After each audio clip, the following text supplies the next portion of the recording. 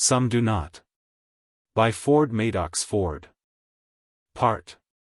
Chapter 1. Chapter 1. The two young men, they were of the English public official class, sat in the perfectly appointed railway carriage. The leather straps to the windows were of virgin newness. The mirrors beneath the new luggage racks immaculate as if they had reflected very little.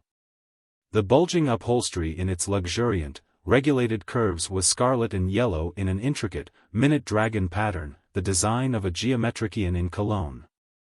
The compartment smelt faintly, hygienically of admirable varnish. The train ran as smoothly, Tietjens remembered thinking, as British gilt-edged securities. It travelled fast. Yet had it swayed or jolted over the rail joints, except at the curve before Tunbridge or over the points at Ashford where these eccentricities are expected and allowed for, Macmaster, Tietjens felt certain, would have written to the company. Perhaps he would even have written to the Times. Their class administered the world, not merely the newly created Imperial Department of Statistics under Sir Reginald Ingleby. If they saw policemen misbehave, railway porters lack civility, an insufficiency of street lamps, defects in public services or in foreign countries, they saw to it.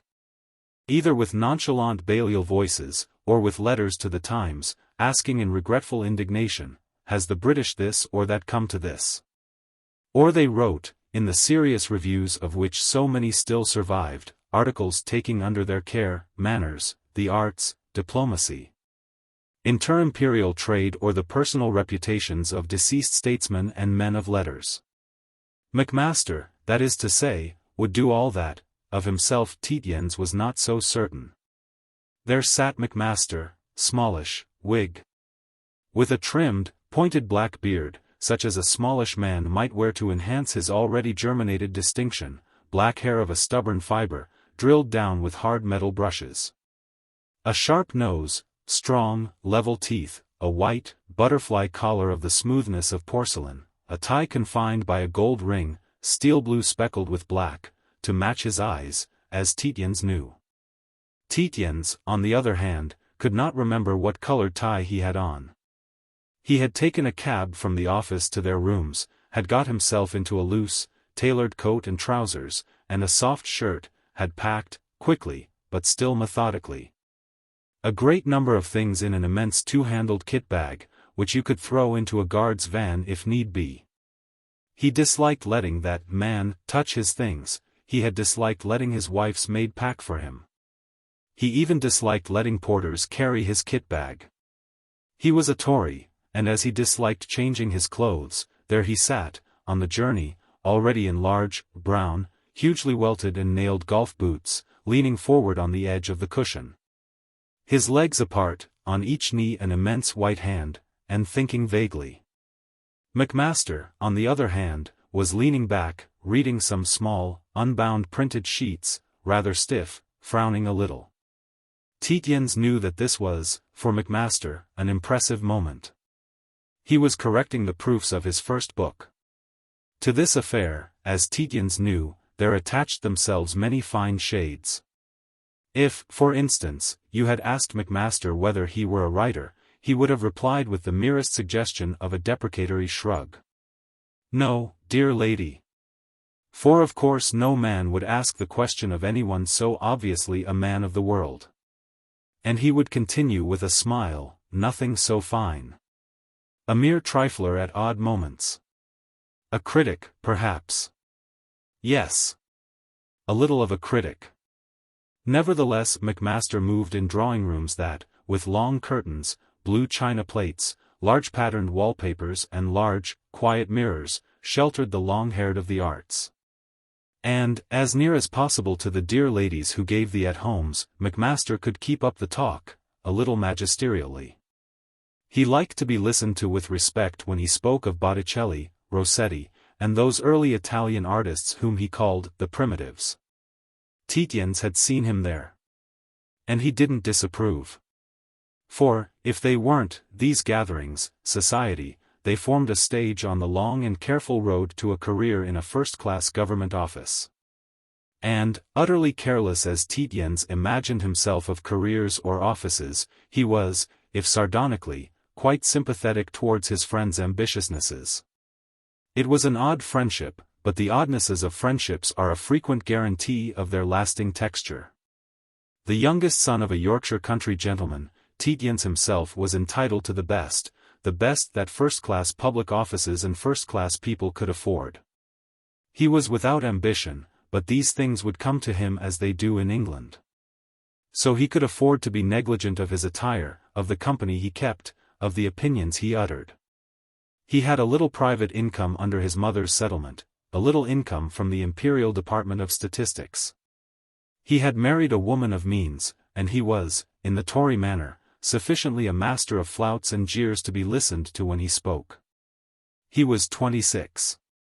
But, very big, in a fair, untidy, Yorkshire way, he carried more weight than his age warranted. His chief, Sir Reginald Ingleby, when Tietjens chose to talk of public tendencies which influenced statistics, would listen with attention. Sometimes Sir Reginald would say, "You're a perfect encyclopedia of exact material knowledge, Tietjens," and Tietjens thought that that was his due, and he would accept the tribute in silence. At a word from Sir Reginald, Macmaster, on the other hand, would murmur, "You're very good, Sir Reginald," and Tietjens thought that perfectly proper. Macmaster was a little the senior in the service as he was probably a little the senior in age. For, as to his roommate's years, or as to his exact origins, there was a certain blank in Tietjens' knowledge. Macmaster was obviously Scotch by birth, and you accepted him as what was called a son of the manse. No doubt he was really the son of a grocer in Cooper or a railway porter in Edinburgh.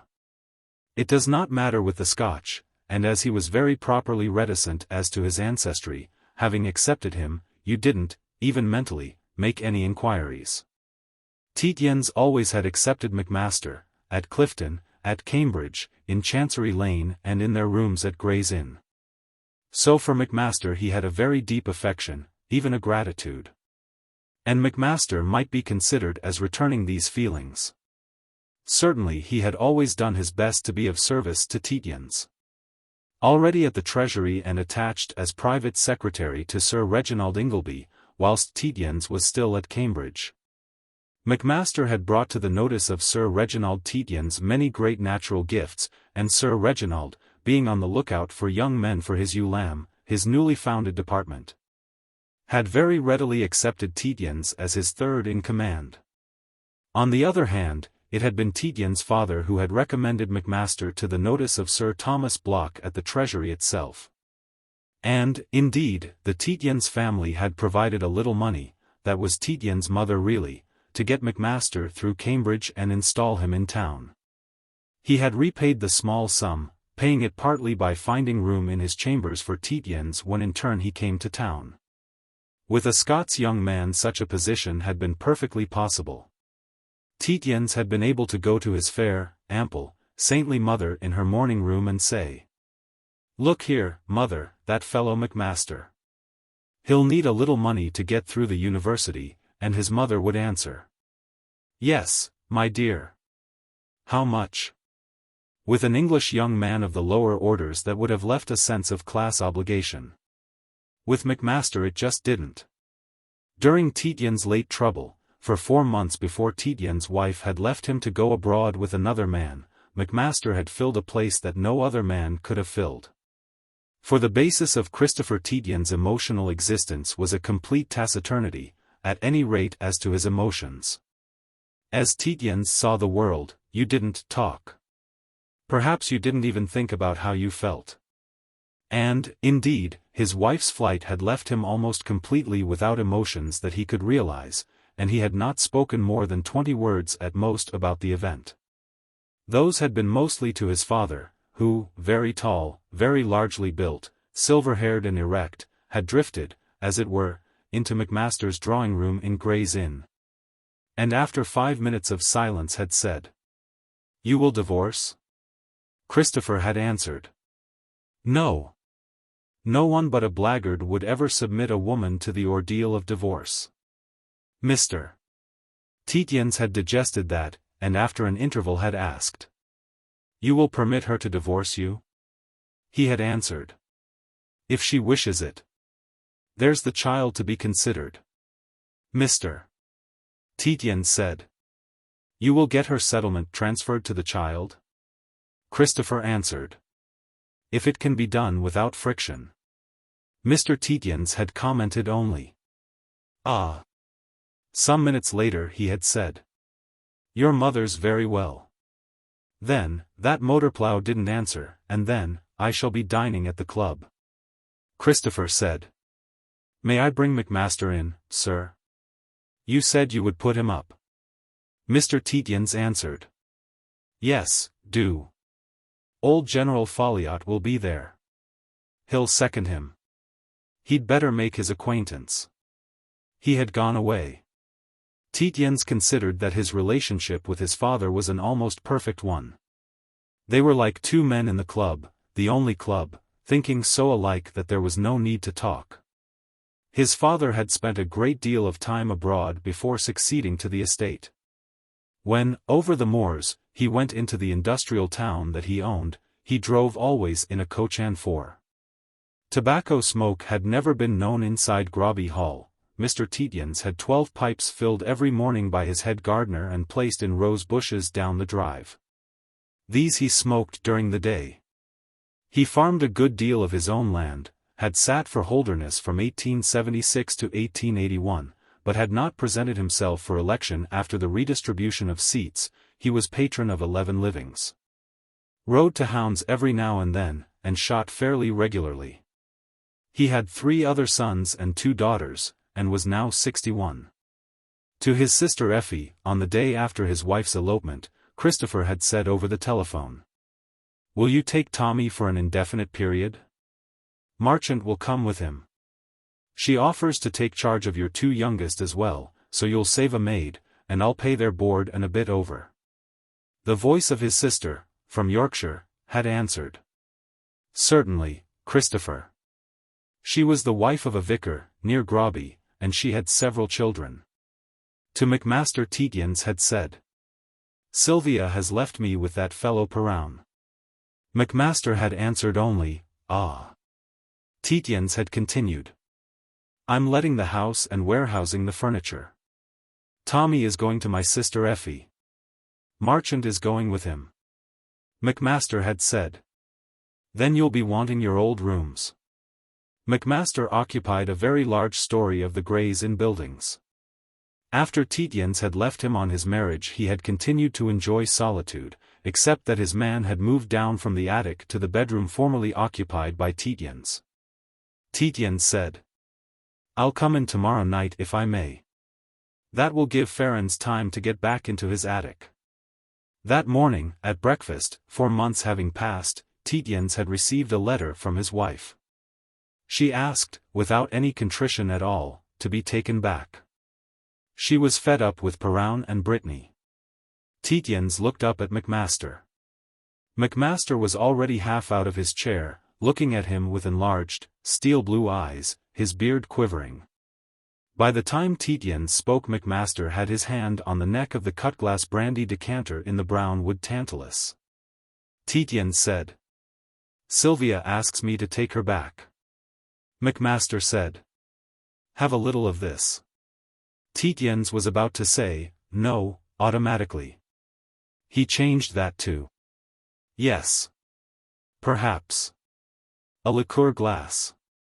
He noticed that the lip of the decanter agitated, tinkling on the glass.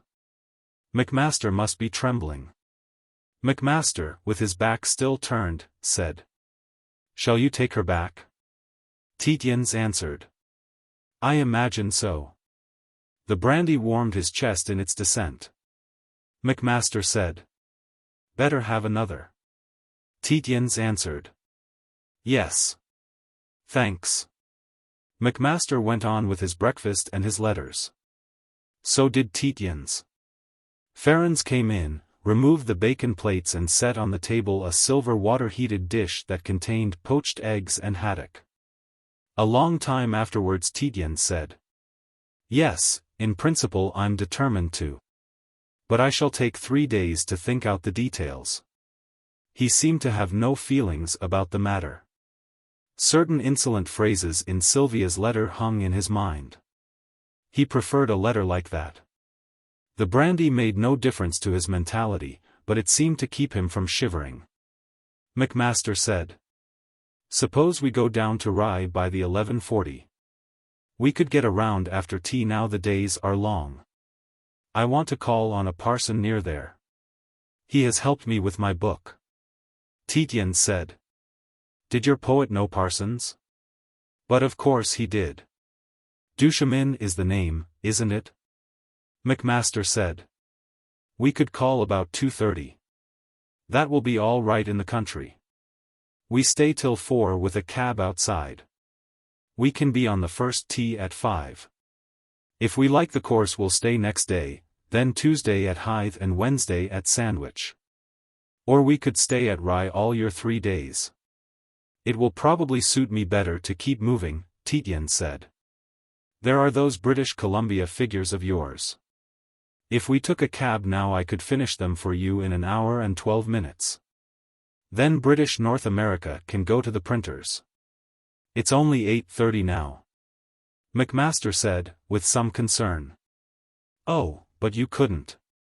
I can make our going all right with Sir Reginald. Tietjens said. Oh, yes I can. Ingleby will be pleased if you tell him they're finished. I'll have them ready for you to give him when he comes at 10. Macmaster said. What an extraordinary fellow you are, Chrissy. Almost a genius. Oh, Tietjens answered. I was looking at your papers yesterday after you'd left and I've got most of the totals in my head. I was thinking about them before I went to sleep. I think you make a mistake in overestimating the pull of Klondike this year on the population. The passes are open, but relatively no one is going through. I'll add a note to that effect. In the cab he said. I'm sorry to bother you with my beastly affairs. But how will it affect you and the office? The office, Macmaster said, not at all. It is supposed that Sylvia is nursing Mrs. Satterthwaite abroad. As for me, I wish, he closed his small, strong teeth, I wish you would drag the woman through the mud. By God I do. Why should she mangle you for the rest of your life? She's done enough. Tietjens gazed out over the flap of the cab. That explained a question. Some days before, a young man, a friend of his wife's rather than of his own, had approached him in the club and had said that he hoped Mrs. Satterthwaite, his wife's mother, was better. He said now. I see. Mrs. Satterthwaite has probably gone abroad to cover up Sylvia's retreat. She's a sensible woman, if a bitch. The hansom ran through nearly empty streets, it being very early for the public official quarters. The hoofs of the horse clattered precipitately. Tietjens preferred a hansom, horses being made for gentlefolk. He had known nothing of how his fellows had viewed his affairs. It was breaking up a great, numb inertia to inquire. During the last few months he had employed himself in tabulating from memory the errors in the Encyclopaedia Britannica, of which a new edition had lately appeared. He had even written an article for a dull monthly on the subject. It had been so caustic as to miss its mark, rather. He despised people who used works of reference. But the point of view had been so unfamiliar that his article had galled no one's withers, except possibly Macmaster's. Actually it had pleased Sir Reginald Ingleby, who had been glad to think that he had under him a young man with a memory so tenacious and so encyclopedic a knowledge. That had been a congenial occupation, like a long drowse. Now he had to make inquiries. He said. And my breaking up the establishment at 29? How's that viewed? I'm not going to have a house again. It's considered, Macmaster answered, that Lowndes Street did not agree with Mrs. Satterthwaite. That accounted for her illness. Drain's wrong. I may say that Sir Reginald entirely, expressly approves. He does not think that young married men in government offices should keep up expensive establishments in the SW district. Tietjens said. Damn him. He added, he's probably right though. He then said, thanks. That's all I want to know. A certain discredit has always attached to cuckolds. Very properly. A man ought to be able to keep his wife. Macmaster exclaimed anxiously. No. No. Chrissy. Tietjens continued. And a first-class public office is very like a public school. It might very well object to having a man whose wife had bolted amongst its members. I remember Clifton hated it when the governors decided to admit the first Jew and the first nigger. Macmaster said. I wish you wouldn't go on. There was a fellow, Tietjens continued, whose land was next to ours. Conder his name was. His wife was habitually unfaithful to him. She used to retire with some fellow for 3 months out of every year. Conder never moved a finger. But we felt groggy and the neighborhood were unsafe. It was awkward introducing him, not to mention her, in your drawing room. All sorts of awkwardnesses. Everyone knew the younger children weren't Conders. A fellow married the youngest daughter and took over the hounds. And not a soul called on her. It wasn't rational or just. But that's why society distrusts the cuckold, really. It never knows when it mayn't be driven into something irrational and unjust. But you aren't, Macmaster said with real anguish, going to let Sylvia behave like that. I don't know, Tietjens said. How am I to stop it? Mind you, I think Conder was quite right. Such calamities are the will of God. A gentleman accepts them. If the woman won't divorce, he must accept them, and it gets talked about. You seem to have made it all right this time. You and, I suppose, Mrs. Satterthwaite between you. But you won't be always there. Or I might come across another woman. Macmaster said. Ah, and after a moment. What then? Tietjens said. God knows. There's that poor little beggar to be considered. Marchant says he's beginning to talk broad Yorkshire already. Macmaster said. If it wasn't for that. That would be a solution. Tietjens said, ah. When he paid the cabman, in front of a grey cement portal with a gabled arch, reaching up, he said. You've been giving the mare less licorice in her mash. I told you she'd go better. The cabman, with a scarlet, varnished face, a shiny hat, a drab boxcloth coat and a gardenia in his buttonhole, said. Ah. Trust you to remember, sir.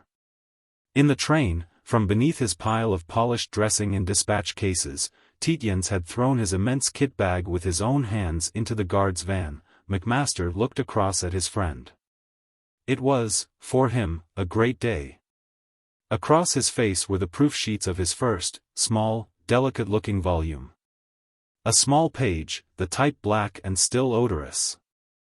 He had the agreeable smell of the printer's ink in his nostrils, the fresh paper was still a little damp. In his white, rather spatulate, always slightly cold fingers, was the pressure of the small, flat, gold pencil he had purchased especially for these corrections. He had found none to make. He had expected a wallowing of pleasure, almost the only sensuous pleasure he had allowed himself for many months. Keeping up the appearances of an English gentleman on an exiguous income was no mean task. But to wallow in your own phrases, to be rejoiced by the savour of your own shrewd pawkinesses, to feel your rhythm balanced and yet sober, that is a pleasure beyond most. And an inexpensive one at that.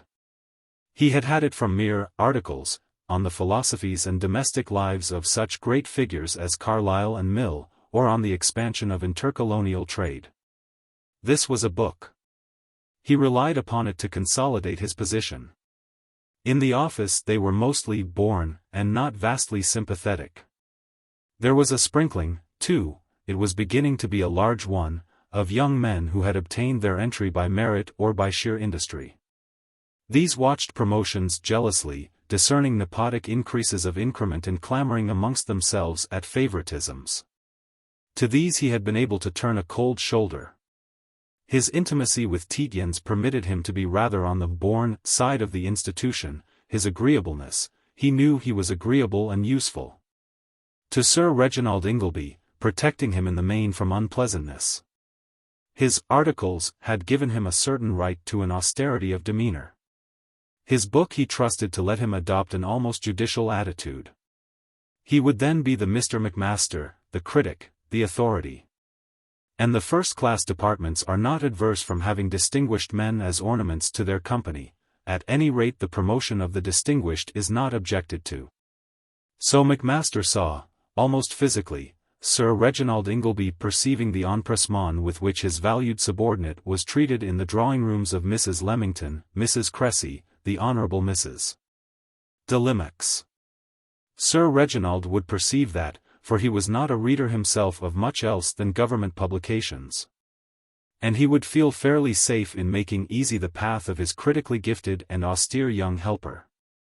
The son of a very poor shipping clerk in an obscure Scotch harbour town, Macmaster had very early decided on the career that he would make. As between the heroes of Mr. Smiles, an author enormously popular in Macmaster's boyhood, and the more distinctly intellectual achievements open to the very poor Scot, Macmaster had had no difficulty in choosing. A pit lad may rise to be a mine owner. A hard, gifted, unsleeping Scots youth, pursuing unobtrusively and unobjectionably a course of study and of public usefulness will certainly achieve distinction, security and the quiet admiration of those around him. It was the difference between the may and the will, and Macmaster had had no difficulty in making his choice. He saw himself by now almost certain of a career that should give him at 50 a knighthood, and long before that a competence. A drawing-room of his own and a lady who should contribute to his unobtrusive fame, she moving about, in that room, amongst the best of the intellects of the day, gracious, devoted. A tribute at once to his discernment and his achievements. Without some disaster he was sure of himself. Disasters come to men through drink, bankruptcy, and women. Against the first two he knew himself immune, though his expenses had a tendency to outrun his income, and he was always a little in debt to Tietjens. Tietjens fortunately had means. As to the third, he was not so certain. His life had necessarily been starved of women, and, arrived at a stage when the female element might, even with due respect to caution, be considered as a legitimate feature of his life. He had to fear a rashness of choice due to that very starvation. The type of woman he needed he knew to exactitude: tall, graceful, dark, loose-gowned, passionate yet circumspect, oval-featured, deliberative, gracious to everyone around her. He could almost hear the very rustle of her garments. And yet, he had had passages when a sort of blind unreason had attracted him almost to speechlessness towards girls of the most giggling, behind-the-counter order, big-bosomed, scarlet-cheeked. It was only Tietjens who had saved him from the most questionable entanglements. "Hang it," Tietjens would say, "don't get messing round that trollop. All you could do with her would be to set her up in a tobacco shop, and she would be tearing your beard out inside the quarter. Let alone you can't afford it." And Macmaster, who would have sentimentalized the plump girl to the tune of Highland Mary, would for a day damn Tietjens up and down for a coarse brute.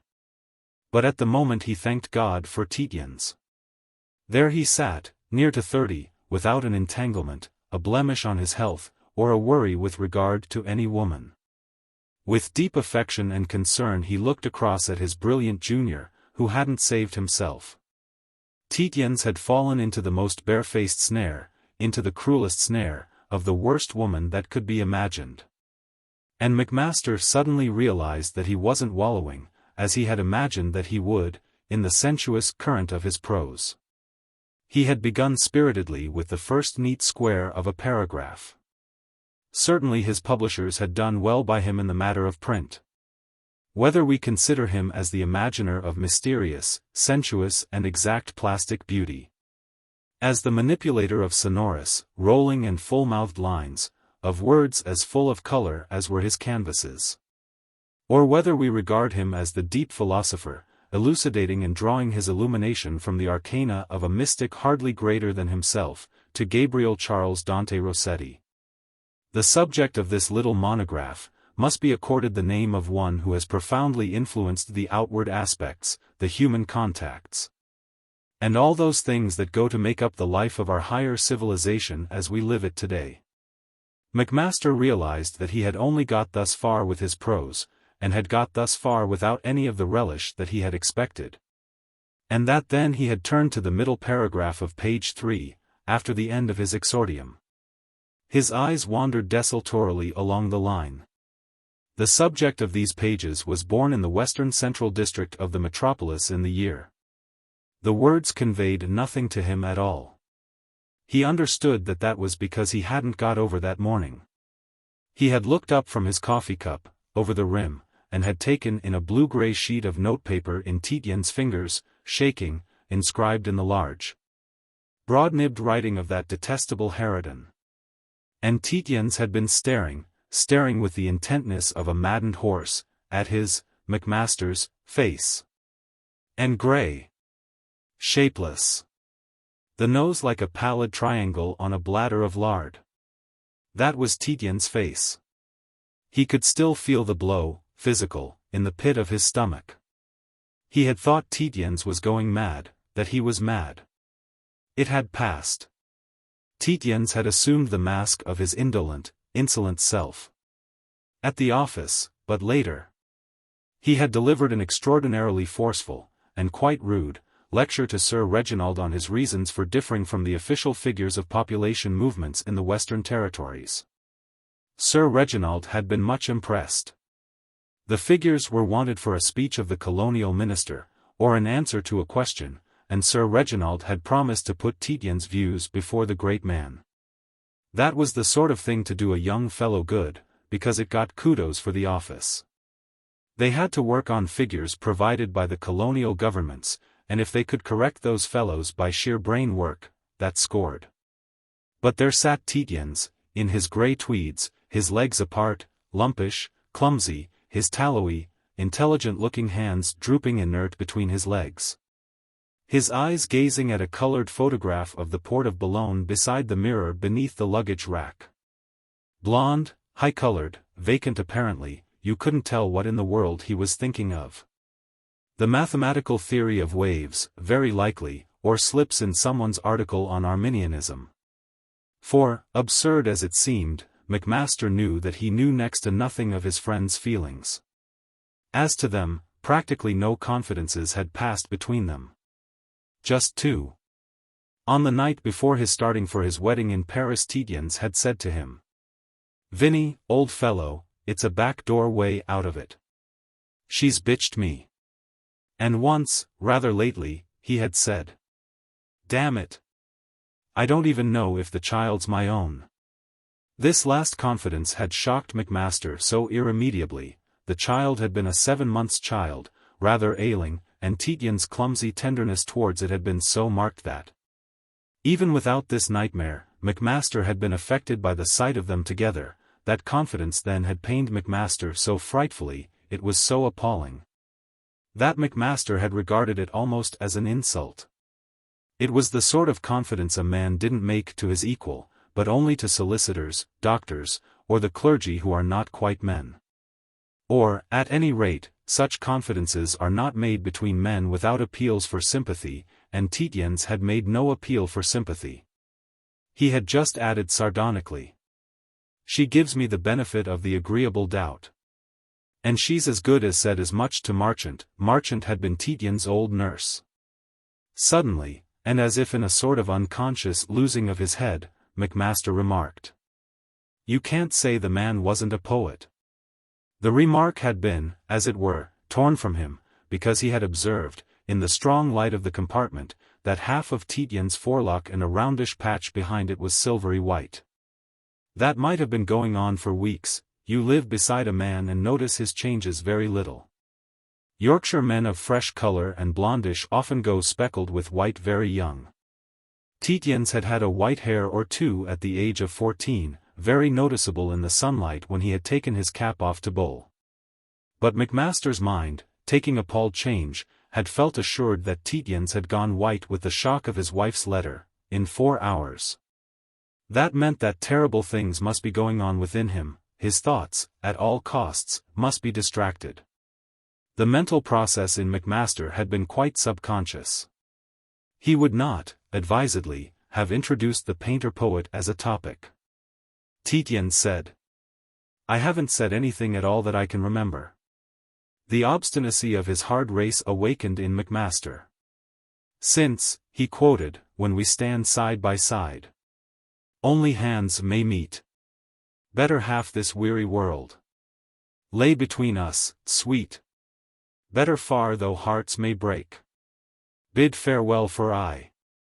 Lest thy sad eyes, meeting mine, tempt my soul away. You can't, he continued, say that that isn't poetry. Great poetry. I can't say, Tietjens answered contemptuously. I don't read poetry except Byron. But it's a filthy picture. Macmaster said uncertainly. I don't know that I know the picture. Is it in Chicago? It isn't painted. Tietjens said. But it's there. He continued with sudden fury. Damn it. What's the sense of all these attempts to justify fornication? England's mad about it. Well, you've got your John Stuart Mills and your George Eliots for the high-class thing. Leave the furniture out. Or leave me out at least. I tell you it revolts me to think of that obese, oily man who never took a bath, in a grease-spotted dressing gown and the underclothes he's slept in, standing beside a 5-shilling model with crimped hair, or some Mrs. W. 3 stars, gazing into a mirror that reflects their fetid selves in gilt sunfish and drop chandeliers and plates sickening with cold bacon fat and gurgling about passion. Macmaster had gone chalk white, his short beard bristling. You daren't talk like that, he stuttered. I dare. Tietjens answered, but I oughtn't to you. I admit that.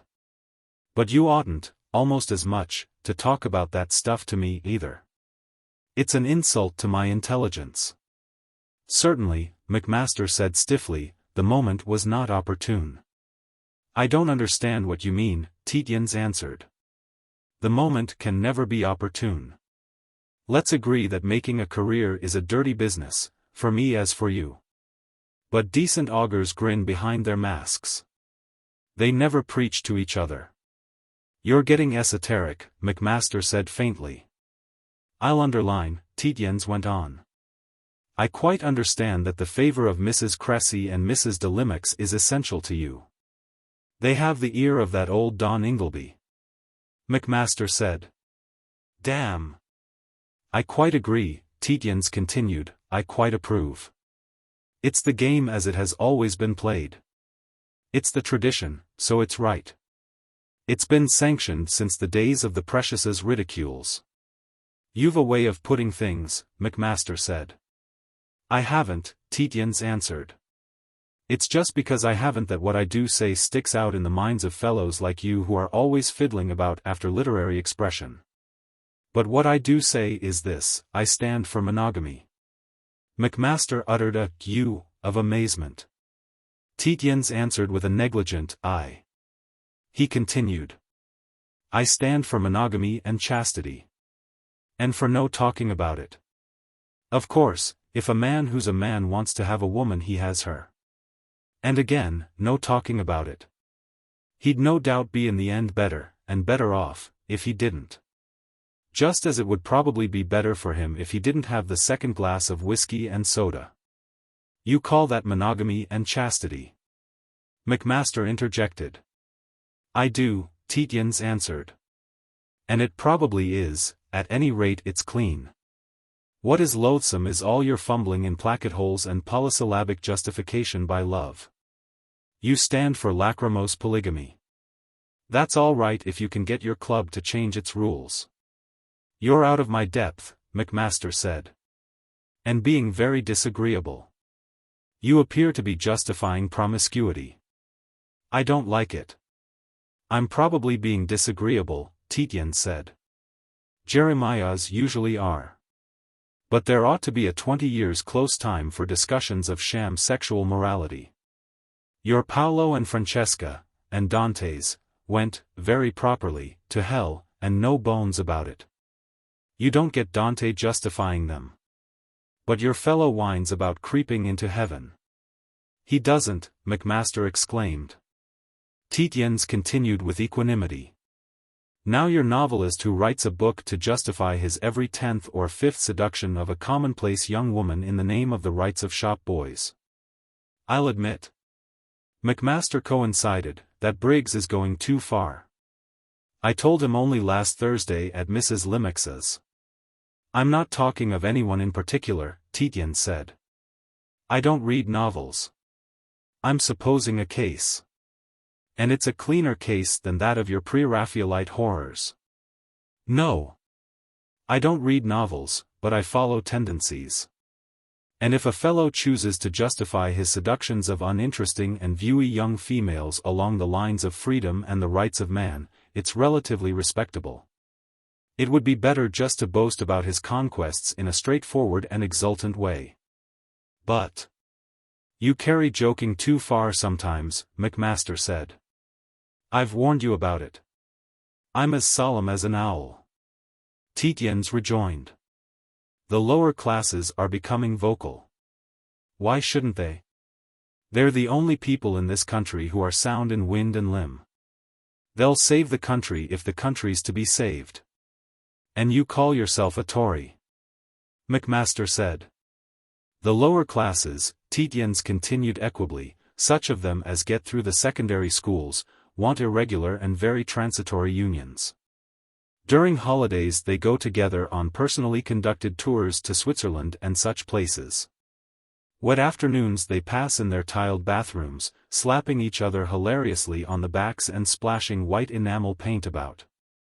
You say you don't read novels, Macmaster said, but I recognize the quotation.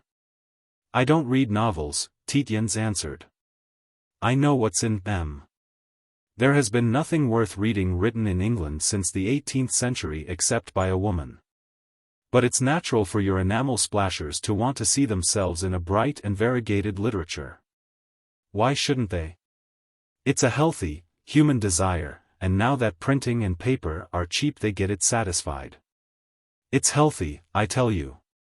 Infinitely healthier than, he paused. Then what? Macmaster asked. I'm thinking, Tietjens said, thinking how not to be too rude. You want to be rude, Macmaster said bitterly, to people who lead the contemplative, the circumspect life. It's precisely that, Tietjens said. He quoted. She walks the lady of my delight. A shepherdess of sheep. She is so circumspect and right. She has her thoughts to keep. Macmaster said. Confound you, Chrissy. You know everything. Well, yes, Tietjens said musingly. I think I should want to be rude to her. I don't say I should be. Certainly I shouldn't if she were good-looking. Or if she were your soul's affinity. You can rely on that. Macmaster had a sudden vision of Tietjens' large and clumsy form walking beside the lady of his, Macmaster's, delight. When ultimately she was found, walking along the top of a cliff amongst tall grass and poppies and making himself extremely agreeable with talk of Tasso and Cimabue.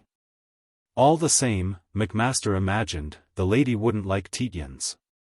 Women didn't as a rule. His looks and his silences alarmed them. Or they hated him. Or they liked him very much indeed. And Macmaster said conciliatorily. Yes, I think I could rely on that. He added, all the same I don't wonder that. He had been about to say. I don't wonder that Sylvia calls you immoral. For Tietjens' wife alleged that Tietjens was detestable. He bored her, she said, by his silences, when he did speak she hated him for the immorality of his views. But he did not finish his sentence, and Tietjens went on. All the same when the war comes it will be these little snobs who will save England. Because they've the courage to know what they want and to say so. Macmaster said loftily. You're extraordinarily old-fashioned at times, Chrissy.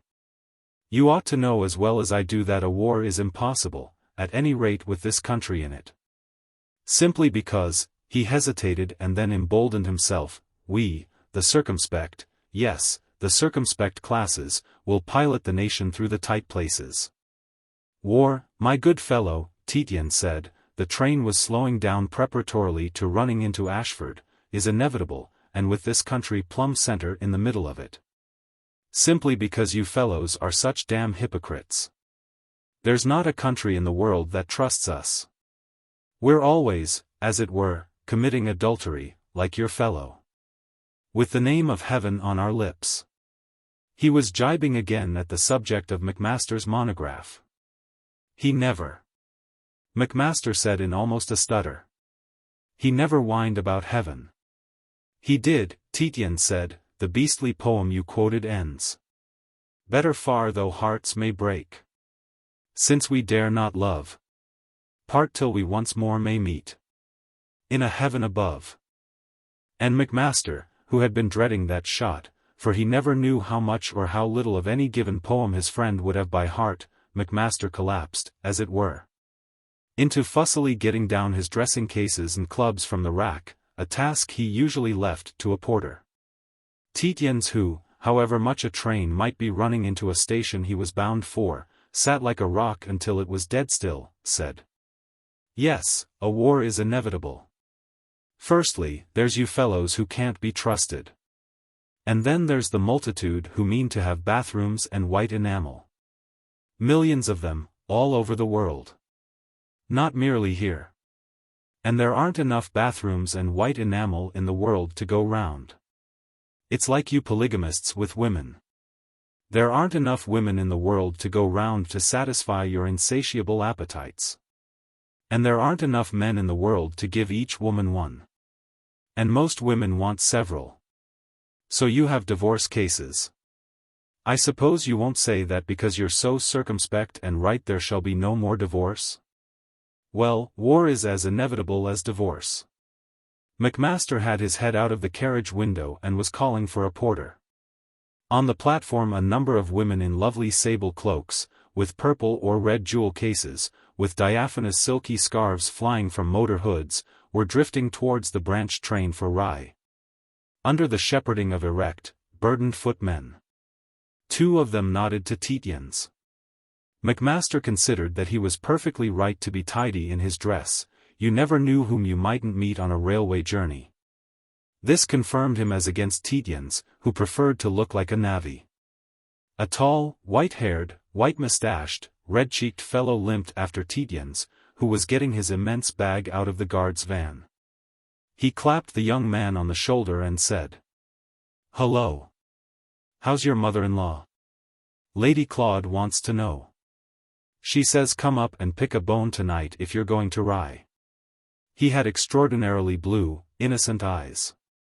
Tietjens said, "Hello, General," and added, "I believe she's much better. Quite restored. This is Macmaster. I think I shall be going over to bring my wife back in a day or two. They're both at Lobscheid, a German spa." The General said, "Quite right. It isn't good for a young man to be alone. Kiss Sylvia's fingertips for me. She's the real thing, you lucky beggar." He added, a little anxiously, "What about a foursome tomorrow? Paul Sandbach is down. He's as crooked as me. We can't do a full round at singles." "It's your own fault," Tietjens said. "You ought to have gone to my bonesetter. Settle it with Macmaster, will you?" He jumped into the twilight of the guard's van. The General looked at Macmaster, a quick, penetrating scrutiny. "You're the Macmaster," he said. "You would be if you're with Chrissy." A high voice called, "General! General! I want a word with you," the General said, "about the figures in that article you wrote about Pondoland. Figures are all right. But we shall lose the beastly country if. But we'll talk about it after dinner tonight. You'll come up to Lady Claudine's." Macmaster congratulated himself again on his appearance. It was all very well for Tietjens to look like a sweep, he was of these people. He, Macmaster, wasn't. He had, if anything, to be an authority, and authorities wear gold tie rings and broadcloth. General Lord Edward Campion had a son, a permanent head of the Treasury Department that regulated increases of salaries and promotions in all the public offices. Tietjens only caught the Rye train by running alongside it, pitching his enormous kit bag through the carriage window and swinging on the footboard. Macmaster reflected that if he had done that half the station would have been yelling, "Stand away there." As it was, Tietjens, a stationmaster, was galloping after him to open the carriage door and grinningly to part. "Well caught, sir, for it was a cricketing county." Truly, Macmaster quoted to himself. The gods to each ascribe a differing lot. Some enter at the portal. Some do not. How do you find this book? Any thoughts about the book or the author? Any suggestion for improvement? Please take a moment to share your thoughts in a comment. If you like it, share it with your friends who might enjoy it as well. Subscribe to keep in touch.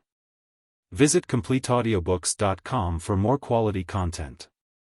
Chapter 2. Mrs. Satterthwaite, with her French maid, her priest, and her disreputable young man, Mr. Bayliss, were at Lobscheid, an unknown and little-frequented air resort amongst the pinewoods of the Taunus. Mrs. Satterthwaite was ultra-fashionable and consummately indifferent. She only really lost her temper if at her table and under her nose you consumed her famous black Hamburg grapes without taking their skin and all. Father Consett was out to have an uproarious good time during his 3 weeks' holiday from the slums of Liverpool. Mr. Bayliss, thin like a skeleton in tight blue serge, golden-haired and pink, was so nearly dead of tuberculosis, was so dead penniless, and of tastes so costly that he was ready to keep stone quiet. Drink 6 pints of milk a day and behave himself. On the face of it he was there to write the letters of Mrs. Satterthwaite, but the lady never let him enter her private rooms for fear of infection. He had to content himself with nursing a growing adoration for Father Consett. This priest, with an enormous mouth, high cheekbones, untidy black hair, a broad face that never looked too clean and waving hands that always looked too dirty, never kept still for a moment. And had a brogue such as is seldom heard outside old-fashioned English novels of Irish life. He had a perpetual laugh, like the noise made by a steam roundabout. He was, in short, a saint, and Mr. Bayliss knew it, though he didn't know how. Ultimately, and with the financial assistance of Mrs. Satterthwaite, Mr. Bayliss became almoner to Father Consett, adopted the rule of St. Vincent de Paul and wrote some very admirable, if decorative, devotional verse. They proved thus a very happy, innocent party. For Mrs. Satterthwaite interested herself, it was the only interest she had, in handsome, thin and horribly disreputable young men. She would wait for them, or send her car to wait for them, at the jail gates. She would bring their usually admirable wardrobes up to date and give them enough money to have a good time. When contrary to all expectations, but it happened more often than not, they turned out well, she was lazily pleased. Sometimes she sent them away to a gay spot with a priest who needed a holiday. Sometimes she had them down to her place in the west of England. So they were a pleasant company and all very happy. Lobscheid contained one empty hotel with large verandas and several square farmhouses, white with grey beams, painted in the gables with bouquets of blue and yellow flowers or with scarlet huntsmen shooting at purple stags. They were like gay cardboard boxes set down in fields of long grass. Then the pine woods commenced and ran, solemn, brown and geometric for miles up and down hill. The peasant girls wore black velvet waistcoats, white bodices, innumerable petticoats and absurd party-colored headdresses of the shape and size of halfpenny buns. They walked about in rows of 4 to 6 abreast, with a slow step, protruding white-stockinged feet in dancing pumps, their headdresses nodding solemnly. Young men in blue blouses, knee breeches and, on Sundays, in 3-cornered hats, followed behind singing part songs. The French maid, whom Mrs. Satterthwaite had borrowed from the Duchesse de Carbon-Château-Alheralt in exchange for her own maid, was at first inclined to find the place maussade. But getting up a tremendous love affair with a fine, tall, blond young fellow, who included a gun, a gold-mounted hunting knife as long as his arm, a light, grey-green uniform. With gilt badges and buttons, she was reconciled to her lot. When the young Forster tried to shoot her, "in poor cause," as she said, she was ravished and Mrs. Satterthwaite lazily amused. They were sitting playing bridge in the large, shadowy dining hall of the hotel, Mrs. Satterthwaite, Father Consett, Mr. Bayliss. A young blonde sub-lieutenant of great obsequiousness who was there as a last chance for his right lung and his career, and the bearded cur-doctor cut in. Father Consett, breathing heavily and looking frequently at his watch, played very fast, exclaiming, "Hurry up now, it's nearly 12. Hurry up would ye. Mr. Bayliss being dummy, the father exclaimed, 3, no trumps, I've to make. Get me a whiskey and soda quick, and don't drown it as ye did the last." He played his hand with extreme rapidity, threw down his last 3 cards, exclaimed, "ACH. Bother announce and all. I'm 2 down and I've revoked on the top AV it," swallowed down his whiskey and soda, looked at his watch and exclaimed, "Done it to the minute. Here, doctor, take my hand and finish the rubber." He was to take the mass next day for the local priest, and mass must be said fasting from midnight, and without cards played. Bridge was his only passion. A fortnight every year was what, in his worn-out life, he got of it. On his holiday he rose at 10. At 11 it was, A4 for the father. From 2 to 4 they walked in the forest. At 5 it was, A4 for the father. At 9 it was, "Father, aren't you coming to your bridge?" And Father Consett grinned all over his face and said, "It's good ye are to a poor old soggart. It will be paid back to you in heaven." The other 4 played on solemnly. The father sat himself down behind Mrs. Satterthwaite, his chin in the nape of her neck. At excruciating moments he gripped her shoulders, exclaimed, "Play the queen, woman," and breathed hard down her back. Mrs. Satterthwaite would play the 2 of diamonds, and the father, throwing himself back, would groan. She said over her shoulder, "I want to talk to you tonight, father," took the last trick of the rubber, collected 17 marks 50 from the doctor and 8 marks from the Unterlieutenant.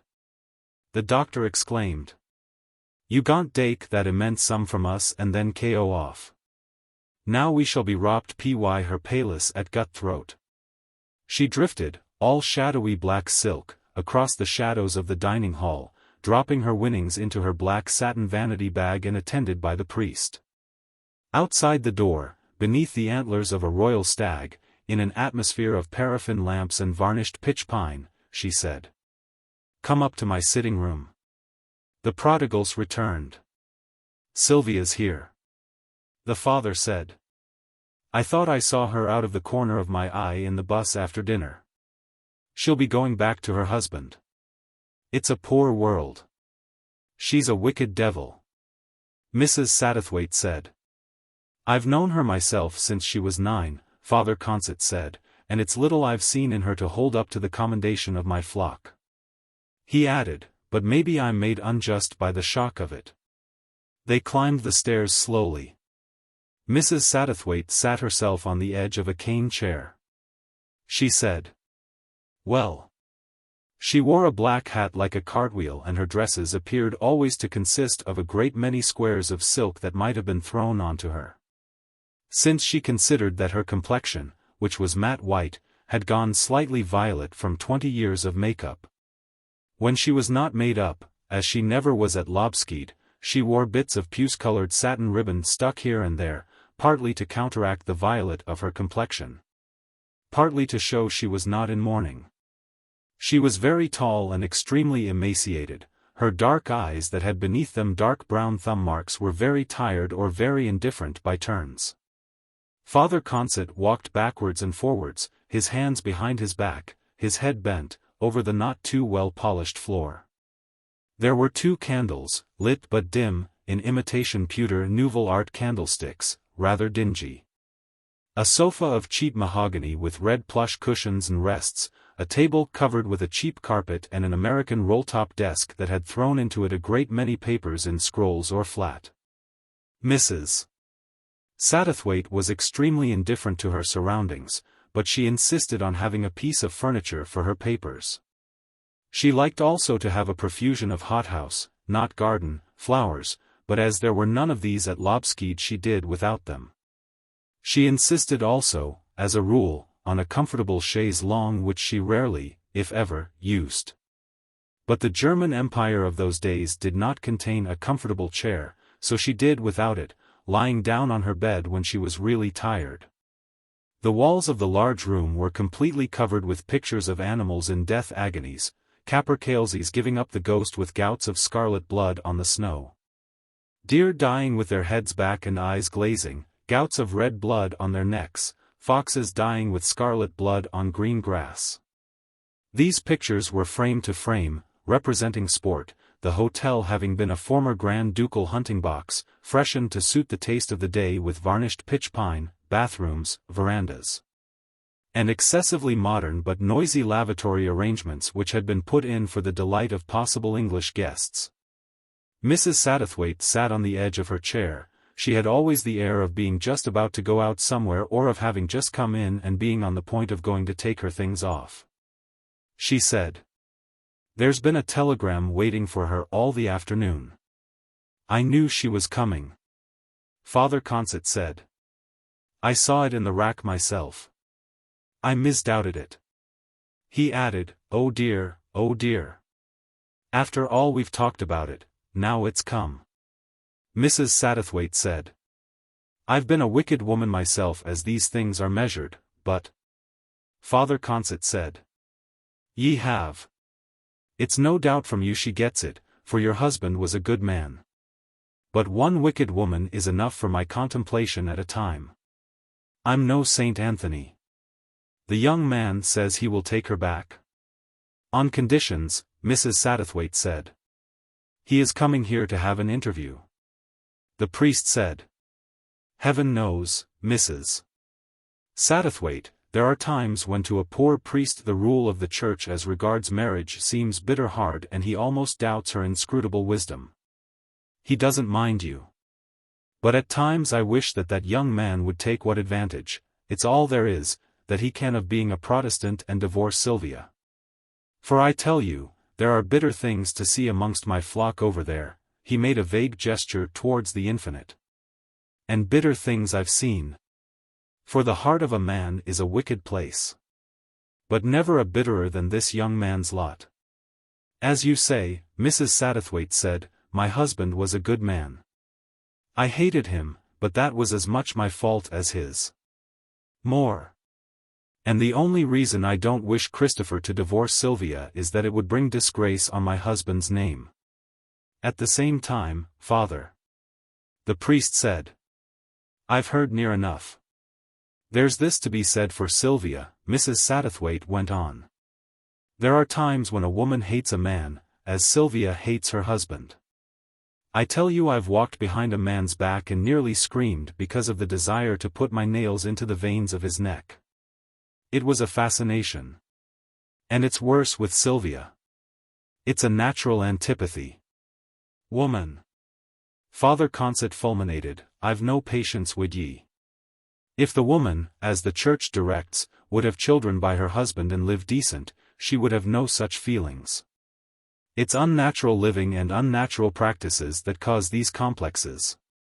Don't think I'm an ignoramus, priest if I am." Mrs. Satterthwaite said. "But Sylvia's had a child." Father Consett swung round like a man that has been shot at. "Whose?" he asked, and he pointed a dirty finger at his interlocutress. "It was that blackguard Drake's, wasn't it? I've long suspected that." "It was probably Drake's," Mrs. Satterthwaite said.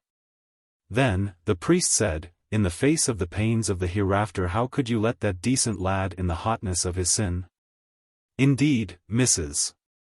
Satterthwaite said, "I shiver sometimes when I think of it. Don't believe that I had anything to do with trepanning him. But I couldn't hinder it. Sylvia's my daughter, and dog doesn't eat dog." "There are times when it should," Father Consett said contemptuously. "You don't seriously, Mrs. Satterthwaite said, say that I, a mother, if an indifferent one, with my daughter appearing in trouble, as the kitchen maid say, by a married man, that I should step in and stop a marriage that was a godsend.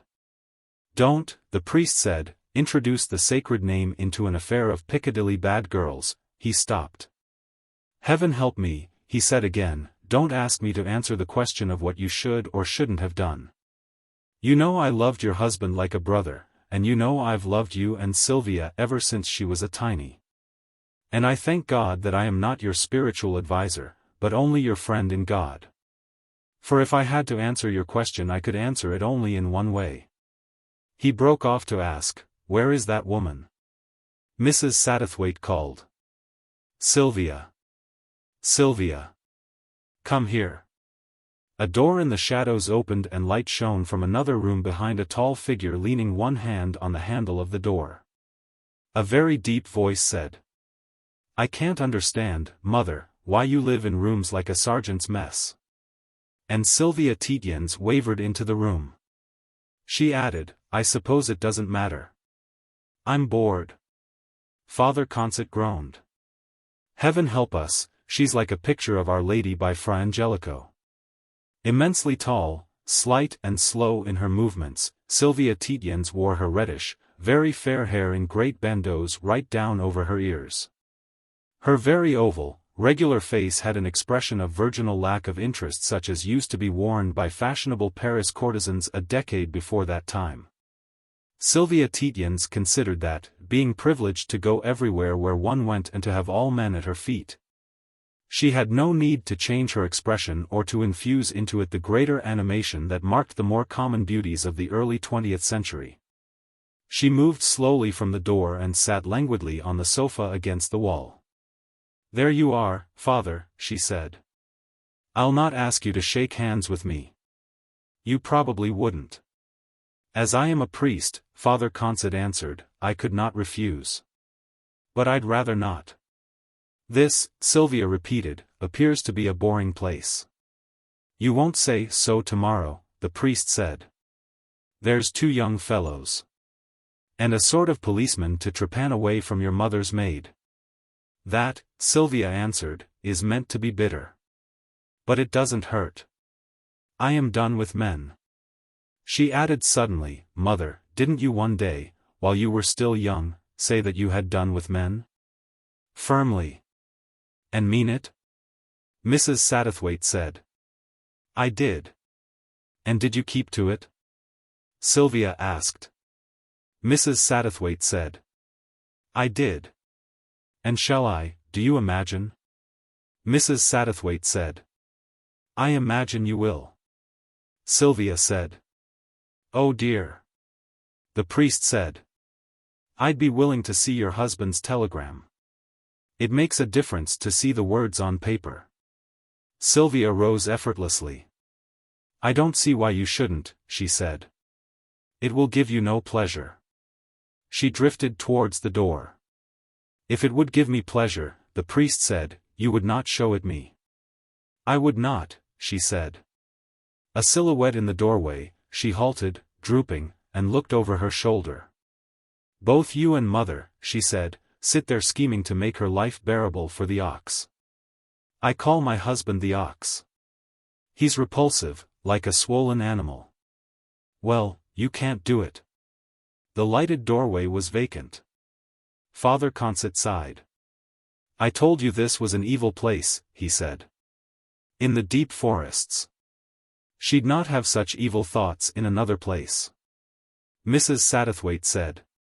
I'd rather you didn't say that, Father. Sylvia would have evil thoughts in any place. Sometimes, the priest said, at night I think I hear the claws of evil things scratching on the shutters. This was the last place in Europe to be Christianized. Perhaps it wasn't ever even Christianized and they're here yet. Mrs. Satterthwaite said. It's all very well to talk like that in the daytime.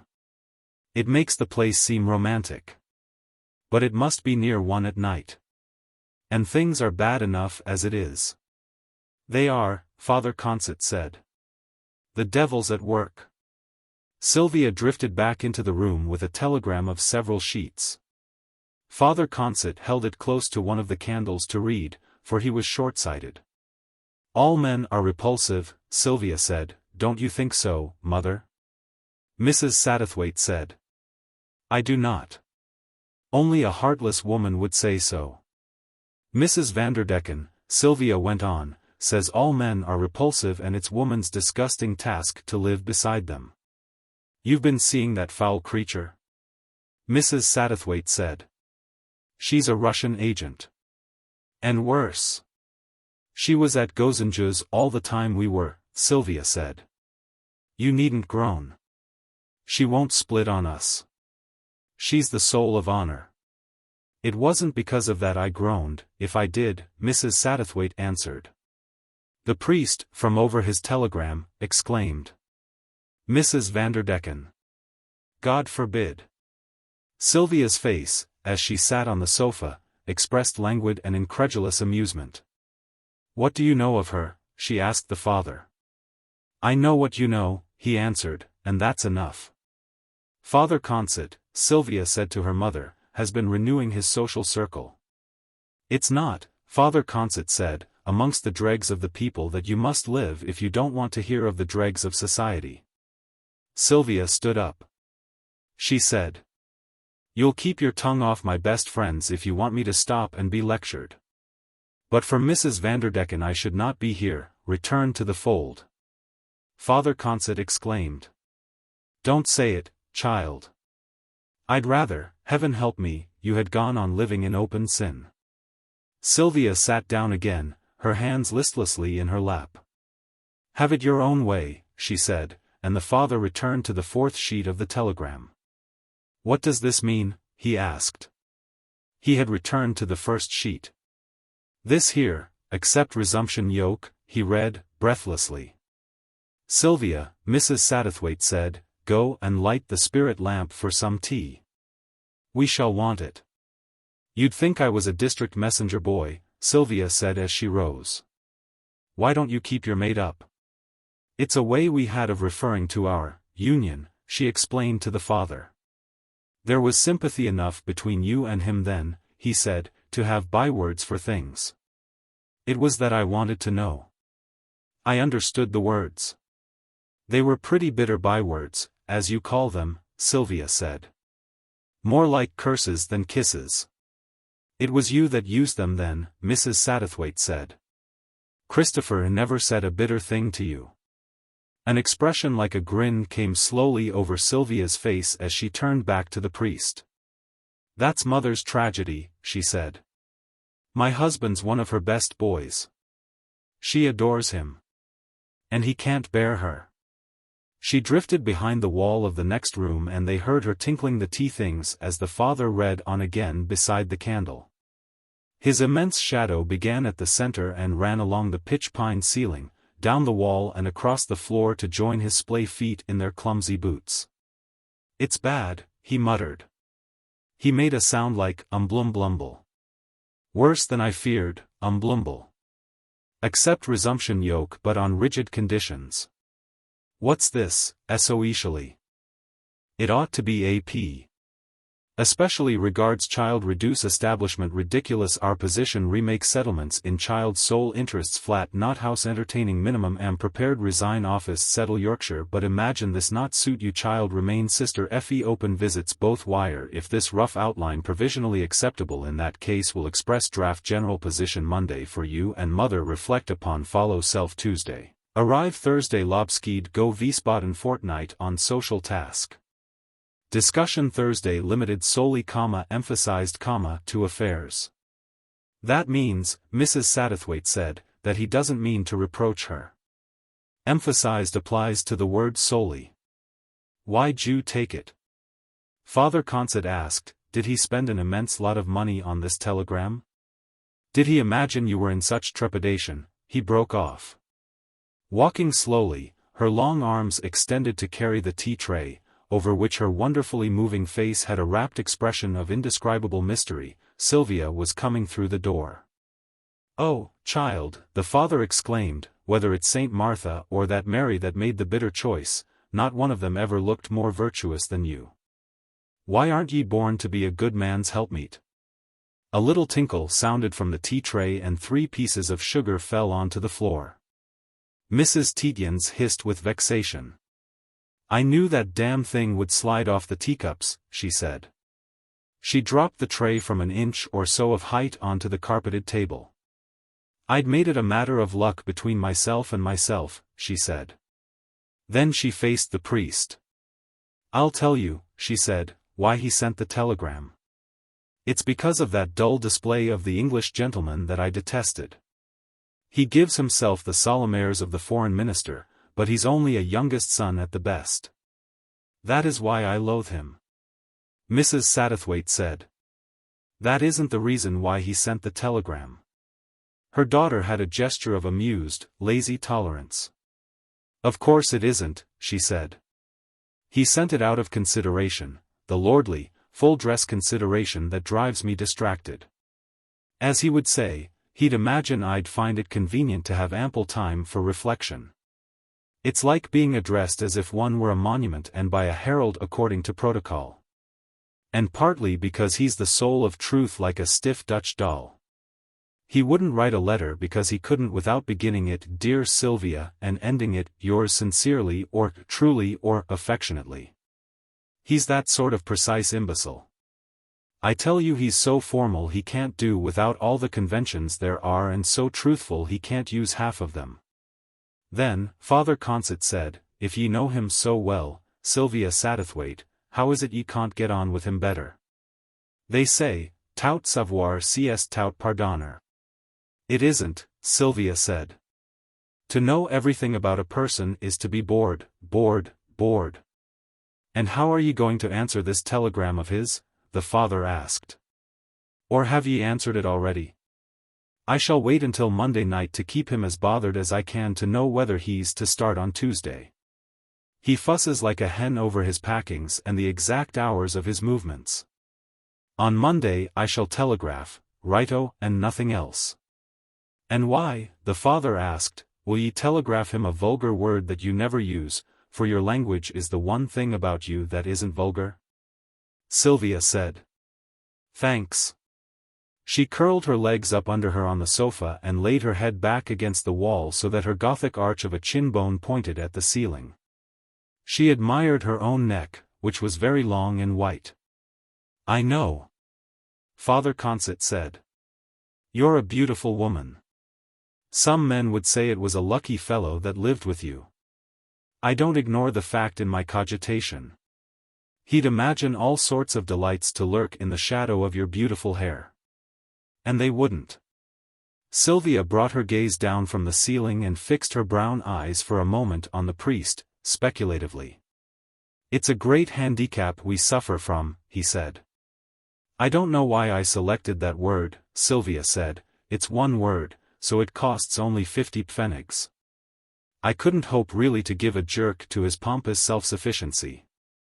"It's great handicaps we priests suffer from," the father repeated. "However much a priest may be a man of the world, and he has to be to fight the world." Mrs. Satterthwaite said.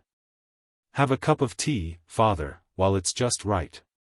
I believe Sylvia is the only person in Germany who knows how to make tea. There's always behind him the Roman collar and the silk bib, and you don't believe in him," Father Consett went on, "yet he knows 10,000 times, more of human nature than ever you can." "I don't see," Sylvia said placably, "how you can learn in your slums anything about the nature of Eunice Vanderdecken, or Elizabeth B. or Queenie James, or any of my set." She was on her feet pouring cream into the father's tea. "I'll admit for the moment that you aren't giving me pie-jaw." "I'm glad," the priest said, "that ye remember enough of your schooldays to use the old term." Sylvia wavered backwards to her sofa and sank down again. "There you are," she said, "you can't really get away from preachments. Me for the pure young girl is always at the back of it." "It isn't," the father said. "I'm not one to cry for the moon." "You don't want me to be a pure young girl?" Sylvia asked with lazy incredulity. "I do not," the father said, "but I'd wish that at times ye'd remember you once were." "I don't believe I ever was," Sylvia said. If the nuns had known, I'd have been expelled from the Holy Child. You would not, the father said. Do stop your boasting. The nuns have too much sense. Anyhow, it isn't a pure young girl I'd have you or behaving like a Protestant deaconess for the craven fear of hell. I'd have ye be a physically healthy, decently honest with yourself young devil of a married woman. It's them that are the plague and the salvation of the world. You admire mother? Mrs. Tietjens asked suddenly. She added in parenthesis, you see you can't get away from salvation. I mean keeping bread and butter in their husbands' stomachs, the priest said. Of course I admire your mother. Mrs. Satterthwaite moved a hand slightly. You're at any rate in league with her against me, Sylvia said. She asked with more interest, then would you have me model myself on her and do good works to escape hell fire? She wears a hair shirt in Lent. Mrs. Satterthwaite started from her doze on the edge of her chair. She had been trusting the father's wit to give her daughter's insolence a run for its money, and she imagined that if the priest hit hard enough he might, at least, make Sylvia think a little about some of her ways. Hang it, no, Sylvia, she exclaimed more suddenly. I may not be much, but I'm a sportsman. I'm afraid of hell fire, horribly, I'll admit. But I don't bargain with the Almighty. I hope he'll let me through. But I'd go on trying to pick men out of the dirt. I suppose that's what you and Father Consett mean, if I were as certain of going to hell as I am of going to bed tonight. So that's that. And lo! Benedham's name led all the rest. Sylvia jeered softly. All the same I bet you wouldn't bother to reclaim men if you could not find the young, good-looking, interestingly vicious sort. I wouldn't, Mrs. Satterthwaite said. If they didn't interest me, why should I? Sylvia looked at Father Consett. If you're going to trounce me any more, she said, get a move on. It's late, I've been traveling for 36 hours. I will, Father Consett said. It's a good maxim that if you swat flies enough some of them stick to the wall. I'm only trying to make a little mark on your common sense. Don't you see what you're going to? What? Sylvia said indifferently. Hell? No, the father said, I'm talking of this life. Your confessor must talk to you about the next. But I'll not tell you what you're going to. I've changed my mind. I'll tell your mother after you're gone. Tell me, Sylvia said. I'll not, Father Consett answered. Go to the fortune-tellers at the Earl's Court exhibition, they'll tell ye all about the fair woman you're to beware of. There's some of them said to be rather good, Sylvia said. D. Wilson's told me about one. She said she was going to have a baby. You don't mean that, Father? For I swear I never will. I dare say not, the priest said. But let's talk about men. There's nothing you can tell me I don't know, Sylvia said. I dare say not, the priest answered. But let's rehearse what you do know. Now suppose you could elope with a new man every week and no questions asked. Or how often would you want to? Sylvia said. Just a moment, Father, and she addressed Mrs. Satterthwaite, I suppose I shall have to put myself to bed. You will, Mrs. Satterthwaite said. I'll not have any maid kept up after 10 in a holiday resort. What's she to do in a place like this? Except listen for the bogies it's full of? Always consider it. Mrs. Tietjens jibed. And perhaps it's just as well. I'd probably beat that Marie of yours arms to pieces with a hairbrush if she came near me. She added, you were talking about men, Father. And then began with sudden animation to her mother. I've changed my mind about that telegram. The first thing tomorrow I shall wire, agreed entirely but arrange bring Hello Central with you. She addressed the priest again. I call my maid Hello Central because she's got a tinny voice like a telephone. I say, Hello Central, when she answers, yes, madame, you'd swear it was the exchange speaking. But you were telling me about men. I was reminding you, the father said. But I needn't go on. You've caught the drift of my remarks. That is why you are pretending not to listen. I assure you, no, Mrs. Tietjens said. It is simply that if a thing comes into my head I have to say it. You were saying that if one went away with a different man for every weekend. You've shortened the period already, the priest said. I gave a full week to every man. But, of course, one would have to have a home, Sylvia said, an address. One would have to fill one's midweek engagements. Really it comes to it that one has to have a husband and a place to store one's maid in. Hello Central's been on board wages all the time. But I don't believe she likes it. Let's agree that if I had a different man every week I'd be bored with the arrangement. That's what you're getting at, isn't it? You'd find, the priest said, that it whittled down until the only divvy moment was when you stood waiting in the booking office for the young man to take the tickets. And then gradually that wouldn't be divvy anymore. And you'd yawn and long to go back to your husband. Look here, Mrs. Tietjens said, you're abusing the secrets of the confessional. That's exactly what Tate Charles said. She tried it for 3 months while Freddie Charles was in Madeira. It's exactly what she said down to the yawn and the booking office. And the divvy. It's only Tate Charles who uses it every 2 words. Most of us prefer ripping. It is more sensible. Of course I haven't been abusing the secrets of the confessional, Father Consett said mildly. Of course you haven't, Sylvia said with affection. You're a good old stick and no end of a mimic, and you know us all to the bottom of our hearts. Not all that much, the priest said, there's probably a good deal of good at the bottom of your hearts. Sylvia said. Thanks. She asked suddenly, look here. Was it what you saw of us, the future mothers of England, you know, and all, at Miss Lampeter's, that made you take to the slums? Out of disgust and despair? Oh, let's not make melodrama out of it, the priest answered. Let's say I wanted a change. I couldn't see that I was doing any good. You did us all the good there was done, Sylvia said. What with Miss Lampeter always drugged to the world, and all the French mistresses as wicked as hell. I've heard you say all this before, Mrs. Satterthwaite said. But it was supposed to be the best finishing school in England. I know it cost enough. Well, say it was we who were a rotten lot, Sylvia concluded. And then to the father, we were a lot of rotters, weren't we? The priest answered. I don't know. I don't suppose you were, or are, any worse than your mother or grandmother, or the patricianesses of Rome or the worshippers of Ashtaroth. It seems we have to have a governing class and governing classes are subject to special temptations. Who's Ashtaroth? Sylvia asked. Astarte? And then, now, father, after your experiences would you say the factory girls of Liverpool, or any other slum, are any better women than us that you used to look after?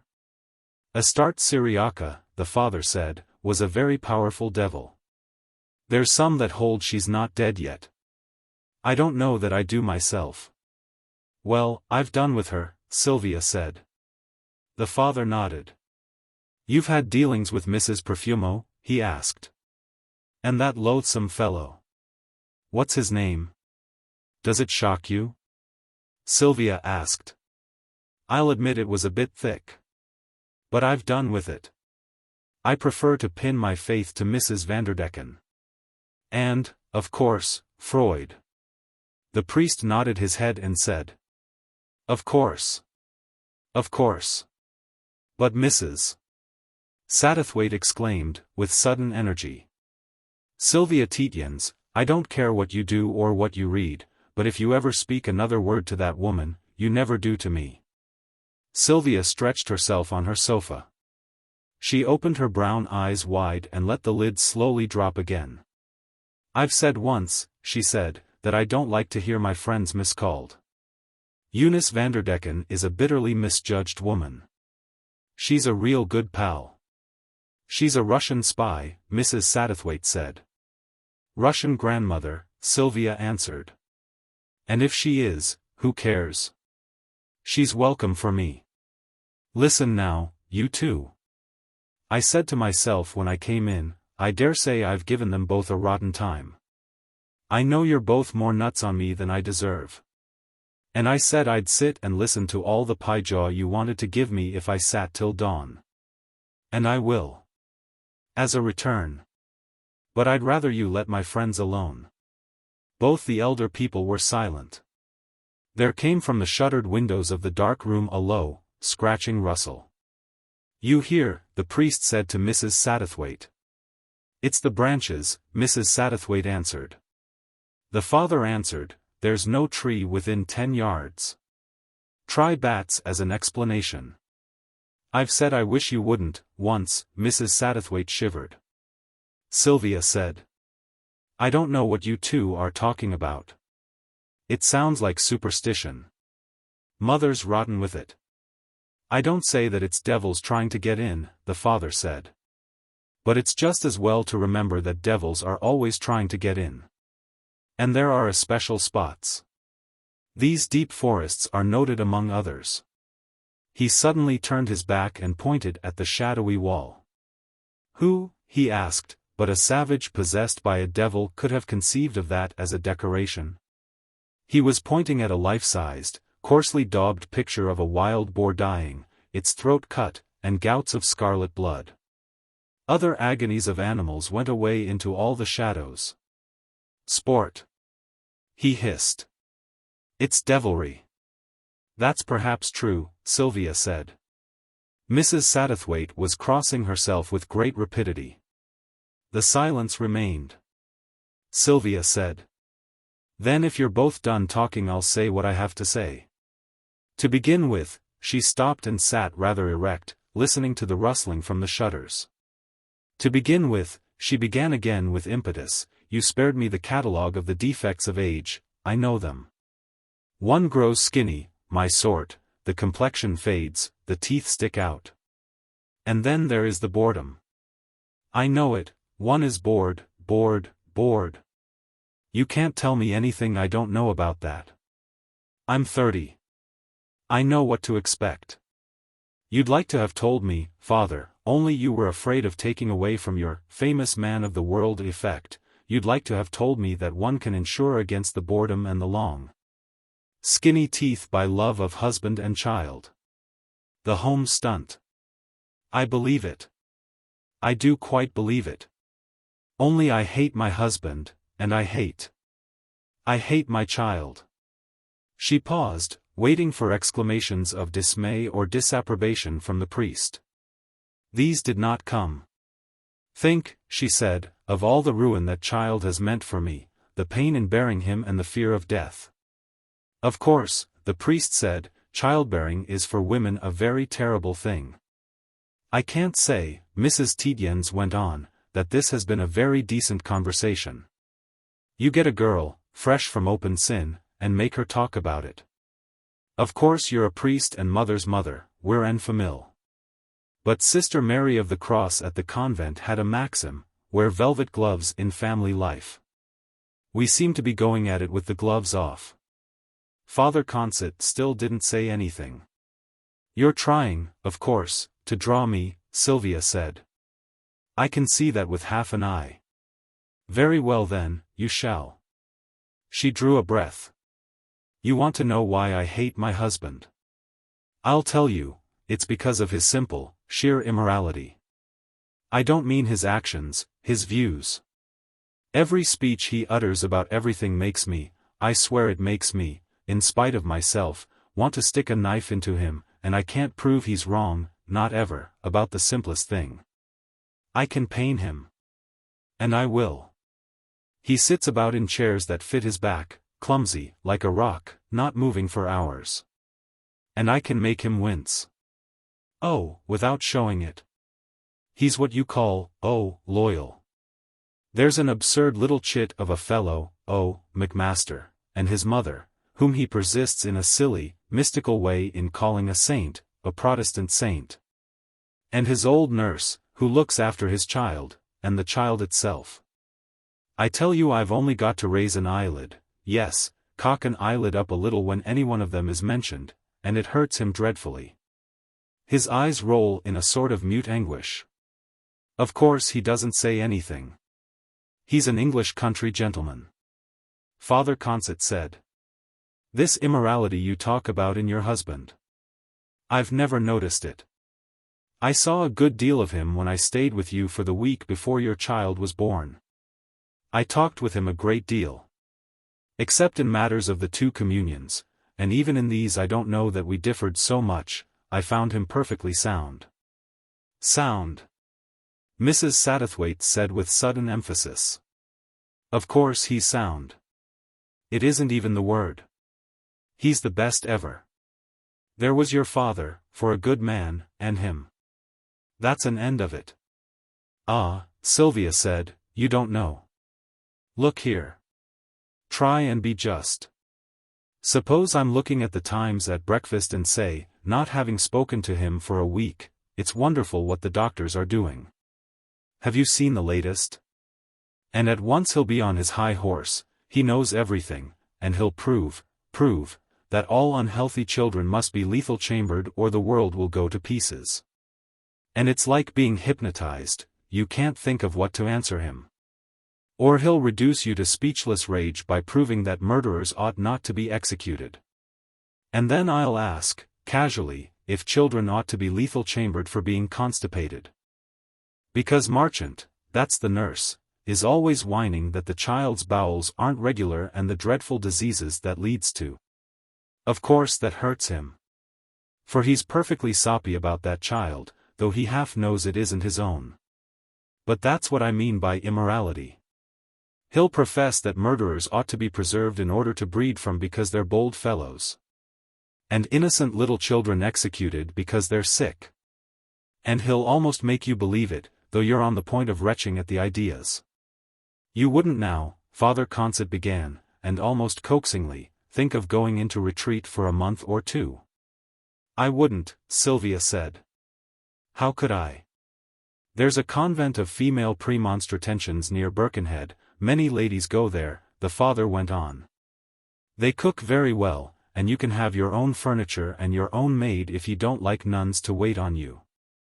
It can't be done, Sylvia said, you can see for yourself. It would make people smell a rat at once.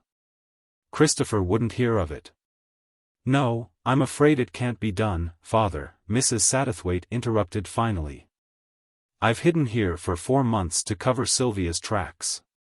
I've got waitmans to look after. My new land steward's coming in next week.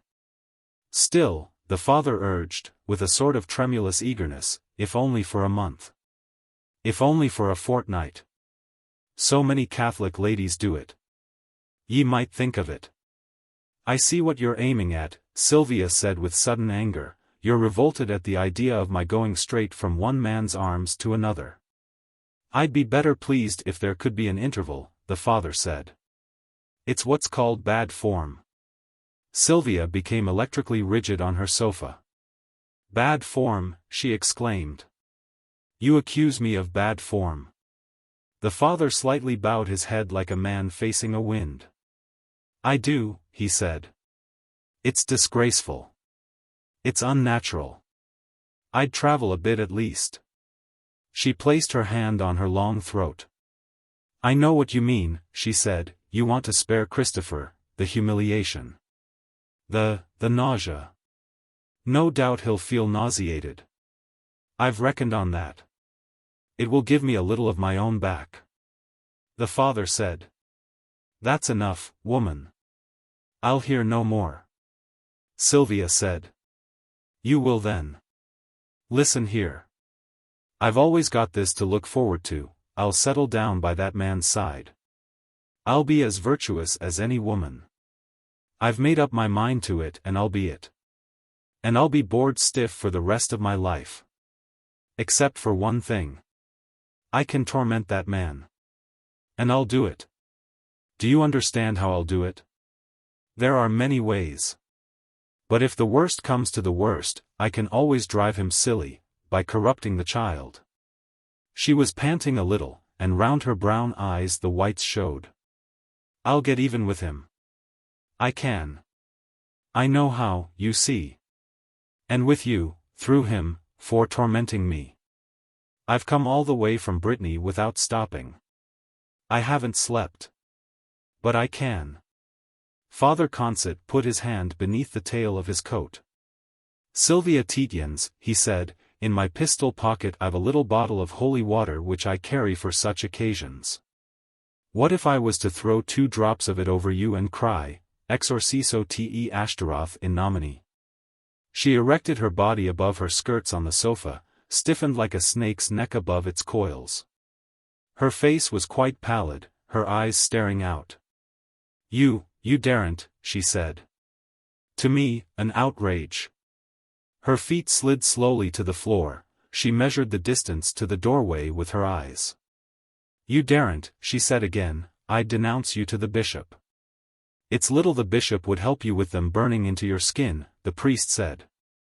Go away, I bid you, and say a Hail Mary or 2. Ye need them. You'll not talk of corrupting a little child before me again. I won't, Sylvia said. I shouldn't have. Her black figure showed in silhouette against the open doorway. When the door was closed upon them, Mrs. Satterthwaite said.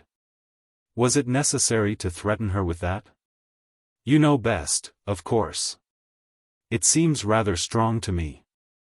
It's a hair from the dog that's bit her, the priest said. She's a silly girl.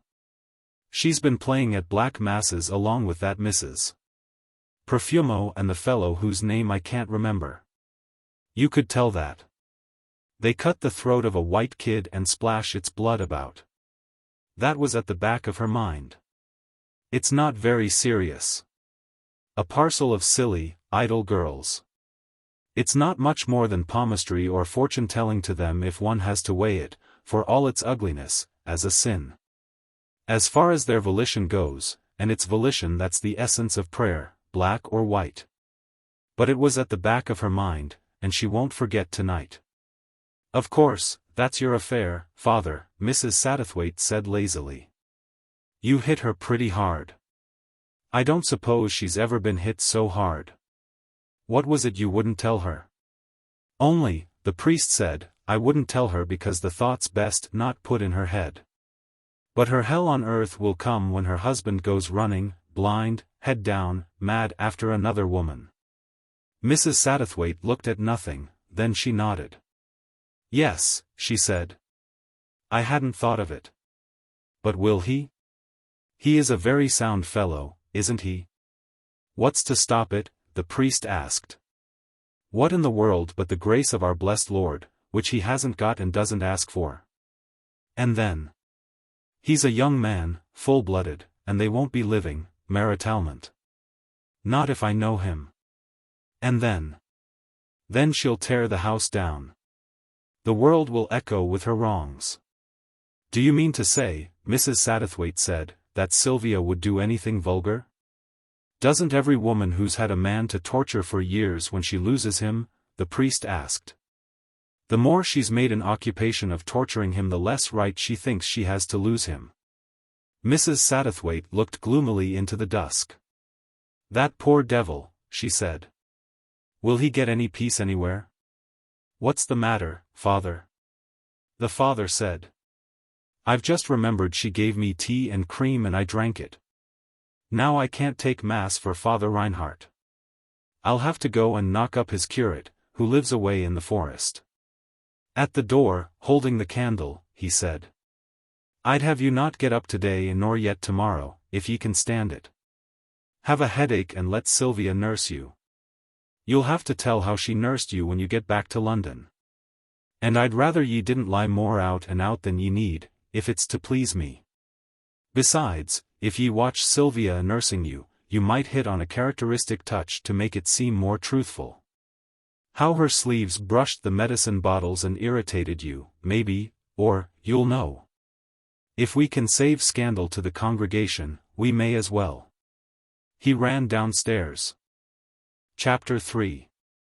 At the slight creaking made by Macmaster in pushing open his door, Tietjens started violently. He was sitting in a smoking jacket, playing Patience engrossly in a sort of garret bedroom. It had a sloping roof outlined by black oak beams, which cut into squares the cream-colored patent distemper of the walls. The room contained also a four-post bedstead, a corner cupboard in black oak, and many rush mats on a polished oak floor of very irregular planking. Tietjens, who hated these disinterred and waxed relics of the past, sat in the center of the room at a flimsy card table beneath a white-shaded electric light of a brilliance that, in those surroundings, appeared unreasonable. This was one of those restored old groups of cottages that it was at that date the fashion to convert into hostelries. To it Macmaster, who was in search of the inspiration of the past, had preferred to come. Tietjens, not desiring to interfere with his friend's culture, had accepted the quarters, though he would have preferred to go to a comfortable modern hotel as being less affected and cheaper. Accustomed to what he called the grown oldnesses of a morose, rambling Yorkshire manor house, he disliked being among collected and rather pitiful bits which, he said, made him feel ridiculous. As if he were trying to behave seriously at a fancy dress ball. Macmaster, on the other hand, with gratification and a serious air, would run his fingertips along the bevelings of a darkened piece of furniture, and would declare it genuine Chippendale or Jacobean oak, as the case might be. And he seemed to gain an added seriousness and weight of manner with each piece of ancient furniture that down the years he thus touched. But Tietjens would declare that you could tell the beastly thing was a fake by just cocking an eye at it and, if the matter happened to fall under the test of professional dealers in old furniture, Tietjens was the more often in the right of it, and Macmaster, sighing slightly, would prepare to proceed still further along the difficult road to connoisseurship. Eventually, by conscientious study, he got so far as at times to be called in by Somerset House to value great properties for probate, an occupation at once distinguished and highly profitable. Tietjens swore with the extreme vehemence of a man who has been made, but who much dislikes being seen, to start. Macmaster, in evening dress he looked extremely miniature, said, "I'm sorry, old man, I know how much you dislike being interrupted. But the general is in a terrible temper." Tietjens rose stiffly, lurched over to an 18th-century rosewood folding washstand, took from its top a glass of flat whiskey and soda, and gulped down a large quantity. He looked about uncertainly, perceived a notebook on a Chippendale bureau, made a short calculation in pencil and looked at his friend momentarily. Macmaster said again, "I'm sorry, old man. I must have interrupted one of your immense calculations." Tietjens said, "You haven't. I was only thinking. I'm just as glad you've come." "What did you say?" Macmaster repeated. "I said, General is in a terrible temper. It's just as well you didn't come up to dinner." Tietjens said, "He isn't. He isn't in a temper. He's as pleased as Punch at not having to have these women up before him." Macmaster said, "He says he's got the police scouring the whole county for them, and that you'd better leave by the first train tomorrow." Tietjens said, "I won't. I can't. I've got to wait here for a wire from Sylvia." Macmaster groaned. "Oh dear. Oh dear." Then he said hopefully, "But we could have it forwarded to Hythe." Tietjens said with some vehemence, "I tell you I won't leave here. I tell you I've settled it with the police and that swine of a cabinet minister. I've mended the leg of the canary of the wife of the police constable. Sit down and be reasonable. The police don't touch people like us." Macmaster said, "I don't believe you realize the public feeling there is." "Of course I do, amongst people like Sandbach," Tietjens said. "Sit down, I tell you. Have some whiskey." He filled himself out another long tumbler and, holding it, dropped into a too low-seated, reddish wicker armchair that had cretonne fixings. Beneath his weight the chair sagged a good deal and his dress shirt front bulged up to his chin. Macmaster said, "What's the matter with you?" Tietjens' eyes were bloodshot. "I tell you," Tietjens said, "I'm waiting for a wire from Sylvia." Macmaster said, "Oh. And then, it can't come tonight, it's getting on for one." "It can," Tietjens said, I've fixed it up with the postmaster, all the way up to town. It probably won't come because Sylvia won't send it until the last moment, to bother me. Nonetheless, I'm waiting for a wire from Sylvia, and this is what I look like." Macmaster said. "That woman's the cruelest beast." "You might," Tietjens interrupted, "remember that you're talking about my wife." "I don't see," Macmaster said, "how one can talk about Sylvia without." "The line is a perfectly simple one to draw," Tietjens said. "You can relate a lady's actions if you know them and are asked to. You mustn't comment. In this case you don't know the lady's actions even, so you may as well hold your tongue." He sat looking straight in front of him. Macmaster sighed from deep in his chest. He asked himself if this was what 16 hours waiting had done for his friend, what were all the remaining hours going to do? Tietjens said, "I shall be fit to talk about Sylvia after 2 more whiskies. Let's settle your other perturbations first. The fair girl is called Wannop, Valentine Wannop." "That's the professor's name," Macmaster said. "She's the late Professor Wannop's daughter," Tietjens said. "She's also the daughter of the novelist." Macmaster interjected. "But she supported herself for a year after the professor's death as a domestic servant," Tietjens said. "Now she's housemaid for her mother, the novelist, in an inexpensive cottage. I should imagine the 2 experiences would make her desire to better the lot of her sex." Macmaster again interjected a "but." "I got that information from the policeman whilst I was putting his wife's canary's leg in splints." Macmaster said. "The policeman you knocked down?" His eyes expressed unreasoning surprise. He added, "He knew Miss Wannop then." "You would not expect much intelligence from the police of Sussex," Tietjens said. "But you would be wrong.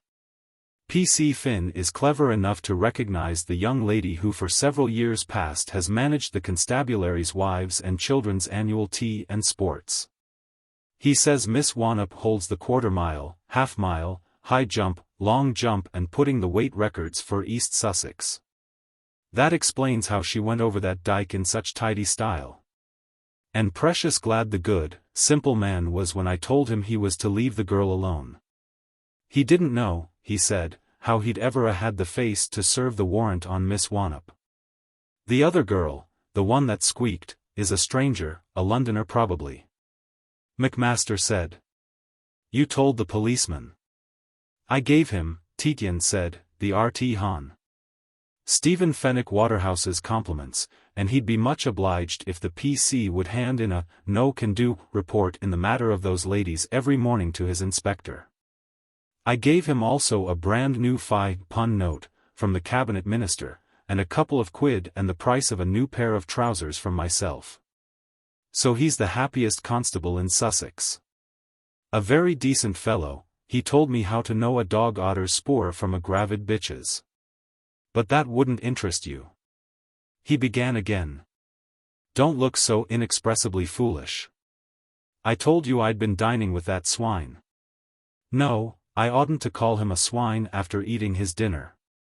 Besides, he's a very decent fellow. You didn't tell me you'd been dining with Mr. Waterhouse," Macmaster said. "I hope you remembered that, as he's amongst other things the president of the Funded Debt Commission, he's the power of life and death over the department and us." "You didn't think," Tietjens answered, "that you are the only one to dine with the great ones of the earth. I wanted to talk to that fellow, about those figures their cursed crowd made me fake. I meant to give him a bit of my mind." "You didn't," Macmaster said with an expression of panic. "Besides, they didn't ask you to fake the calculation. They only asked you to work it out on the basis of given figures." "Anyhow," Tietjens said, "I gave him a bit of my mind. I told him that, at 3d, it must run the country, and certainly himself as a politician, to absolute ruin." Macmaster uttered a deep, "Good Lord." And then, "But won't you ever remember you're a government servant?" He could. "Mr. Waterhouse," Tietjens said, "asked me if I wouldn't consent to be transferred to his secretary's department. And when I said, go to hell, he walked round the streets with me for 2 hours arguing. I was working out the chances on a 4.5d basis for him when you interrupted me. I've promised to let him have the figures when he goes up by the 1:30 on Monday. Macmaster said. You haven't. But by Jove, you're the only man in England that could do it. That was what Mr. Waterhouse said, Tietjens commented. He said old Ingleby had told him so. I do hope, Macmaster said, that you answered him politely. I told him, Tietjens answered, that there were a dozen men who could do it as well as I, and I mentioned your name in particular. But I couldn't, Macmaster answered. Of course I could convert a 3D rate into 4.5d. But these are the actuarial variations, they're infinite. I couldn't touch them. Tietjens said negligently, I don't want my name mixed up in the unspeakable affair. When I give him the papers on Monday I shall tell him you did most of the work. Again Macmaster groaned. Nor was this distress mere altruism. Immensely ambitious for his brilliant friend, Macmaster's ambition was one ingredient of his strong desire for security. At Cambridge he had been perfectly content with a moderate, quite respectable place on the list of mathematical postulants. He knew that that made him safe, and he had still more satisfaction in the thought that it would warrant him in never being brilliant in after life. But when Tietjens, 2 years after, had come out as a mere second wrangler, Macmaster had been bitterly and loudly disappointed. He knew perfectly well that Tietjens simply hadn't taken trouble. And, 10 chances to 1, it was on purpose that Tietjens hadn't taken trouble. For the matter of that, for Tietjens it wouldn't have been trouble. And, indeed, to Macmaster's upbraidings, which Macmaster hadn't spared him, Tietjens had answered that he hadn't been able to think of going through the rest of his life with a beastly placard like Senior Wrangler hung round his neck. But Macmaster had early made up his mind that life for him would be safest if he could go about, not very much observed but still an authority, in the midst of a body of men all labelled. He wanted to walk down Pall Mall on the arm, precisely, of a largely lettered Senior Wrangler, to return eastward on the arm of the youngest Lord Chancellor England had ever seen. To stroll down Whitehall in familiar converse with a world-famous novelist, saluting on the way a majority of my Lord's Commissioners of the Treasury. And, after tea, for an hour at the club, all these, in a little group, should treat him with the courtesy of men who respected him for his soundness. Then he would be safe. And he had no doubt that Tietjens was the most brilliant man in England of that day. So that nothing caused him more anguish than the thought that Tietjens might not make a brilliant and rapid career towards some illustrious position in the public services. He would very willingly, he desired, indeed, nothing better, have seen Tietjens pass over his own head. It did not seem to him a condemnation of the public services that this appeared to be unlikely. Yet Macmaster was still not without hope. He was quite aware that there are other techniques of careers than that which he had prescribed for himself. He could not imagine himself, even in the most deferential way, correcting a superior. Yet he could see that, though Tietjens treated almost every hierarch as if he were a born fool, no one very much resented it.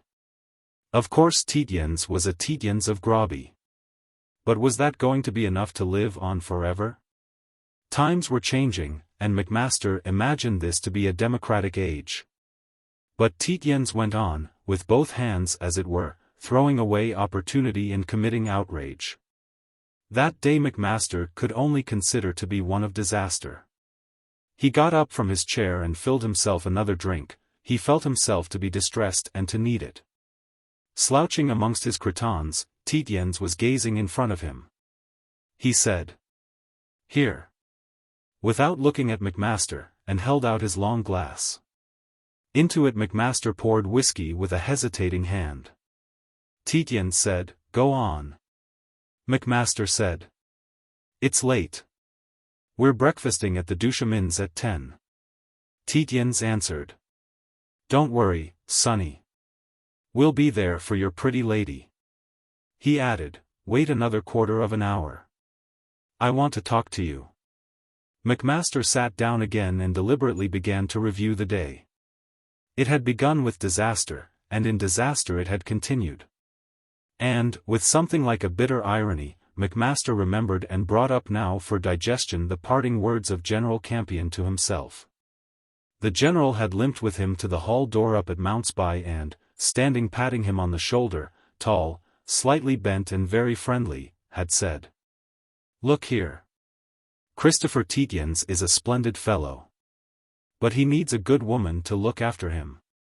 Get him back to Sylvia as quick as you can. Had a little tiff, haven't they? Nothing serious? Chrissy hasn't been running after the skirts? No? I dare say a little. No? Well then." Macmaster had stood like a gatepost, so appalled. He had stuttered. "No. No. We've known them both so long," the general went on. "Lady Claudine in particular. And, believe me, Sylvia is a splendid girl. Straight as a die, the soul of loyalty to her friends. And fearless. She'd face the devil in his rage. You should have seen her out with the Belvoir. Of course you know her. Well then." Macmaster had just managed to say that he knew Sylvia, of course. "Well then," the general had continued. "You'll agree with me that if there is anything wrong between them he's to blame. And it will be resented. Very bitterly. He wouldn't set foot in this house again. But he says he's going out to her and Mrs. Satterthwaite. I believe," Macmaster had begun. "I believe he is. Well then." The general had said, "It's all right. But Christopher Tietjens needs a good woman's backing. He's a splendid fellow. There are few young fellows for whom I have more, I could almost say, respect. But he needs that. To ballast him." In the car, running down the hill from Mountby, Macmaster had exhausted himself in the effort to restrain his execrations of the general. He wanted to shout that he was a pig-headed old fool, a meddlesome ass. But he was in the car with the two secretaries of the cabinet minister, the RT Hon. Edward Fenwick Waterhouse, who, being himself an advanced Liberal down for a weekend of golf, preferred not to dine at the house of the Conservative member. At that date there was, in politics, a phase of bitter social feud between the parties, a condition that had not till lately been characteristic of English political life. The prohibition had not extended itself to the two younger men. Macmaster was not unpleasurably aware that these two fellows treated him with a certain deference. They had seen Macmaster being talked to familiarly by General Lord Edward Campion. Indeed, they and the car had been kept waiting whilst the general patted their fellow guest on the shoulder, held his upper arm and spoke in a low voice into his ear. But that was the only pleasure that Macmaster got out of it. Yes, the day had begun disastrously with Sylvia's letter. It ended, if it was ended, almost more disastrously with the general's eulogy of that woman. During the day he had nerved himself to having an immensely disagreeable scene with Tietjens. Tietjens must divorce the woman. It was necessary for the peace of mind of himself, of his friends, of his family, for the sake of his career, in the very name of decency. In the meantime Tietjens had rather forced his hand. It had been a most disagreeable affair. They had arrived at Rye in time for lunch, at which Tietjens had consumed the best part of a bottle of Burgundy. During lunch Tietjens had given Macmaster Sylvia's letter to read, saying that, as he should later consult his friend had better be made acquainted with the document. The letter had appeared extraordinary in its effrontery, for it said nothing beyond the bare statement, "I am now ready to return to you." It occupied itself simply with the fact that Mrs. Tietjens could no longer get on without the services of her maid, whom she called Hello Central. If Tietjens wanted her, Mrs. Tietjens, to return to him, he was to see that Hello Central was waiting on the doorstep for her, and so on. She added the detail that there was no one else, underlined, she could bear round her while she was retiring for the night. On reflection Macmaster could see that this was the best letter the woman could have written if she wanted to be taken back. For, had she extended herself into either excuses or explanations. It was 10 chances to 1 Tietjens would have taken the line that he couldn't go on living with a woman capable of such a lapse in taste. But Macmaster had never thought of Sylvia as wanting in savoir-faire. It had none the less hardened him in his determination to urge his friend to divorce. He had intended to begin this campaign in the fly, driving to pay his call on the Reverend Mr. Duchemin, who, in early life, had been a personal disciple of Mr. Ruskin and a patron and acquaintance of the poet-painter, the subject of Macmaster's monograph. On this drive Tietjens preferred not to come. He said that he would loaf about the town and meet Macmaster at the golf club towards 4:30. He was not in the mood for making new acquaintances. Macmaster, who knew the pressure under which his friend must be suffering, thought this reasonable enough, and drove off up Idenhill by himself. Few women had ever made so much impression on Macmaster as Mrs. Duchemin. He knew himself to be in a mood to be impressed by almost any woman, but he considered that that was not enough to account for the very strong influence she at once exercised over him. There had been 2 young girls in the drawing-room when he had been ushered in, but they had disappeared almost simultaneously. And although he had noticed them immediately afterwards riding past the window on bicycles, he was aware that he would not have recognized them again. From her first words on rising to greet him, not the Mr. Macmaster, he had had eyes for no one else. It was obvious that the Reverend Mr. Duchemin must be one of those clergymen of considerable wealth and cultured taste who not infrequently adorn the Church of England. The rectory itself, a great, warm-looking manor house of very old red brick, was abutted on to by one of the largest tithe barns that Macmaster had ever seen. The church itself, with a primitive roof of oak shingles, nestled in the corner formed by the ends of rectory and tithe barn, and was by so much the smallest of the 3 and so undecorated that but for its little belfry it might have been a good cow-byre.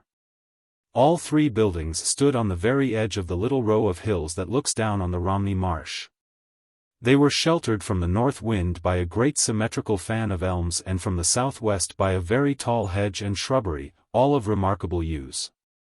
It was, in short, an ideal cure of souls for a wealthy clergyman of cultured tastes, for there was not so much as a peasant's cottage within a mile of it. To Macmaster, in short, this was the ideal English home. Of Mrs. Duchemin's drawing-room itself, contrary to his habit, for he was sensitive and observant in such things, he could afterwards remember little except that it was perfectly sympathetic. 3 long windows gave on to a perfect lawn, on which, isolated and grouped, stood standard rose trees. Symmetrical half-globes of green foliage picked out with flowers like bits of carved pink marble. Beyond the lawn was a low stone wall, beyond that the quiet expanse of the marsh shimmered in the sunlight. The furniture of the room was, as to its woodwork, brown, old, with the rich softnesses of much polishing with beeswax. What pictures there were Macmaster recognized at once as being by Simeon Solomon, one of the weaker and more frail aesthetes, aureoled. Palish heads of ladies carrying lilies that were not very like lilies. They were in the tradition, but not the best of the tradition. Macmaster understood, and later Mrs. Duchemin confirmed him in the idea, that Mr. Duchemin kept his more precious specimens of work in a sanctum, leaving to the relatively public room, good-humoredly and with slight contempt, these weaker specimens. That seemed to stamp Mr. Duchemin at once as being of the elect. Mr. Duchemin in person was, however, not present, and there seemed to be a good deal of difficulty in arranging a meeting between the 2 men. Mr. Duchemin, his wife said, was much occupied at the weekends. She added, with a faint and rather absent smile, the word, naturally. Macmaster at once saw that it was natural for a clergyman to be much occupied during the weekends. With a little hesitation Mrs. Duchemin suggested that Mr. Macmaster and his friend might come to lunch on the next day, Saturday. But Macmaster had made an engagement to play the foursome with General Campion, half the round from 12 till 1:30, half the round from 3 to 4:30. And, as their then present arrangement stood, Macmaster and Tietjens were to take the 6:30 train to Hythe, that ruled out either tea or dinner next day.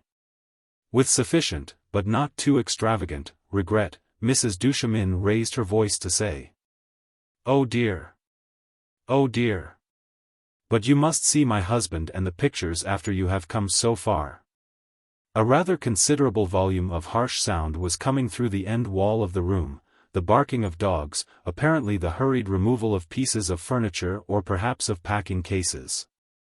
Guttural ejaculations. Mrs. Duchemin said, with her far-away air and deep voice.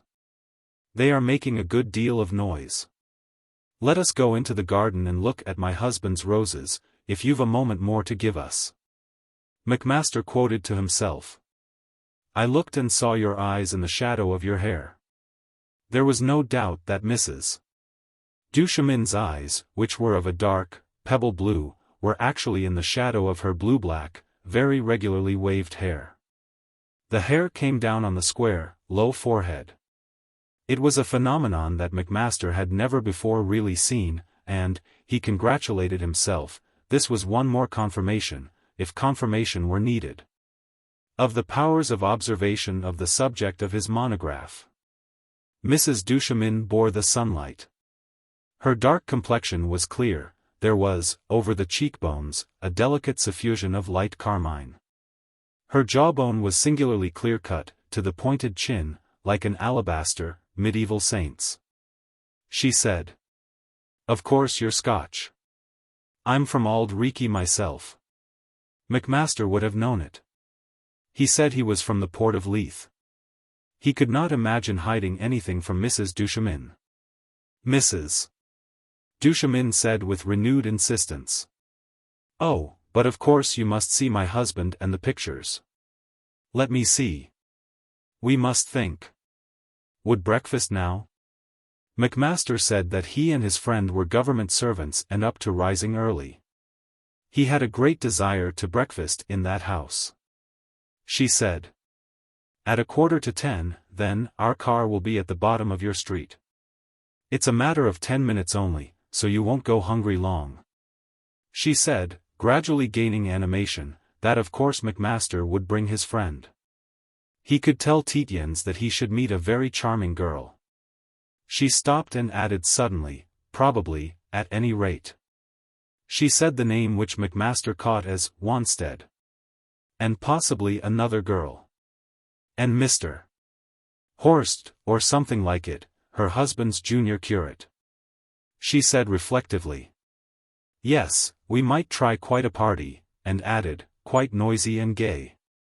I hope your friend's talkative." Macmaster said something about trouble. "Oh, it can't be too much trouble," she said. "Besides, it might do my husband good." She went on, "Mr. Duchemin is apt to brood.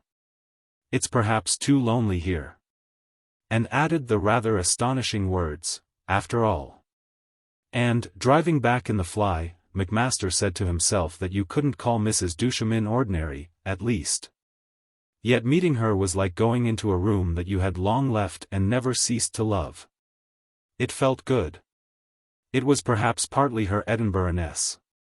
Macmaster allowed himself to coin that word. There was in Edinburgh a society, he himself had never been privileged to move in it, but its annals are part of the literature of Scotland. Where the ladies are all great ladies in tall drawing-rooms, circumspect yet shrewd, still yet with a sense of the comic, frugal yet warmly hospitable. It was perhaps just Edinburghness that was wanting in the drawing-rooms of his friends in London. Mrs. Cressy, the Honourable Mrs. Limmox and Mrs. Delaunay were all almost perfection in manner, in speech, in composure. But, then, they were not young, they weren't Edinburgh, and they weren't strikingly elegant. Mrs. Duchemin was all three. Her assured, tranquil manner she would retain to any age, it betokened the enigmatic soul of her sex, but, physically, she couldn't be more than 30. That was unimportant, for she would never want to do anything in which physical youth counted. She would never, for instance, have occasion to run, she would always just move, floatingly. He tried to remember the details of her dress. It had certainly been dark blue, and certainly of silk, that rather coarsely woven, exquisite material that has on its folds as of a silvery shimmer with minute knots. But very dark blue. And it contrived to be at once artistic, absolutely in the tradition. And yet well cut. Very large sleeves, of course, but still with a certain fit. She had worn an immense necklace of yellow polished amber, on the dark blue. And Mrs. Duchemin had said, over her husband's roses, that the blossoms always reminded her of little moldings of pink cloud come down for the cooling of the earth. A charming thought. Suddenly he said to himself, what a mate for Tietjens! And his mind added, why should she not become an influence? A vista opened before him, in time. He imagined Tietjens, in some way proprietarily responsible for Mrs. Duchemin, quite pour le bon, tranquilly passionate and accepted, motif, and, immensely improved, by the association. And himself, in a year or two, bringing the at last found lady of his delight to sit at the feet of Mrs. Duchemin, the lady of his delight whilst circumspect would be also young and impressionable. To learn the mysterious assuredness of manner, the gift of dressing, the knack of wearing amber and bending over standard roses, and the Edinburghness. Macmaster was thus not a little excited, and finding Tietjens at tea amid the green-stained furnishings and illustrated papers of the large, corrugated iron golf-house, he could not help exclaiming, I've accepted the invitation to breakfast with the Duchemins tomorrow for us both. I hope you won't mind, although Tietjens was sitting at a little table with General Campion and his brother-in-law, the Hon. Paul Sandbach, Conservative member for the division and husband of Lady Claudine. The general said pleasantly to Tietjens, breakfast with Duchemin. You go, my boy. You'll get the best breakfast you ever had in your life. He added to his brother-in-law, not the eternal mock kedgeree Claudine gives us every morning. Sandbach grunted. It's not for want of trying to steal their cook.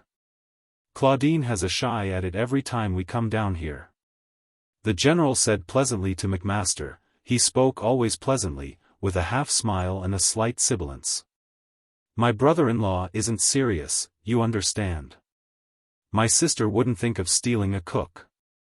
Let alone from Duchemin. She'd be frightened too. Sandbach grunted. Who wouldn't? Both these gentlemen were very lame, Mr. Sandbach from birth and the general as the result of a slight but neglected motor accident. He had practically only one vanity, the belief that he was qualified to act as his own chauffeur, and since he was both inexpert and very careless, he met with frequent accidents. Mr. Sandbach had a dark, round, bulldog face and a violent manner. He had twice been suspended from his parliamentary duties for applying to the then Chancellor of the Exchequer the epithet, lying attorney, and he was at that moment still suspended. Macmaster then became unpleasantly perturbed. With his sensitiveness he was perfectly aware of an unpleasant chill in the air. There was also a stiffness about Tietjens' eyes. He was looking straight before him, there was a silence too. Behind Tietjens' back were two men with bright green coats, red knitted waistcoats and florid faces. One was bald and blonde, the other had black hair, remarkably oiled and shiny, both were 45ish. They were regarding the occupants of the Tietjens table with both their mouths slightly open. They were undisguisedly listening. In front of each were 3 empty sloe gin glasses and 1 half-filled tumbler of brandy and soda. Macmaster understood why the general had explained that his sister had not tried to steal Mrs. Duchemin's cook. Tietjens said, "Drink up your tea quickly and let's get started." He was drawing from his pocket a number of telegraph forms which he began arranging. The general said, "Don't burn your mouth. We can't start off before all these other gentlemen. We're too slow."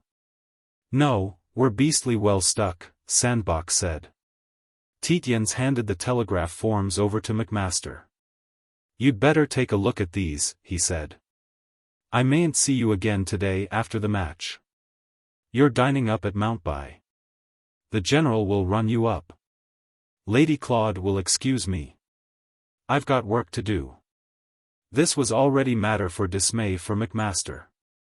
He was aware that Tietjens would have disliked dining up at Mountby with the sandbox, who would have a crowd, extremely smart but more than usually unintelligent. Tietjens called this crowd, indeed, the plague spot of the party, meaning of Toryism. But Macmaster couldn't help thinking that a disagreeable dinner would be better for his friend than brooding in solitude in the black shadows of the huddled town. Then Tietjens said, "I'm going to have a word with that swine." He pointed his square chin rather rigidly before him, and looking past the two brandy drinkers, Macmaster saw one of those faces that frequent caricature made familiar and yet strange. Macmaster couldn't, at the moment, put a name to it. It must be a politician, probably a minister. But which? His mind was already in a dreadful state. In the glimpse he had caught of the telegraph form now in his hand he had perceived that it was addressed to Sylvia Tietjens and began with the word "agreed." He said swiftly, "Has that been sent or is it only a draft?" Tietjens said, "That fellow is the Right Honourable Stephen Fenwick Waterhouse. He's chairman of the Funded Debt Commission. He's the swine who made us fake that return in the office." That moment was the worst Macmaster had ever known. A worse came. Tietjens said, "I'm going to have a word with him. That's why I'm not dining at Mountby. It's a duty to the country." Macmaster's mind simply stopped. He was in a space, all windows. There was sunlight outside. And clouds. Pink and white. Woolly. Some ships. And two men, one dark and oily, the other rather blotchy on a blonde baldness. They were talking, but their words made no impression on Macmaster. The dark, oily man said that he was not going to take Gertie to Budapest. Not half. He winked like a nightmare. Beyond were two young men and a preposterous face. It was all so like a nightmare that the cabinet minister's features were distorted for Macmaster. Like an enormous mask of pantomime, shiny, with an immense nose and elongated, Chinese eyes. Yet not unpleasant. Macmaster was a Whig by conviction, by nation, by temperament. He thought that public servants should abstain from political activity. Nevertheless, he couldn't be expected to think a Liberal cabinet minister ugly. On the contrary, Mr. Waterhouse appeared to have a frank, humorous, kindly expression. He listened deferentially to one of his secretaries, resting his hand on the young man's shoulder, smiling a little, rather sleepily. No doubt he was overworked. And then, letting himself go in a side-shaking laugh. Putting on flesh. What a pity. What a pity.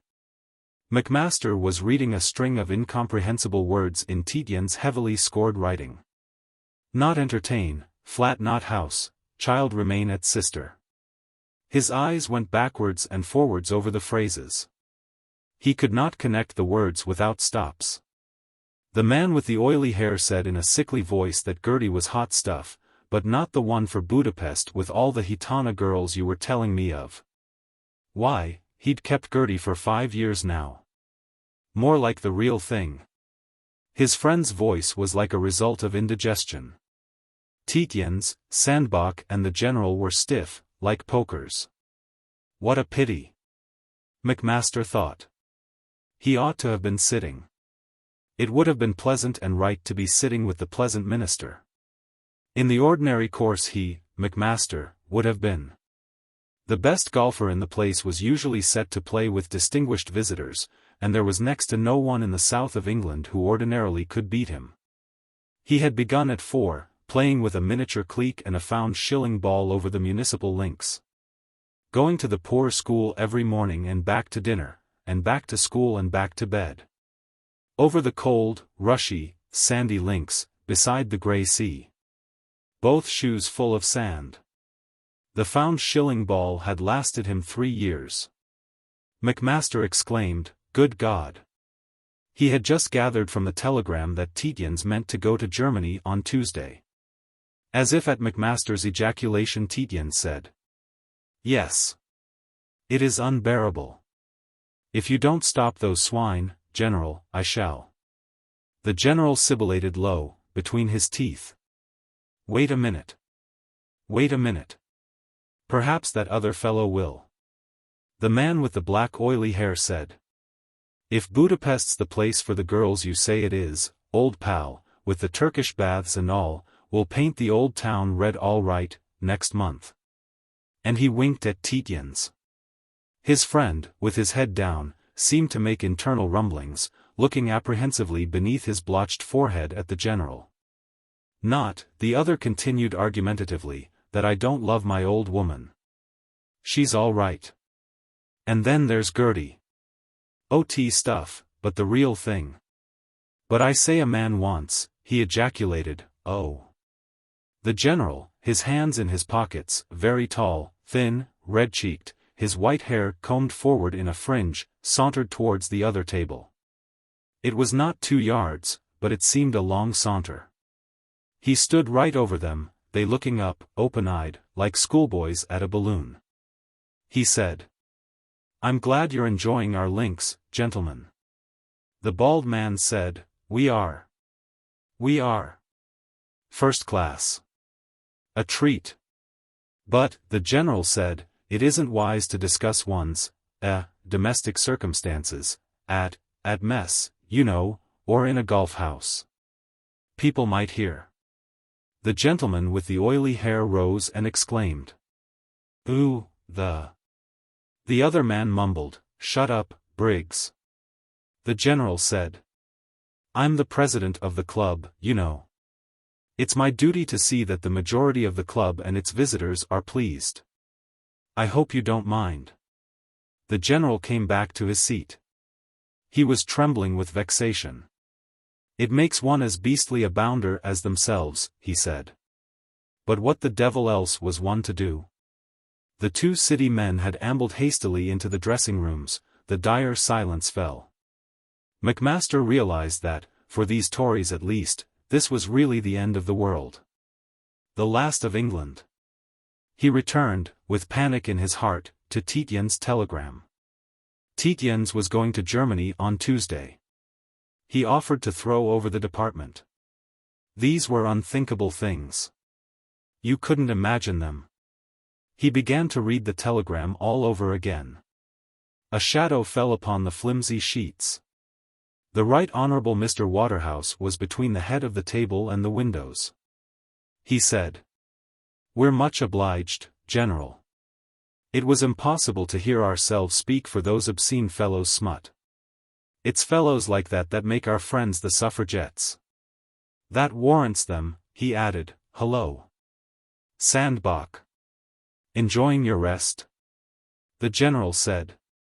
I was hoping you'd take on the job of telling these fellows off. Mr. Sandbach, his bulldog jaw sticking out, the short black hair on his scalp appearing to rise, barked.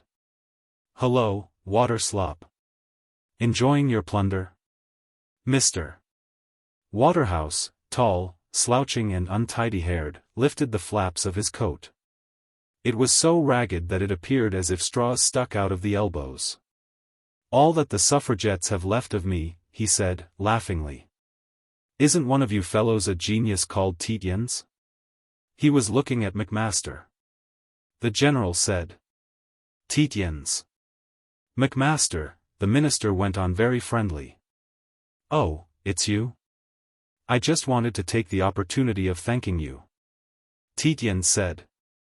Good God. What for?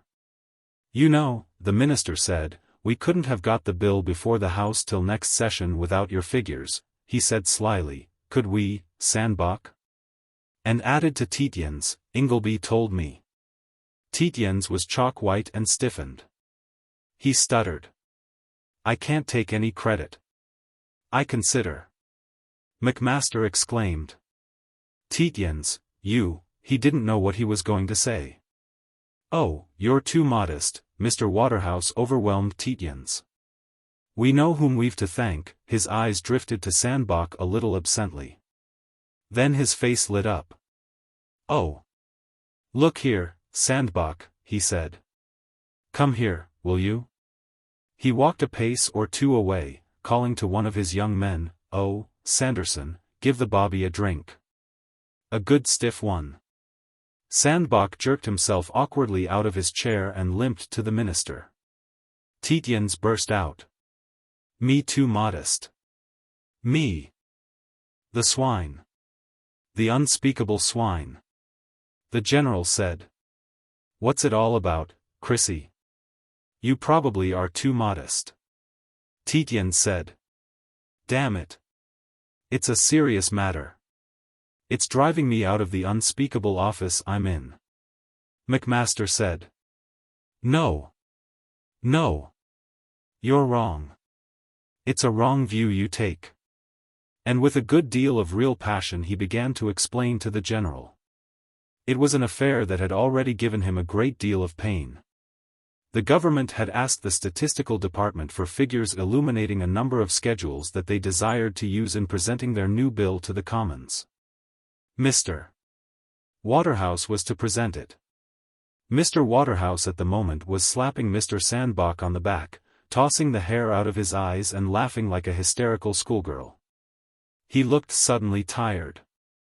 A police constable, his buttons shining, appeared, drinking from a pewter pot outside the glazed door. The two city men ran across the angle from the dressing room to the same door, buttoning their clothes. The minister said loudly, "Make it guineas."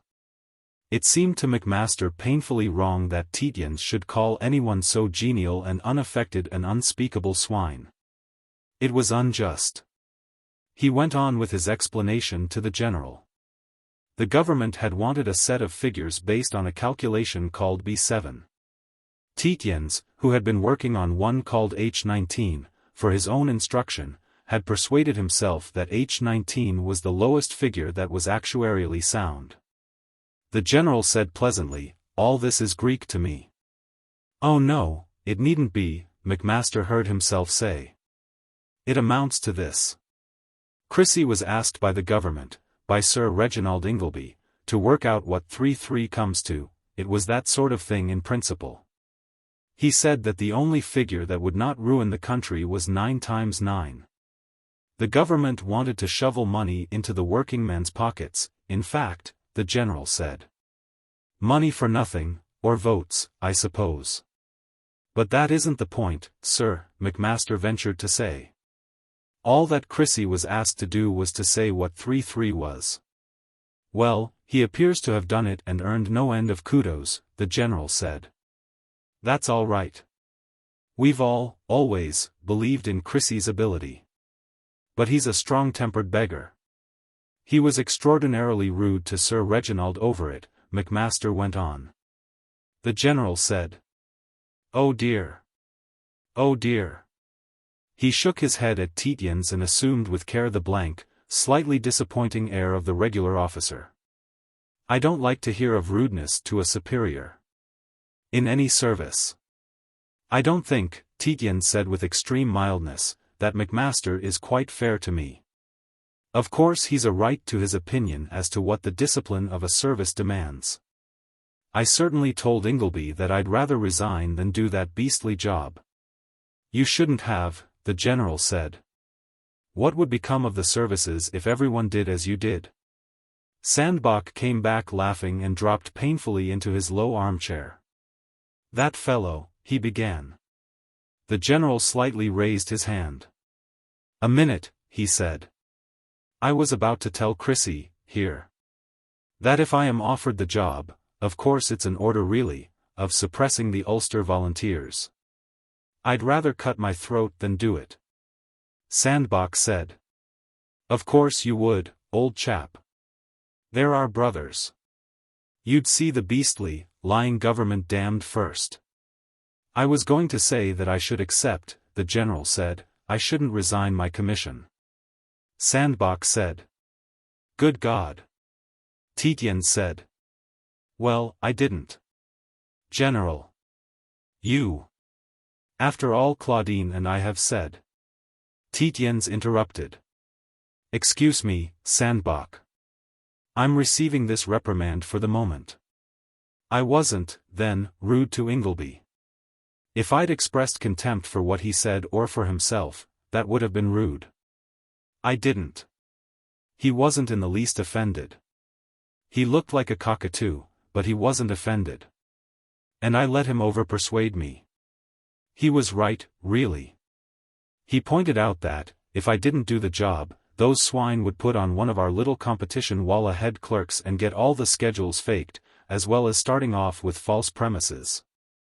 That's the view I take, the general said. If I don't take the Ulster job, the government will put on a fellow who'll burn all the farmhouses and rape all the women in the 3 counties.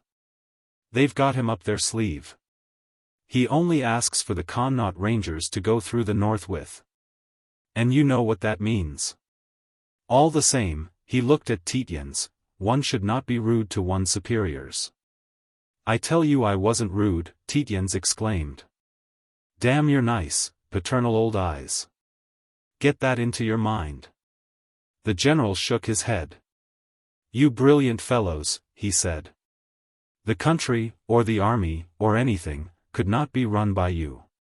It takes stupid fools like me and Sandbach, along with sound, moderate heads like our friend here.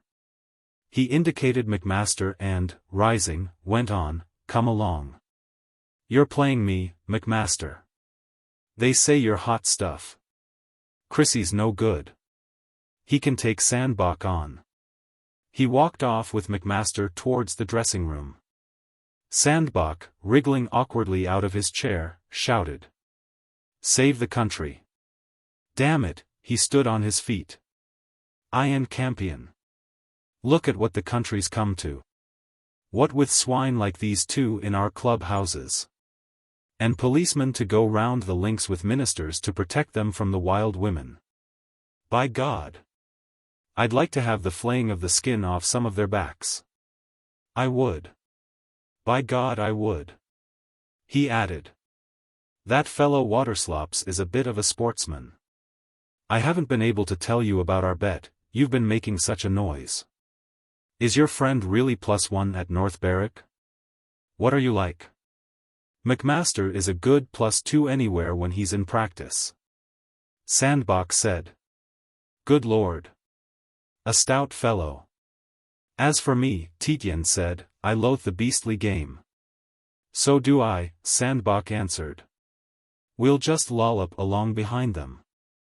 Chapter 4.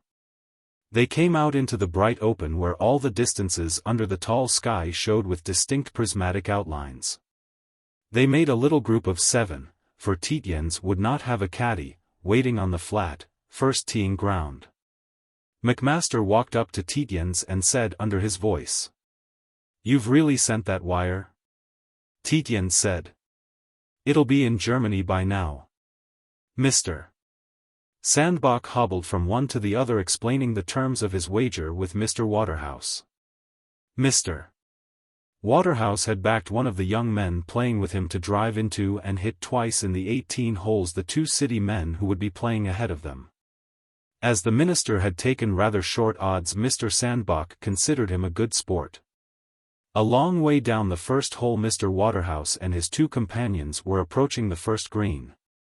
They had high sandhills to the right and, to their left, a road that was fringed with rushes and a narrow dike.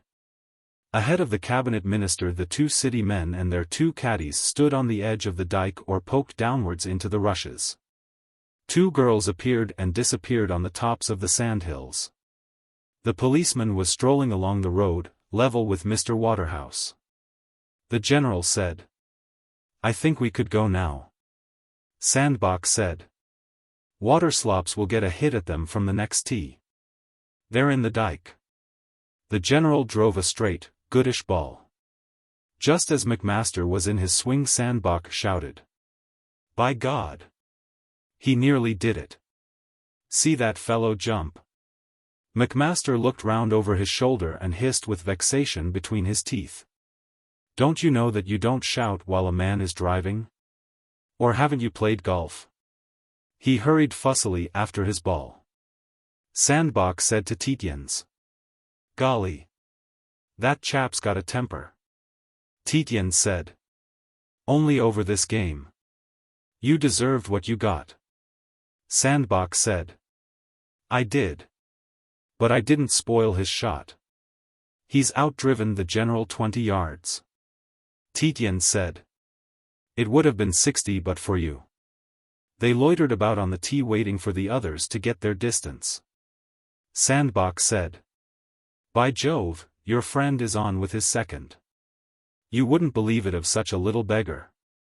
He added, he's not much class, is he? Tietjens looked down his nose. Oh, about our class, he said. He wouldn't take a bet about driving into the couple ahead. Sandbach hated Tietjens for being a Tietjens of Groby. Tietjens was enraged by the existence of Sandbach, who was the son of an ennobled mayor of Middleborough, 7 miles or so from Groby. The feuds between the Cleveland landowners and the Cleveland plutocrats are very bitter. Sandbach said. Ah, I suppose he gets you out of scrapes with girls and the treasury, and you take him about in return. It's a practical combination. Like Pottle Mills and Stanton, Tietjens said. The financial operations connected with the amalgamating of these two steelworks had earned Sandbach's father a good deal of odium in the Cleveland district. Sandbach said. Look here, Tietjens, but he changed his mind and said. We'd better go now. He drove off with an awkward action but not without skill. He certainly outplayed Tietjens. Playing very slowly, for both were desultory and Sandbach very lame, they lost sight of the others behind some coastguard cottages and dunes before they had left the third tee. Because of his game leg Sandbach sliced a good deal. On this occasion he sliced right into the gardens of the cottages and went with his boy to look for his ball among potato haulms, beyond a low wall. Tietjens patted his own ball lazily up the fairway and, dragging his bag behind him by the strap, he sauntered on. Although Tietjens hated golf as he hated any occupation that was of a competitive nature, he could engross himself in the mathematics of trajectories when he accompanied Macmaster in one of his expeditions for practice. He accompanied Macmaster because he liked there to be one pursuit at which his friend indisputably excelled himself, for it was a bore always browbeating the fellow. But he stipulated that they should visit 3 different and, if possible, unknown courses every weekend when they golfed. He interested himself then in the way the courses were laid out, acquiring thus an extraordinary connoisseurship in golf architecture. And he made abstruse calculations as to the flight of balls off sloped club faces, as to the foot-poundals of energy exercised by one muscle or the other, and as to theories of spin. As often as not he palmed Macmaster off as a fair, average player on some other unfortunate fair, average stranger. Then he passed the afternoon in the clubhouse studying the pedigrees and forms of racehorses, for every clubhouse contained a copy of Ruff's Guide. In the spring he would hunt for and examine the nests of soft-billed birds, for he was interested in the domestic affairs of the cuckoo, though he hated natural history and field botany. On this occasion he had just examined some notes of other mashie shots, had put the notebook back in his pocket, and had addressed his ball with a niblick that had an unusually roughened face and a head like a hatchet. Meticulously, when he had taken his grip he removed his little and third fingers from the leather of the shaft. He was thanking heaven that Sandbach seemed to be accounted for 10 minutes at least, for Sandbach was miserly over lost balls and, very slowly, he was raising his mashie to half-cock for a sighting shot. He was aware that someone, breathing a little heavily from small lungs, was standing close to him and watching him. He could indeed, beneath his cap rim, perceive the tips of a pair of boys' white sand shoes. It in no way perturbed him to be watched since he was avid of no personal glory when making his shots. A voice said. I say, he continued to look at his ball. Sorry to spoil your shot, the voice said. But Tietjens dropped his club altogether and straightened his back. A fair young woman with a fixed scowl was looking at him intently. She had a short skirt and was panting a little. I say, she said, go and see they don't hurt Gertie. I've lost her, she pointed back to the sandhills. There looked to be some beasts among them. She seemed a perfectly negligible girl except for the frown, her eyes blue, her hair no doubt fair under a white canvas hat. She had a striped cotton blouse, but her fawn tweed skirt was well hung. Tietjens said. "You've been demonstrating." She said. "Of course we have, and of course you object on principle. But you won't let a girl be manhandled. Don't wait to tell me I know it." Noises existed. Sandbach, from beyond the low garden wall 50 yards away, was yelping, just like a dog, "Hi! Hi! Hi! Hi!" and gesticulating. His little caddy, entangled in his golf bag, was trying to scramble over the wall. On top of a high sandhill stood the policeman. He waved his arms like a windmill and shouted. Beside him and behind, slowly rising, were the heads of the general, Macmaster and their 2 boys. Further along, in completion were appearing the figures of Mr. Waterhouse, his 2 companions and their 3 boys. The minister was waving his driver and shouting. They all shouted. A regular rat hunt, the girl said. She was counting. 11 and 2 more caddies.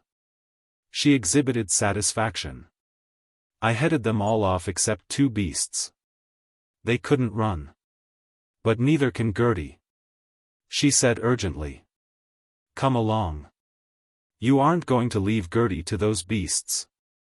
They're drunk," Tietjens said. "Cut away then. I'll look after Gertie." He picked up his bag. "No, I'll come with you," the girl said. Tietjens answered, "Oh, you don't want to go to jail. Clear out," she said. "Nonsense. I've put up with worse than that. 9 months as a slavey. Come along." Tietjens started to run, rather like a rhinoceros seeing purple. He had been violently spurred, for he had been pierced by a shrill, faint scream. The girl ran beside him. "Run," she panted, "put on a spurt." Screams protesting against physical violence were at that date rare things in England. Tietjens had never heard the like. It upset him frightfully, though he was aware only of an expanse of open country. The policeman, whose buttons made him noteworthy, was descending his conical sandhill, diagonally, with caution. There is something grotesque about a town policeman, silvered helmet and all, in the open country. It was so clear and still in the air. Tietjens felt as if he were in a light museum looking at specimens. A little young woman, engrossed, like a hunted rat, came round the corner of a green mound. "This is an assaulted female," the mind of Tietjens said to him. She had a black skirt covered with sand, for she had just rolled down the sandhill. She had a striped grey and black silk blouse, one shoulder torn completely off, so that a white camisole showed. Over the shoulder of the sandhill came the 2 city men, flushed with triumph and panting, their red knitted waistcoats moved like bellows. The black-haired one, his eyes lurid and obscene, brandished aloft a fragment of black and grey stuff. He shouted hilariously. "Strip the bitch naked. Ugh. Strip the bitch stark naked." And jumped down the little hill. He cannonied into Tietjens, who roared at the top of his voice. "You infernal swine. I'll knock your head off if you move." Behind Tietjens' back the girl said.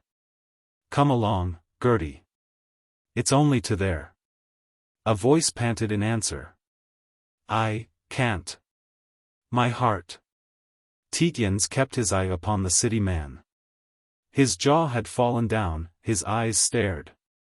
It was as if the bottom of his assured world, where all men desire in their hearts to bash women, had fallen out. He panted. "Urgle! Urgle!" Another scream, a little further than the last voices from behind his back, caused in Tietjens a feeling of intense weariness. What did beastly women want to scream for? He swung round, bag and all. The policeman, his face scarlet like a lobster just boiled, was lumbering unenthusiastically towards the 2 girls who were trotting towards the dike. One of his hands, scarlet also, was extended. He was not a yard from Tietjens. Tietjens was exhausted, beyond thinking or shouting. He slipped his clubs off his shoulder and, as if he were pitching his kit bag into a luggage van, threw the whole lot between the policeman's running legs. The man, who had no impetus to speak of, pitched forward onto his hands and knees.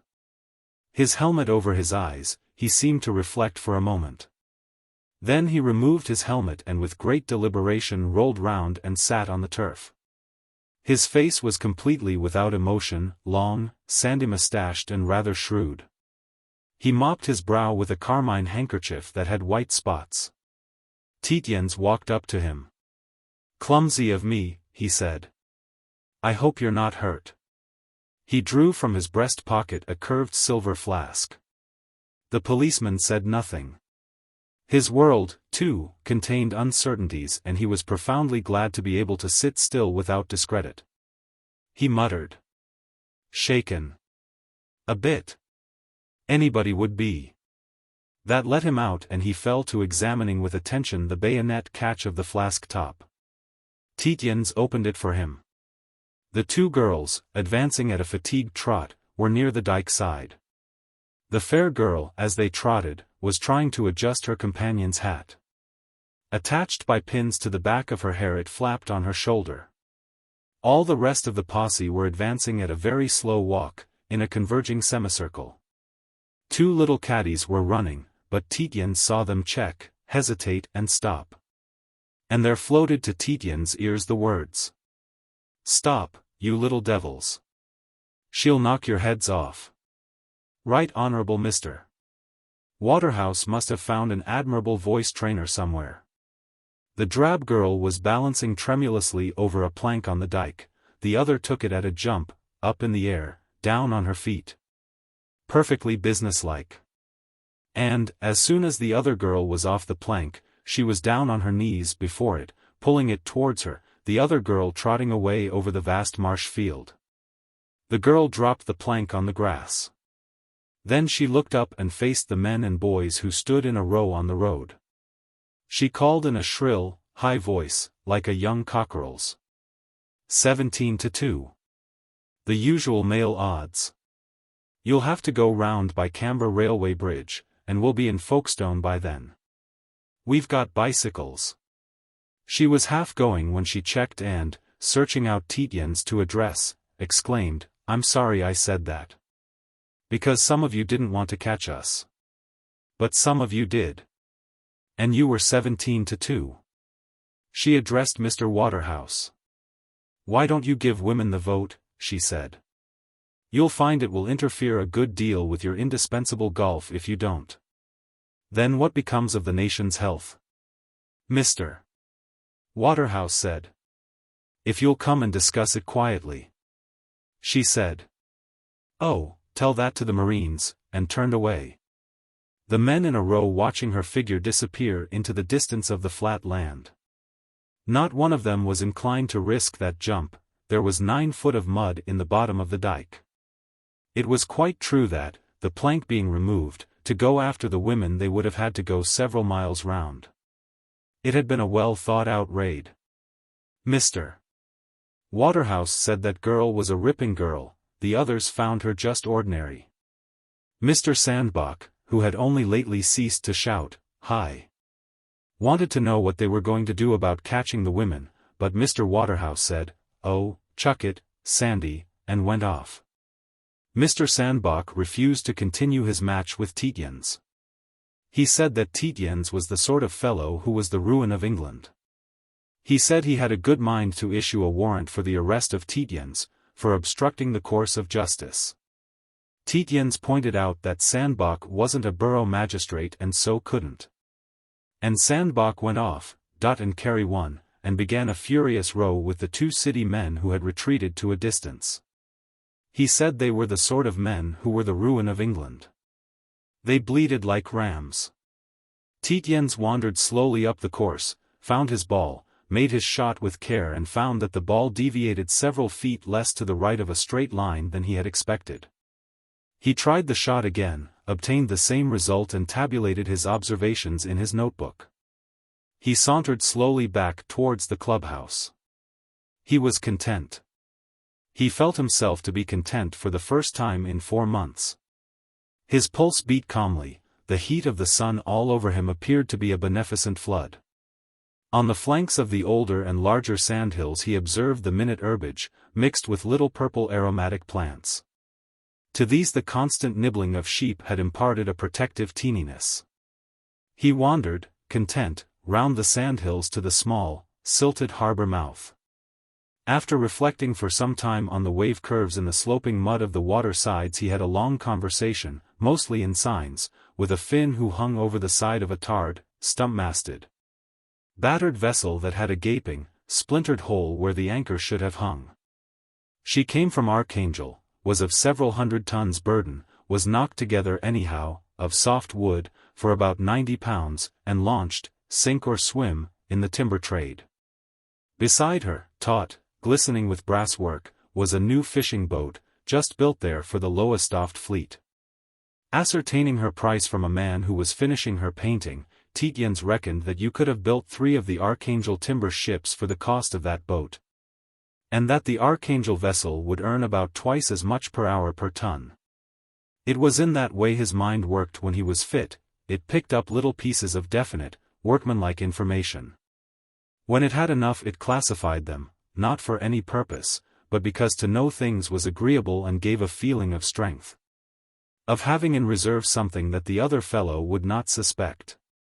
He passed a long, quiet, abstracted afternoon. In the dressing-room he found the general, among lockers, old coats, and stoneware washing basins set in scrubbed wood. The general leaned back against a row of these things. "You are the ruddy limit," he exclaimed. Tietjens said. "Where's Macmaster?" The general said he had sent Macmaster off with Sandbach in the 2-seater. Macmaster had to dress before going up to Mountby. He added, "The ruddy limit, again. Because I knocked the bobby over?" Tietjens asked. He liked it. The general said. "Knocked the bobby over? I didn't see that." "He didn't want to catch the girls," Tietjens said. "You could see him, yearning not to." "I don't want to know anything about that," the general said. "I shall hear enough about it from Paul Sandbach. Give the bobby a quid and let's hear no more of it. I'm a magistrate." "Then what have I done?" Tietjens said. "I helped those girls to get off." "You didn't want to catch them, Waterhouse didn't, the policeman didn't. No one did except the swine." "Then what's the matter?" "Damn it all," the general said, "don't you remember that you're a young married man?" With respect for the general's superior age and achievements, Tietjens stopped himself laughing. "If you're really serious, sir," he said, "I always remember it very carefully. I don't suppose you're suggesting that I've ever shown want of respect for Sylvia?" The general shook his head. "I don't know," he said. "And damn it all, I'm worried. Hang it all, I'm your father's oldest friend." The general looked indeed worn and saddened in the light of the sand-drifted, ground-glass windows. He said, "Was that skirt a friend of yours? Had you arranged it with her?" Tietjens said. "Wouldn't it be better, sir, if you said what you had on your mind?" The old general blushed a little. "I don't like to," he said straightforwardly. "You brilliant fellow. I only want, my dear boy, to hint that." Tietjens said, a little more stiffly. "I'd prefer you to get it out, sir. I acknowledge your right as my father's oldest friend." Then, the general burst out, "Who was the skirt you were lolloping up Pall Mall with? On the last day they trooped the color? I didn't see her myself. Was it this same one? Paul said she looked like a cook maid." Tietjens made himself a little more rigid. "She was, as a matter of fact, a bookmaker's secretary," Tietjens said. "I imagine I have the right to walk where I like, with whom I like. And no one has the right to question it.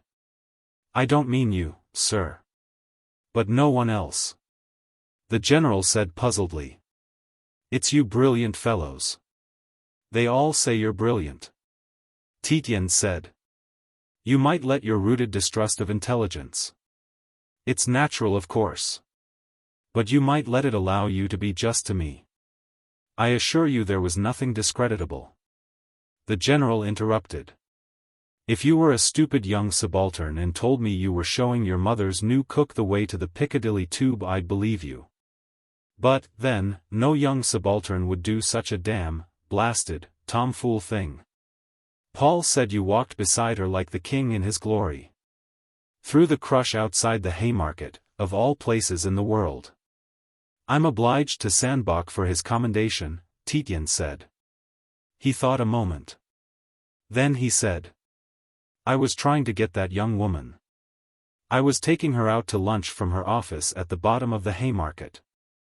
To get her off a friend's back. That is, of course, between ourselves. He said this with great reluctance because he didn't want to cast reflection on Macmaster's taste. For the young lady had been by no means one to be seen walking with a really circumspect public official. But he had said nothing to indicate Macmaster, and he had other friends. The general choked. Upon my soul, he said, what do you take me for? He repeated the words as if he were amazed. If, he said, my GSO2, who's the stupidest ass I know, told me such a damn fool lie as that I'd have him broke tomorrow. He went on expostulatorily, damn it all, it's the first duty of a soldier, it's the first duty of all Englishmen, to be able to tell a good lie in answer to a charge. But a lie like that. He broke off breathless, then he began again. Hang it all, I told that lie to my grandmother and my grandfather told it to his grandfather. And they call you brilliant. He paused and then asked reproachfully, or do you think I'm in a state of senile decay? Tietjens said. I know you, sir, to be the smartest general of division in the British Army. I leave you to draw your own conclusions as to why I said what I did. He had told the exact truth, but he was not sorry to be disbelieved. The general said. Then I'll take it that you tell me a lie, meaning me to know that it's a lie. That's quite proper. I take it you mean to keep the woman officially out of it. But look here, Chrissy, his tone took a deeper seriousness, if the woman that's come between you and Sylvia, that's broken up your home, damn it, for that's what it is little Miss Wannop. Her name was Julia Mandelstein, Tietjens said. The general said. Yes. Yes. Of course. But if it is the little Wannop girl and it's not gone too far. Put her back. Put her back, as you used to be a good boy. It would be too hard on the mother. Tietjens said. General. I give you my word. The general said. I'm not asking any questions, my boy, I'm talking now. You've told me the story you want told and it's the story I'll tell for you. But that little piece is, she used to be, as straight as a die. I dare say you know better than I. Of course when they get among the wild women there's no knowing what happens to them. They say they're all whores. I beg your pardon, if you like the girl. Is Miss Wannop, Tietjens asked, the girl who demonstrates? Sandbach said, the general went on, that he couldn't see from where he was whether that girl was the same as the one in the Haymarket. But he thought it was. He was pretty certain. As he's married your sister, Tietjens said, one can't impugn his taste in women. I say again, I'm not asking, the general said. But I do say again too, put her back. Her father was a great friend of your father's, or your father was a great admirer of his. They say he was the most brilliant brain of the party. Of course I know who Professor Wannop was, Tietjens said. There's nothing you could tell me about him. I dare say not, the general said drily. Then you know that he didn't leave a farthing when he died and the rotten Liberal government wouldn't put his wife and children on the civil list because he'd sometimes written for a Tory paper. And you know that the mother has had a deuced hard row to hoe and has only just turned the corner. If she can be said to have turned it. I know Claudine takes them all the peaches she can cadge out of Paul's gardener. Tietjens was about to say that Mrs. Wannop, the mother, had written the only novel worth reading since the 18th century. But the general went on. Listen to me, my boy. If you can't get on without women. I should have thought Sylvia was good enough. But I know what we men are. I don't set up to be a saint. I heard a woman in the promenade of the Empire say once that it was the likes of them that saved the lives and figures of all the virtuous women of the country. And I dare say it's true. But choose a girl that you can set up in a tobacco shop and do your courting in the back parlor. Not in the Haymarket. Heaven knows if you can afford it. That's your affair. You appear to have been sold up. And from what Sylvia's let drop to Claudine. I don't believe, Tietjens said, that Sylvia said anything to Lady Claudine. She's too straight. I didn't say, said, the General exclaimed, I particularly said, let drop. And perhaps I oughtn't to have said as much as that, but you know what devils for ferreting out women are. And Claudine's worse than any woman I ever knew. And, of course, she's had Sandbach to help, Tietjens said. Oh, that fellow's worse than any woman, the General exclaimed. Then what does the whole indictment amount to? Tietjens asked. Oh, hang it, the General brought out, I'm not a beastly detective, I only want a plausible story to tell Claudine. Or not even plausible.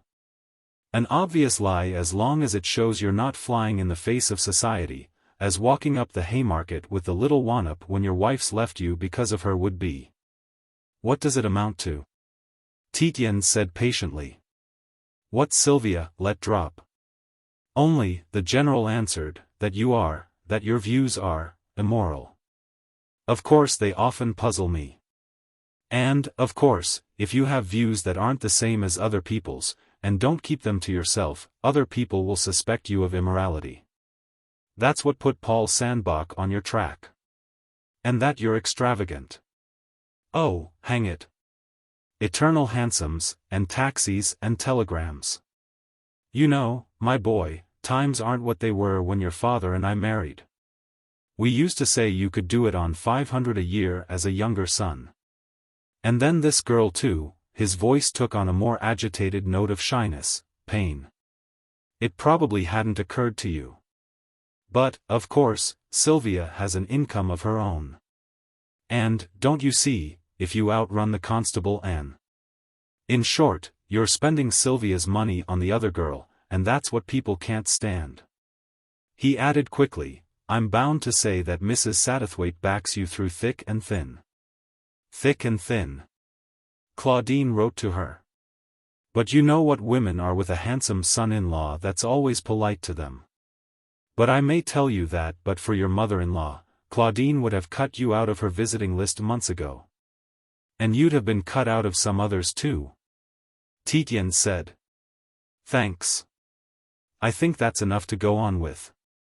Give me a couple of minutes to reflect on what you've said. I'll wash my hands and change my coat, the General said with intense relief. At the end of 2 minutes Tietjens said. No, I don't see that there is anything I want to say. The General exclaimed with enthusiasm. That's my good lad. Open confession is next to reform. And try to be more respectful to your superiors. Damn it, they say you're brilliant. But I thank heaven I haven't got you in my command. Though I believe you're a good lad. But you're the sort of fellow to set a whole division by the ears. A regular, what's his name? A regular Dreyfus. Did you think Dreyfus was guilty? Tietjens asked. Hang it, the General said, he was worse than guilty, the sort of fellow you couldn't believe in and yet couldn't prove anything against. The curse of the world. Tietjens said. Ah. Well, they are, the General said, fellows like that unsettle society. You don't know where you are. You can't judge. They make you uncomfortable. A brilliant fellow too. I believe he's a brigadier general by now. He put his arm round Tietjens' shoulders. There, my dear boy, he said, come and have a sloe gin. That's the real answer to all beastly problems. It was some time before Tietjens could get to think of his own problems. The fly that took them back went with the slow pomp of the procession over the winding marsh road in front of the absurdly picturesque red pyramid of the very old town. Tietjens had to listen to the general suggesting that it would be better if he didn't come to the golf club till Monday. He would get Macmaster some good games. A good, sound fellow that Macmaster now. It was a pity Tietjens hadn't some of his soundness. 2 city men had approached the general on the course and had used some violent invectives against Tietjens. They had objected to being called ruddy swine to their faces. They were going to the police. The general said that he had told them himself, slowly and guiltily, that they were ruddy swine and that they would never get another ticket at that club after Monday.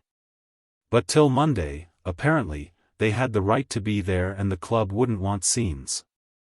Sandbach, too, was infuriated about Tietjens.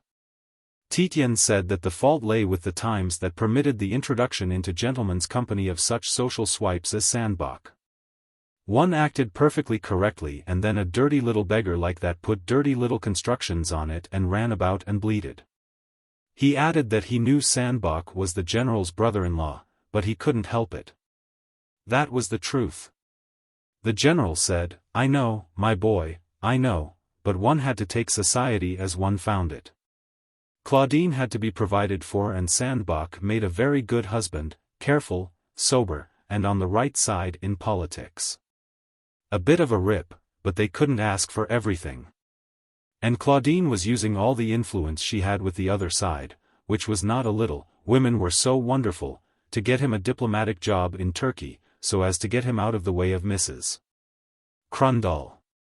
Mrs. Crundall was the leading anti-suffragette of the little town. That was what made Sandbach so bitter against Tietjens. He told Tietjens so that Tietjens might understand. Tietjens had hitherto flattered himself that he could examine a subject swiftly and put it away in his mind. To the general he hardly listened. The allegations against himself were beastly. But he could usually ignore allegations against himself and he imagined that if he said no more about them he would himself hear no more. And, if there were, in clubs and places where men talk, unpleasant rumors as to himself he preferred it to be thought that he was the rip, not his wife the strumpet. That was normal, male vanity, the preference of the English gentleman. Had it been a matter of Sylvia spotless and himself as spotless as he was, for in all these things he knew himself to be spotless, he would certainly have defended himself, at least, to the general. But he had acted practically in not defending himself more vigorously. For he imagined that, had he really tried, he could have made the general believe him. But he had behaved rightly. It was not mere vanity. There was the child up at his sister Effie's. It was better for a boy to have a rip of a father than a whore for mother. The general was expatiating on the solidity of a squat castle, like a pile of drafts, away to the left, in the sun, on the flatness. He was saying that we didn't build like that nowadays. Tietjens said. "You're perfectly wrong, General. All the castles that Henry VIII built in 1543 along this coast are mere monuments of jerry building. In 1543 Jactat Castra Delis, San Gatto, Rea, Hastingas Henricus Rex. That means he chucked them down." The general laughed. "You are an incorrigible fellow. If ever there's any known, certain fact. But go and look at the beastly things," Tietjens said. "You'll see they've got just a facing of kinstone that the tide floated here, and the fillings up are just rubble, any rubbish. Look here. It's a known certain fact, isn't it, that your 18-pounders are better than the French 75s. They tell us so in the house, on the hustings, in the papers, the public believes it. But would you put one of your tiny pet things firing, what is it, 4 shells a minute? With the little bent pins in their tails to stop the recoil, against their 75s with the compressed air cylinders?" The general sat stiffly upon his cushions. "That's different," he said. "How the devil do you get to know these things?" "It isn't different," Tietjens said. It's the same muddle-headed frame of mind that sees good building in Henry VIII as lets us into wars with hopelessly antiquated field guns and rottenly inferior ammunition. You'd fire any fellow on your staff who said we could stand up for a minute against the French. Well, anyhow, the general said, I thank heaven you're not on my staff, for you'd talk my hind leg off in a week. It's perfectly true that the public. But Tietjens was not listening. He was considering that it was natural for an unborn fellow like Sandbach to betray the solidarity that should exist between men. And it was natural for a childless woman like Lady Claudine Sandbach with a flagrantly unfaithful husband to believe in the unfaithfulness of the husbands of other women. The general was saying. Who did you hear that stuff from about the French field gun? Tietjens said. From you. 3 weeks ago. And all the other society women with unfaithful husbands. They must do their best to down and out a man. They would cut him on their visiting lists. Let them. The barren harlots mated to faithless eunuchs. Suddenly he thought that he didn't know for certain that he was the father of his child, and he groaned. Well, what have I said wrong now? The general asked. Surely you don't maintain that pheasants do eat mangolds. Tietjens proved his reputation for sanity with. No. I was just groaning at the thought of the Chancellor. That's sound enough for you, isn't it? But it gave him a nasty turn. He hadn't been able to pigeonhole and padlock his disagreeable reflections. He had been as good as talking to himself. In the bow window of another hostelry than his own he caught the eye of Mr. Waterhouse, who was looking at the view over the marshes. The great man beckoned to him and he went in. Mr. Waterhouse was aware that Tietjens, whom he assumed to be a man of sense, should get any pursuit of the two girls stopped off. He couldn't move in the matter himself. But a £5 note and possibly a police promotion or so might be handed round if no advertisement were given to the mad women on account of their raid of that afternoon. It was not a very difficult matter, for where the great man was to be found in the club lounge, there, in the bar, the mayor, the town clerk, the local head of the police. The doctors and solicitors would be found drinking together. And after it was arranged the great man himself came into the bar, had a drink and pleased them all immensely by his affability. Tietjens himself, dining alone with the minister to whom he wanted to talk about his Labour Finance Act, didn't find him a disagreeable fellow, not really foolish, not sly except in his humour. Tired obviously, but livening up after a couple of whiskies, and certainly not as yet plutocratic. With tastes for apple pie and cream of a 14-year-old boy. And, even as regards his famous act, which was then shaking the country to its political foundations. Once you accepted its fundamental unsuitedness to the temperament and needs of the English working class, you could see that Mr. Waterhouse didn't want to be dishonest.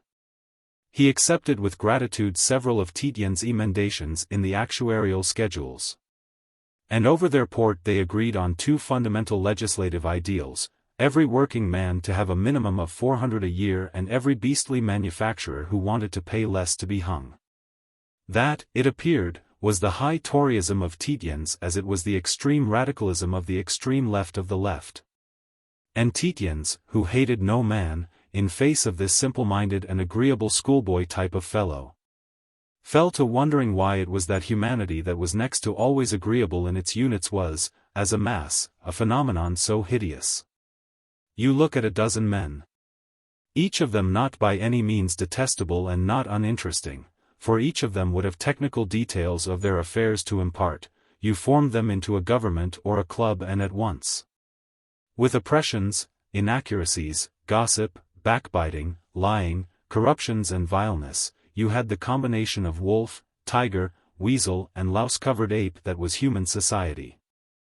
And he remembered the words of some Russian, cats and monkeys. Monkeys and cats. All humanity is there. Tietjens and Mrs. Waterhouse spent the rest of the evening together. Whilst Tietjens was interviewing the policeman, the minister sat on the front steps of the cottage and smoked cheap cigarettes, and when Tietjens went to bed Mr. Waterhouse insisted on sending by him kindly messages to Miss Wannop, asking her to come and discuss female suffrage any afternoon she liked in his private room at the House of Commons. Mr. Waterhouse flatly refused to believe that Tietjens hadn't arranged the raid for Miss Wannop. He said it had been too neatly planned for any woman, and he said Tietjens was a lucky fellow, for she was a ripping girl. Back in his room under the rafters, Tietjens fell, nevertheless, at once a prey to real agitation. For a long time he pounded from wall to wall and, since he could not shake off the train of thought, he got out at last his patience cards. And devoted himself seriously to thinking out the conditions of his life with Sylvia. He wanted to stop scandal if he could, he wanted them to live within his income, he wanted to subtract the child from the influence of its mother. These were all definite but difficult things. Then one half of his mind lost itself in the rearrangement of schedules, and on his brilliant table his hand set queens on kings and checked their recurrences. In that way the sudden entrance of Macmaster gave him a really terrible physical shock.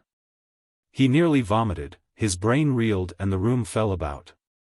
He drank a great quantity of whiskey in front of Macmaster's goggling eyes, but even at that he couldn't talk, and he dropped into his bed faintly aware of his friend's efforts to loosen his clothes. He had, he knew, carried the suppression of thought in his conscious mind so far that his unconscious self had taken command and had, for the time, paralyzed both his body and mind. Chapter 5. It doesn't seem quite fair, Valentine, Mrs. Duchemin said. She was rearranging in a glass bowl some minute flowers that floated on water. They made there, on the breakfast table, a patch, as it were, of mosaic amongst silver chafing dishes, silver eperons piled with peaches in pyramids, and great silver rose bowls filled with roses. That drooped to the damask cloth. A congeries of silver largenesses made as if a fortification for the head of the table. 2 huge silver urns, a great silver kettle on a tripod and a couple of silver vases filled with the extremely tall blue spikes of delphiniums that, spreading out, made as if a fan. The 18th-century room was very tall and long, panelled in darkish wood. In the center of each of 4 of the panels, facing the light, hung pictures, a mellowed orange in tone, representing mists and the cordage of ships in mists at sunrise. On the bottom of each large gold frame was a tablet bearing the inscription, J. M. W. Turner. The chairs, arranged along the long table that was set for 8 people, had the delicate, spidery, mahogany backs of Chippendale. On the golden mahogany sideboard that had behind it green silk curtains on a brass rail were displayed an immense, crumbed ham, more peaches on an ipern, a large meat pie with a varnished crust. Another ipern that supported the large pale globes of grapefruit.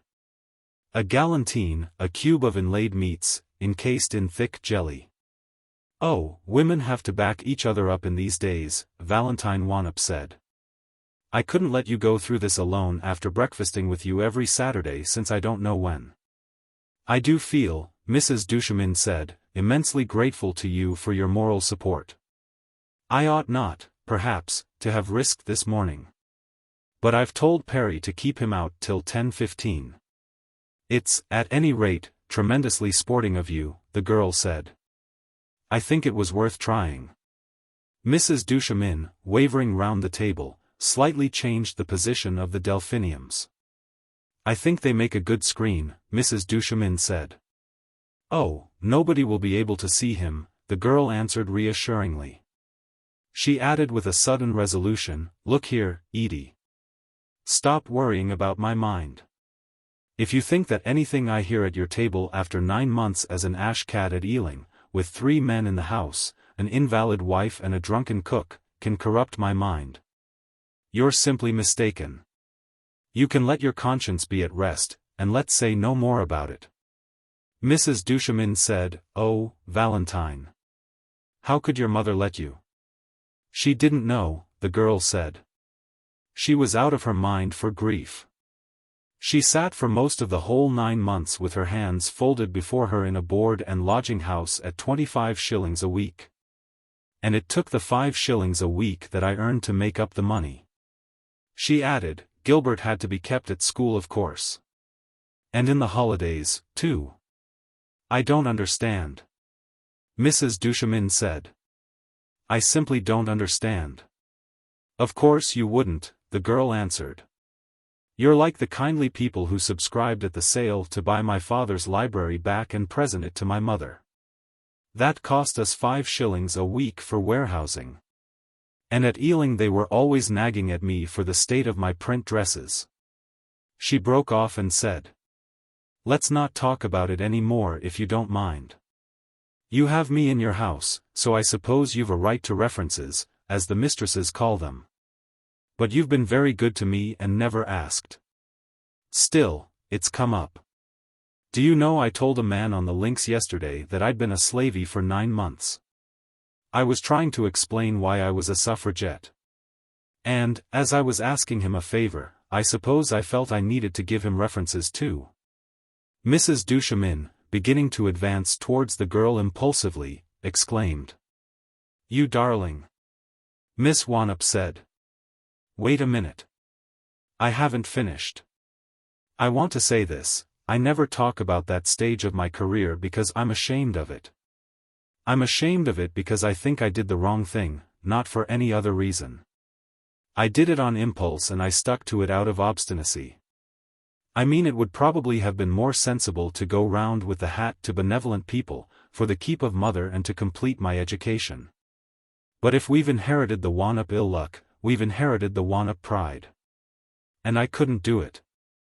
Besides I was only 17, and I gave out we were going into the country after the sale. I'm not educated at all, as you know, or only half, because father, being a brilliant man, had ideas.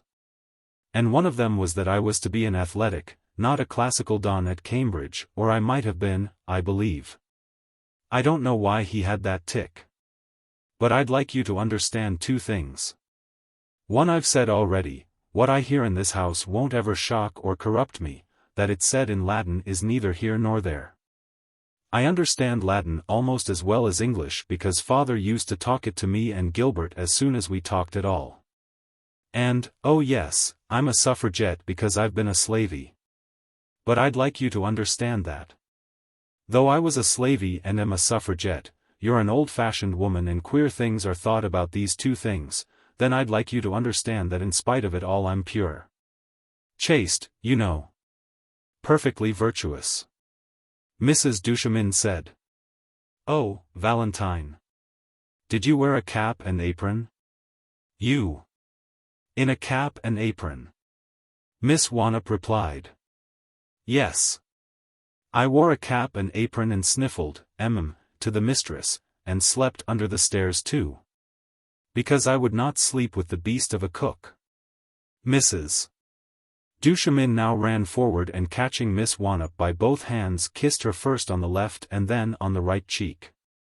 Oh, Valentine, she said, you're a heroine. And you only 22. Isn't that the motor coming? But it wasn't the motor coming and Miss Wannop said. Oh, no. I'm not a heroine. When I tried to speak to that minister yesterday, I just couldn't. It was Gertie who went for him. As for me, I just hopped from one leg to the other and stuttered, V. Votes for W. Omen. If I'd been decently brave I shouldn't have been too shy to speak to a strange man. For that was what it really came to. But that surely, Mrs. Duchemin said, she continued to hold both the girl's hands, makes you all the braver. It's the person who does the thing he's afraid of who's the real hero, isn't it? Oh, we used to argue that old thing over with father when we were 10. You can't tell. You've got to define the term brave. I was just abject. I could harangue the whole crowd when I got them together. But speak to one man in cold blood I couldn't. Of course I did speak to a fat golfing idiot with bulging eyes, to get him to save Gertie. But that was different. Mrs. Duchemin moved both the girl's hands up and down in her own. As you know, Valentine, she said, I'm an old-fashioned woman. I believe that woman's true place is at her husband's side. At the same time. Miss Wannop moved away. "Now, don't, Edie, don't," she said. "If you believe that, you're an anti. Don't run with the hare and hunt with the hounds. It's your defect really. I tell you I'm not a heroine. I dread prison, I hate Rose. I'm thankful to goodness that it's my duty to stop and housemaid typewrite for mother, so that I can't really do things. Look at that miserable, adenoidy little Gertie, hiding upstairs in our garret. She was crying all last night, but that's just nerves. Yet she's been in prison 5 times, stomach pumped and all. Not a moment of funk about her. But as for me, a girl as hard as a rock that prison wouldn't touch. Why, I'm all of a jump now. That's why I'm talking nonsense like a pert schoolgirl. I just dread that every sound may be the police coming for me." Mrs. Duchemin stroked the girl's fair hair and tucked a loose strand behind her ear. "I wish you'd let me show you how to do your hair," she said. "The right man might come along at any moment." "Oh, the right man," Miss Wannop said. "Thanks for tactfully changing the subject. The right man for me, when he comes along, will be a married man. That's the Wannop luck," Mrs. Duchemin said, with deep concern. "Don't talk like that.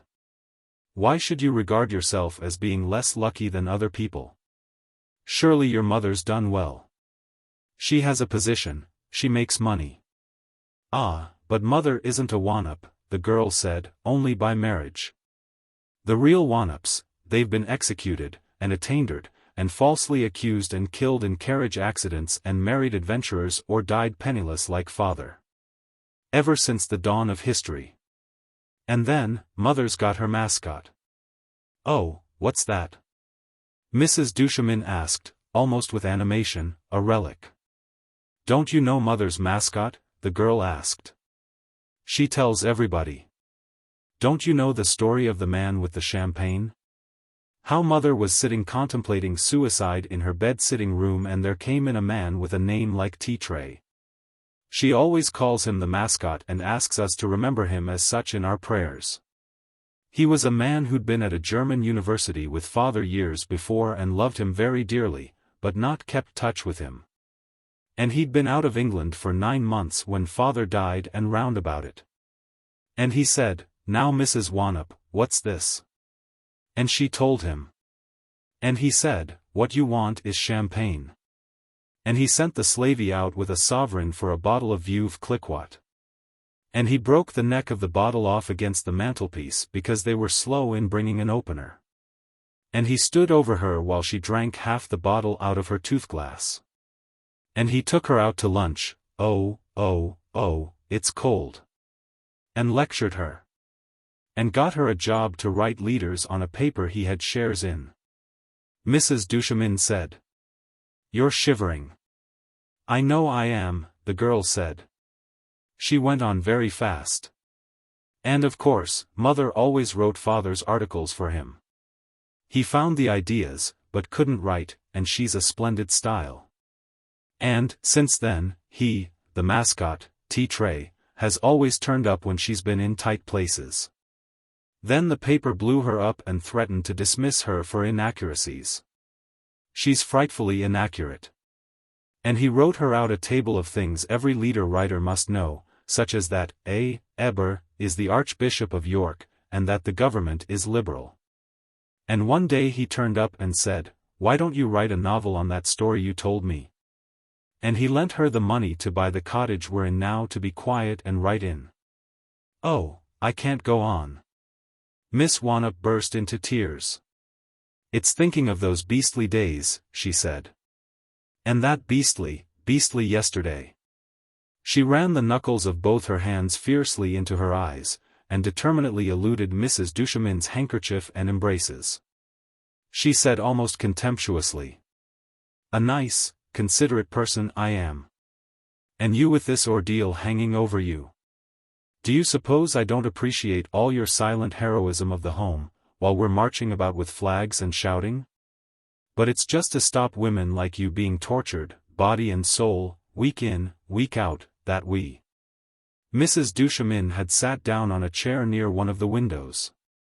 She had her handkerchief hiding her face. "Why women in your position don't take lovers," the girl said, hotly. "Or that women in your position do take lovers." Mrs. Duchemin looked up. In spite of its tears, her white face had an air of serious dignity. "Oh, no, Valentine," she said, using her deeper tones. "There's something beautiful, there's something thrilling about chastity. I'm not narrow-minded. Censorious. I don't condemn. But to preserve in word, thought and action a lifelong fidelity. It's no mean achievement." "You mean like an egg and spoon race," Miss Wannop said. "It isn't," Mrs. Duchemin replied gently, "the way I should have put it. Isn't the real symbol Atlanta, running fast and not turning aside for the golden apple? That always seemed to me the real truth hidden in the beautiful old legend." "I don't know," Miss Wannop said, "when I read what Ruskin says about it in The Crown of Wild Olive. Or no. It's the Queen of the Air. That's his Greek rubbish, isn't it? I always think it seems like an egg race in which the young woman didn't keep her eyes in the boat. But I suppose it comes to the same thing." Mrs. Duchemin said. "My dear. Not a word against John Ruskin in this house." Miss Wannop screamed. An immense voice had shouted. "This way. This way. The ladies will be here." Of Mr. Duchemin's curates, he had 3 of them, for he had 3 marshland parishes almost without stipend. So that no one but a very rich clergyman could have held them. It was observed that they were all very large men with the physiques rather of prize-fighters than of clergy. So that when by any chance at dusk, Mr. Duchemin, who himself was of exceptional stature, and his 3 assistants went together along a road, the hearts of any malefactors whom in the mist they chanced to encounter went pit-a-pat. Mr. Horsley, the number 2, had in addition an enormous voice. He shouted 4 or 5 words, interjected tee-hee, shouted 4 or 5 words more and again interjected tee-hee. He had enormous wrist bones that protruded from his clerical cuffs, an enormous Adam's apple, a large, thin, close-cropped, colorless face like a skull, with very sunken eyes. And when he was once started speaking it was impossible to stop him, because his own voice in his ears drowned every possible form of interruption. This morning, as an inmate of the house, introducing to the breakfast-room Messrs. Tietjens and Macmaster, who had driven up to the steps just as he was mounting them, he had a story to tell. The introduction was, therefore, not, as such, a success. "A state of siege, ladies. Tee-hee," he alternately roared and giggled. "We're living in a regular state of siege. What with, it appeared that the night before, after dinner, Mr. Sandbach and rather more than half a dozen of the young bloods who had dined at Mountby, had gone scouring the country lanes. Mounted on motor bicycles and armed with loaded canes, for suffragettes. Every woman they had come across in the darkness they had stopped, abused, threatened with their loaded canes and subjected to cross-examination. The countryside was up in arms. As a story this took, with the appropriate reflections and repetitions, a long time in telling, and afforded Tietjens and Miss Wannop the opportunity of gazing at each other. Miss Wannop was frankly afraid that this large, clumsy, unusual-looking man, now that he had found her again, might hand her over to the police whom she imagined to be searching for herself. And her friend Gertie, Miss Wilson, at that moment in bed, under the care, as she also imagined, of Mrs. Wannop. On the links he had seemed to her natural and in place. Here, with his loosely hung clothes and immense hands, the white patch on the side of his rather cropped head and his masked rather shapeless features. He affected her queerly as being both in and out of place. He seemed to go with the ham, the meat pie, the galantine and even at a pinch with the roses, but the Turner pictures, the aesthetic curtain and Mrs. Duchemin's flowing robes, amber and rose in the hair did not go with him at all. Even the Chippendale chairs hardly did. And she felt herself thinking oddly, beneath her perturbations, of a criminal and the voice of the Rev. Horsley that his Harris tweeds went all right with her skirt, and she was glad that she had on a clean, cream-colored silk blouse, not a striped pink cotton. She was right as to that. In every man there are two minds that work side by side, the one checking the other. Thus emotion stands against reason, intellect corrects passion, and first impressions act just a little, but very little, before quick reflection. Yet first impressions have always a bias in their favor, and even quiet reflection has often a job to efface them. The night before Tietjens had given several thoughts to this young woman. General Campion had assigned her to him as maîtresse en titre. He was said to have ruined himself, broken up his home and spent his wife's money on her. Those were lies. On the other hand, they were not inherent impossibilities. Upon occasion and given the right woman, quite sound men have done such things. He might, heaven knows, himself be so caught. But that he should have ruined himself over an unnoticeable young female who had announced herself as having been a domestic servant, and wore a pink cotton blouse, that had seemed to go beyond the bounds of even the unreason of club gossip. That was the strong, first impression. It was all very well for his surface mind to say that the girl was not by birth a tweeny maid, she was the daughter of Professor Wannop and she could jump. For Tietjens held very strongly the theory that what finally separated the classes was that the upper could lift its feet from the ground whilst common people couldn't. But the strong impression remained. Miss Wannop was a tweeny maid. Say a lady's help, by nature. She was of good family, for the Wannops were first heard of at Birdlip in Gloucestershire in the year 1417, no doubt enriched after Agincourt. But even brilliant men of good family will now and then throw daughters who are lady helps by nature. That was one of the queernesses of heredity. And, though Tietjens had even got as far as to realize that Miss Wannop must be a heroine who had sacrificed her young years to her mother's gifts, and no doubt to a brother at school, for he had guessed as far as that, even then Tietjens couldn't make her out as more than a lady help.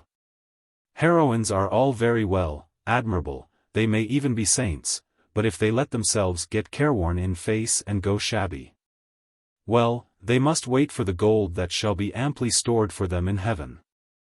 On this earth you could hardly accept them as wives for men of your own set.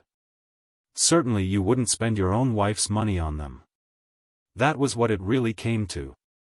But, brightened up as he now suddenly saw her, with silk for the pink cotton, shining coiled hair for the white canvas hat, a charming young neck, good shoes beneath neat ankles. A healthy flush taking the place of yesterday's pallor of fear for her comrade. An obvious equal in the surroundings of quite good people, small, but well-shaped and healthy, immense blue eyes fixed without embarrassment on his own. By Jove, he said to himself, it's true. What a jolly little mistress she'd make. He blamed Campion, Sandbach and the club gossips for the form the thought had taken. For the cruel, bitter and stupid pressure of the world has yet about it something selective. If it couples male and female in its inexorable rings of talk, it will be because there is something harmonious in the union. And there exists then the pressure of suggestion. He took a look at Mrs. Duchemin and considered her infinitely commonplace and probably a bore. He disliked her large-shouldered, many-yard style of blue dress and considered that no woman should wear clouded amber, for which the proper function was the provision of cigarette holders for bounders. He looked back at Miss Wannop, and considered that she would make a good wife for Macmaster. Macmaster liked bouncing girls and this girl was quite lady enough. He heard Miss Wannop shout against the gale to Mrs. Duchemin. Do I sit beside the head of the table and pour out? Mrs. Duchemin answered. No. I've asked Miss Fox to pour out. She's nearly stone deaf. Miss Fox was the penniless sister of a curate deceased. You're to amuse Mr. Tietjens. Tietjens noticed that Mrs. Duchemin had an agreeable turret voice. It penetrated the noises of Mr. Horsley as the missel thrushes note a gale. It was rather agreeable. He noticed that Miss Wannop made a little grimace.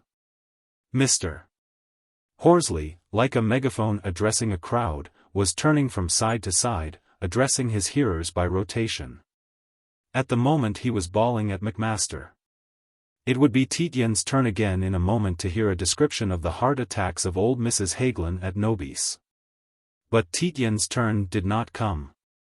A high-complexioned, round-cheeked, 45-ish lady, with agreeable eyes, dressed rather well in the black of the not very lately widowed, entered the room with precipitation. She patted Mr. Horsley on his declamatory right arm and, since he went on talking, she caught him by the hand and shook it. She exclaimed in high, commanding tones. "Which is Mr. Macmaster, the critic?" And then, in the dead lull to Tietjens, "Are you Mr. Macmaster, the critic?" "No." "Then you must be." Her turning to Macmaster and the extinction of her interest in himself had been one of the rudest things Tietjens had ever experienced. But it was an affair so strictly businesslike that he took it without any offense. She was remarking to Macmaster. "Oh, Mr. Macmaster, my new book will be out on Thursday week," and she had begun to lead him towards a window at the other end of the room. Miss Wannop said. "What have you done with Gertie?" "Gertie!"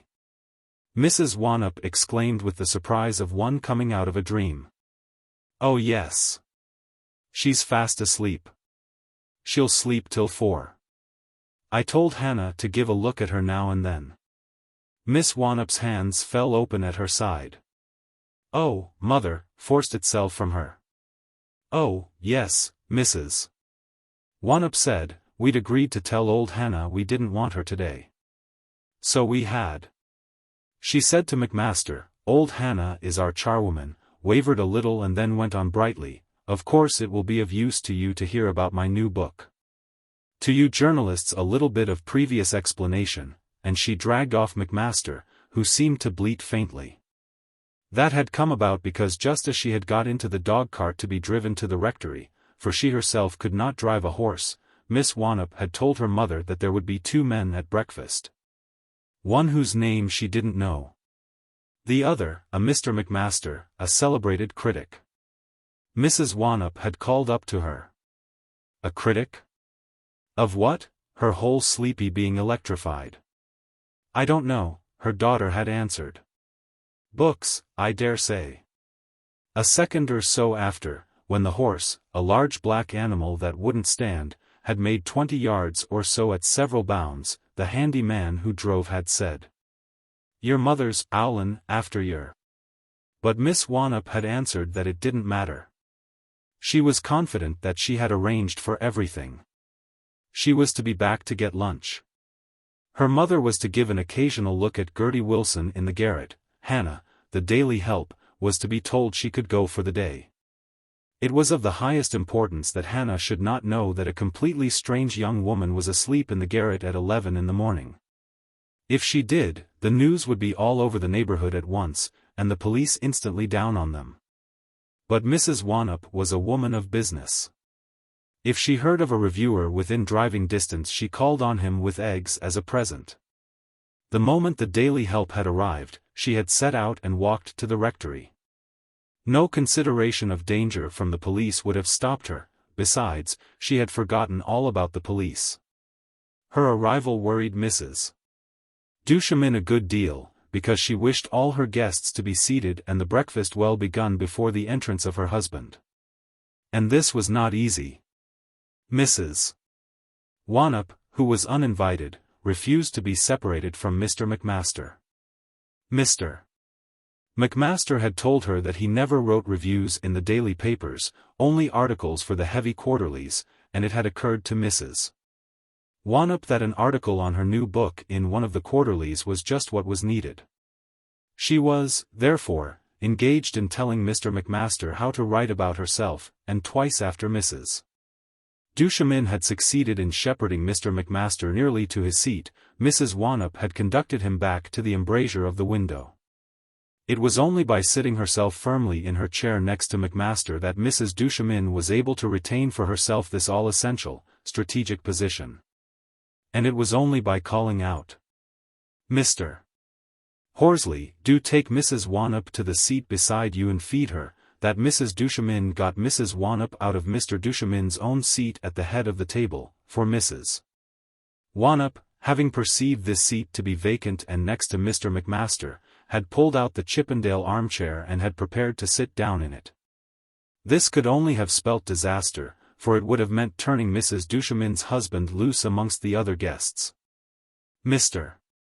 Horsley, however, accomplished his duty of leading away this lady with such firmness that Mrs. Wannop conceived of him as a very disagreeable and awkward person. Mr. Horsley's seat was next to Miss Fox, a grey spinster, who sat, as it were, within the fortification of silver urns and deftly occupied herself with the ivory taps of these machines. This seat, too, Mrs. Wannop tried to occupy, imagining that, by moving the silver vases that upheld the tall delphiniums, she would be able to get a diagonal view of Macmaster and so to shout to him. She found, however, that she couldn't, and so resigned herself to taking the chair that had been reserved for Miss Gertie Wilson, who was to have been the 8th guest. Once there she sat in distracted gloom, occasionally saying to her daughter, "I think it's very bad management. I think this party's very badly arranged." Mr. Horsley she hardly thanked for the soul that he placed before her, Tietjens she did not even look at. Sitting beside Macmaster, her eyes fixed on a small door in the corner of a panelled wall, Mrs. Duchemin became a prey to a sudden and overwhelming fit of apprehension. It forced her to say to her guest, though she had resolved to chance it and say nothing, "It wasn't perhaps fair to ask you to come all this way. You may get nothing out of my husband. He's apt, especially on Saturdays." She trailed off into indecision. It was possible that nothing might occur. On 2 Saturdays out of 7 nothing did occur. Then an admission would be wasted. This sympathetic being would go out of her life with a knowledge that he needn't have had, to be a slur on her memory in his mind. But then, overwhelmingly, there came over her the feeling that, if he knew of her sufferings, he might feel impelled to remain and comfort her. She cast about for words with which to finish her sentence. But Macmaster said, "Oh, dear lady." And it seemed to her to be charming to be addressed thus. One understands. One is surely trained and adapted to understand, that these great scholars, these abstracted cognoscenti. Mrs. Duchemin breathed a great ah of relief. Macmaster had used the exactly right words. And Macmaster was going on, merely to spend a short hour. A swallow flight. As when the swallow gliding from lofty portal to lofty portal. You know the lines, in these. Your perfect surroundings. Blissful waves seemed to pass from him to her. It was in this way that men should speak, in that way, steel blue tie, true-looking gold ring, steel blue eyes beneath black brows, that men should look. She was half conscious of warmth. This suggested the bliss of falling asleep, truly, in perfect surroundings. The roses on the table were lovely, their scent came to her. A voice came to her. "You do the thing in style, I must say." The large, clumsy but otherwise unnoticeable being that this fascinating man had brought in his train was setting up pretensions to her notice. He had just placed before her a small blue china plate that contained a little black caviar and a round of lemon, a small Sèvres, pinkish, delicate plate that held the pinkest peach in the room. She had said to him, "Oh, a little caviar. A peach," a long time before, with the vague underfeeling that the names of such comestibles must convey to her person a charm in the eyes of Caliban. She buckled about her armor of charm. Tietjens was gazing with large, fishish eyes at the caviar before her. "How do you get that, for instance?" he asked. "Oh," she answered, "if it wasn't my husband's doing it would look like ostentation. I'd find it ostentatious for myself." She found a smile, radiant, yet muted. "He's trained Simpkins of New Bond Street. For a telephone message overnight special messengers go to Billingsgate at dawn for salmon, and red mullet, this, in ice, and great blocks of ice, too. It's such pretty stuff, and then by 7 the car goes to Ashford Junction. All the same, it's difficult to give a breakfast before 10. She didn't want to waste her careful sentences on this grey fellow. She couldn't, however, turn back, as she yearned to do, to the kindredly running phrases, as if out of books she had read. Of the smaller man. Ah, but it isn't, Tietjens said, ostentation. It's the great tradition. You mustn't ever forget that your husband's breakfast du chemin of Magdalen. He seemed to be gazing, inscrutably, deep into her eyes. But no doubt he meant to be agreeable. Sometimes I wish I could, she said. He doesn't get anything out of it himself. He's ascetic to unreasonableness. On Fridays he eats nothing at all. It makes me quite anxious, for Saturdays. Tietjens said. I know. She exclaimed, and almost with sharpness. You know. He continued to gaze straight into her eyes. Oh, of course one knows all about breakfast du chemin, he said. He was one of Ruskin's road builders. He was said to be the most Ruskin-like of them all. Mrs. du chemin cried out, oh. Fragments of the worst stories that in his worst moods her husband had told her of his old preceptor went through her mind. She imagined that the shameful parts of her intimate life must be known to this nebulous monster. For Tietjens, turned sideways and facing her, had seemed to grow monstrous, and as if with undefined outlines. He was the male, threatening, clumsily odious and external. She felt herself say to herself, I will do you an injury, if ever, for already she had felt herself swaying the preferences, the thoughts and the future of the man on her other side. He was the male, tender, infitting, the complement of the harmony, the meat for consumption, like the sweet pulp of figs.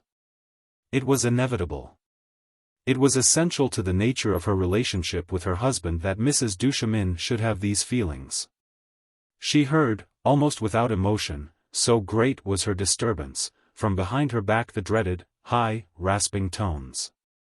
Post coitum tristia. Ha! Ha! That's what it is.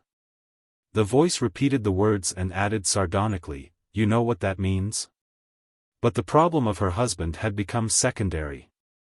The real problem was, what was this monstrous and hateful man going to say of her to his friend, when, for long hours, they were away? He was still gazing into her eyes. He said nonchalantly, rather low. I wouldn't look round if I were you. Vincent Macmaster is quite up to dealing with the situation. His voice had the familiarity of an elder brother's. And at once Mrs. du chemin knew that already close ties were developing between herself and Macmaster. He was speaking as a man speaks in emergencies to the mistress of his dearest friend. He was then one of those formidable and to be feared males who possess the gift of right intuitions. Tietjens said, you heard.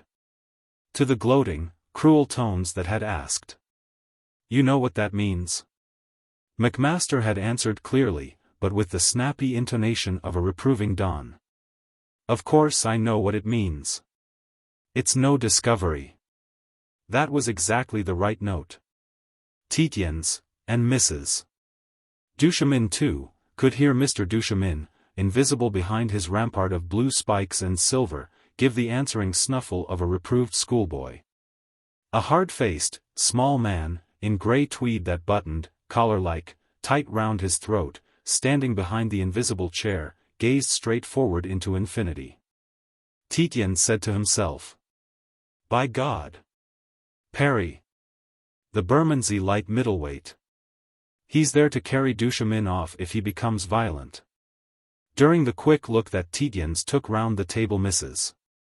du chemin gave, sinking lower in her chair, a short gasp of utter relief. Whatever Macmaster was going to think of her, he thought now. He knew the worst. It was settled, for good or ill. In a minute she would look round at him. Tietjens said. It's all right, Macmaster will be splendid. We had a friend up at Cambridge with your husband's tendencies, and Macmaster could get him through any social occasion. Besides, we're all gentlefolk here. He had seen the Rev.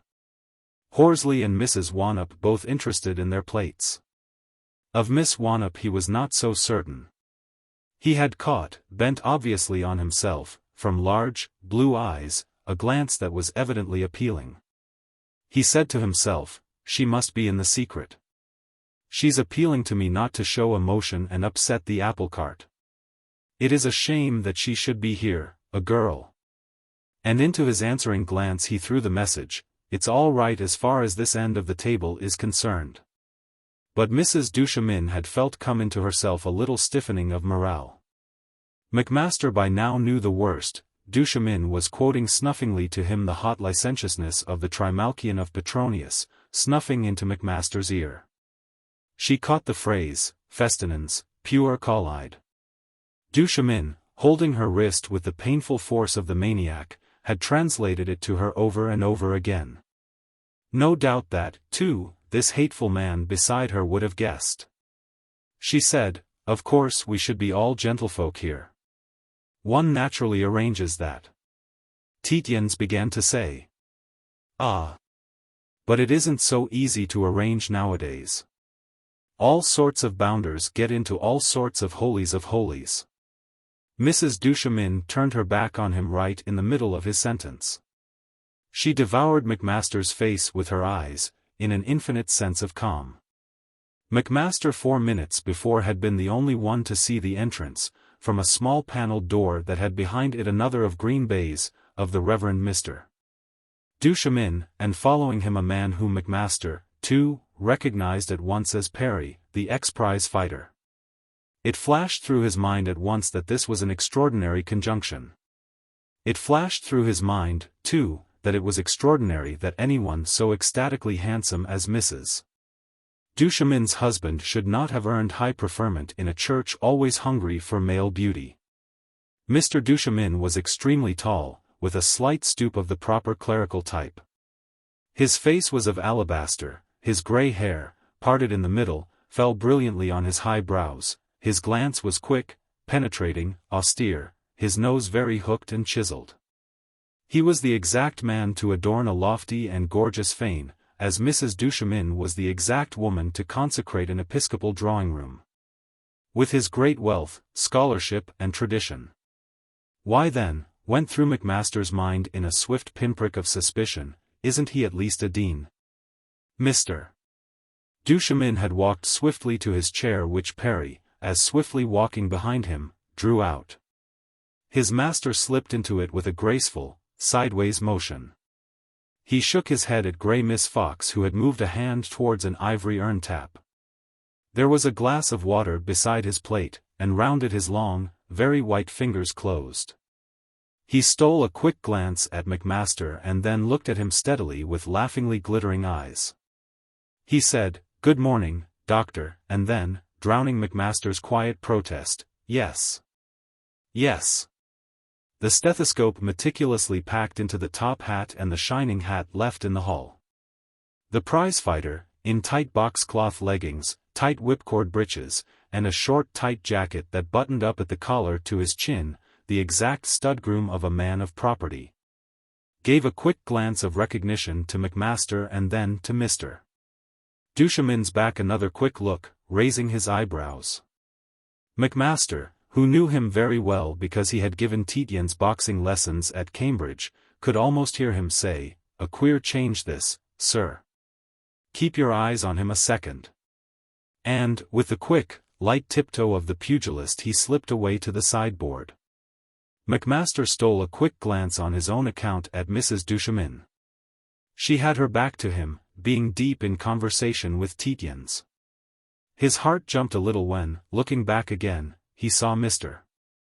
Duchemin, half raised to his feet, peering round the fortifications of silver. But he sank down again in his chair, and surveying Macmaster with an expression of cunning singular on his ascetic features, exclaimed. "And your friend?" "Another medical man. All with stethoscope complete. It takes, of course, 2 medical men to certify." He stopped and with an expression of sudden, distorted rage, pushed aside the arm of Perry, who was sliding a plate of sole fillets on to the table beneath his nose. "Take away," he was beginning to exclaim thunderously, these conducements to the filthy lusts of, but with another cunning and apprehensive look at Macmaster, he said, "Yes. Yes. Perry. That's right. Yes. Soul. A touch of kidney to follow. Another. Yes. Grapefruit. With sherry." He had adopted an old Oxford voice, spread his napkin over his knees and hastily placed in his mouth a morsel of fish. Macmaster with a patient and distinct intonation said that he must be permitted to introduce himself. He was Macmaster, Mr. Duchemin's correspondent on the subject of his little monograph. Mr. Duchemin looked at him, hard, with an awakened attention that gradually lost suspicion and became gloatingly joyful. "Ah, yes, Macmaster," he said. "Macmaster. A budding critic. A little of a hedonist perhaps? And yes, you wired that you were coming. 2 friends. Not medical men. Friends." He moved his face closer to Macmaster and said, "How tired you look. Worn. Worn." Macmaster was about to say that he was rather hard-worked when, in a harsh, high cackle close to his face, there came the Latin words. Mrs. Duchemin, and Tietjens, had heard. He knew then what he was up against. He took another look at the prizefighter, moved his head to one side to catch a momentary view of the gigantic Mr. Horsley, whose size took on a new meaning. Then he settled down in his chair and ate a kidney. The physical force present was no doubt enough to suppress Mr. Duchemin should he become violent. And trained. It was one of the curious, minor coincidences of life that, at Cambridge, he had once thought of hiring this very Perry to follow round his dear friend Sim. Sim, the most brilliant of sardonic ironists, sane, decent and ordinarily a little prudish on the surface, had been subject to just such temporary lapses as Mr. Duchemin. On society occasions he would stand up and shout or sit down and whisper the most unthinkable indecencies. Macmaster, who had loved him very much, had run round with Sim as often as he could, and had thus gained skill in dealing with these manifestations. He felt suddenly a certain pleasure. He thought he might gain prestige in the eyes of Mrs. Duchemin if he dealt quietly and efficiently with this situation. It might even lead to an intimacy. He asked nothing better. He knew that Mrs. Duchemin had turned towards him, he could feel her listening and observing him, it was as if her glance was warm on his cheek. But he did not look round.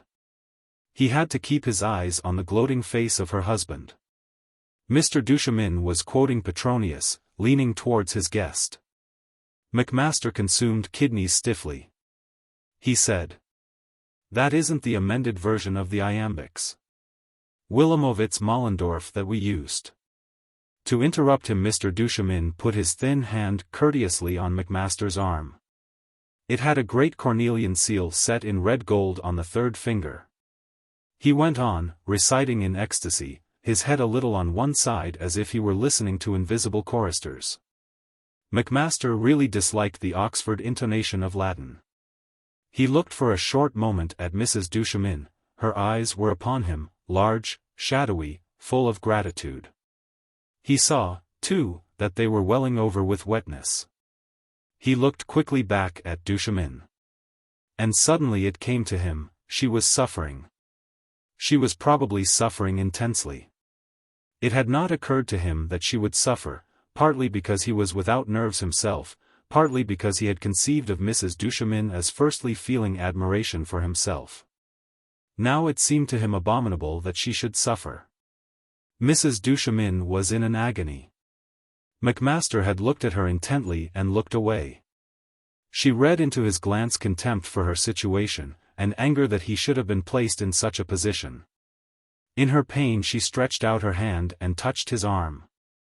Macmaster was aware of her touch, his mind seemed filled with sweetness. But he kept his head obstinately averted. For her sake he did not dare to look away from the maniacal face.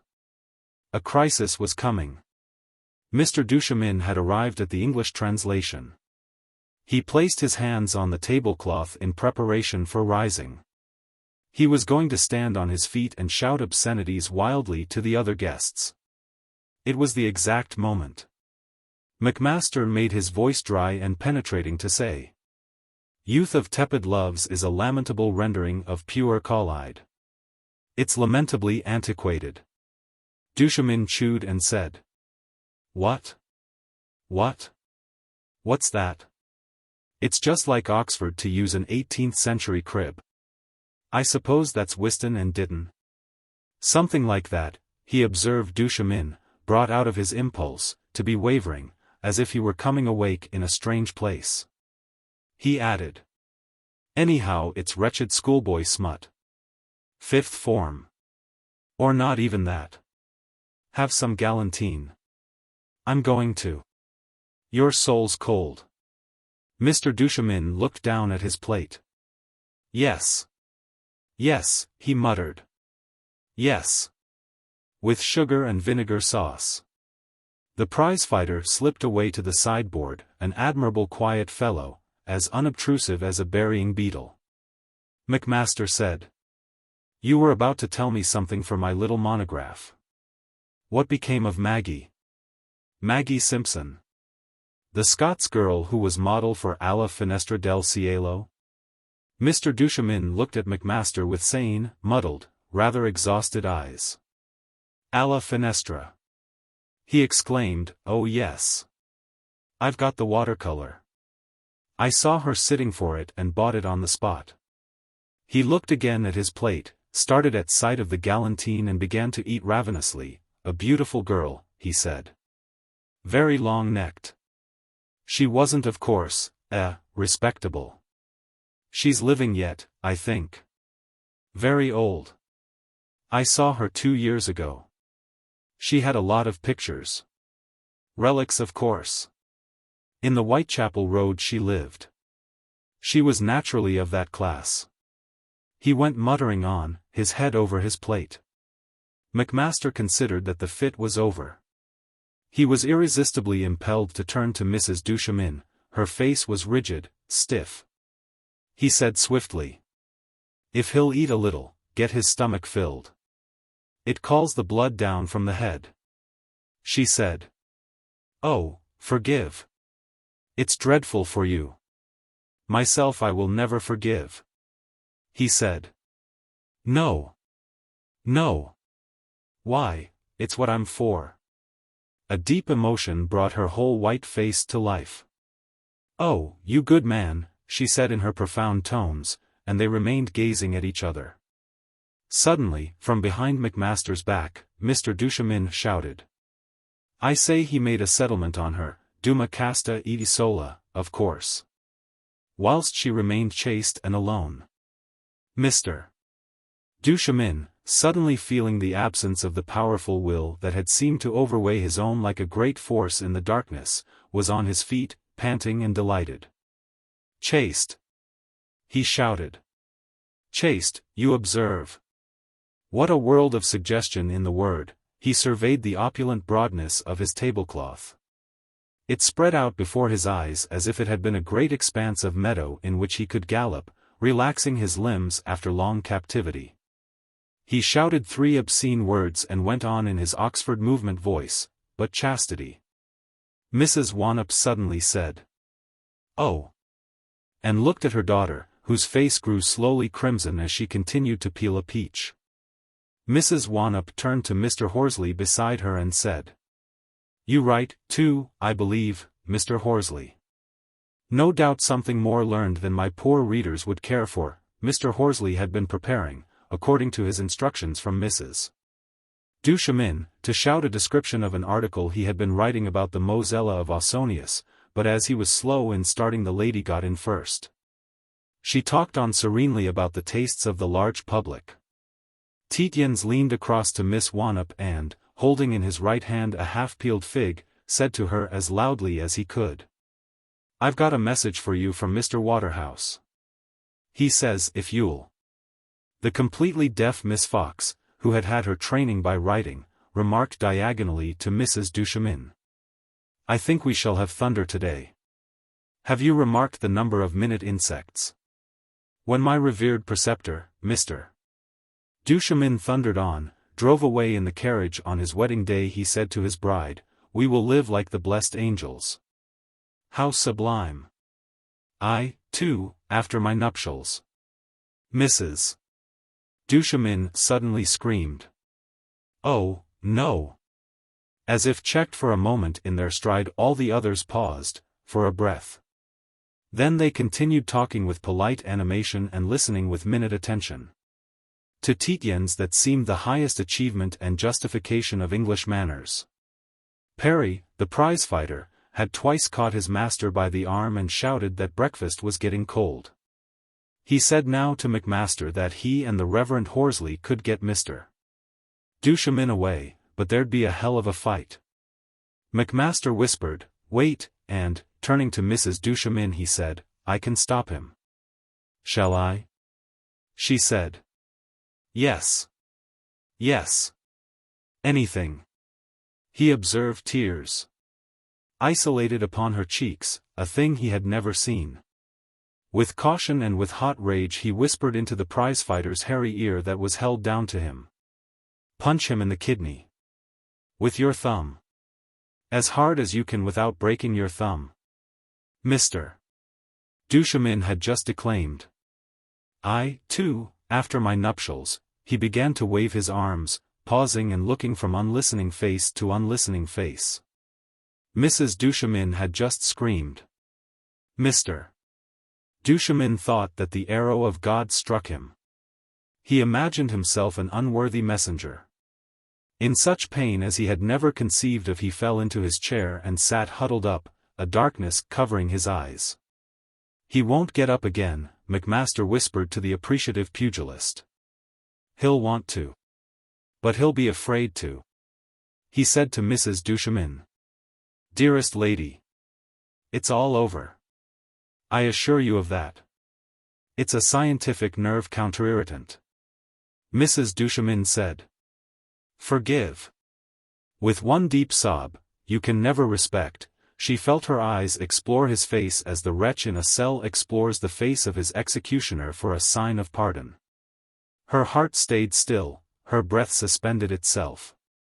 Then complete heaven began.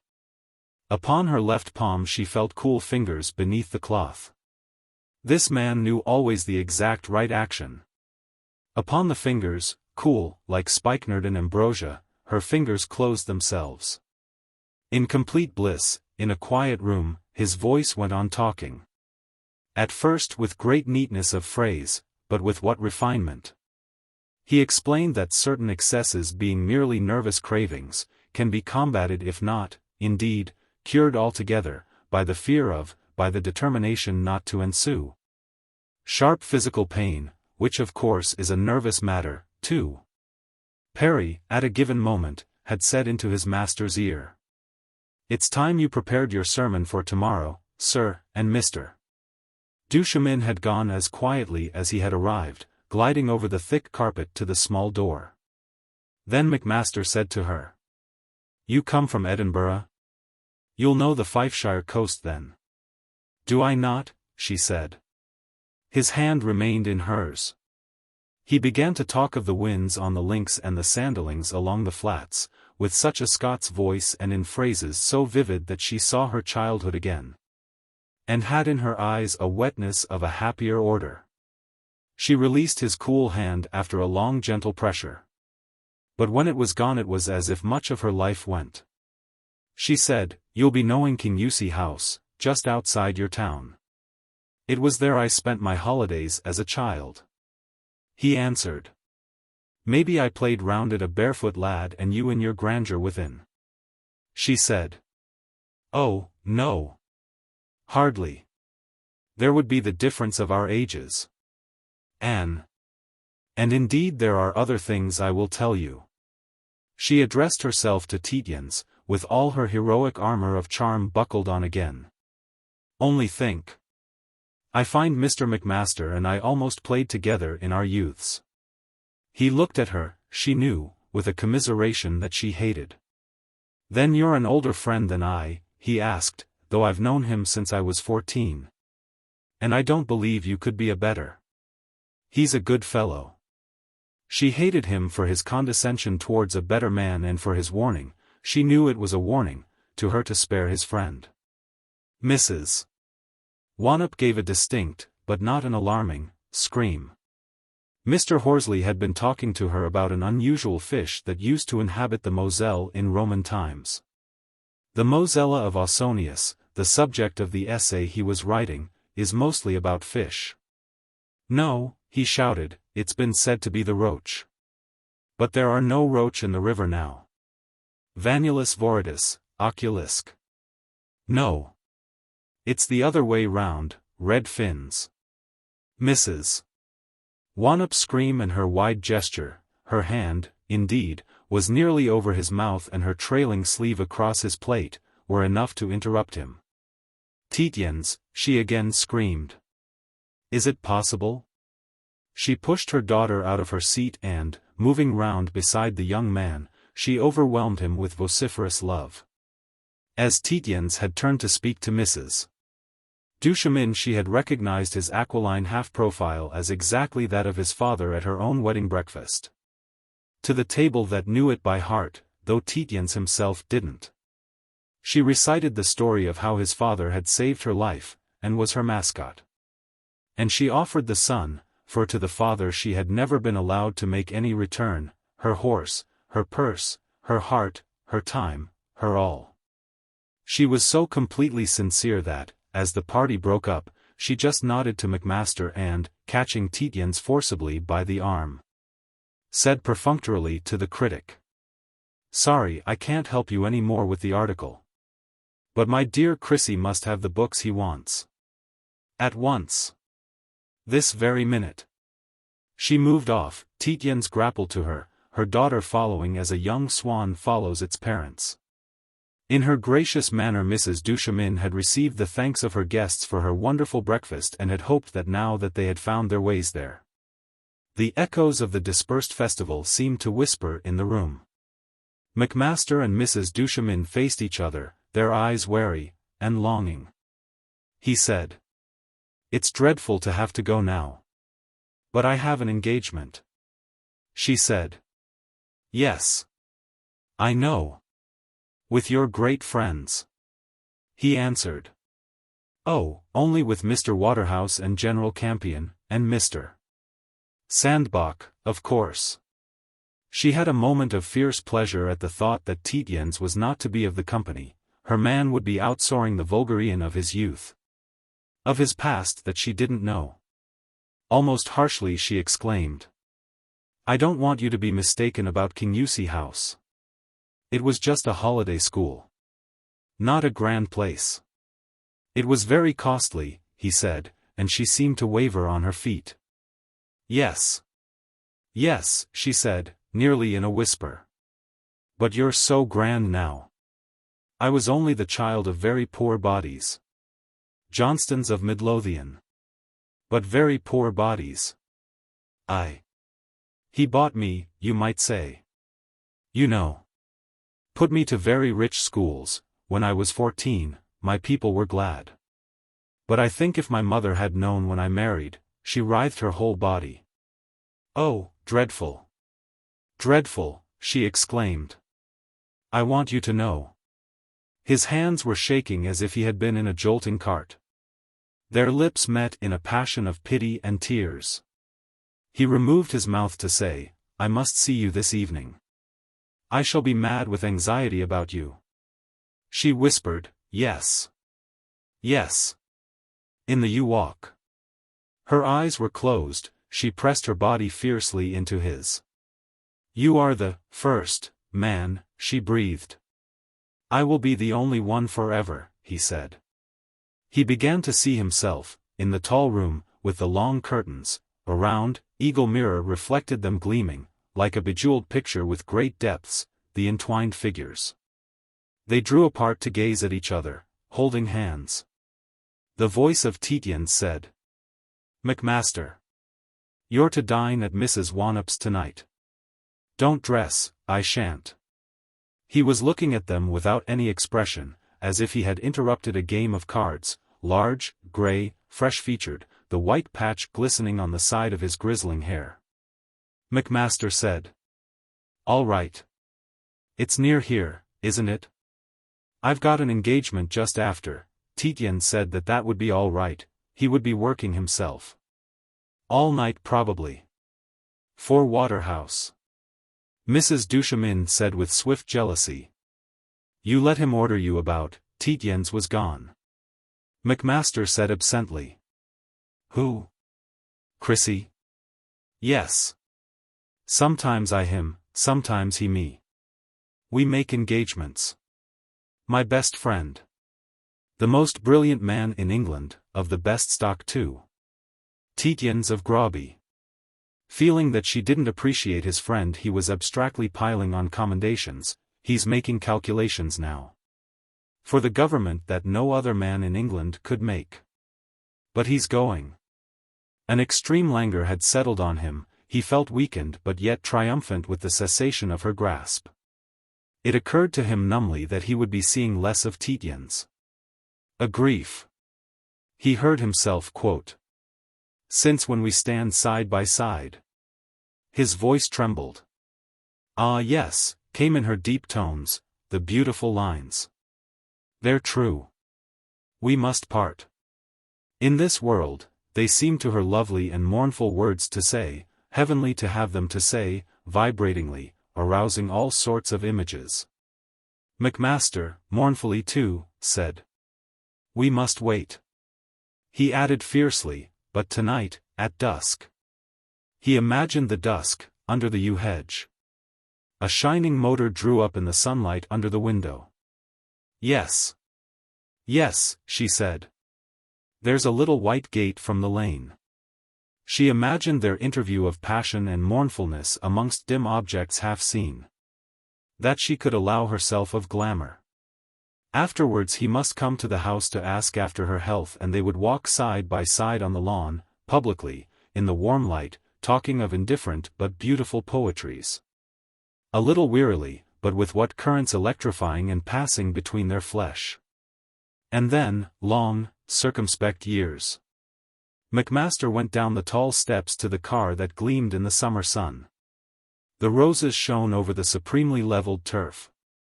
His heel met the stones with the hard tread of a conqueror. He could have shouted aloud. Chapter 6. Tietjens lit a pipe beside the stile, having first meticulously cleaned out the bowl and the stem with a surgical needle, in his experience the best of all pipe cleaners, since made of German silver, it is flexible, won't corrode and is indestructible. He wiped off methodically, with a great dock leaf, the glutinous brown products of burnt tobacco, the young woman, as he was aware, watching him from behind his back. As soon as he had restored the surgical needle to the notebook in which it lived, and had put the notebook into its bulky pocket, Miss Wannop moved off down the path. It was only suited for Indian file, and had on the left hand a 10-foot, untrimmed quicken hedge. The hawthorn blossoms just beginning to blacken at the edges and small green haws to show. On the right the grass was above knee-high and bowed to those that passed. The sun was exactly vertical, the chaffinches said, "Pink." Pink, the young woman had an agreeable back. This, Tietjens thought, is England. A man and a maid walk through Kentish grass fields, the grass ripe for the scythe. The man honorable, clean, upright. The maid virtuous, clean, vigorous, he of good birth, she of birth quite as good, each filled with a too-good breakfast that each could yet capably digest. Each come just from an admirably appointed establishment, a table surrounded by the best people, their promenade sanctioned, as it were, by the church, 2 clergy, the state, 2 government officials. By mothers, friends, old maids. Each knew the names of birds that piped and grasses that bowed, chaffinch, greenfinch, yellow ammer, not, my dear, hammer. Ammer from the Middle High German for finch, garden warbler, Dartford warbler, pied wagtail, known as dishwasher. These charming local dialect names. Marguerites over the grass, stretching in an infinite white blaze, grasses purple in a haze to the far distant hedgerow, coltsfoot, wild white clover, sainfoin. Italian rye grass, all technical names that the best people must know, the best grass mixture for permanent pasture on the Wealden loam. In the hedge, Our Lady's bedstraw, dead nettle, bachelor's button, but in Sussex they call it ragged robin, my dear, so interesting. Cowslip, pagel, you know, from old French pasque, meaning Easter burr, burdock, farmer that thy wife may thrive, but not burr and burdock wive. Violet leaves. The flowers of course over, black bryony, wild clematis, later its old man's beard, purple loosestrife. That our young maids long purples call and literal shepherds give a grosser name. So racy of the soil. Walk. Then, through the field, gallant youth and fair maid, minds cluttered up with all these useless anodynes for thought, quotations. Imbecile epithets. Dead silent, unable to talk, from too good breakfast to probably extremely bad lunch. The young woman, so the young man is duly warned. To prepare it, pink India rubber half-cooked cold beef, no doubt, tepid potatoes, water in the bottom of willow pattern dish. No. Not genuine willow pattern, of course. Mr. Tietjens. Overgrown lettuce with wood vinegar to make the mouth scream with pain, pickles, also preserved in wood vinegar, 2 bottles of public-house beer that, on opening, squirts to the wall. A glass of invalid port, for the gentleman, and the jaws hardly able to open after the too enormous breakfast at 10:15. Midday now. God's England. Tietjens exclaimed to himself in high good humor. Land of hope and glory. F natural descending to tonic, C major, chord of 6, 4, suspension over dominant 7th to common chord of C major. All absolutely correct. Double basses, cellos, all violins, all woodwind, all brass. Full grand organ, all stops, special vox humana and key bugle effect. Across the counties came the sound of bugles that his father knew. Pipe exactly right. It must be, pipe of Englishman of good birth, ditto tobacco. Attractive young woman's back. English midday midsummer. Best climate in the world. No day on which man may not go abroad. Tietjens paused and aimed with his hazel stick an immense blow at a tall spike of yellow mullein with its undecided, furry, glaucous leaves and its undecided, buttony, unripe lemon-colored flower. The structure collapsed, gracefully, like a woman killed among crinolines. Now I'm a bloody murderer. Tietjens said. Not gory. Green stained with vital fluid of innocent plant. And by God. Not a woman in the country who won't let you rape her after an hour's acquaintance. He slew 2 more mulleins and a sow thistle.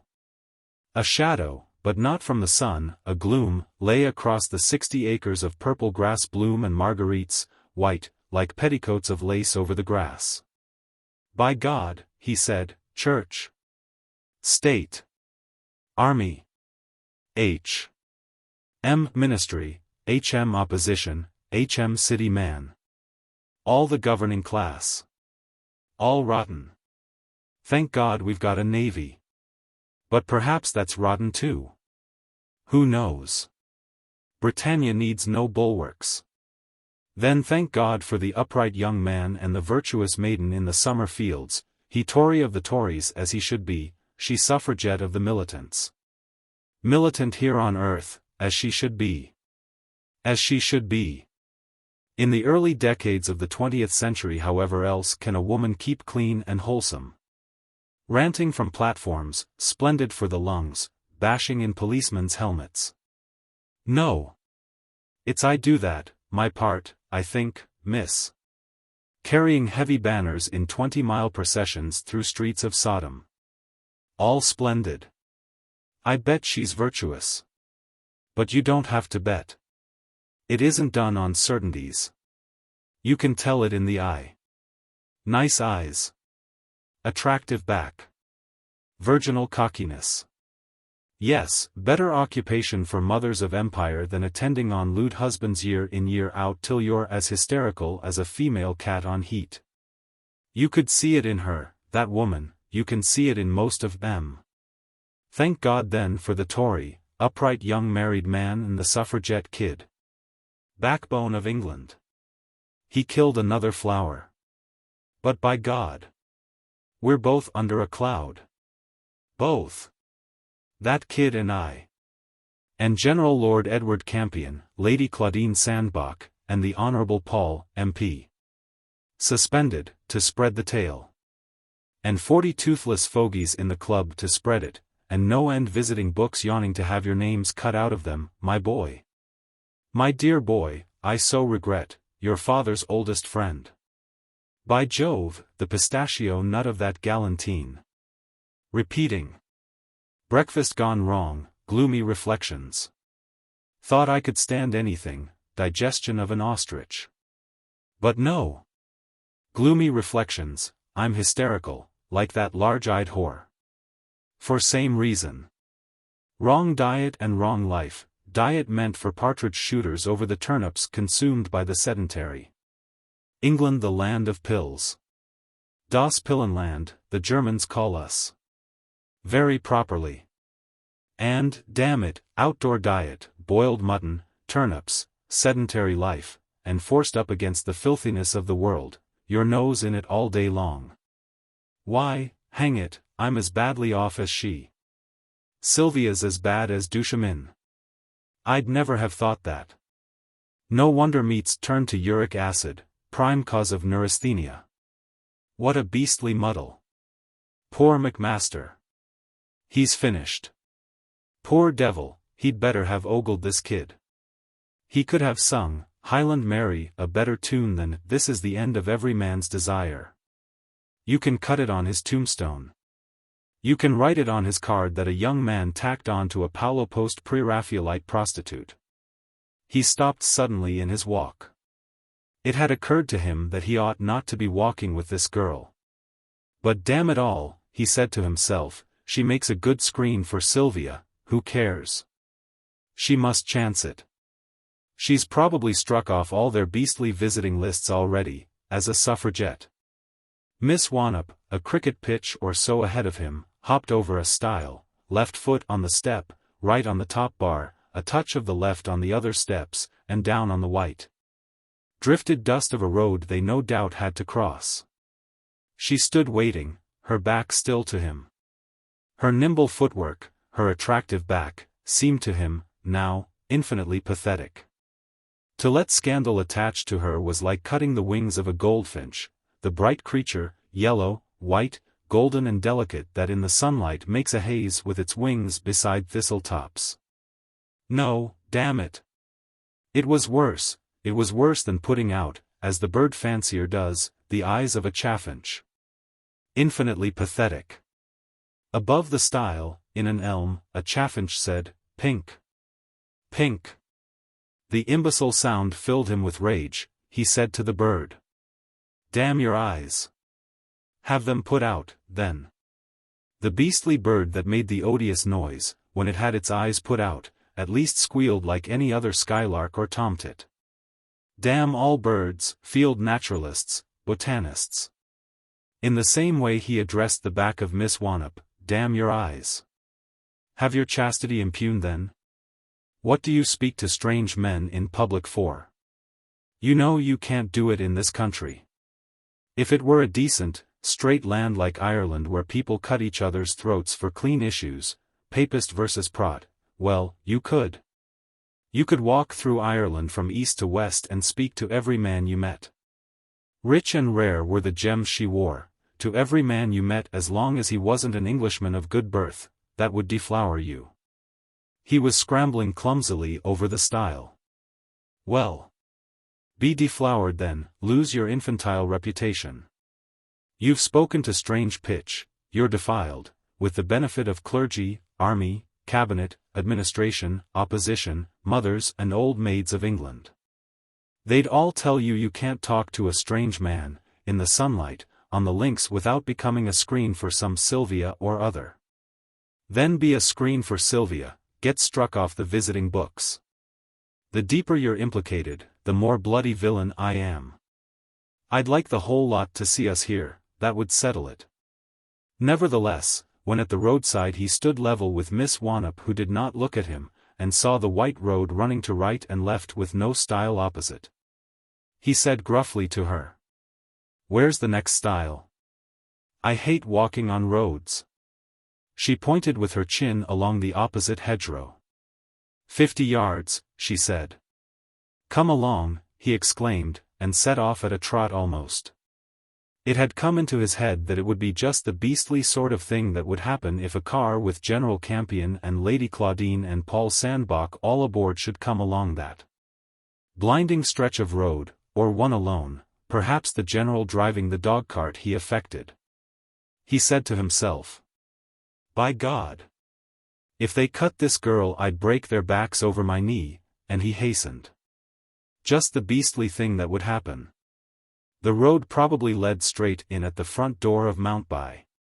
Miss Wannop trotted along a little in his rear. She thought him the most extraordinary man, as mad as he was odious. Sane people, if they're going to hurry, but why hurry, do it in the shade of field hedgerows, not in the white blaze of county council roads. Well, he could go ahead. In the next field she was going to have it out with him. She didn't intend to be hot with running. Let him be, his hateful, but certainly noticeable eyes, protruding at her like a lobster's. But she cool and denunciatory in her pretty blouse. There was a dog-cart coming behind them. Suddenly it came into her head, that fool had been lying when he had said that the police meant to let them alone, lying over the breakfast table. The dog-cart contained the police, after them. She didn't waste time looking round. She wasn't a fool like Atlanta in the egg race. She picked up her heels and sprinted. She beat him by 1.5 yards to the kissing gate, white in the hedge, panicked, breathing hard. He panted into it, after her. The fool hadn't the sense to let her through first. They were jammed in together, face to face, panting. An occasion on which sweethearts kiss in Kent, the gate being made in 3, the inner flange of the V moving on hinges. It stops cattle getting through, but this great lout of a Yorkshireman didn't know, trying to push through like a mad bullock. Now they were caught. 3 weeks in Wandsworth jail. Oh hang. The voice of Mrs. Wannop, of course it was only mother. 20 feet on high or so behind the kicking mare, with a good, round face like a peony, said, "Ah. You can jam my Val in a gate and hold her, but she gave you 7 yards in 20 and beat you to the gate." That was her father's ambition. She thought of them as children running races. She beamed down, round-faced and simple, on Tietjens from beside the driver, who had a black, slouch hat and the grey beard of St. Peter. "My dear boy," she said, "my dear boy. It's such a satisfaction to have you under my roof." The black horse reared on end, the patriarch sawing at its mouth. Mrs. Wannop said unconcernedly, "Stephen Joel. I haven't done talking."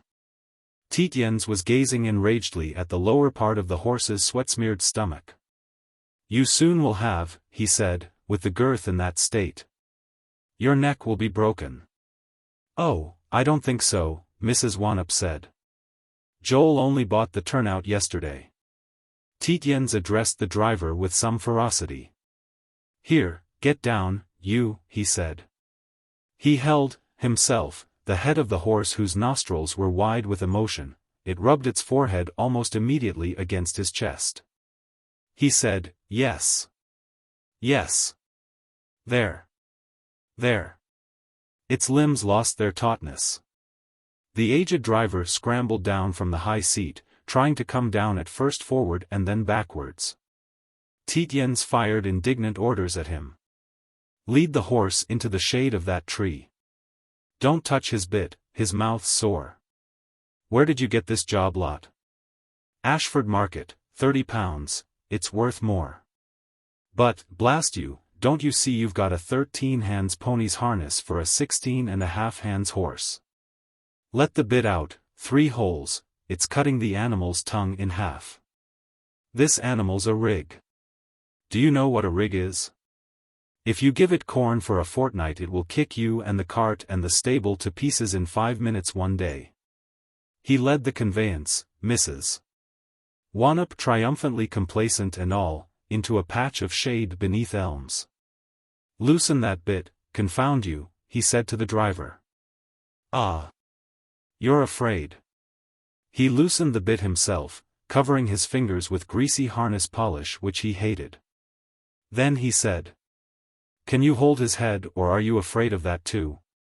You deserve to have him bite your hands off." He addressed Miss Wannop. "Can you?" She said. "No. I'm afraid of horses. I can drive any sort of car, but I'm afraid of horses." He said. "Very proper." He stood back and looked at the horse. It had dropped its head and lifted its near hind foot, resting the toe on the ground, an attitude of relaxation. "He'll stand now," he said. He undid the girth, bending down uncomfortably, perspiring and greasy, the girth strap parted in his hand. "It's true," Mrs. Wannop said. "I'd have been dead in 3 minutes if you hadn't seen that. The cart would have gone over backwards." Tietjens took out a large, complicated, horn-handled knife like a schoolboy's. He selected a punch and pulled it open. He said to the driver, "Have you got any cobbler's thread? Any string? Any copper wire? A rabbit wire, now? Come, you've got a rabbit wire or you're not a handy man." The driver moved his slouch hat circularly in negation. This seemed to be quality who summons you for poaching if you own to possessing rabbit wires. Tietjens laid the girth along the shaft and punched into it with his punch. "Woman's work," he said to Mrs. Wannop, "but it'll take you home and last you 6 months as well. But I'll sell this whole lot for you tomorrow." Mrs. Wannop sighed. "I suppose it'll fetch a 10-pound note," she said. "I ought to have gone to market myself." "No," Tietjens answered, "I'll get you 50 for it or I'm no Yorkshireman. This fellow hasn't been swindling you. He's got you deuced good value for money, but he doesn't know what's suited for ladies. A white pony and a basketwork chaise is what you want." "Oh, I like a bit of spirit," Mrs. Wannop said. "Of course you do," Tietjens answered, "but this turnout's too much." He sighed a little and took out his surgical needle. "I'm going to hold this band together with this," he said. "It's so pliant it will make 2 stitches and hold forever." But the handy man was beside him, holding out the contents of his pockets, a greasy leather pouch, a ball of beeswax, a knife, a pipe, a bit of cheese and a pale rabbit wire. He had made up his mind that this quality was benevolent and he made offering of all his possessions. Tietjens said, "Ah," and then, while he unknotted the wire, "Well. Listen, you bought this turnout of a higgler at the back door of the Leg of Mutton Inn." "Saracens, Ed," the driver muttered. "You got it for £30 because the higgler wanted money bad." "I know. And dirt cheap. But a rig isn't everybody's driving. All right for a vet or a horse coper. Like the cart that's too tall. But you did damn well. Only you're not what you were, are you, at 30? And the horse looked to be a devil and the cart so high you couldn't get out once you were in. And you kept it in the sun for 2 hours waiting for your mistress. There wer a bit luth longside stable wall," the driver muttered. "Well. He didn't like waiting," Tietjens said placably. "You can be thankful your old neck's not broken. Do this band up, 1 hole less for the bit I've taken in." He prepared to climb into the driver's seat, but Mrs. Wannop was there before him, at an improbable altitude on the sloping watchbox with strapped cushions. "Oh, no, you don't," she said. "No one drives me and my horse but me or my coachman when I'm about. Not even you, dear boy." "I'll come with you then," Tietjens said. "Oh, no, you don't," she answered. "No one's neck's to be broken in this conveyance but mine and Joel's," she added, "perhaps tonight if I'm satisfied the horse is fit to drive." Miss Wannop suddenly exclaimed. "Oh, no, mother. But the handy man having climbed in, Mrs. Wannop flirted her whip and started the horse. She pulled up at once and leaned over to Tietjens. "What a life for that poor woman," she said. "We must all do all we can for her. She could have her husband put in a lunatic asylum tomorrow. It's sheer self-sacrifice that she doesn't." The horse went off at a gentle, regular trot. Tietjens addressed Miss Wannop. "What hands your mother's got," he said. "It isn't often one sees a woman with hands like that on a horse's mouth. Did you see how she pulled up?" He was aware that, all this while, from the roadside, the girl had been watching him with shining eyes, intently even, with fascination. "I suppose you think that a mighty fine performance," she said. "I didn't make a very good job of the girth," he said. "Let's get off this road." Setting poor, weak women in their places, Miss Wannop continued. Soothing the horse like a man with a charm. "I suppose you soothe women like that too. I pity your wife. The English country male. And making a devoted vassal at sight of the handy man. The feudal system all complete." Tietjens said. "Well, you know, it'll make him all the better servant to you if he thinks you've friends in the know. The lower classes are like that. Let's get off this road," she said. "You're in a mighty hurry to get behind the hedge. Are the police after us or aren't they? Perhaps you were lying at breakfast, to calm the hysterial nerves of a weak woman." "I wasn't lying," he said, "but I hate roads when there are field paths." "That's a phobia, like any woman's," she exclaimed. She almost ran through the kissing gate and stood awaiting him.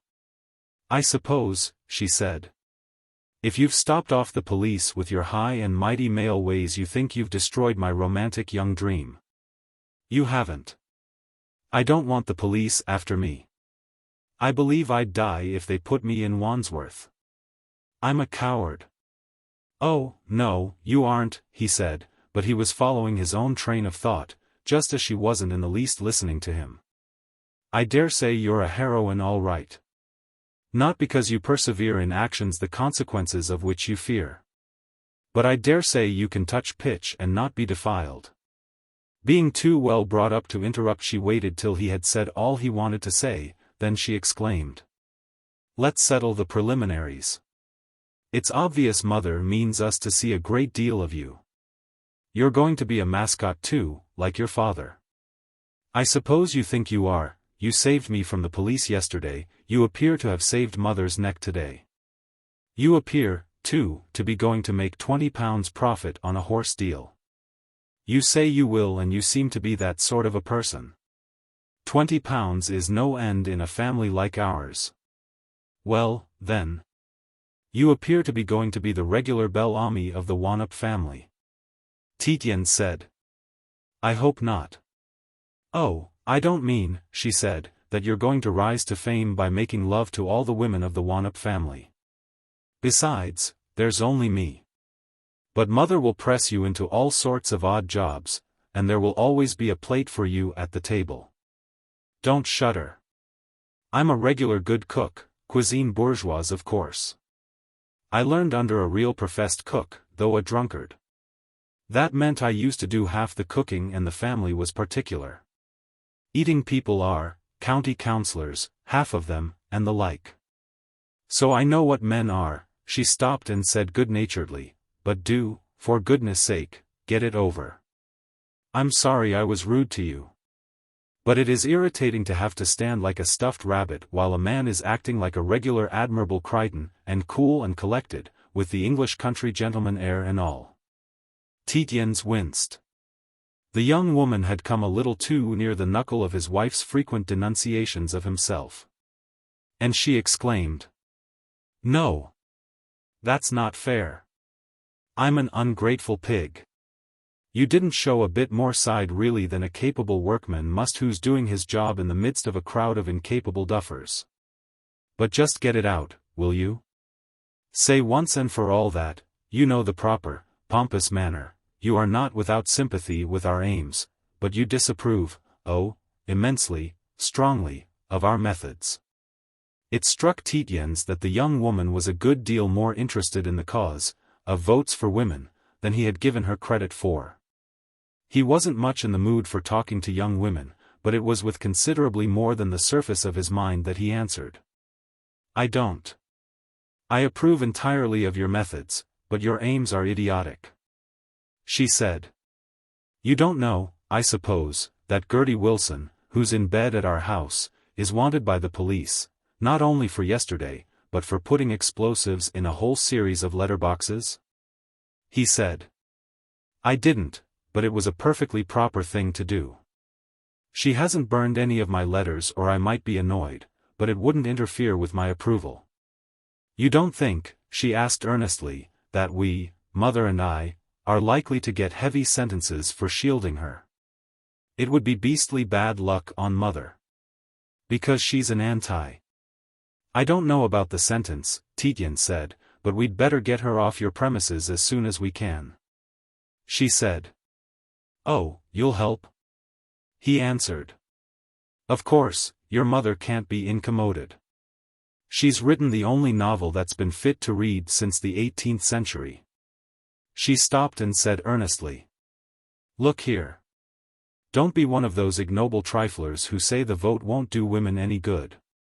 Women have a rotten time. They do, really. If you'd seen what I've seen, I'm not talking through my hat. Her voice became quite deep, she had tears in her eyes. Poor women do, she said, little insignificant creatures. We've got to change the divorce laws. We've got to get better conditions. You couldn't stand it if you knew what I know.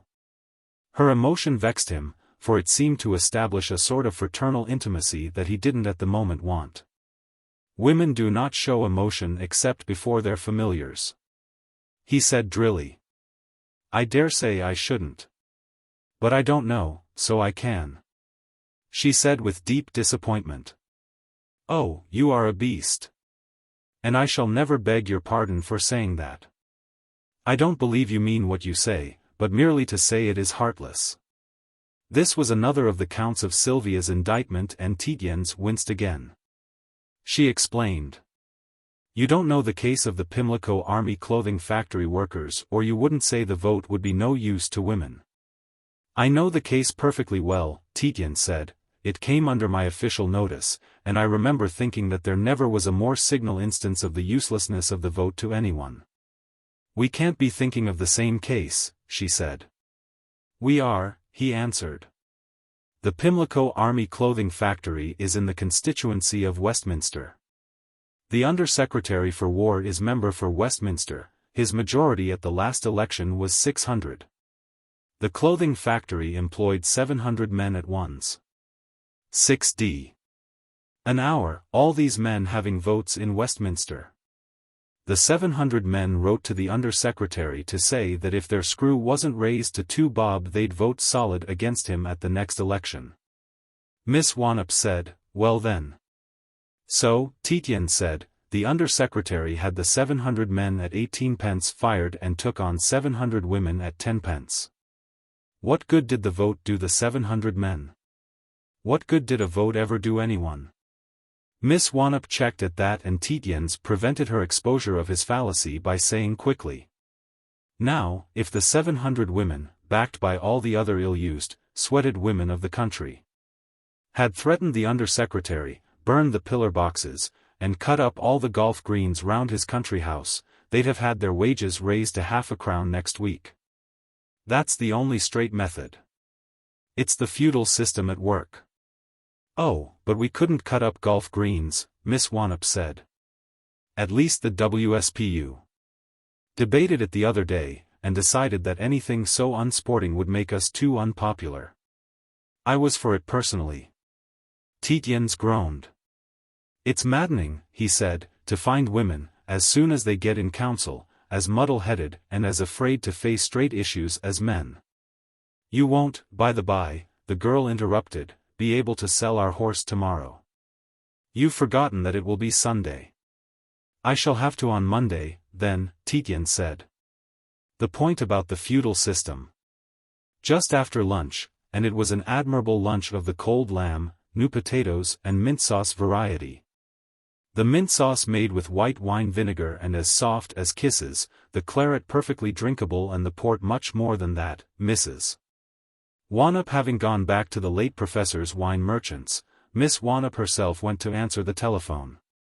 The cottage had no doubt been a cheap one, for it was old, roomy and comfortable, but effort had no doubt, too, been lavished on its low rooms.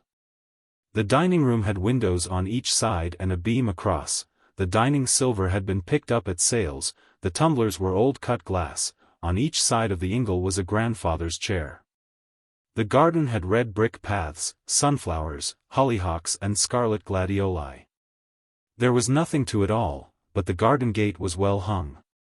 To Tietjens all this meant effort. Here was a woman who, a few years ago, was penniless, in the most miserable of circumstances, supporting life with the most exiguous of all implements. What effort hadn't it meant? And what effort didn't it mean? There was a boy at Eton, a senseless, but a gallant effort. Mrs. Wannop sat opposite him in the other grandfather's chair, an admirable hostess, an admirable lady. Full of spirit in dashes, but tired. As an old horse is tired that, taking 3 men to harness it in the stable yard, starts out like a stallion, but soon drops to a jog-trot. The face tired, really, scarlet-cheeked with the good air, but seemed downward. She could sit there at ease, the plump hands covered with a black lace shawl, and descending on each side of her lap, as much at ease as any other Victorian great lady. But at lunch she had let drop that she had written for 8 hours every day for the last 4 years, till that day, without missing a day. Today being Saturday, she had no leader to write. And, my darling boy, she had said to him, I'm giving it to you. I'd give it to no other soul but your father's son. Not even to, and she had named the name that she most respected. And that's the truth, she had added. Nevertheless, even over lunch, she had fallen into abstractions, heavily and deeply, and made fantastic misstatements, mostly about public affairs. It all meant a tremendous record. And there he sat, his coffee and port on a little table beside him, the house belonging to him. She said, My dearest boy, you've so much to do. Do you think you ought really to drive the girls to Plimsoll tonight? They're young and inconsiderate, work comes first. Tietjens said. It isn't the distance. You'll find that it is, she answered humorously. It's 20 miles beyond Tenterden. If you don't start till 10 when the moon sets, you won't be back till 5, even if you've no accidents. The horse is all right, though. Tietjens said. Mrs. Wannop, I ought to tell you that your daughter and I are being talked about. Uglily. She turned her head to him, rather stiffly. But she was only coming out of an abstraction. She said, and then, oh. About the golf links episode. It must have looked suspicious. I dare say you made a fuss, too, with the police, to head them off her. She remained pondering for a moment, heavily, like an old pope. Oh, you'll live it down, she said. I ought to tell you, he persisted, that it's more serious than you think. I fancy I ought not to be here. Not here, she exclaimed. Why, where else in the world should you be? You don't get on with your wife, I know. She's a regular wrong-un. Who else could look after you as well as Valentine and I? In the acuteness of that pang, for, after all, Tietjens cared more for his wife's reputation than for any other factor in a complicated world, Tietjens asked rather sharply why Mrs. Wannop had called Sylvia a wrong-un. She said in rather a protesting, sleepy way. My dear boy, nothing. I've guessed that there are differences between you, give me credit for some perception. Then, as you're perfectly obviously a right-un, she must be a wrong-un. That's all, I assure you. In his relief Tietjens' obstinacy revived. He liked this house, he liked this atmosphere. He liked the frugality, the choice of furniture, the way the light fell from window to window, the weariness after hard work, the affection of mother and daughter. The affection, indeed, that they both had for himself, and he was determined, if he could help it, not to damage the reputation of the daughter of the house. Decent men, he held, don't do such things, and he recounted with some care the heads of the conversation he had had with General Campion in the dressing-room. He seemed to see the cracked washbowls in their scrubbed oak settings. Mrs. Wannop's face seemed to grow grayer, more aquiline, a little resentful. She nodded from time to time, either to denote attention or else in sheer drowsiness. "My dear boy," she said at last, "it's pretty damnable to have such things said about you. I can see that. But I seem to have lived in a bath of scandal all my life.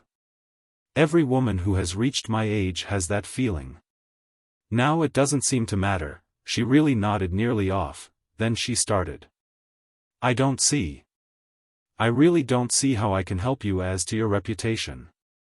I'd do it if I could, believe me.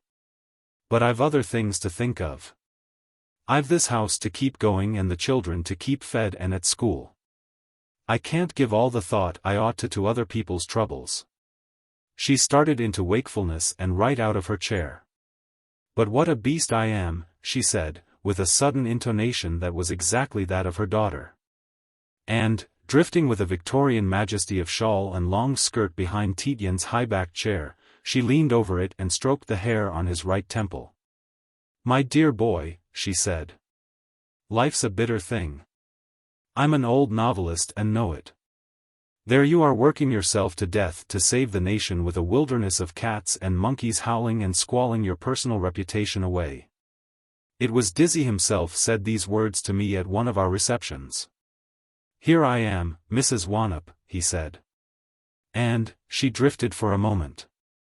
But she made another effort. "My dear boy," she whispered, bending down her head to get it near his ear, "my dear boy, it doesn't matter, it doesn't really matter.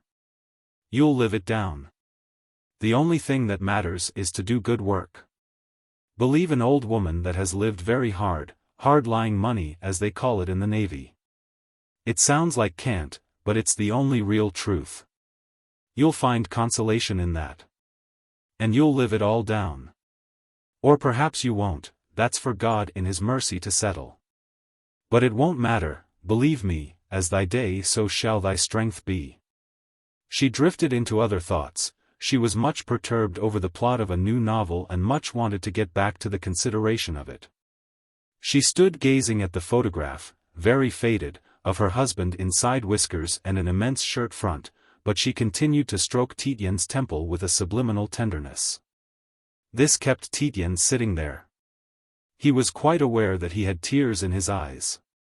This was almost too much tenderness to bear, and, at bottom his was a perfectly direct, simple and sentimental soul. He always had bedewed eyes at the theatre, after tender love scenes, and so avoided the theatre.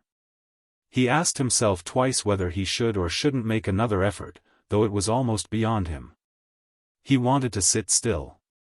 The stroking stopped, he scrambled on to his feet. "Mrs. Wannop," he said, facing her, "it's perfectly true. I oughtn't to care what these swine say about me, but I do. I'll reflect about what you say till I get it into my system." She said, "Yes, yes, my dear," and continued to gaze at the photograph. "But," Tietjens said. He took her mittened hand and led her back to her chair. "What I'm concerned for at the moment is not my reputation, but your daughter Valentine's." She sank down into the high chair, balloon-like, and came to rest. "Val's reputation," she said. "Oh. You mean they'll be striking her off their visiting lists?" "It hadn't struck me." "So they will."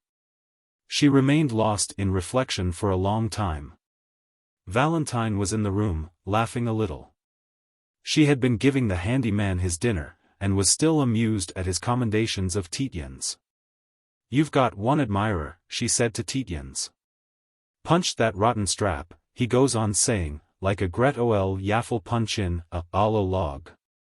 He's had a pint of beer and set it between each gasp." She continued to narrate the quaintnesses of Joel which appealed to her. informed Tietjens that Yaffle was Kentish for great green woodpecker, and then said, "You haven't got any friends in Germany, have you?" She was beginning to clear the table.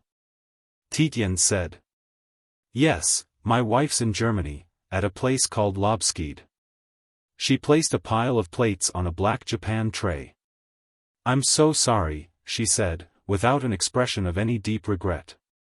"It's the ingenious clever stupidities of the telephone. I've got a telegraph message for you, then. I thought it was the subject for Mother's leader. It always comes through with the initials of the paper, which are not unlike Tietjens, and the girl who always sends it is called Hopside. It seemed rather inscrutable, but I took it to have to do with German politics and I thought Mother would understand it. You're not both asleep, are you?" Tietjens opened his eyes. The girl was standing over him, having approached from the table. She was holding out a slip of paper on which she had transcribed the message. She appeared all out of drawing and the letters of the message ran together. The message was, "Righto. But arrange for certain Hello Central travels with you. Sylvia, Hopside, Germany." Tietjens leaned back for a long time looking at the words. They seemed meaningless. The girl placed the paper on his knee, and went back to the table. He imagined the girl wrestling with these incomprehensibilities on the telephone. "Of course, if I'd had any sense," the girl said, "I should have known it couldn't have been Mother's leader note. She never gets one on a Saturday." Tietjens heard himself announce clearly, loudly, and with between each word a pause. "It means I go to my wife on Tuesday and take her maid with me." "Lucky you." The girl said, "I wish I was you. I've never been in the fatherland of Goethe and Rosa Luxemburg." She went off with her great tray load, the tablecloth over her forearm. He was dimly aware that she had before then removed the crumbs with a crumb brush. It was extraordinary with what swiftness she worked, talking all the time. That was what domestic service had done for her. An ordinary young lady would have taken twice the time, and would certainly have dropped half her words if she had tried to talk. Efficiency. He had only just realized that he was going back to Sylvia, and of course to hell. Certainly it was hell. If a malignant and skillful devil, though the devil of course is stupid and uses toys like fireworks and sulfur. It is probably only God who can, very properly, devise the long ailings of mental oppressions, if God then desired, and one couldn't object but one hoped he would not. To devise for him, Christopher Tietjens, a cavernous eternity of weary hopelessness. But he had done it, no doubt as retribution. What for? Who knows what sins of his own are heavily punishable in the eyes of God, for God is just. Perhaps God, then, after all, visits thus heavily sexual offenses. There came back into his mind, burnt in, the image of their breakfast room, with all the brass, electrical fixings, poachers, toasters, grillers, kettle heaters. That he detested for their imbecile inefficiency. With gross piles of hothouse flowers, that he detested for their exotic waxenesses. With white enameled panels that he disliked and framed, weak prints, quite genuine of course, my dear, guaranteed so by Sotheby, pinkish women in sham Gainsborough hats, selling mackerel or brooms. A wedding present that he despised. And Mrs. Satterthwaite, in negligee, but with an immense hat. Reading the Times with an eternal rustle of leaves because she never could settle down to any one page. And Sylvia walking up and down because she could not sit still, with a piece of toast in her fingers or her hands behind her back. Very tall, fair. As graceful, as full of blood and as cruel as the usual degenerate Derby winner. Inbred for generations for one purpose, to madden men of one type. Pacing backwards and forwards, exclaiming, "I'm bored. Bored." Sometimes even breaking the breakfast plates. And talking. Forever talking, usually, cleverly, with imbecility, with maddening inaccuracy, with wicked penetration. And clamoring to be contradicted, a gentleman has to answer his wife's questions. And in his forehead the continual pressure, the determination to sit put, the decor of the room seeming to burn into his mind. It was there, shadowy before him now. And the pressure upon his forehead. Mrs. Wannop was talking to him now. He did not know what she said, he never knew afterwards what he had answered. God. He said within himself, if it's sexual sins God punishes, he indeed is just and inscrutable. Because he had had physical contact with this woman before he married her, in a railway carriage. Coming down from the Duckeries. An extravagantly beautiful girl. Where was the physical attraction of her gone to now? Irresistible, reclining back as the Shires rushed past. His mind said that she had lured him on. His intellect put the idea from him. No gentleman thinks such things of his wife. No gentleman thinks. By God! She must have been with child by another man. He had been fighting the conviction down all the last 4 months. He knew now that he had been fighting the conviction all the last 4 months whilst, anesthetized, he had bathed in figures and wave theories. Her last words had been, her very last words, late, all in white she had gone up to her dressing room, and he had never seen her again. Her last words had been about the child. Supposing, she had begun. He didn't remember the rest. But he remembered her eyes. And her gesture as she peeled off her long white gloves. He was looking at Mrs. Wannop's ingle. He thought it a mistake in taste, really, to leave logs in an ingle during the summer. But then what are you to do with an ingle in summer? In Yorkshire cottages they shut the ingles up with painted doors. But that is stuffy, too. He said to himself. By God! I've had a stroke, and he got out of his chair to test his legs. But he hadn't had a stroke.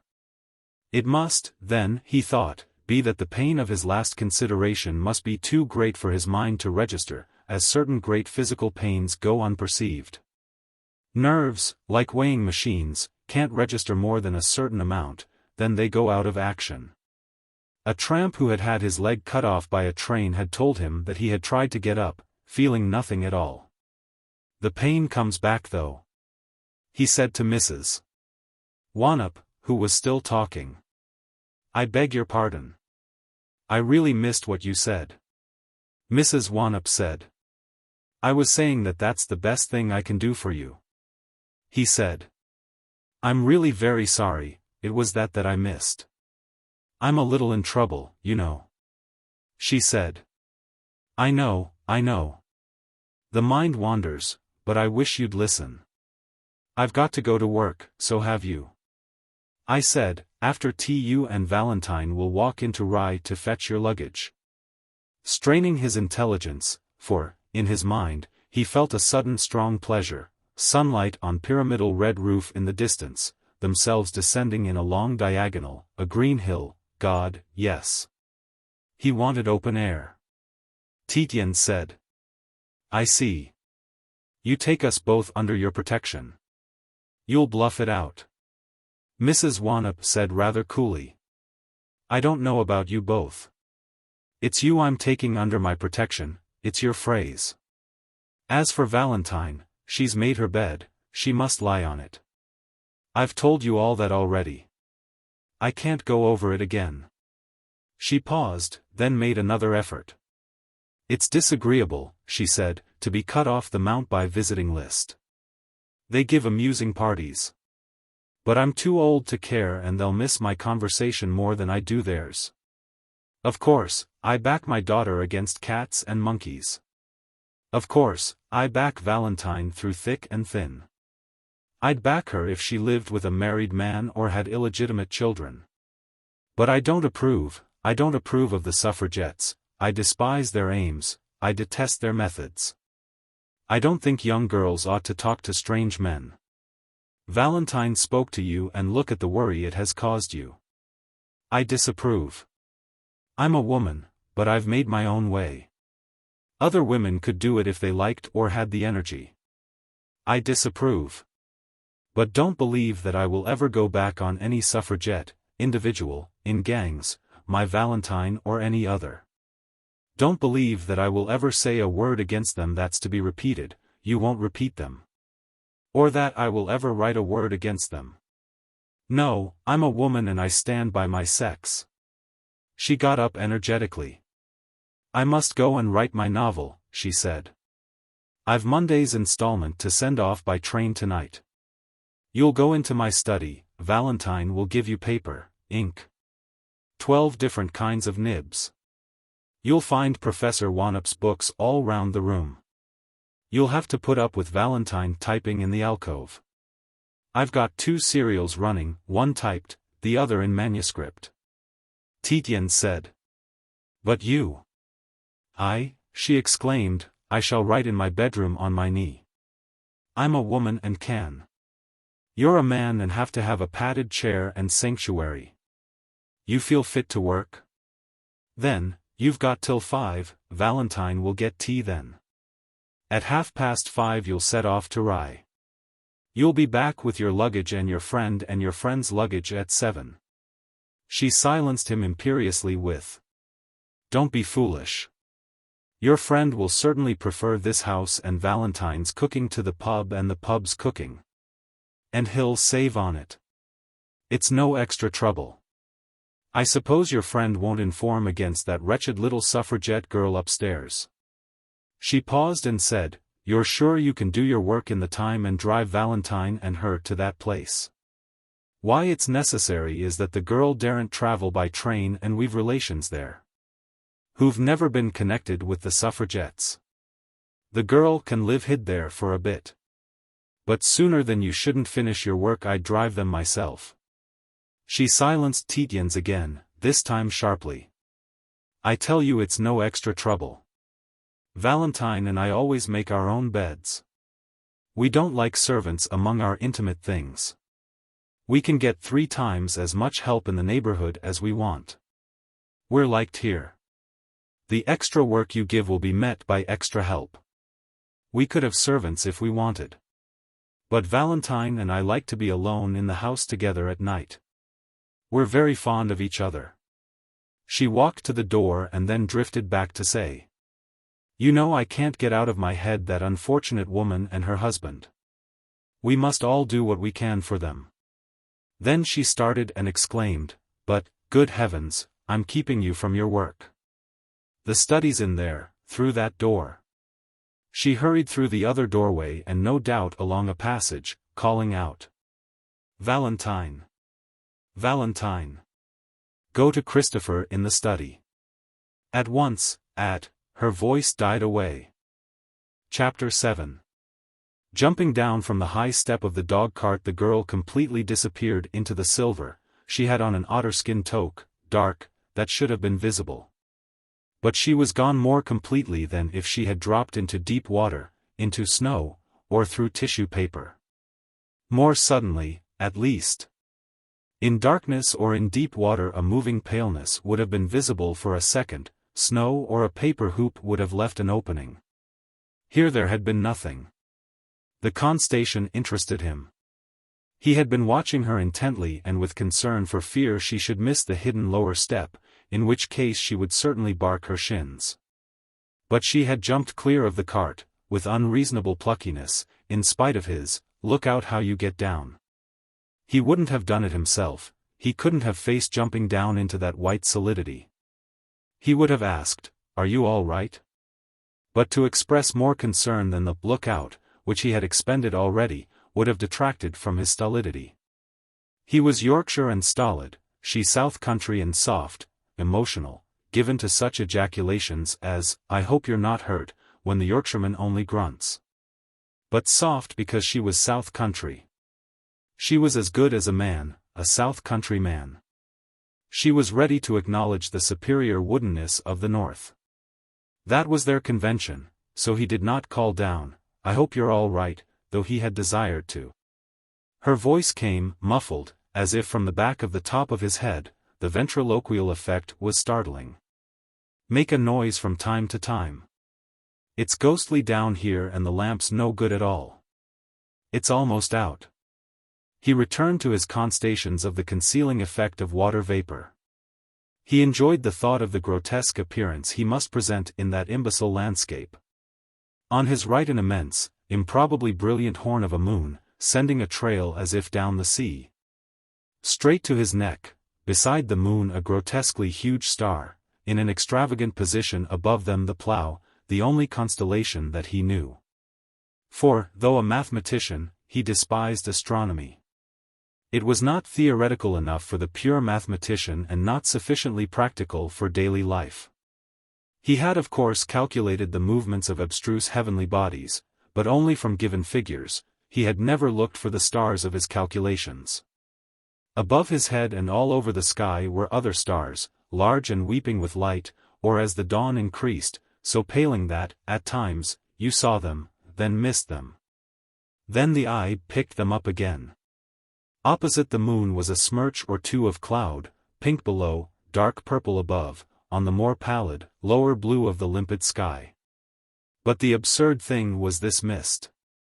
It appeared to spread from his neck, absolutely level, absolutely silver, to infinity on each side of him. At great distances on his right black tree shapes, in groups, there were 4 of them, were exactly like coral islands on a silver sea. He couldn't escape the idiotic comparison, there wasn't any other. Yet it didn't actually spread from his neck, when he now held his hands, nipple-high, like pallid fish they held black reins which ran downwards into nothingness. If he jerked the rein, the horse threw its head up. 2 pricked ears were visible in grayness, the horse being 16 and a bit over, the mist might be 10 foot high. Thereabouts. He wished the girl would come back and jump out of the cart again. Being ready for it he would watch her disappearance more scientifically. He couldn't of course ask her to do it again, that was irritating. The phenomenon would have proved, or it might of course disprove, his idea of smoke screens. The Chinese of the Ming dynasty were said to have approached and overwhelmed their enemies under clouds of course, not acrid, vapor. He had read that the Patagonians, hidden by smoke, were accustomed to approach so near to birds or beasts as to be able to take them by hand. The Greeks under Paleologus the Miss Wannup's voice said, from beneath the bottom board of the cart. I wish you'd make some noise. It's lonely down here, besides being possibly dangerous. There might be dicks on each side of the road. If they were on the marsh there certainly would be dikes. Why did they call ditches dikes, and why did she pronounce it dicks?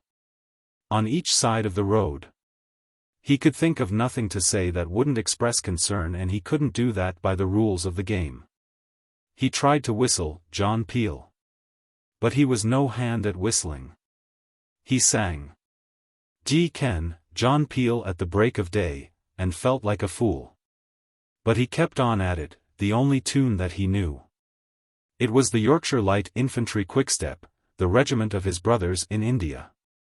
He wished he had been in the army, but his father hadn't approved of having more than 2 younger sons in the army. He wondered if he would ever run with John Peel's hounds again, he had once or twice. Or with any of the trencher-fed foot packs of the Cleveland district, of which there had been still several when he had been a boy. He had been used to think of himself as being like John Peel with his coat so grey. Up through the heather, over Wharton's place, the pack running wild, the heather dripping. The mist rolling up, another kind of mist than this south country silver sheet. Silly stuff. Magical. That was the word. A silly word. South country. In the north the old grey mists rolled together, revealing black hillsides. He didn't suppose he'd have the wind now, this rotten bureaucratic life. If he had been in the army like the 2 brothers, Ernest and James, next above him. But no doubt he would not have liked the army. Discipline. He supposed he would have put up with the discipline, a gentleman had to. Because noblesse oblige, not for fear of consequences. But army officers seemed to him pathetic. They spluttered and roared, to make men jump smartly. At the end of apoplectic efforts the men jumped smartly. But there was the end of it. Actually, this mist was not silver, or was, perhaps, no longer silver, if you looked at it with the eye of the artist. With the exact eye. It was smirched with bars of purple, of red. Of orange, delicate reflections, dark blue shadows from the upper sky where it formed drifts like snow. The exact eye, exact observation, it was a man's work. The only work for a man. Why, then, were artists soft, effeminate, not men at all, whilst the army officer, who had the inexact mind of the schoolteacher, was a manly man? Quite a manly man, until he became an old woman. And the bureaucrat then? Growing fat and soft like himself, or dry and stringy like Macmaster or old Ingleby. They did men's work, exact observation, return number 17642 with figures exact. Yet they grew hysterical, they ran about corridors or frantically rang table bells, asking with high voices of querulous eunuchs why Form 90,002 wasn't ready. Nevertheless, men like the bureaucratic life, his own brother, Mark, head of the family, heir to Groby. 15 years older, a quiet stick, wooden, brown. Always in a bowler hat, as often as not with his racing glasses hung around him. Attending his first-class office when he liked, too good a man for any administration to lose by putting on the screw. But heir to Groby, what would that stick make of the place? Let it, no doubt, and go on pottering from the Albany to race meetings, where he never bet, to Whitehall, where he was said to be indispensable. Why indispensable? Why in heaven's name? That stick who had never hunted, never shot, couldn't tell coulter from plough handle and lived in his bowler hat. A sound man, the archetype of all sound men. Never in his life had anyone shaken his head at Mark and said, "You're brilliant. Brilliant. That stick." No, he was indispensable. Upon my soul. Tietjens said to himself, that girl down there is the only intelligent living soul I've met for years. A little pronounced in manner sometimes. Faulty in reasoning naturally, but quite intelligent, with a touch of wrong accent now and then. But if she was wanted anywhere, there she'd be. Of good stock, of course, on both sides. But, positively. She and Sylvia were the only two human beings he had met for years whom he could respect, the one for sheer efficiency in killing, the other for having the constructive desire and knowing how to set about it.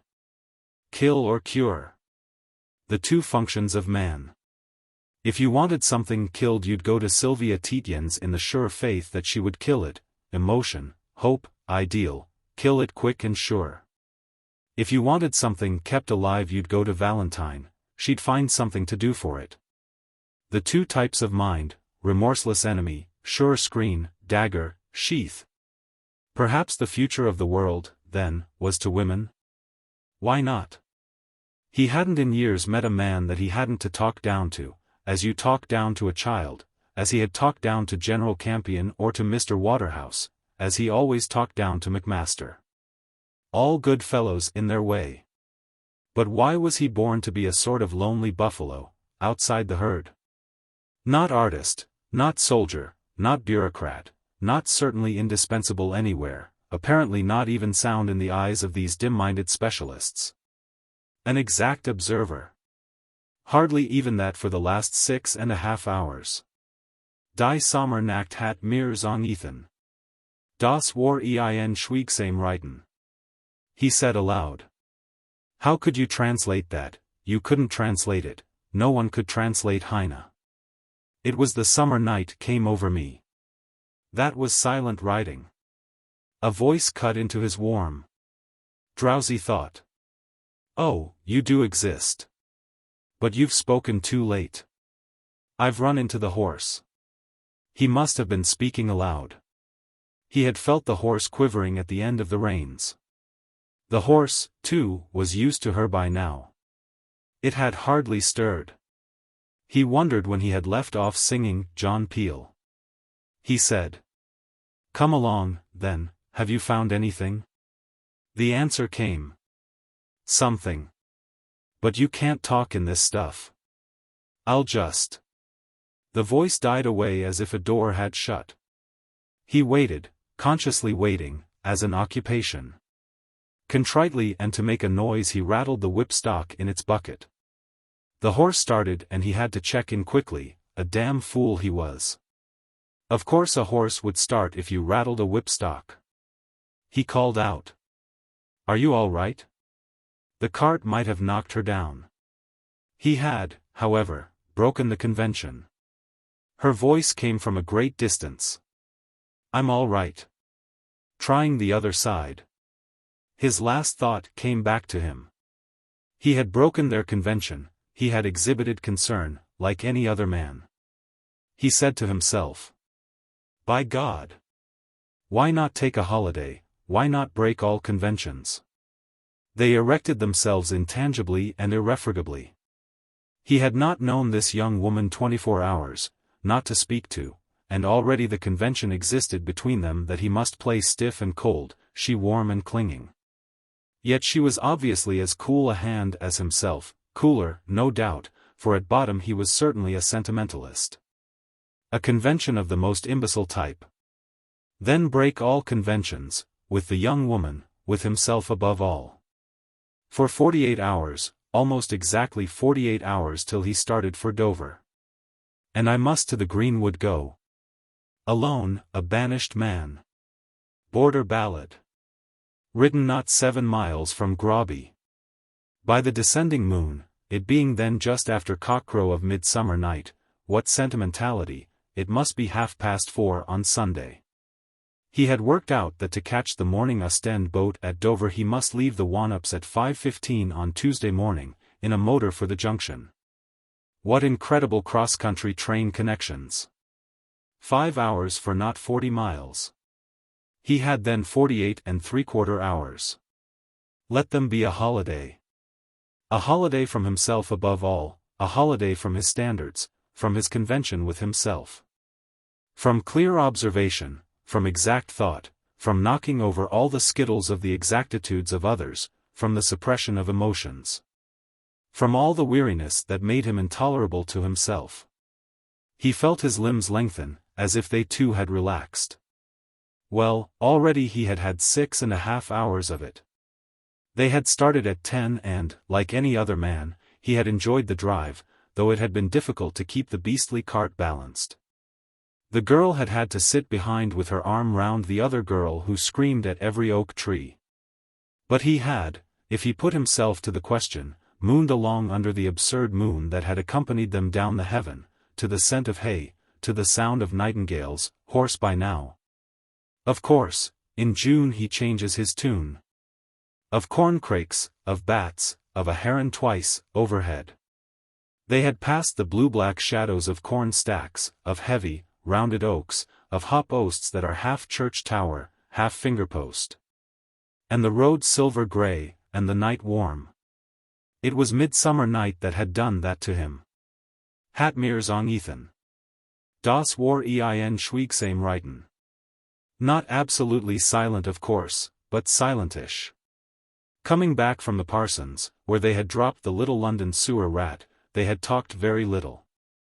Not unpleasant people the parsons, an uncle of the girls, 3 girl cousins, not unpleasant.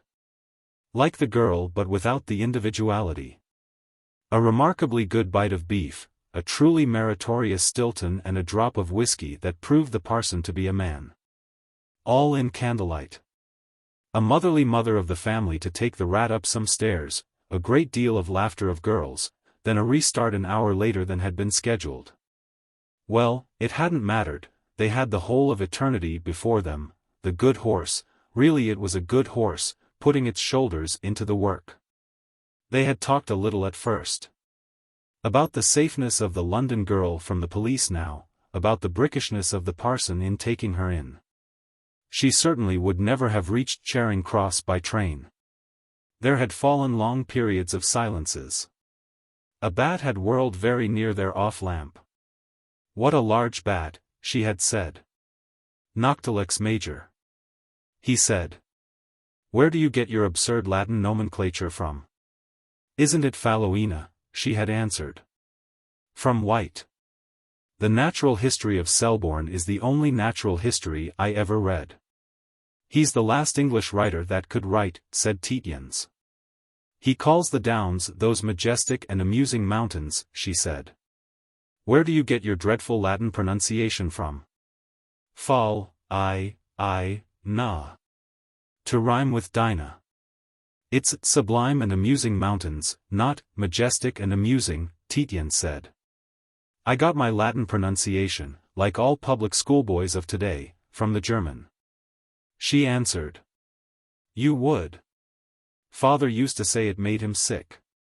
Caesar equals Kaiser, Tietjens said. Bother your Germans, she said, they're no ethnologists, they're rotten at philology. She added, Father used to say so, to take away from an appearance of pedantry. A silence then. She had right over her head a rug that her aunt had lent her. A silhouette beside him, with a cocky nose turned up straight out of the descending black mass. But for the square toque she would have had the silhouette of a Manchester cotton hand. The toque gave it a different line, like the fillet of Diana. It was piquant and agreeable to ride beside a quite silent lady in the darkness of the thick weald that let next to no moonlight through. The horse's hoofs went clock, clock, a good horse. The near lamp illuminated the russet figure of a man with a sack on his back, pressed into the hedge, a blinking lurcher beside him. Keep her between the blankets. Tietjens said to himself, all these South Country keepers sleep all night. And then you give them a 5-quid tip for the weekend shoot. He determined that, as to that too he would put his foot down. No more weekends with Sylvia in the mansions of the chosen people. The girl said suddenly. They had run into a clearing of the deep underwoods. I'm not stuffy with you over that Latin, though you were unnecessarily rude. And I'm not sleepy. I'm loving it all. He hesitated for a minute. It was a silly girl thing to say. She didn't usually say silly girl things. He ought to snub her for her own sake. He had said. I'm rather loving it too. She was looking at him. Her nose had disappeared from the silhouette. He hadn't been able to help it, the moon had been just above her head, unknown stars all round her, the night was warm. Besides, a really manly man may condescend at times. He rather owes it to himself. She said. That was nice of you. You might have hinted that the rotten drive was taking you away from your so important work. Oh, I can think as I drive, he said. She said. Oh. And then, the reason why I'm unconcerned over your rudeness about my Latin is that I know I'm a much better Latinist than you. You can't quote a few lines of Ovid without sprinkling howlers in. It's vastum, not longum. Terra tribus scopulus vastum procurit. It's alto, not Scylla. Juventus ex alto decilientis, how could Ovid have written ex Scylla? The C after the X sets your teeth on edge. Tietjens said. Excogitabo. That's purely canine, she said with contempt. Besides, Tietjens said, longum is much better than vastum. I hate cant adjectives like vast. It's like your modesty to correct Ovid, she exclaimed. Yet you say Ovid and Catullus were the only two Roman poets to be poets.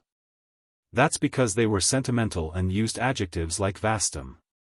What's sad tears mixed with kisses but the sheerest sentimentality? It ought, you know, Tietjens said with soft dangerousness, to be kisses mingled with sad tears. Tristibus et lacrimis oscula mixta debis. I'm hanged if I ever could, she exclaimed explosively. A man like you could die in a ditch and I'd never come near. You're desiccated even for a man who has learned his Latin from the Germans. Oh, well, I'm a mathematician, Tietjens said. Classics is not my line. It isn't, she answered tartly. A long time afterwards from her black figure came the words. You used mingled instead of mixed to translate mixta. I shouldn't think you took English at Cambridge either. Though they're as rotten at that as at everything else, father used to say. Your father was Balliol, of course, Tietjens said with the snuffy contempt of a scholar of Trinity College, Cambridge. But having lived most of her life amongst Balliol people she took this as a compliment and an olive branch. Some time afterwards Tietjens, observing that her silhouette was still between him and the moon, remarked. "I don't know if you know that for some minutes we've been running nearly due west. We ought to be going southeast by a bit south. I suppose you do know this road." "Every inch of it," she said. "I've been on it over and over again on my motor bicycle with Mother in the sidecar. The next crossroad is called Grandfather's Wantways. We've got 11 miles and a quarter still to do. The road turns back here because of the old Sussex iron pits. It goes in and out amongst them, hundreds of them. You know the exports of the town of Rye in the 18th century were hops, cannon, kettles and chimney backs. The railings round St. Paul's are made of Sussex iron." "I knew that, of course," Tietjens said. "I come of an iron county myself. Why didn't you let me run the girl over in the sidecar? It would have been quicker." "Because," she said, 3 weeks ago I smashed up the sidecar on the milestone at Hogg's Corner, doing 40. It must have been a pretty tidy smash." Tietjens said. "Your mother wasn't aboard?" "No," the girl said, "suffragette literature. The sidecar was full. It was a pretty tidy smash. Hadn't you observed I still limp a little?" A few minutes later she said. "I haven't the least notion where we really are. I clean forgot to notice the road. And I don't care. Here's a signpost though, pull into it." The lamps would not, however, shine on the arms of the post, they were burning dim and showing low. A good deal of fog was in the air. Tietjens gave the reins to the girl and got down. He took out the near light and, going back a yard or two to the signpost, examined its bewildering ghostlinesses. The girl gave a little squeak that went to his backbone. The hoofs clattered unusually, the cart went on. Tietjens went after it. It was astonishing, it had completely disappeared. Then he ran into it, ghostly, reddish and befogged. It must have got much thicker suddenly. The fog swirled all round the near lamp as he replaced it in its socket. "Did you do that on purpose?" he asked the girl. "Or can't you hold a horse?" "I can't drive a horse," the girl said, "I'm afraid of them. I can't drive a motorbike either. I made that up because I knew you'd say you'd rather have taken Gertie over in the sidecar than driven with me." "Then do you mind," Tietjens said, "telling me if you know this road at all?" "Not a bit," she answered cheerfully. "I never drove it in my life. I looked it up on the map before we started because I'm sick to death of the road we went by. There's a one-horse bus from Rye to Tenterden, and I've walked from Tenterden to my uncle's over and over again." "We shall probably be out all night then," Tietjens said. "Do you mind? The horse may be tired," she said. "Oh, the poor horse. I meant us to be out all night. But the poor horse. What a brute I was not to think of it. We're 13 miles from a place called Breed, 11 and a quarter from a place whose name I couldn't read, 6 3/4 from somewhere called something like Udlemere." Tietjens said. "This is the road to Udlemere." "Oh, that was Grandfather's Wantways all right," she declared. "I know it well. It's called Grandfather's because an old gentleman used to sit there called Grandfair Finn. Every Tenterden market day he used to sell flead cakes from a basket to the carts that went by. Tenterden Market was abolished in 1845, the effect of the repeal of the Corn Laws, you know. As a Tory you ought to be interested in that." Tietjens said patiently. He could sympathize with her mood, she had now a heavy weight off her chest. And, if long acquaintance with his wife had not made him able to put up with feminine vagaries, nothing ever would. "Would you mind," he said then, "telling me if," she interrupted, "that was really Grandfair's Wantways, Midland English. Vent equals 4 crossroads, High French Carrefour. Or, perhaps, that isn't the right word. But it's the way your mind works. You have, of course, often walked from your uncle's to Grandfair's Wantways," Tietjens said, "with your cousins, taking brandy to the invalid in the old toll-gate house. That's how you know the story of Grandfair. You said you had never driven it, but you have walked it." That's the way your mind works, isn't it? She said, oh. Then, Tietjens went on, would you mind telling me, for the sake of the poor horse, whether Uddelmere is or isn't on our road home? I take it you don't know just this stretch of road, but you know whether it is the right road. The touch of pathos, the girl said, is a wrong note. It's you who are in mental trouble about the road. The horse isn't. Tietjens let the cart go on another 50 yards, then he said. It is the right road. The Uddelmere turning was the right one.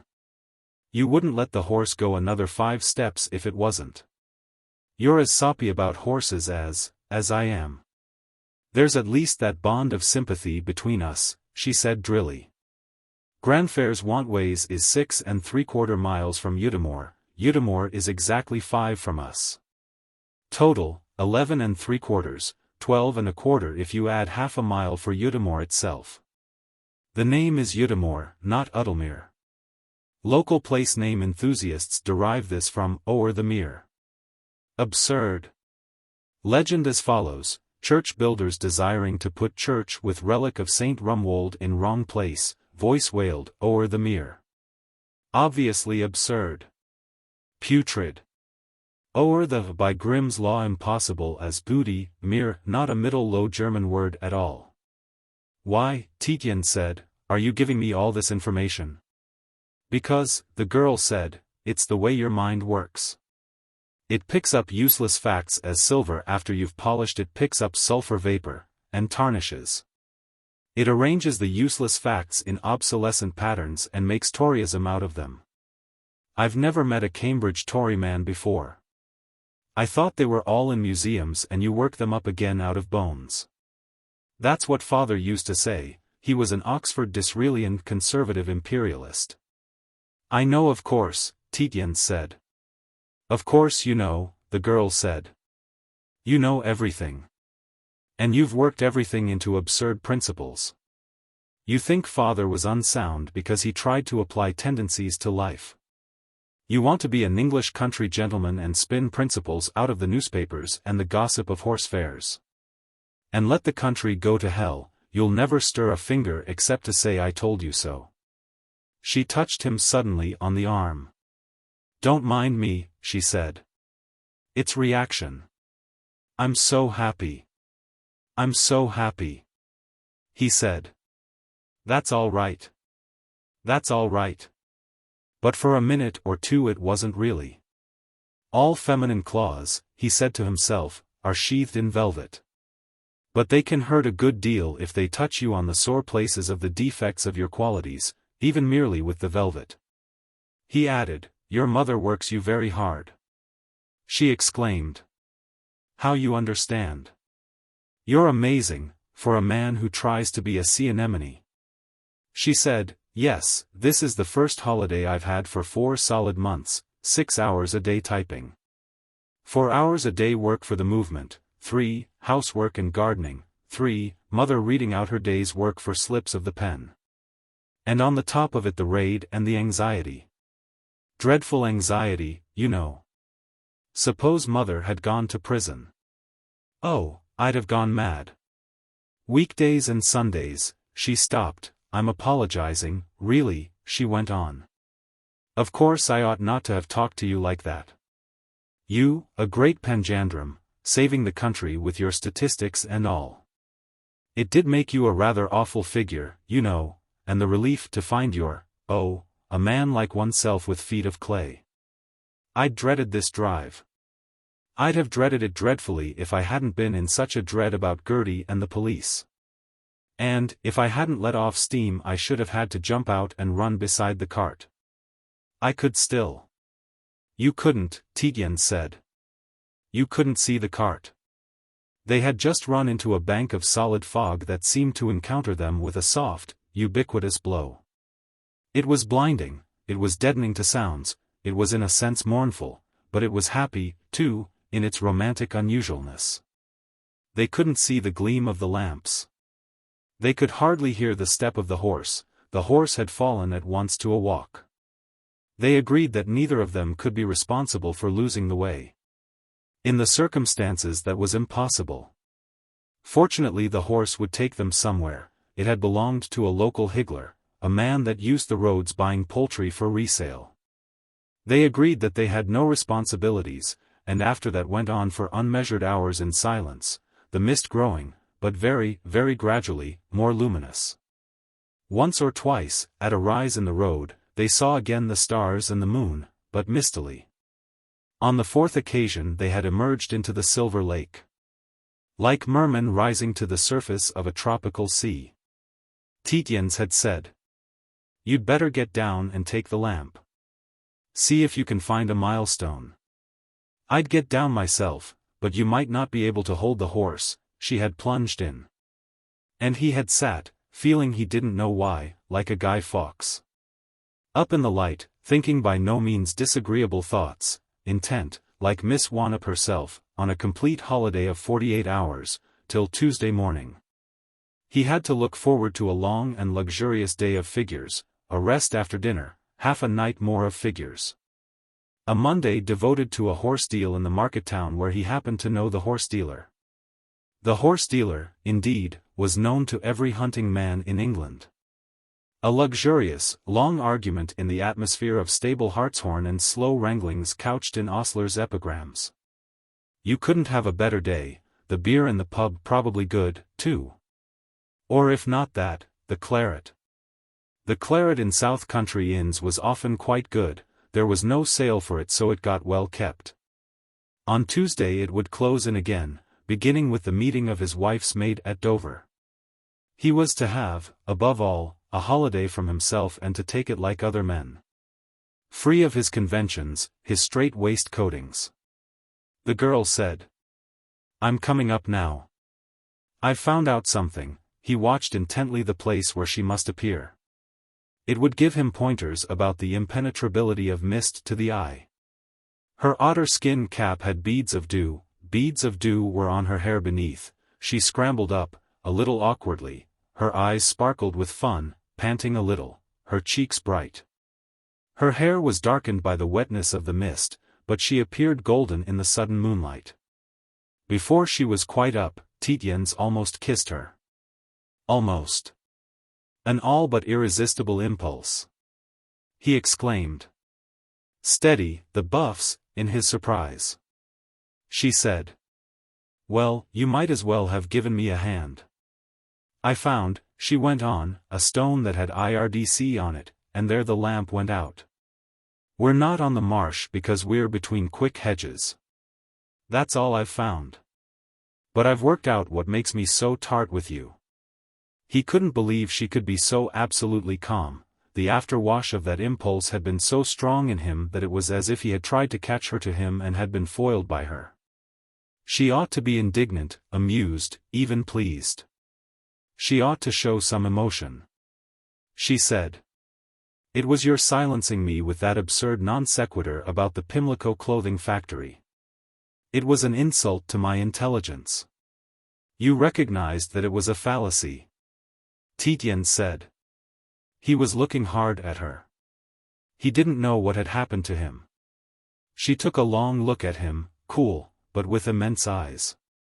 It was as if for a moment destiny, which usually let him creep past somehow, had looked at him.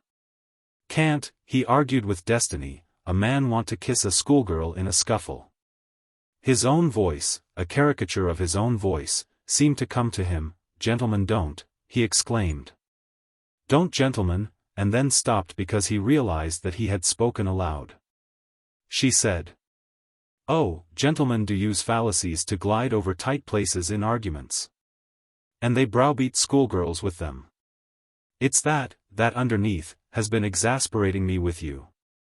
You regarded me at that date, 3/4 of a day ago, as a schoolgirl."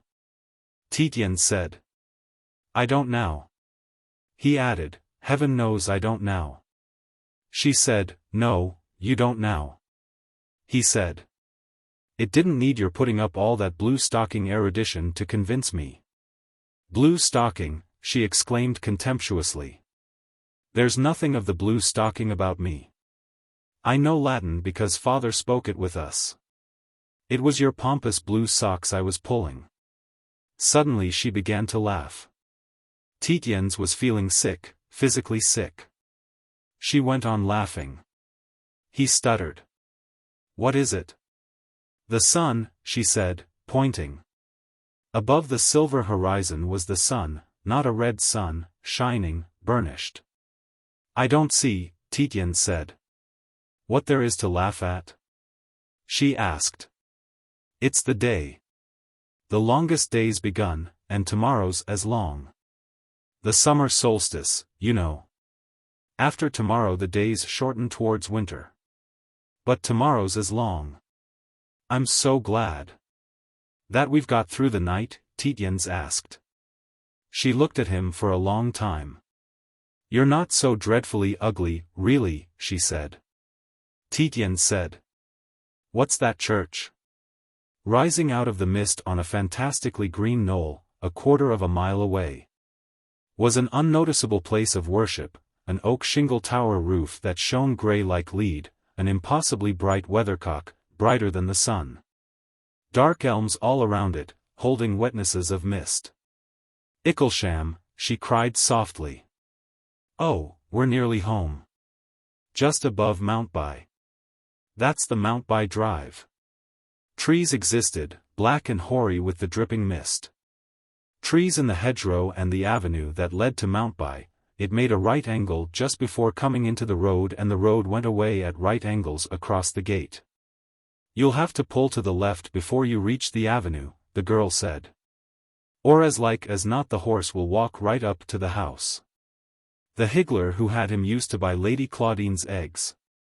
Tietjens exclaimed barbarously. Damn Mountby. I wish we'd never come near it, and he whipped the horse into a sudden trot. The hoofs sounded suddenly loud. She placed her hand on his gloved driving hand. Had it been his flesh she wouldn't have done it. She said. My dear, it couldn't have lasted forever. But you're a good man. And very clever. You will get through. Not 10 yards ahead Tietjens saw a tea tray, the underneath of a black lacquered tea tray, gliding towards them, mathematically straight, just rising from the mist. He shouted, mad, the blood in his head. His shout was drowned by the scream of the horse. He had swung it to the left. The cart turned up, the horse emerged from the mist, head and shoulders, pawing. A stone seahorse from the fountain of Versailles. Exactly that. Hanging in air for an eternity, the girl looking at it, leaning slightly forward. The horse didn't come over backwards, he had loosened the reins. It wasn't there any more. The damnedest thing that could happen. He had known it would happen. He said. We're all right now. There was a crash and scraping, like 20 tea trays, a prolonged sound. They must be scraping along the mudguard of the invisible car. He had the pressure of the horse's mouth. The horse was away, going hell for leather. He increased the pressure. The girl said. I know I'm all right with you. They were suddenly in bright sunlight, cart, horse, commonplace hedgerows. They were going uphill, a steep brae. He wasn't certain she hadn't said, dear, or, my dear. Was it possible after so short? But it had been a long night. He was, no doubt, saving her life too. He increased his pressure on the horse's mouth gently, up to all his 12 stone, all his strength. The hill told too. Steep, white road between shaven grass banks. Stop, damn you. Poor beast. The girl fell out of the cart. No. Jumped clear. Out to the animal's head. It threw its head up. Nearly off her feet, she was holding the bit. She couldn't. Tender mouth, afraid of horses. He said. Horse cut. Her face like a little white blancmange. Come quick, she said. I must hold a minute, he said, might go off if I let go to get down. Badly cut? Blood running down solid. Like an apron, she said. He was at last at her side. It was true. But not so much like an apron. More like a red, varnished stocking. he said. You've a white petticoat on. Get over the hedge, jump it, and take it off. Tear it into strips, she asked. Yes. He called to her, she was suspended halfway up the bank. Tear one half off first. The rest into strips. She said, all right. She didn't go over the quickset as neatly as he had expected. No take off. But she was over. The horse, trembling, was looking down, its nostrils distended, at the blood pooling from its near foot. The cut was just on the shoulder. He put his left arm right over the horse's eyes. The horse stood it, almost with a sigh of relief. A wonderful magnetism with horses. Perhaps with women too? God knew. He was almost certain she had said, dear. She said, here. He caught a round ball of whitish stuff. He undid it. Thank God, what sense. A long, strong, white band. What the devil was the hissing? A small, closed car with crumpled mudguards, noiseless nearly, gleaming black. God curse it, it passed them, stopped 10 yards down, the horse rearing back, mad. Clean mad, something like a scarlet and white cockatoo, fluttering out of the small car door, a general. In full tog. White feathers. 90 medals. Scarlet coat. Black trousers with red stripe. Spurs too, by God. Tietjens said. God damn you, you bloody swine. Go away. The apparition, past the horse's blinkers, said. I can, at least, hold the horse for you. I went past to get you out of Claudine's sight. Damn good-natured for you, Tietjens said as rudely as he could. You'll have to pay for the horse. The general exclaimed. Damn it all. Why should I? You were driving your beastly camel right into my drive. You never sounded your horn, Tietjens said. I was on private ground, the general shouted. Besides I did. An enraged, scarlet scarecrow, very thin, he was holding the horse's bridle. Tietjens was extending the half petticoat, with a measuring eye, before the horse's chest. The general said. Look here. I've got to take the escort for the royal party at St. Peter Inn Manor, Dover. They're laying the buff's colors on the altar or something. You never sounded your horn, Tietjens said. Why didn't you bring your chauffeur? He's a capable man. You talk very big about the widow and child. But when it comes to robbing them of 50 quid by slaughtering their horse. The general said. What the devil were you doing coming into our drive at 5 in the morning? Tietjens, who had applied the half petticoat to the horse's chest, exclaimed. Pick up that thing and give it me. A thin roll of linen was at his feet, it had rolled down from the hedge. Can I leave the horse? The general asked. Of course you can, Tietjens said. If I can't quiet a horse better than you can run a car. He bound the new linen strips over the petticoat, the horse dropped its head, smelling his hand. The general, behind Tietjens, stood back on his heels, grasping his gold-mounted sword. Tietjens went on twisting and twisting the bandage. Look here, the general suddenly bent forward to whisper into Tietjens' ears, what am I to tell Claudine? I believe she saw the girl.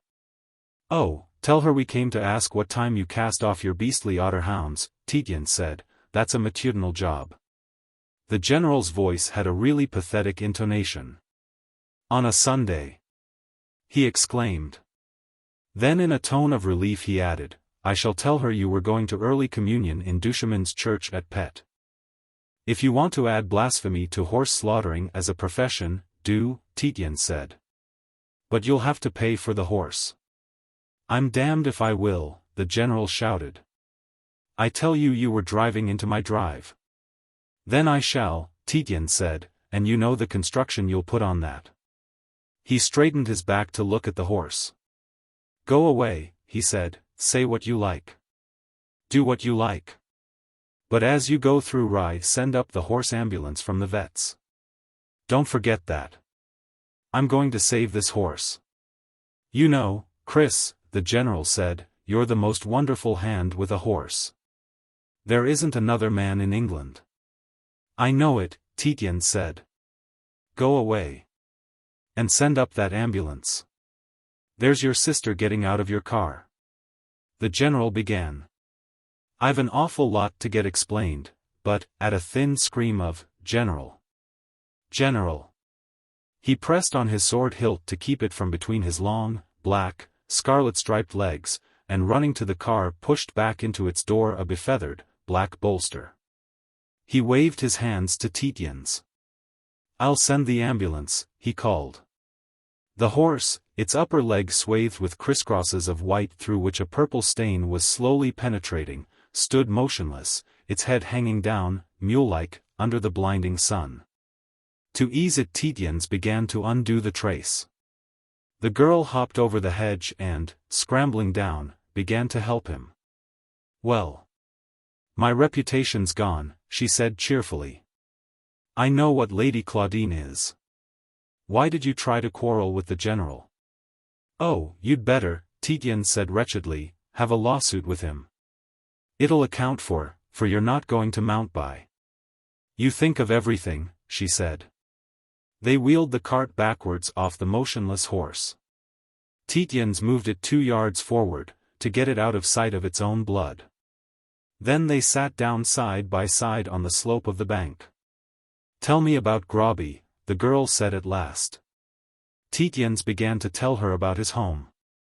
There was, in front of it, an avenue that turned into the road at right angles. Just like the one at Mountby.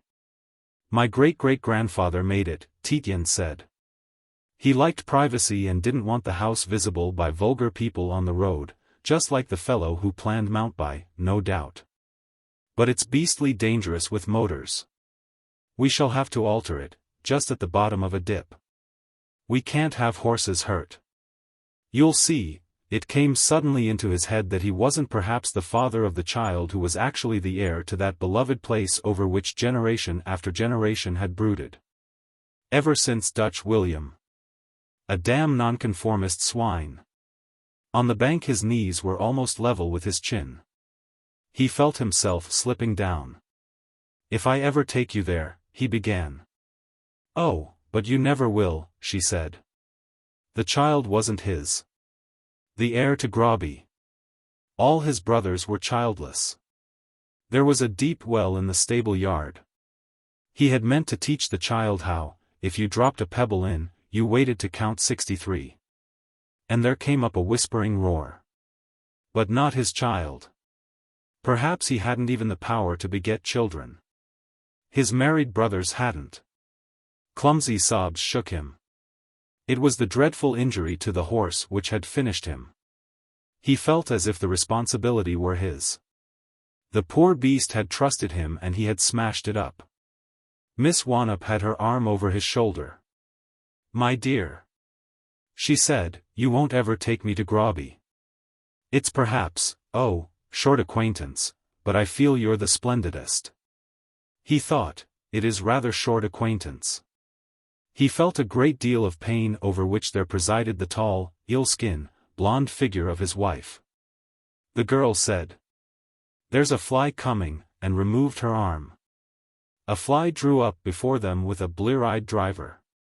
He said General Campion had kicked him out of bed, from beside his old woman.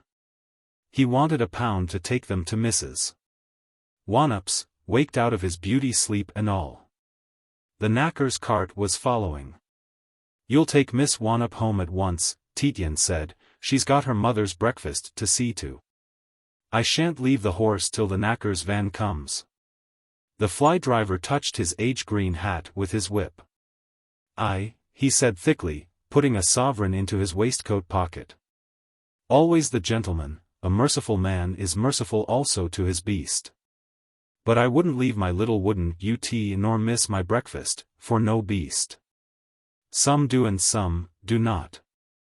He drove off with the girl in the interior of his antique conveyance.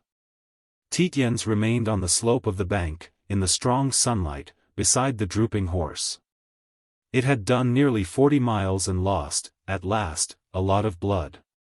Tietjens said. I suppose I could get the governor to pay 50 quid for it. They want the money. He said. But it wouldn't be playing the game. A long time afterwards he said. Damn all principles. And then. But one has to keep on going. Principles are like a skeleton map of a country, you know whether you're going east or north. The knacker's cart lumbered round the corner. Chapter 2. Chapter 1. Sylvia Tietjens rose from her end of the lunch table and swayed along it, carrying her plate. She still wore her hair in bandeaus and her skirts as long as she possibly could. She didn't, she said, with her height, intend to be taken for a girl guide. She hadn't, in complexion, in figure or in the languor of her gestures, aged by a minute. You couldn't discover in the skin of her face any deadness, in her eyes the shade more of fatigue than she intended to express, but she had purposely increased her air of scornful insolence. That was because she felt that her hold over men increased to the measure of her coldness. Someone, she knew, had once said of a dangerous woman, that when she entered the room every woman kept her husband on the leash. It was Sylvia's pleasure to think that, before she went out of that room, all the women in it realized with mortification, that they needn't. For if coolly and distinctly she had said on entering, nothing doing. As barmaids will to the enterprising, she couldn't more plainly have conveyed to the other women that she had no use for their treasured rubbish. Once, on the edge of a cliff in Yorkshire, where the moors come above the sea, during one of the tiresome shoots that are there the fashion, a man had bidden her observe the demeanor of the herring gulls below. They were dashing from rock to rock on the cliff face, screaming, with none of the dignity of gulls. Some of them even let fall the herrings that they had caught, and she saw the pieces of silver dropping into the blue motion. The man told her to look up. High, circling and continuing for a long time to circle, illuminated by the sunlight below, like a pale flame against the sky, was a bird. The man told her that that was some sort of fish-eagle or hawk. Its normal habit was to chase the gulls which, in their terror, would drop their booty of herrings, whereupon the eagle would catch the fish before it struck the water. At the moment the eagle was not on duty, but the gulls were just as terrified as if it had been. Sylvia stayed for a long time watching the convolutions of the eagle. It pleased her to see that, though nothing threatened the gulls, they yet screamed and dropped their herrings. The whole affair reminded her of herself in her relationship to the ordinary women of the barnyard. Not that there was the breath of a scandal against herself, that she very well knew, and it was her preoccupation just as turning down nice men, the really nice men, of commerce, was her hobby. She practiced every kind of turning down on these creatures, the really nice ones, with the Kitchener mustaches, the seal's brown eyes, the honest, thrilling voices, the clipped words, the straight backs and the admirable records, as long as you didn't inquire too closely. Once, in the early days of the great struggle, a young man, she had smiled at him in mistake for someone more trustable, had followed in a taxi, hard on her motor, and flushed with wine. Glory and the firm conviction that all women in that lurid carnival had become common property, had burst into her door from the public stairs. She had overtopped him by the forehead, and before a few minutes were up she seemed to him to have become 10 foot high, with a gift of words that scorched his backbone and the voice of a frozen marble statue, a Sofwa effect. He had come in like a stallion, red-eyed, and all his legs off the ground. He went down the stairs like a half-drowned rat, with dim eyes and really looking wet, for some reason or other. Yet she hadn't really told him more than the way one should behave to the wives of one's brother officers then actually in the line, a point of view that, with her intimates, she daily agreed was pure bosh. But it must have seemed to him like the voice of his mother, when his mother had been much younger, of course, speaking from paradise. And his conscience had contrived the rest of his general wetness. This, however, had been melodrama and war stuff at that. It hadn't, therefore, interested her. She preferred to inflict deeper and more quiet pains. She could, she flattered herself, tell the amount of empressement which a man would develop about herself at the first glance, the amount and the quality too. And from not vouchsafing a look at all, or a look of the barest and most incurious to some poor devil who even on introduction couldn't conceal his desires, to letting, after dinner, a measured glance travel from the right foot of a late dinner partner, diagonally up the ironed fold of the right trouser to the watch pocket, diagonally still, across the shirt front, pausing at the stud and so, rather more quickly away over the left shoulder, while the poor fellow stood appalled. With his dinner going wrong, from the milder note to the more pronounced she ran the whole gamut of turnings down. The poor fellows next day would change their bootmakers, their sock merchants, their tailors, the designers of their dress studs and shirts, they would sigh even to change the cut of their faces, communing seriously with their after-breakfast mirrors. But they knew in their hearts that calamity came from the fact that she hadn't deigned to look into their eyes. Perhaps hadn't dared was the right word. Sylvia, herself, would have cordially acknowledged that it might have been. She knew that, like her intimates, all the Elizabeths, Alexes, and Lady Moiras of the smooth-papered, be-photographed weekly journals, she was man-mad.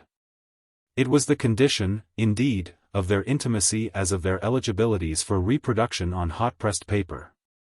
They went about in bands with, as it were, a cornfield of feather boas floating above them, though to be sure no one wore feather boas.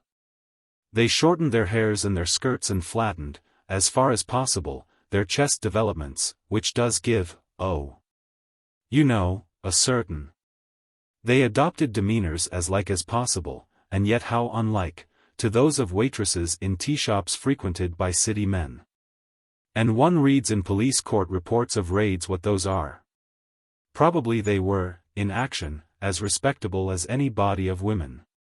More respectable, probably, than the great middle class of before the war, and certainly spotless by comparison with their own upper servants whose morals, merely as recorded in the divorce court statistics, that she had from Tietjens, would put to shame even those of Welsh or lowland Scotch villages. Her mother was accustomed to say that she was sure her butler would get to heaven, simply because the recording angel, being an angel, and, as such, delicately minded, wouldn't have the face to put down, much less read out, the least venial of Morgan's offences. And, skeptical as she was by nature, Sylvia Tietjens didn't really even believe in the capacity for immoralities of her friends. She didn't believe that any one of them was seriously what the French would call the maîtresse en titre of any particular man.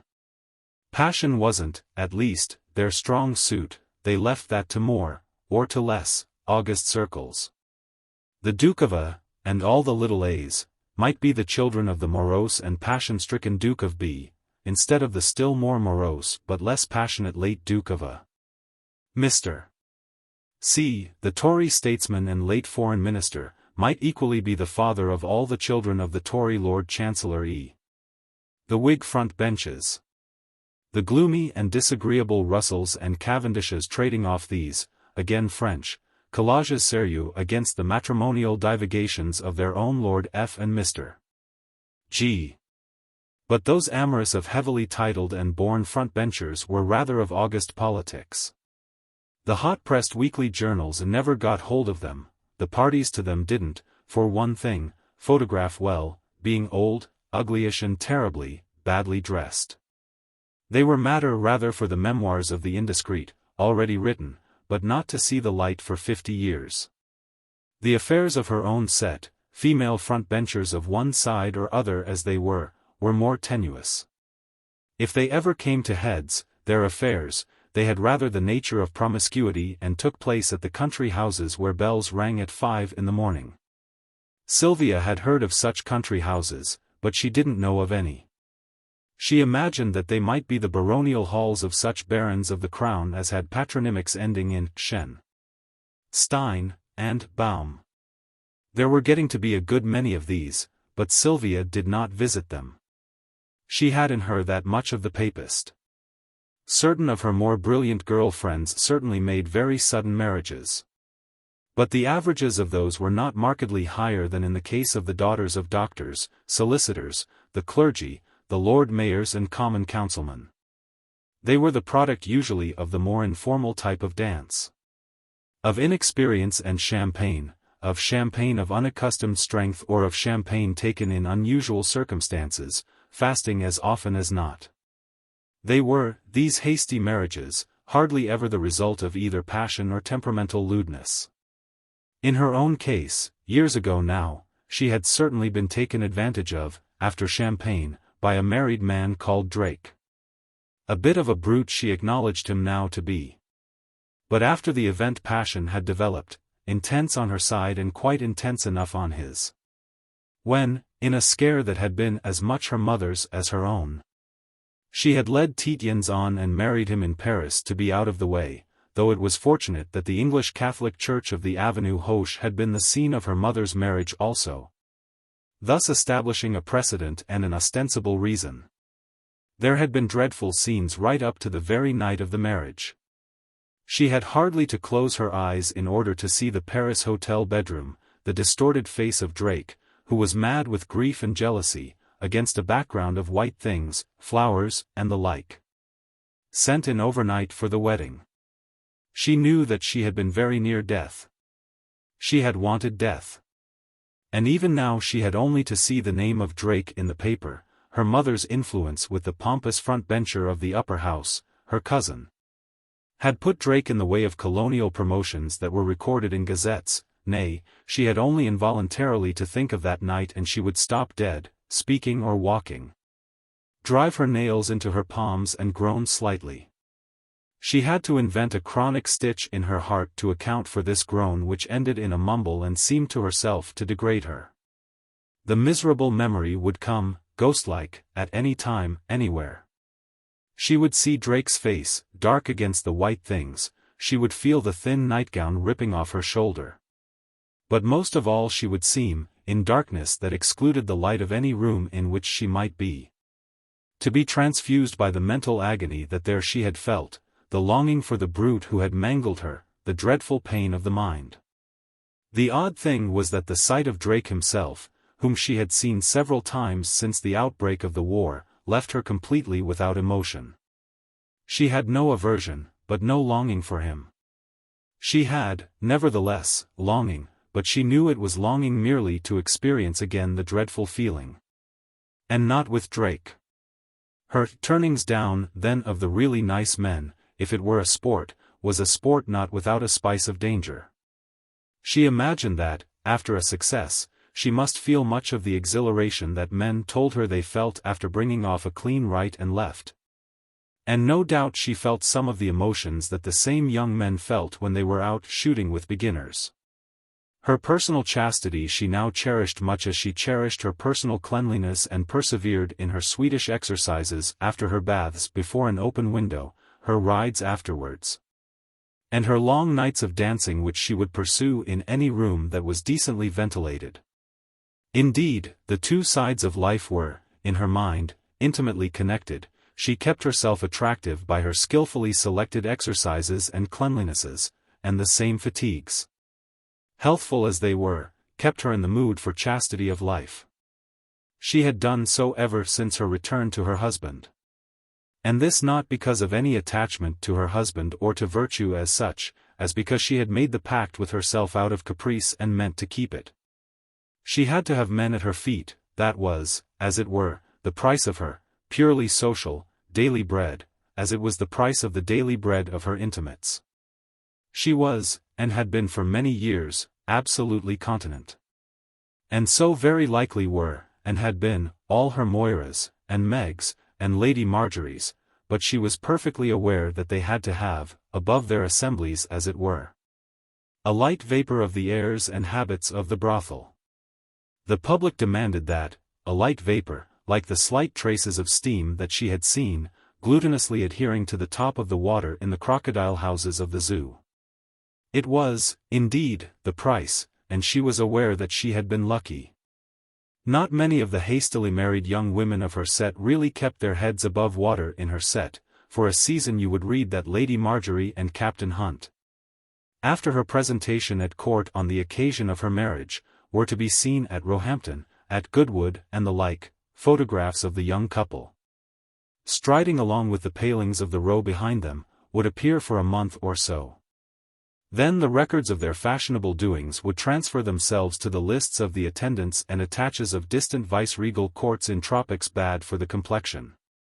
And then no more of he and she, as Sylvia put it. In her case it hadn't been so bad, but it had been nearish. She had had the advantage of being an only daughter of a very rich woman. Her husband wasn't just any Captain Hunt to stick on a vice-regal staff. He was in a first-class office, and when Angelique wrote notes on the young menage she could, Angelique's ideas of these things being hazy, always refer to the husband as the future Lord Chancellor or Ambassador to Vienna. And their little, frightfully expensive establishment, to which her mother, who had lived with them, had very handsomely contributed, had floated them over the first dangerous 2 years. They had entertained like mad, and too much canvassed scandals had had their beginnings in Sylvia's small drawing-room. She had been quite established when she had gone off with Perowne.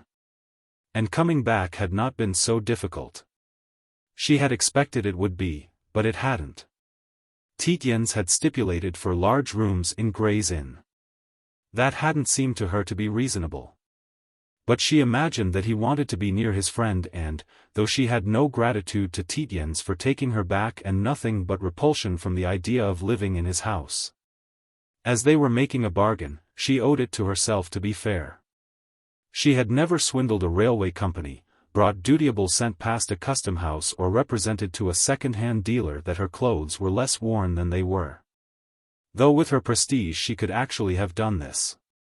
It was fair that Tietjens should live where he wished, and live there they did, their very tall windows looking straight into those of Macmaster across the Georgian quadrangle. They had 2 floors of a great building, and that gave them a great deal of space. The breakfast room, in which during the war they also lunched, was an immense room, completely lined with books that were nearly all calf-backed, with an immense mirror over an immense, carved, yellow and white marble mantelpiece, and 3 windows that, in their great height, with the spideriness of their divisions and their old, bulging glass, some of the panes were faintly violet in age, gave to the room an 18th-century distinction. It suited, she admitted, Tietjens, who was an 18th-century figure of the Dr. Johnson type, the only 18th-century type of which she knew, except for that of the beau something who wore white satin and ruffles, went to Bath and must have been indescribably tiresome. Above, she had a great white drawing-room, with fixings that she knew were 18th century and to be respected. For Tietjens, again she admitted, had a marvelous gift for old furniture. He despised it as such, but he knew it down to the ground. Once when her friend Lady Moira had been deploring the expense of having her new, little house furnished from top to toe under the advice of Sir John Robertson, the specialist, the Moiras had sold Arlington Street stock, lock and barrel to some American. Tietjens, who had come in to tea and had been listening without speaking, had said, with the soft good nature, rather sentimental in tone, that once in a blue moon he would bestow on her prettiest friends. "You had better let me do it for you." Taking a look round Sylvia's great drawing-room, with the white panels, the Chinese lacquer screens, the red lacquer and ormolu cabinets and the immense blue and pink carpet, and Sylvia knew that if only for the 3 panels by a fellow called Fragonard, bought just before Fragonards had been boomed by the late king, her drawing-room was something remarkable. Lady Moira had said to Tietjens, rather flutteringly and almost with the voice with which she began one of her affairs, "Oh, if you only would." He had done it, and he had done it for a quarter of the estimate of Sir John Robertson. He had done it without effort, as if with a roll or 2 of his elephantine shoulders. For he seemed to know what was in every dealer's and auctioneer's catalogue by looking at the green halfpenny stamp on the wrapper. And, still more astonishingly, he had made love to Lady Moira. They had stopped twice with the Moiras in Gloucestershire, and the Moiras had 3 times weekend with Mrs. Satterthwaite as the Tietjens invites. Tietjens had made love to Lady Moira quite prettily and sufficiently to tide Moira over until she was ready to begin her affair with Sir William Heathley. For the matter of that, Sir John Robertson, the specialist in old furniture, challenged by Lady Moira to pick holes in her beautiful house, had gone there. Poked his large spectacles against cabinets, smelt the varnish of table-tops and bitten the backs of chairs in his ancient and short-sighted way. And had then told Lady Moira that Tietjens had bought her nothing that wasn't worth a bit more than he had given for it. This increased their respect for the old fellow, it explained his several millions.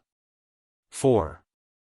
If the old fellow proposed to make out of a friend like Moira a profit of 300%, limiting it to that out of sheer affection for a pretty woman, what wouldn't he make out of a natural, and national, enemy like a United States senator? And the old man took a great fancy to Tietjens himself, which Tietjens, to Sylvia's bewilderment, did not resent. The old man would come in to tea and, if Tietjens were present, would stay for hours talking about old furniture. Tietjens would listen without talking. Sir John would expatiate over and over again about this to Mrs. Tietjens. It was extraordinary. Tietjens went purely by instinct, by taking a glance at a thing and chancing its price. According to Sir John, one of the most remarkable feats of the furniture trade had been Tietjens' purchase of the Hemingway bureau for Lady Moira. Tietjens, in his dislikeful way, had bought this at a cottage sale for £3.10. And had told Lady Moira it was the best piece she would ever possess. Lady Moira had gone to the sale with him. Other dealers present had hardly looked at it, Tietjens certainly hadn't opened it. But at Lady Moira's, poking his spectacles into the upper part of the glazed piece, Sir John had put his nose straight on the little bit of inserted yellow wood by a hinge, bearing signature. Name and date, J&O. Hemingway, Bath, 1784. Sylvia remembered them because Sir John told her so often. It was a lost piece that the furnishing world had been after for many years. For that exploit the old man seemed to love Tietjens. That he loved Sylvia herself, she was quite aware. He fluttered round her tremulously, gave fantastic entertainments in her honor and was the only man she had never turned down. He had a harem, so it was said, in an enormous house at Brighton or somewhere. But it was another sort of love he bestowed on Tietjens, the rather pathetic love that the aged bestow on their possible successors in office. Once Sir John came into tea and quite formally and with a sort of portentousness announced that that was his 71st birthday, and that he was a broken man. He seriously proposed that Tietjens should come into partnership with him with the reversion of the business, not, of course, of his private fortune. Tietjens had listened amiably, asking a detail or two of Sir John's proposed arrangement. Then he had said, with the rather caressing voice that he now and then bestowed on a pretty woman, that he didn't think it would do. There would be too much beastly money about it. As a career it would be more congenial to him than his office, but there was too much beastly money about it. Once more, a little to Sylvia's surprise, but men are queer creatures. Sir John seemed to see this objection as quite reasonable, though he heard it with regret and combated it feebly. He went away with a relieved jauntiness. For, if he couldn't have Tietjens he couldn't. And he invited Sylvia to dine with him somewhere ere they were going to have something fabulous and very nasty at about 2 guineas the ounce on the menu. Something like that. And during dinner Sir John had entertained her by singing the praises of her husband. He said Tietjens was much too great a gentleman to be wasted on the old furniture trade, that was why he hadn't persisted. But he sent by Sylvia a message to the effect that if ever Tietjens did come to be in want of money. Occasionally Sylvia was worried to know why people, as they sometimes did, told her that her husband had great gifts. To her he was merely unaccountable. His actions and opinions seemed simply the products of caprice, like her own. And, since she knew that most of her own manifestations were a matter of contrariety, she abandoned the habit of thinking much about him. But gradually and dimly she began to see that Tietjens had, at least, a consistency of character and a rather unusual knowledge of life. This came to her when she had to acknowledge that their move to the Inn of Court had been a social success and had suited herself. When they had discussed the change at Lobscheid, or rather when Sylvia had unconditionally given in to every stipulation of Tietjens. He had predicted almost exactly what would happen, though it had been the affair of her mother's cousin's opera box that had most impressed her. He had told her, at Lobscheid, that he had no intention of interfering with her social level, and she was convinced that he was not going to.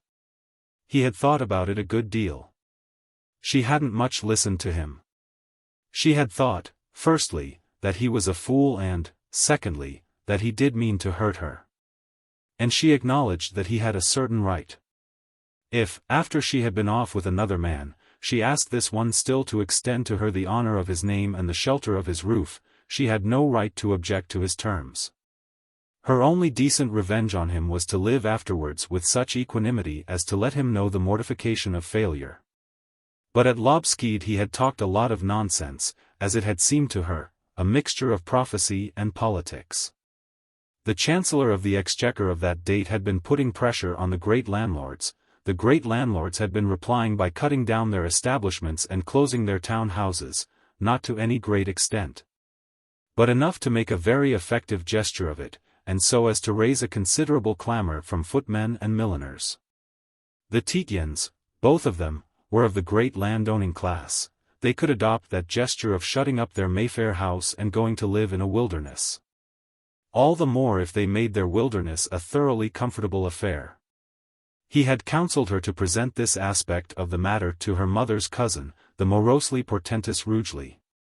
Rugeley was a great landowner, almost the greatest of all, and he was a landowner obsessed with a sense of his duties both to his dependents and his even remote relatives. Sylvia had only, Tietjens said, to go to the Duke and tell him that the Chancellor's exactions had forced them to this move, but that they had done it partly as a protest. And the Duke would accept it almost as a personal tribute to himself. He couldn't, even as a protest, be expected to shut up Mexborough or reduce his expenses. But, if his humbler relatives spiritedly did, he would almost certainly make it up to them. And Rugeley's favors were on the portentous scale of everything about him. I shouldn't wonder, Tietjens had said, if he didn't lend you the Rugeley box to entertain in. And that is exactly what had happened.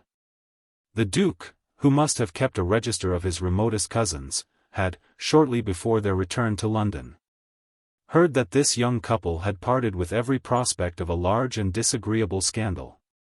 He had approached Mrs. Satterthwaite, for whom he had a gloomy affection, and he had been pleased to hear that the rumor was a gross libel. So that, when the young couple actually turned up again, from Russia, Rugeley, who perceived that they were not only together, but to all appearances quite united, was determined not only to make it up to them, but to show, in order to abash their libelers, as signal a mark of his favor as he could without inconvenience to himself. He, therefore, twice, being a widower, invited Mrs. Satterthwaite to entertain for him, Sylvia to invite the guests, and then had Mrs. Tietjens' name placed on the roll of those who could have the Rugeley box at the opera, on application at the Rugeley estate office, when it wasn't wanted. This was a very great privilege and Sylvia had known how to make the most of it. On the other hand, on the occasion of their conversation at Lobscheid, Tietjens had prophesied what at the time seemed to her a lot of tosh. It had been 2 or 3 years before, but Tietjens had said that about the time grouse shooting began, in 1914, a European conflagration would take place which would shut up half the houses in Mayfair and beggar their inhabitants. He had patiently supported his prophecy with financial statistics as to the approaching bankruptcy of various European powers and the growingly acquisitive skill and rapacity of the inhabitants of Great Britain. She had listened to that with some attention. It had seemed to her rather like the usual nonsense talked in country houses, where, irritatingly, he never talked. But she liked to be able to have a picturesque fact or two with which to support herself when she too, to hold attention, wanted to issue moving statements as to revolutions, anarchies and strife in the offing. And she had noticed that when she magpied Tietjens' conversations, more serious men in responsible positions were apt to argue with her and to pay her more attention than before. And now, walking along the table with her plate in her hand, she could not but acknowledge that, triumphantly, and very comfortably for her, Tietjens had been right. In the 3rd year of the war it was very convenient to have a dwelling, cheap, comfortable, almost august and so easy to work that you could have, at a pinch, run it with one maid. Though the faithful Hello Central had not let it come to that yet. Being near Tietjens, she lifted her plate, which contained 2 cold cutlets in aspic and several leaves of salad. She wavered a little to one side and, with a circular motion of her hand, let the whole contents fly at Tietjens' head. She placed the plate on the table and drifted slowly towards the enormous mirror over the fireplace. "I'm bored," she said. "Bored. Bored." Tietjens had moved slightly as she had thrown. The cutlets and most of the salad leaves had gone over his shoulder. But one, couched, very green leaf was on his shoulder strap. And the oil and vinegar from the plate, Sylvia knew that she took too much of all condiments, had splashed from the revers of his tunic to his green staff badges. She was glad that she had hit him as much as that. It meant that her marksmanship had not been quite rotten. She was glad, too, that she had missed him. She was also supremely indifferent. It had occurred to her to do it and she had done it. Of that she was glad. She looked at herself for some time in the mirror of bluish depths. She pressed her immense bandeaus with both hands on to her ears. She was all right, high-featured, alabaster complexion, but that was mostly the mirror's doing. Beautiful, long, cool hands, what man's forehead wouldn't long for them? And that hair! What man wouldn't think of it, unloosed on white shoulders? Well, Tietjens wouldn't. Or, perhaps, he did. She hoped he did, curse him, for he never saw that sight. Obviously sometimes, at night, with a little whiskey taken he must want to. She rang the bell and bade Hello Central sweep the plateful from the carpet. Hello Central, tall and dark, looking with wide-open eyes, motionlessly at nothing. Sylvia went along the bookshelves, pausing over a book back, Vitare hominum notice, in gilt, irregular capitals pressed deep into the old leather. At the first long window she supported herself by the blind cord. She looked out and back into the room. "There's that veiled woman," she said, "going into 11. It's 2 o'clock, of course." She looked at her husband's back hard, the clumsy khaki back that was getting round-shouldered now. Hard. She wasn't going to miss a motion or a stiffening. "I've found out who it is," she said, "and who she goes to. I got it out of the porter." She waited. Then she added, "It's the woman you traveled down from Bishop's Auckland with. On the day war was declared." Tietjens turned solidly round in his chair. She knew he would do that out of stiff politeness, so it meant nothing. His face was whitish in the pale light, but it was always whitish since he had come back from France and passed his day in a tin hut among dust heaps. He said, "So you saw me." But that, too, was mere politeness. She said, "Of course the whole crowd of us from Claudine saw you. It was old Campion who said she was a Mrs. I've forgotten the name." Tietjens said, "I imagined he would know her. I saw him looking in from the corridor." She said, "Is she your mistress, or only Macmaster's, or the mistress of both of you? It would be like you to have a mistress in common. She's got a mad husband, hasn't she? A clergyman." Tietjens said, "She hasn't." Sylvia checked suddenly in her next questions, and Tietjens, who in these discussions never maneuvered for position, said, "She has been Mrs. Macmaster over 6 months." Sylvia said, "She married him then the day after her husband's death." She drew a long breath and added, "I don't care. She has been coming here every Friday for 3 years. I tell you I shall expose her unless that little beast pays you tomorrow the money he owes you. God knows you need it." She said then hurriedly, for she didn't know how Tietjens might take that proposition, "Mrs. Wanop rang up this morning to know who was, the evil genius of the Congress of Vienna. Who, by the by, is Mrs. Wanop's secretary. She wants to see you this afternoon. About war babies." Tietjens said, "Mrs. Wanop hasn't got a secretary." It's her daughter who does her ringing up. The girl, Sylvia said, you were so potty about it that horrible afternoon Macmaster gave. Has she had a war baby by you? They all say she's your mistress.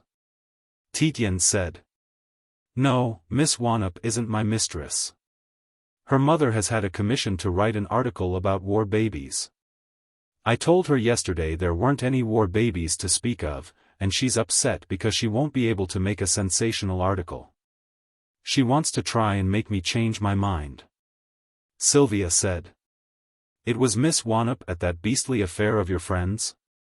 And I suppose the woman who received was Mrs. What's-her-name, your other mistress. An unpleasant show. I don't think much of your taste. The one where all the horrible geniuses in London were? There was a man like a rabbit talked to me about how to write poetry. That's no good as an identification of the party, Tietjens said. Macmaster gives a party every Friday, not Saturday. He has for years. Mrs. Macmaster goes there every Friday. To act as hostess. She has for years. Miss Wanop goes there every Friday after she has done work for her mother. To support Mrs. Macmaster. She has for years. Sylvia mocked him. And you go there every Friday. To croodle over Miss Wanop. Oh, Christopher. She adopted a mock pathetic voice. I never did have much opinion of your taste, but not that. Don't let it be that. Put her back. She's too young for you. All the geniuses in London, Tietjens continued equably, go to Macmaster's every Friday. He has been trusted with the job of giving away royal literary bounty money, that's why they go. They go, that's why he was given his CB. I should not have thought they counted, Sylvia said. Of course they count, Tietjens said. They write for the press. They can get anybody anything, except themselves. Like you. Sylvia said, exactly like you. They're a lot of bribed squits. Oh, no, Tietjens said. It isn't done obviously or discreditably. Don't believe that Macmaster distributes £40 yearly of bounty on condition that he gets advancement.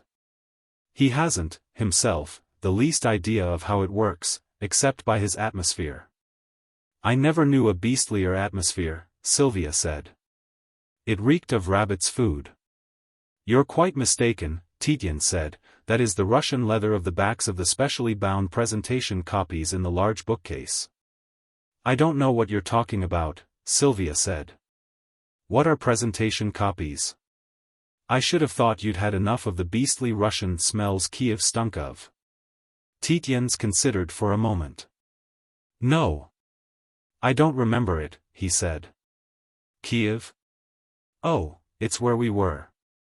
You put half your mother's money, Sylvia said, into the government of Kiev 12.5%. City tramways.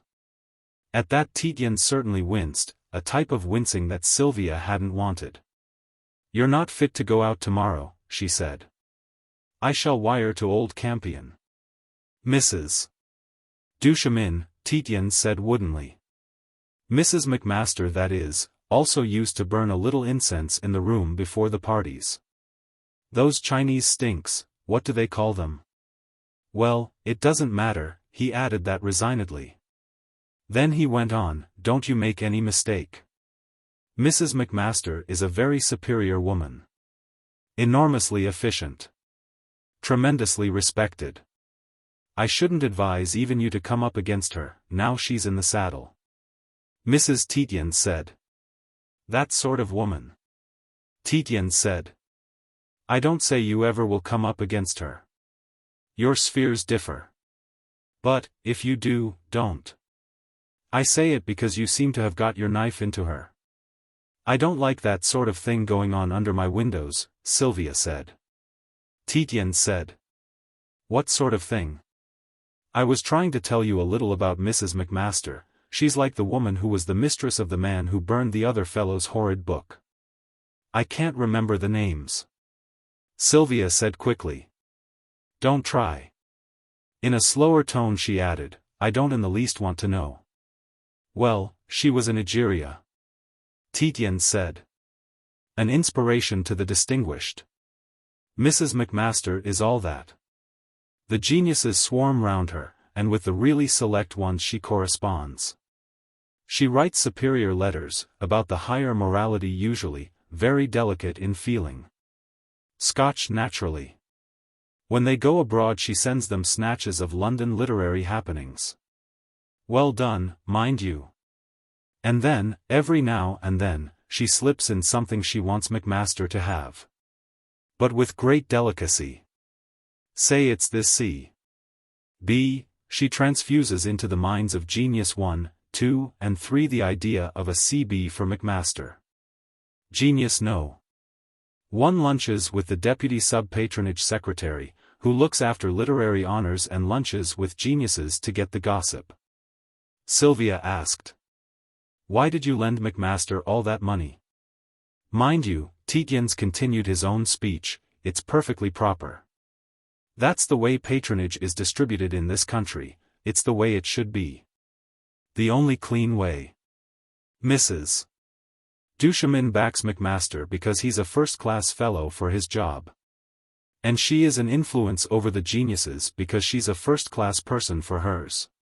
She represents the higher, nicer morality for really nice Scots.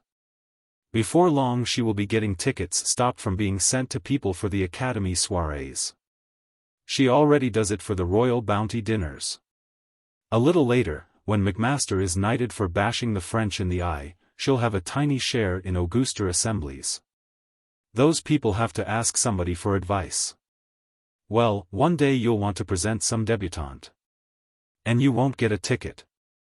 Then I'm glad, Sylvia exclaimed, that I wrote to Brownie's uncle about the woman. I was a little sorry this morning because, from what Glorvina told me, you're in such a devil of a hole. Who's Brownie's uncle? Tietjens asked. Lord. The banker. I know Brownie's in his uncle's bank. Port Scatho. Sylvia said. I wish you wouldn't act forgetting people's names. You overdo it. Tietjens' face went a shade whiter. Port Scatho, he said, is the chairman of the in-billeting committees, of course. And you wrote to him? I'm sorry, Sylvia said. I mean I'm sorry I said that about your forgetting. I wrote to him and said that as a resident of the inn I objected to your mistress, he knows the relationship, of course. Creeping in every Friday under a heavy veil and creeping out every Saturday at 4 in the morning. Lord Port Scatho knows about my relationship, Tietjens began. He saw her in your arms in the train, Sylvia said. It upset Brownie so much he offered to shut down your overdraft and return any checks you had out marked RD. To please you? Tietjens asked. Do bankers do that sort of thing? It's a new light on British society. I suppose bankers try to please their women friends, like other men, Sylvia said. I told him very emphatically it wouldn't please me. But, she hesitated, I wouldn't give him a chance to get back on you. I don't want to interfere in your affairs. But Brownie doesn't like you. He wants you to divorce me and marry him? Tietjens asked. How did you know? Sylvia asked indifferently. I let him give me lunch now and then because it's convenient to have him manage my affairs, you being away. But of course he hates you for being in the army. All the men who aren't hate all the men who are. And, of course, when there's a woman between them the men who aren't do all they can to do the others in. When they're bankers they have a pretty good pull. I suppose they have, Tietjens said, vaguely, of course they would have. Sylvia abandoned the blind cord on which she had been dragging with one hand. In order that light might fall on her face and give more impressiveness to her words, for, in a minute or two, when she felt brave enough, she meant really to let him have her bad news. She drifted to the fireplace. He followed her round, turning on his chair to give her his face. She said. Look here, it's all the fault of this beastly war, isn't it? Can you deny it? I mean that decent, gentlemanly fellows like Brownie have turned into beastly squits. I suppose it is, Tietjens said dully. Yes, certainly it is. You're quite right. It's the incidental degeneration of the heroic impulse. If the heroic impulse has too even a strain put on it, the incidental degeneration gets the upper hand. That accounts for the brownies, all the brownies, turning squits. Then why do you go on with it? Sylvia said. God knows I could wangle you out if you'd back me in the least little way. Tietjens said. Thanks. I prefer to remain in it. How else am I to get a living? You know then, Sylvia exclaimed almost shrilly. You know that they won't have you back in the office if they can find a way of getting you out. Oh, they'll find that. Tietjens said. He continued his other speech. When we go to war with France, he said dully. And Sylvia knew he was only now formulating his settled opinion so as not to have his active brain to give to the discussion. He must be thinking hard of the one-up girl. With her littleness, her tweed skirtishness. A provincial miniature of herself, Sylvia Tietjens. If she, then, had been miniature, provincial. But Tietjens' words cut her as if she had been lashed with a dog whip. We shall behave more creditably, he had said, because there will be less heroic impulse about it. We shall, half of us, be ashamed of ourselves. So there will be much less incidental degeneration.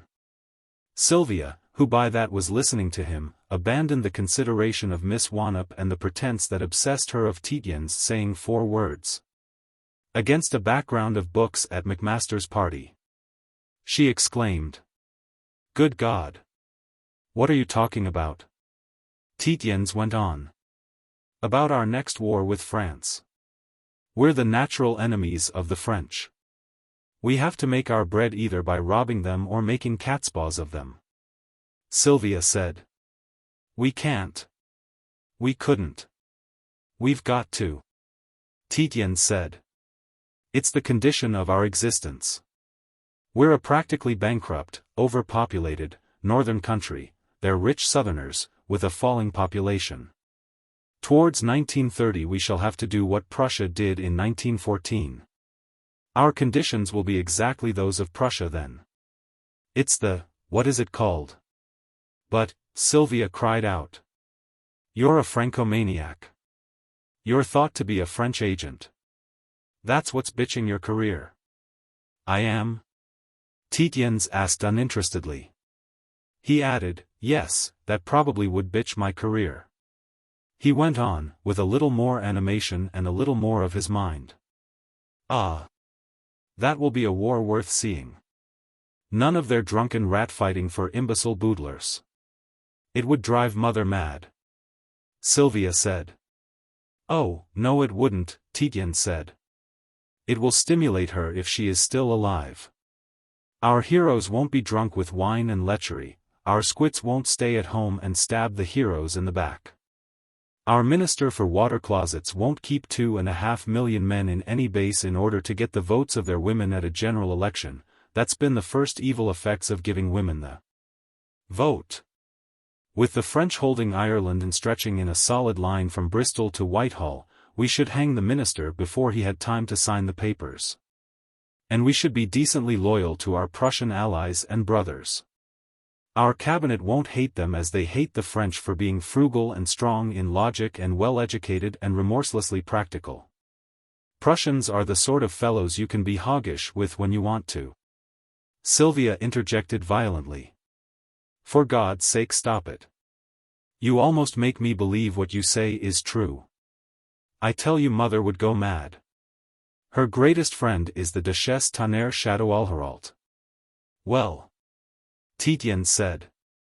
Your greatest friends are the Med, the Austrian officers you take chocolates and flowers to. That there was all the row about, we're at war with them and you haven't gone mad. I don't know, Sylvia said. Sometimes I think I am going mad. She drooped. Tietjens, his face very strained, was looking at the tablecloth. He muttered, Met. Cos, Sylvia said. Do you know a poem called, Somewhere? It begins, somewhere or other there must surely be. Tietjens said. I'm sorry. No. I haven't been able to get up my poetry again. Sylvia said. Don't. She added, you've got to be at the War Office at 4:15, haven't you? What's the time now? She extremely wanted to give him her bad news before he went, she extremely wanted to put off giving it as long as she could. She wanted to reflect on the matter first. She wanted also to keep up a desultory conversation, or he might leave the room. She didn't want to have to say to him, wait a minute, I've something to say to you. For she might not, at that moment, be in the mood. He said it was not yet 2. He could give her an hour and a half more. To keep the conversation going, she said. I suppose the one-up girl is making bandages or being a whack. Something forceful. Tietjens said. No, she's a pacifist. As pacifist as you.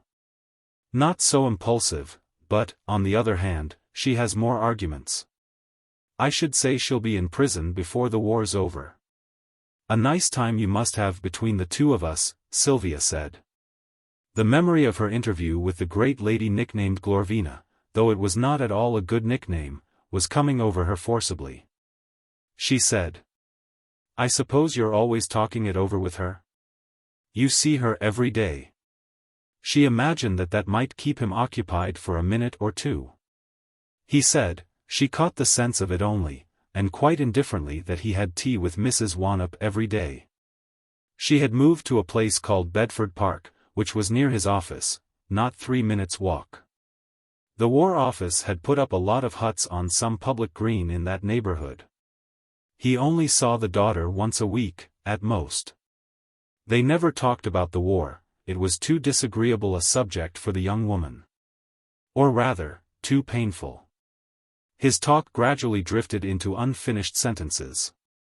They played that comedy occasionally, for it is impossible for two people to live in the same house and not have some common meeting ground. So they would each talk, sometimes talking at great length and with politeness, each thinking his or her thoughts till they drifted into silence. And, since she had acquired the habit of going into retreat, with an Anglican sisterhood in order to annoy Tietjens, who hated convents and considered that the communions should not mix, Sylvia had acquired also the habit of losing herself almost completely in reveries. Thus she was now vaguely conscious that a greyish lump, Tietjens, sat at the head of a whitish expanse, the lunch table. There were also books, actually she was seeing a quite different figure in other books, the books of Glorvina's husband, for the great lady had received Sylvia in that statesman's library. Glorvina, who was the mother of 2 of Sylvia's absolutely most intimate friends, had sent for Sylvia. She wished, kindly and even wittily, to remonstrate with Sylvia because of her complete abstention from any patriotic activity. She offered Sylvia the address of a place in the city where she could buy wholesale and ready-made diapers for babies which Sylvia could present to some charity or other as being her own work. Sylvia said she would do nothing of the sort, and Glorvina said she would present the idea to poor Mrs. Pilsenhauser. She, Glorvina, said she spent some time every day thinking out acts of patriotism for the distressed rich with foreign names, accents, or antecedents. Glorvina was a 50-ish lady with a pointed, grey face and a hard aspect, but when she was inclined to be witty or to plead earnestly she had a kind manner. The room in which they were was over a Belgravia back garden. It was lit by a skylight and the shadows from above deepened the lines of her face, accentuating the rather dusty grey of the hair as well as both the hardness and the kind manner. This very much impressed Sylvia, who was used to seeing the lady by artificial light. She said, however, "You don't suggest, Glorvina, that I'm the distressed rich with a foreign name?" The great lady had said. "My dear Sylvia, it isn't so much you as your husband. Your last exploit with the Esterházys and Metternichs has pretty well done for him. You forget that the present powers that be are not logical." Sylvia remembered that she had sprung up from her leather saddleback chair, exclaiming, "You mean to say that those unspeakable swine think that I'm—" Glorvina said patiently, My dear Sylvia, I've already said it's not you. It's your husband that suffers. He appears to be too good a fellow to suffer. Mr. Waterhouse says so. I don't know him myself, well. Sylvia remembered that she had said. And who in the world is Mr. Waterhouse, and, hearing that Mr. Waterhouse was a late Liberal minister, had lost interest. She couldn't, indeed, remember any of the further words of her hostess, as words. The sense of them had too much overwhelmed her. She stood now, looking at Tietjens and only occasionally seeing him, her mind completely occupied with the effort to recapture Glorvina's own words in the desire for exactness. Usually she remembered conversations pretty well. But on this occasion her mad fury, her feeling of nausea, the pain of her own nails in her palms, an unrecoverable sequence of emotions had overwhelmed her. She looked at Tietjens now with a sort of gloating curiosity. How was it possible that the most honorable man she knew should be so overwhelmed by foul and baseless rumors? It made you suspect that honor had, in itself, a quality of the evil eye. Tietjens, his face pallid, was fingering a piece of toast. He muttered. Met. It's met. He wiped his brow with a table napkin, looked at it with a start, threw it on the floor and pulled out a handkerchief. He muttered, Metter. His face illuminated itself like the face of a child listening at a shell. Sylvia screamed with a passion of hatred. For God's sake say Metternich, you're driving me mad. When she looked at him again his face had cleared and he was walking quickly to the telephone in the corner of the room. He asked her to excuse him and gave a number at Ealing. He said after a moment. Mrs. Wannop? Oh. My wife has just reminded me that Metternich was the evil genius of the Congress of Vienna, he said, yes. Yes, and listened. After a time he said, oh, you could put it stronger than that. You could put it that the Tory determination to ruin Napoleon at all costs was one of those pieces of party imbecility that, etc. Yes, Castlereagh. And of course Wellington. I'm very sorry I must ring off. Yes, tomorrow at 8:30 from Waterloo. No, I shan't be seeing her again. No, she's made a mistake. Yes, give her my love, goodbye. He was reversing the earpiece to hang it up, but a high-pitched series of yelps from the instrument forced it back to his ear. Oh. War babies, he exclaimed. I've already sent the statistics off to you. No. There isn't a marked increase of the illegitimacy rate, except in patches. The rate's appallingly high in the lowlands of Scotland. But it always is appallingly high there, he laughed and said good-naturedly, oh, you're an old journalist, you won't let 50 quid go for that, he was breaking off. But, he suddenly exclaimed, here's another idea for you. The rate's about the same, probably because of this, half the fellows who go out to France are reckless because it's the last chance, as they see it. But the other half are made twice as conscientious. A decent Tommy thinks twice about leaving his girl in trouble just before he's killed. The divorce statistics are up, of course, because people will chance making new starts within the law. Thanks, he hung up the earpiece. Listening to that conversation had extraordinarily cleared Sylvia's mind. She said, almost sorrowfully. I suppose that's why you don't seduce that girl. And she knew, she had known at once from the suddenly changed inflection of Tietjens' voice when he had said, a decent Tommy thinks twice before leaving his girl in trouble. That Tietjens himself had thought twice. She looked at him now almost incredulously, but with great coolness. Why shouldn't he, she asked herself, give himself a little pleasure with his girl before going to almost certain death? She felt a real, sharp pain at her heart. A poor wretch in such a devil of a hole.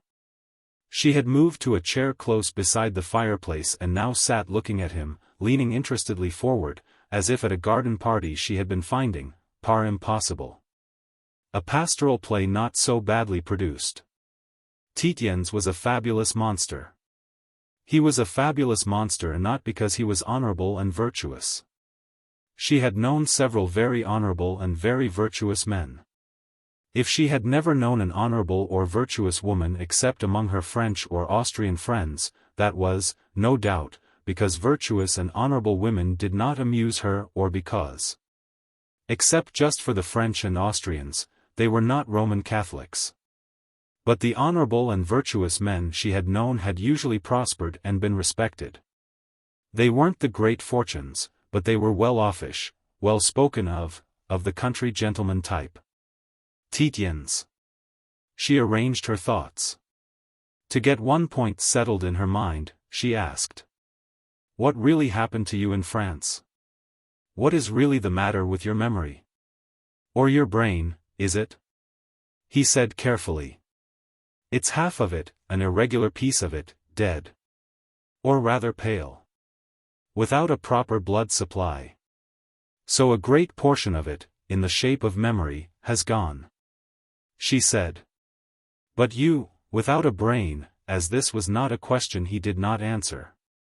His going at once to the telephone, as soon as he was in the possession of the name Metternich, had at last convinced her that he had not been, for the last 4 months, acting hypochondriacal or merely lying to obtain sympathy or extended sick leave. Amongst Sylvia's friends a wangle known as shell shock was cynically laughed at and quite approved of. Quite decent and, as far as she knew, quite brave menfolk of her women would openly boast that, when they had had enough of it over there, they would wangle a little leave or get a little leave extended by simulating this purely nominal disease, and in the general carnival of lying, lechery, drink and howling that this affair was. To pretend to a little shell shock had seemed to her to be almost virtuous. At any rate, if a man passed his time at garden parties, or, as for the last months Tietjens had done, passed his time in a tin hut amongst dust heaps, going to tea every afternoon in order to help Mrs. Wannop with her newspaper articles, when men were so engaged they were, at least, not trying to kill each other. She said now. "Do you mind telling me what actually happened to you?" He said. "I don't know that I can very well. Something burst, or exploded is probably the right word, near me, in the dark. I expect you'd rather not hear about it." "I want to," Sylvia said. He said. "The point about it is that I don't know what happened and I don't remember what I did. There are 3 weeks of my life dead. What I remember is being in a CCS. And not being able to remember my own name." "You mean that?" Sylvia asked. "It's not just a way of talking?" "No, it's not just a way of talking," Tietjens answered. "I lay in bed in the CCS. Your friends were dropping bombs on it." "You might not call them my friends," Sylvia said. Tietjens said. "I beg your pardon. One gets into a loose way of speaking. The poor bloody Huns then were dropping bombs from aeroplanes, on the hospital huts. I'm not suggesting they knew it was a CCS, it was, no doubt, just carelessness. You needn't spare the Germans for me," Sylvia said. "You needn't spare any man who has killed another man." "I was, then, dreadfully worried," Tietjens went on. "I was composing a preface for a book on Arminianism." "You haven't written a book?" Sylvia exclaimed eagerly, because she thought that if Tietjens took to writing a book there might be a way of his earning a living. Many people had told her that he ought to write a book. "No, I hadn't written a book," Tietjens said, "and I didn't know what Arminianism was." "You know perfectly well what the Arminian heresy is," Sylvia said sharply. "You explained it all to me years ago." "Yes," Tietjens exclaimed. "Years ago I could have, but I couldn't then. I could now, but I was a little worried about it then. It's a little awkward to write a preface about a subject of which you know nothing. But it didn't seem to me to be discreditable in an army sense. Still it worried me dreadfully not to know my own name. I lay and worried and thought how discreditable it would appear if a nurse came along and asked me and I didn't know. Of course my name was on a luggage label tied to my collar, but I'd forgotten they did that to casualties. Then a lot of people carried pieces of a nurse down the hut. The Germans' bombs had done that, of course. They were still dropping about the place. But good heavens, Sylvia cried out, do you mean they carried a dead nurse past you? The poor dear wasn't dead, Tietjens said. I wish she had been. Her name was Beatrice Carmichael, the first name I learned after my collapse. She's dead now, of course. That seemed to wake up a fellow on the other side of the room with a lot of blood coming through the bandages on his head. He rolled out of his bed and, without a word, walked across the hut and began to strangle me. But this isn't believable, Sylvia said. I'm sorry, but I can't believe it. You were an officer, they couldn't have carried a wounded nurse under your nose. They must have known your sister Caroline was a nurse and was killed. Carrie, Tietjens said, was drowned on a hospital ship. I thank God I didn't have to connect the other girl with her. But you don't suppose that in addition to one's name, rank, unit, and date of admission they'd put that I'd lost a sister and 2 brothers in action and a father, of a broken heart, I dare say. But you only lost 1 brother, Sylvia said. I went into mourning for him and your sister. No, 2, Tietjens said. But the fellow who was strangling me was what I wanted to tell you about.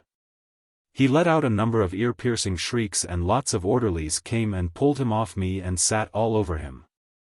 Then he began to shout, Faith. He shouted, Faith. Faith. Faith. At intervals of 2 seconds, as far as I could tell by my pulse, until 4 in the morning, when he died. I don't know whether it was a religious exhortation or a woman's name, but I disliked him a good deal because he started my tortures, such as they were. There had been a girl I knew called Faith. Oh, not a love affair, the daughter of my father's head gardener, a Scotsman. The point is that every time he said Faith I asked myself, Faith. Faith what? I couldn't remember the name of my father's head gardener. Sylvia, who was thinking of other things, asked. What was the name? Tietjens answered. I don't know to this day. The point is that when I knew that I didn't know that name, I was as ignorant, as uninstructed, as a newborn babe and much more worried about it. The Quran says, I've got as far as K in my reading of the Encyclopedia Britannica every afternoon at Mrs. Wanup's, the strong man when smitten is smitten in his pride. Of course I got King's Regs, and the MML and infantry field training and all the A.C.I.S to date by heart very quickly. And that's all a British officer is really encouraged to know. Oh, Christopher. Sylvia said. You read that encyclopedia, it's pitiful. You used to despise it so. That's what's meant by smitten in his pride, Tietjens said. Of course what I read or hear now I remember. But I haven't got to M, much less V. That was why I was worried about Metternich and the Congress of Vienna. I try to remember things on my own, but I haven't yet done so. You see, it's as if a certain area of my brain had been wiped white. Occasionally one name suggests another. You noticed, when I got Metternich it suggested Castlereagh and Wellington, and even other names. But that's what the Department of Statistics will get me on. When they fire me out. The real reason will be that I've served. But they'll pretend it's because I've no more general knowledge than is to be found in the encyclopedia, or 2/3 or more or less, according to the duration of the war. Or, of course, the real reason will be that I won't fake statistics to dish the French with. They asked me to, the other day, as a holiday task. And when I refused you should have seen their faces. Have you really, Sylvia asked, lost 2 brothers in action? Yes, Tietjens answered. Curly and Longshanks. You never saw them because they were always in India. And they weren't noticeable. 2. Sylvia said. I only wrote to your father about one called Edward. And your sister Caroline. In the same letter. Carrie wasn't noticeable either, Tietjens said. She did charity organization society work.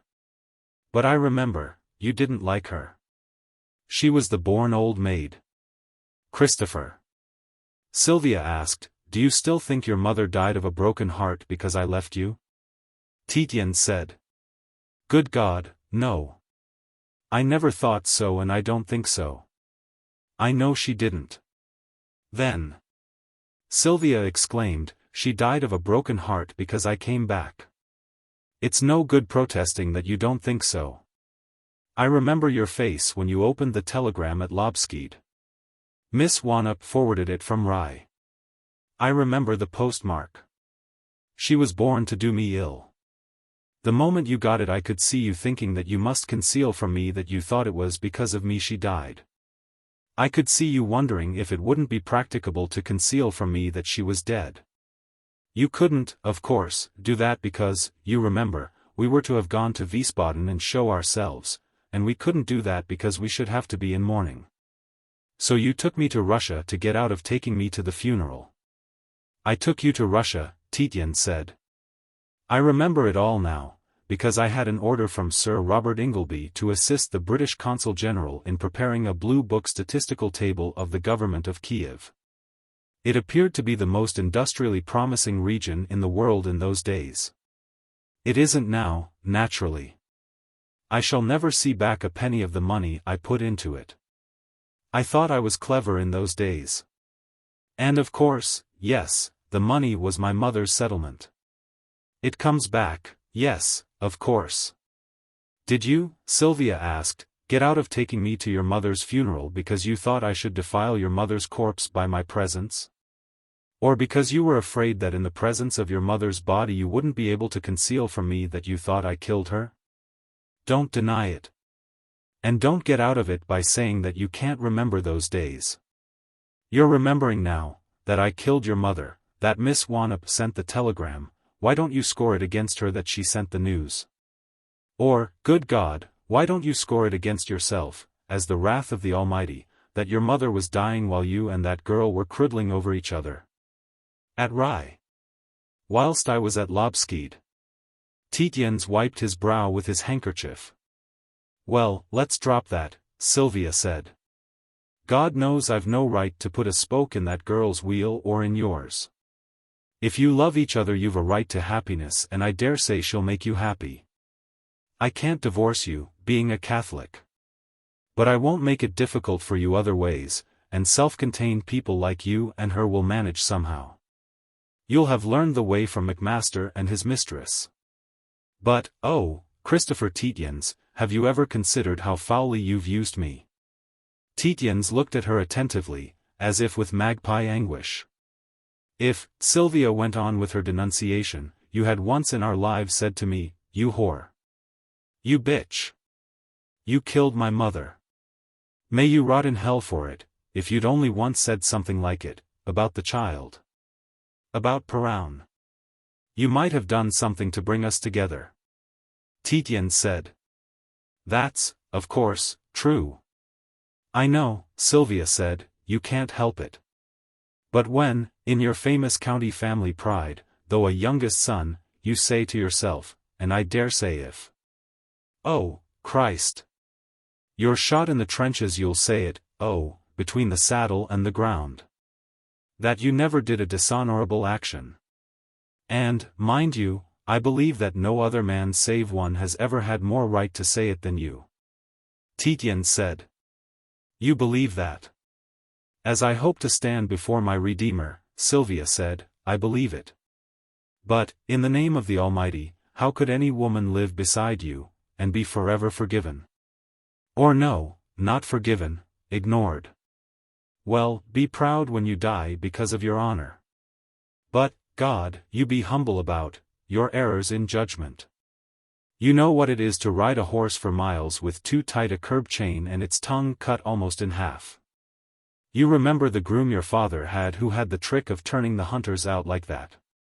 And you horsewhipped him, and you've told me you've almost cried ever so often afterwards for thinking of that mare's mouth. Well. Think of this mare's mouth sometimes. You've ridden me like that for 7 years. She stopped and then went on again. Don't you know, Christopher Tietjens? That there is only one man from whom a woman could take, neither I condemn thee, and not hate him more than she hates the fiend. Tietjens so looked at her that he contrived to hold her attention. I'd like you to let me ask you, he said, how I could throw stones at you. I have never disapproved of your actions. Her hands dropped dispiritedly to her sides. Oh, Christopher, she said, don't carry on that old play acting. I shall never see you again, very likely, to speak to. You'll sleep with the Wannop girl tonight, you're going out to be killed tomorrow. Let's be straight for the next 10 minutes or so. And give me your attention. The Wannop girl can spare that much if she's to have all the rest. She could see that he was giving her his whole mind. As you said just now, he exclaimed slowly, as I hope to meet my Redeemer, I believe you to be a good woman. One that never did a dishonorable thing. She recoiled a little in her chair. Then, she said, you're the wicked man I've always made believe to think you, though I didn't. Tietjens said. No. Let me try to put it to you as I see it. She exclaimed. No. I've been a wicked woman. I have ruined you. I am not going to listen to you. He said. I dare say you have ruined me. That's nothing to me. I am completely indifferent. She cried out. Oh. Oh. Oh, on a note of agony. Tietjens said doggedly. I don't care. I can't help it. Those should be, the conditions of life amongst decent people.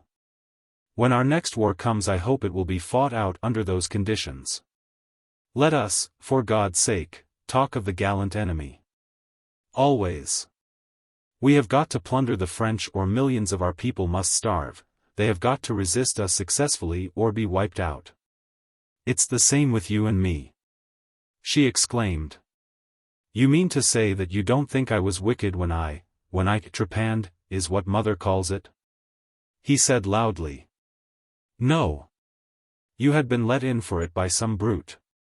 I have always held that a woman who has been let down by one man has the right, has the duty for the sake of her child, to let down a man. It becomes woman against man, against one man. I happen to be that one man, it was the will of God.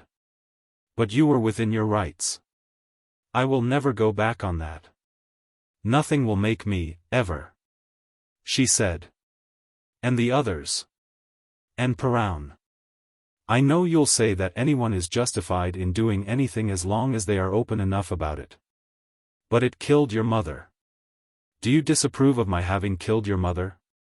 Or you consider that I have corrupted the child? Tietjens said. I don't.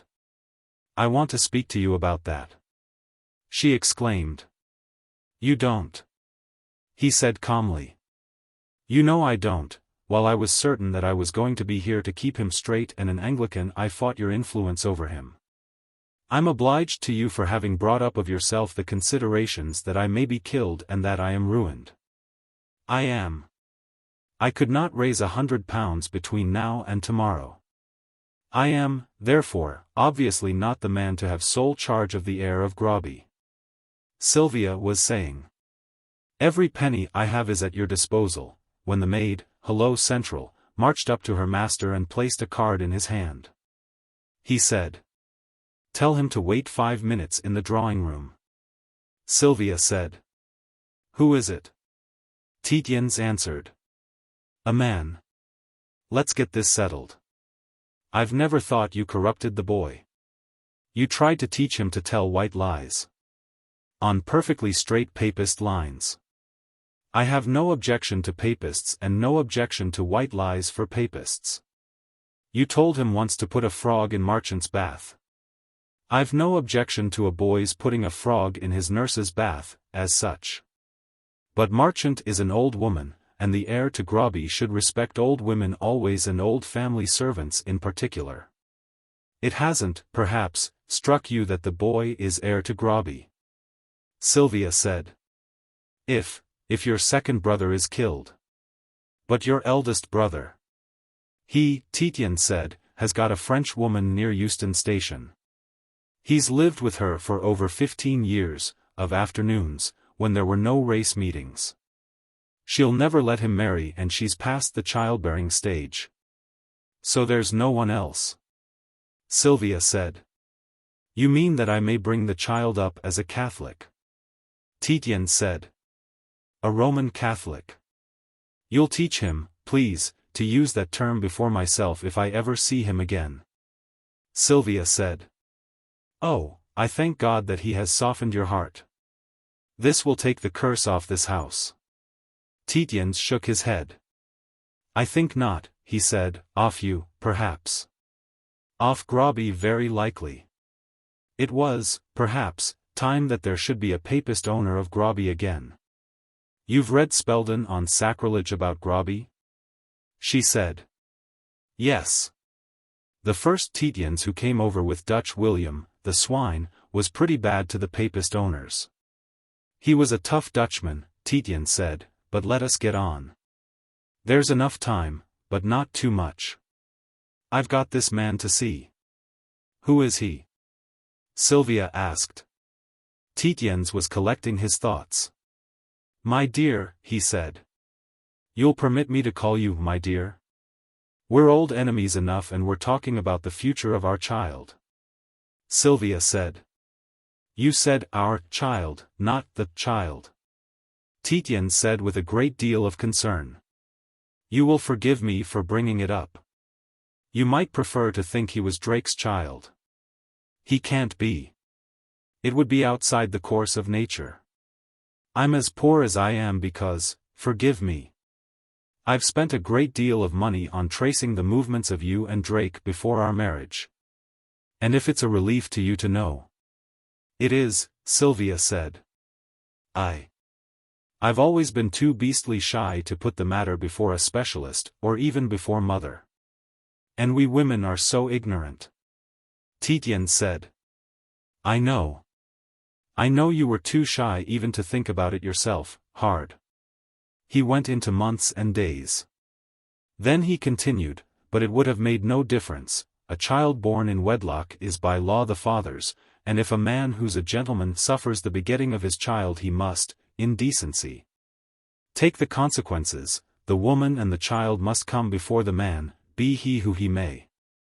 And worse begotten children than ours have inherited statelier names. And I loved the little beggar with all my heart and with all my soul from the first minute I saw him. That may be the secret clue, or it may be sheer sentimentality. So I fought your influence because it was papist, while I was a whole man. But I'm not a whole man any more, and the evil eye that is on me might transfer itself to him. He stopped and said. For I must to the greenwood go. Alone a banished man. But have him well protected against the evil eye. Oh, Christopher, she said, it's true I've not been a bad woman to the child. And I never will be. And I will keep marchant with him till she dies. You'll tell her not to interfere with his religious instruction. And she won't. Tietjens said with a friendly weariness. That's right, and you'll have father. Father, the priest that was with us for a fortnight before he was born to give him his teachings. He was the best man I ever met and one of the most intelligent. It's been a great comfort to me to think of the boy as in his hands. Sylvia stood up, her eyes blazing out of a pallid face of stone. Father Consett, she said, was hung on the day they shot Casement. They dare not put it into the papers because he was a priest and all the witnesses Ulster witnesses. And yet I may not say this is an accursed war. Tietjens shook his head with the slow heaviness of an aged man. You may for me, he said. You might ring the bell, will you? Don't go away. He sat with the blue gloom of that enclosed space all over him, lumped heavily in his chair. Spelden on sacrilege, he said, may be right after all. You'd say so from the Tietjenses. There's not been a Tietjens since the first Lord Justice cheated the Papist Loundises out of Roby. But died of a broken neck or of a broken heart, for all the 15,000 acres of good farming land and iron land, and for all the heather on the top of it. What's the quotation? be ye something as something and ye shall not escape. What is it? Calumny. Sylvia said. She spoke with intense bitterness.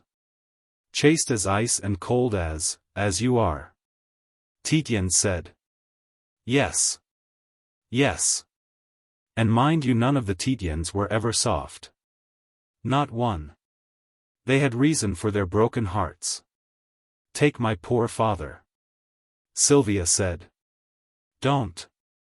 Both my brothers were killed in Indian regiments on the same day and not a mile apart. And my sister in the same week, out at sea, not so far from them.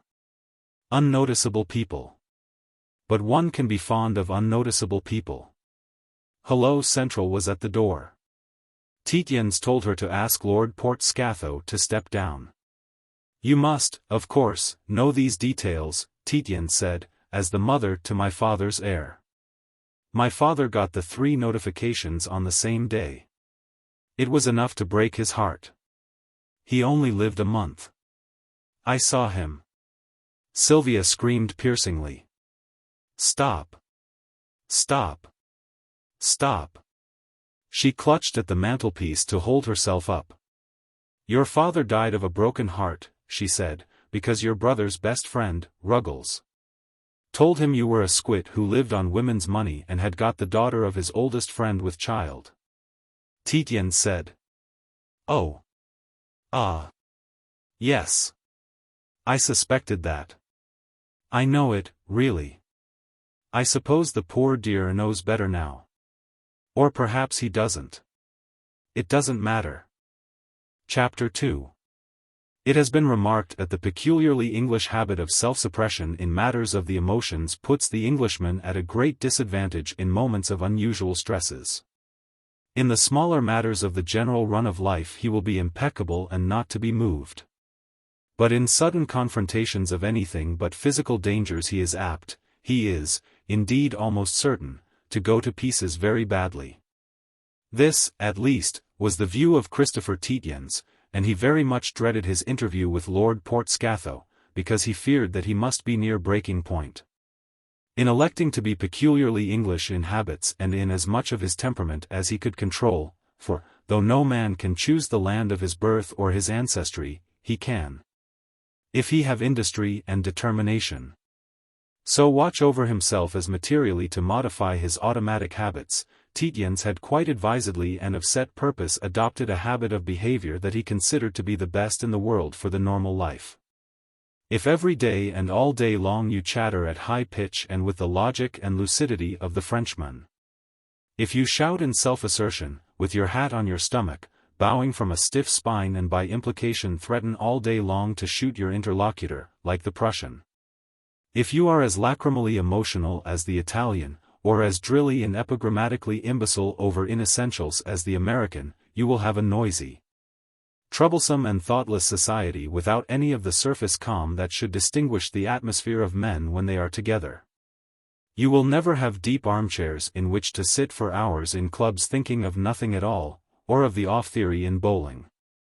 On the other hand, in the face of death, except at sea, by fire, railway accident or accidental drowning in rivers, in the face of madness, passion, dishonor or, and particularly, prolonged mental strain, you will have all the disadvantage of the beginner at any game and may come off very badly indeed.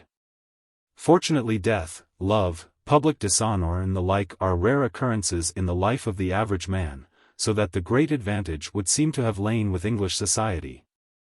At any rate before the later months of the year 1914.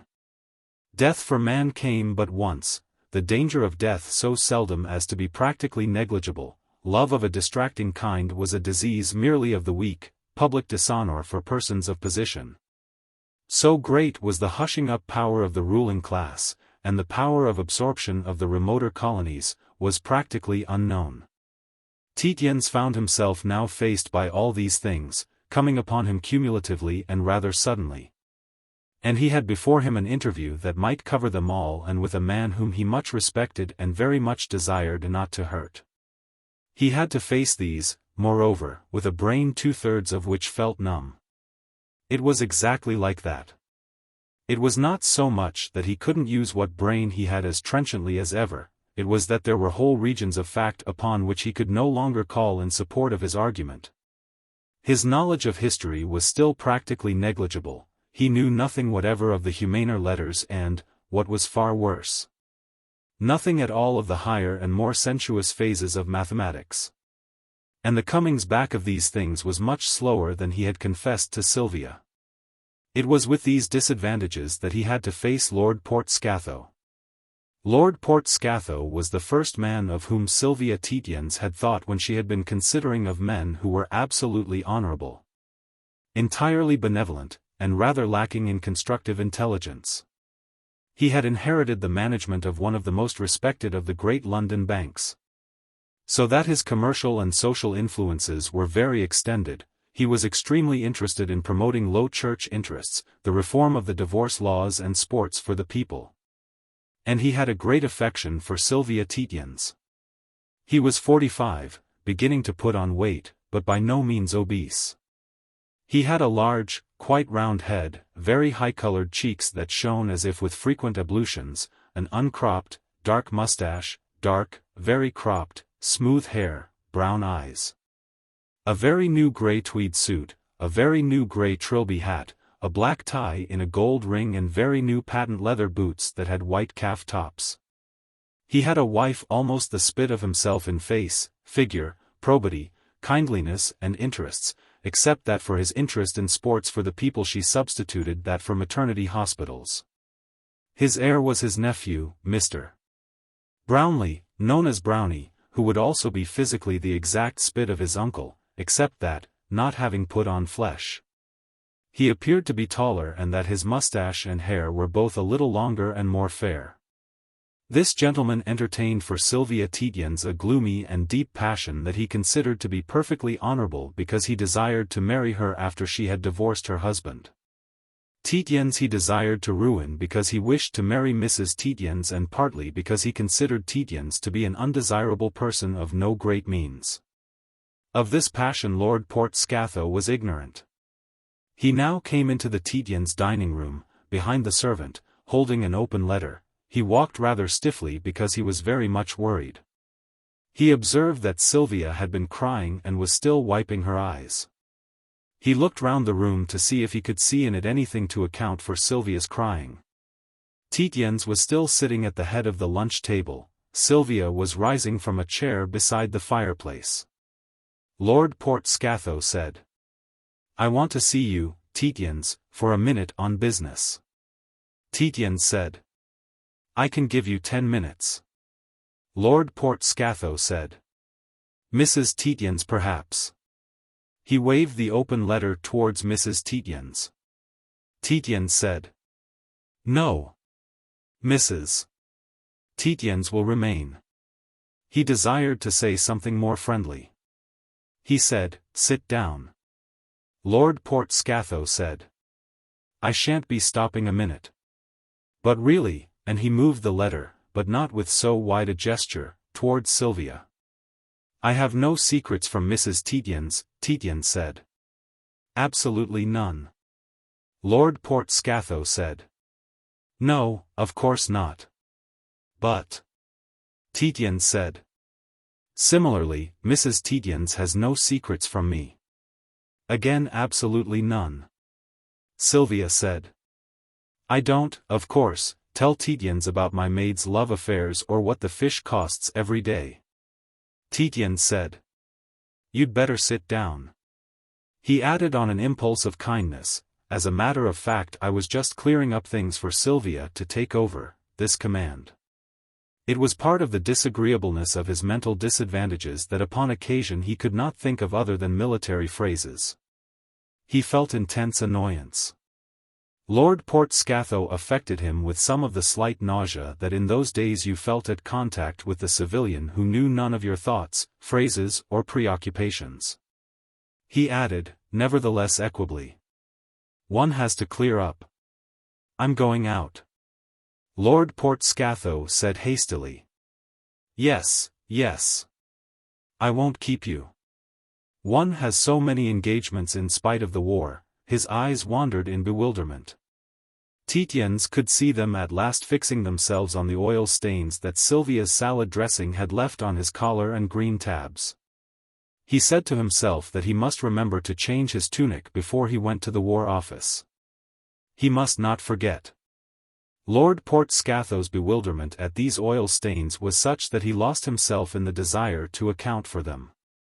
You could see the slow thoughts moving inside his square, polished brown forehead. Tietjens wanted very much to help him. He wanted to say, "It's about Sylvia's letter that you've got in your hand, isn't it?" But Lord Portskatho had entered the room with the stiffness, with the odd, high-collared sort of gait that on formal and unpleasant occasions Englishmen use when they approach each other. Braced up, a little like strange dogs meeting in the street. In view of that, Tietjens couldn't say, "Sylvia." But it would add to the formality with unpleasantness if he said again, "Mrs. Tietjens." That wouldn't help Portskatho. Sylvia said suddenly. "You don't understand, apparently. My husband is going out to the front line. Tomorrow morning. It's for the second time." Lord Portskatho sat down suddenly on a chair beside the table. With his fresh face and brown eyes suddenly anguished, he exclaimed.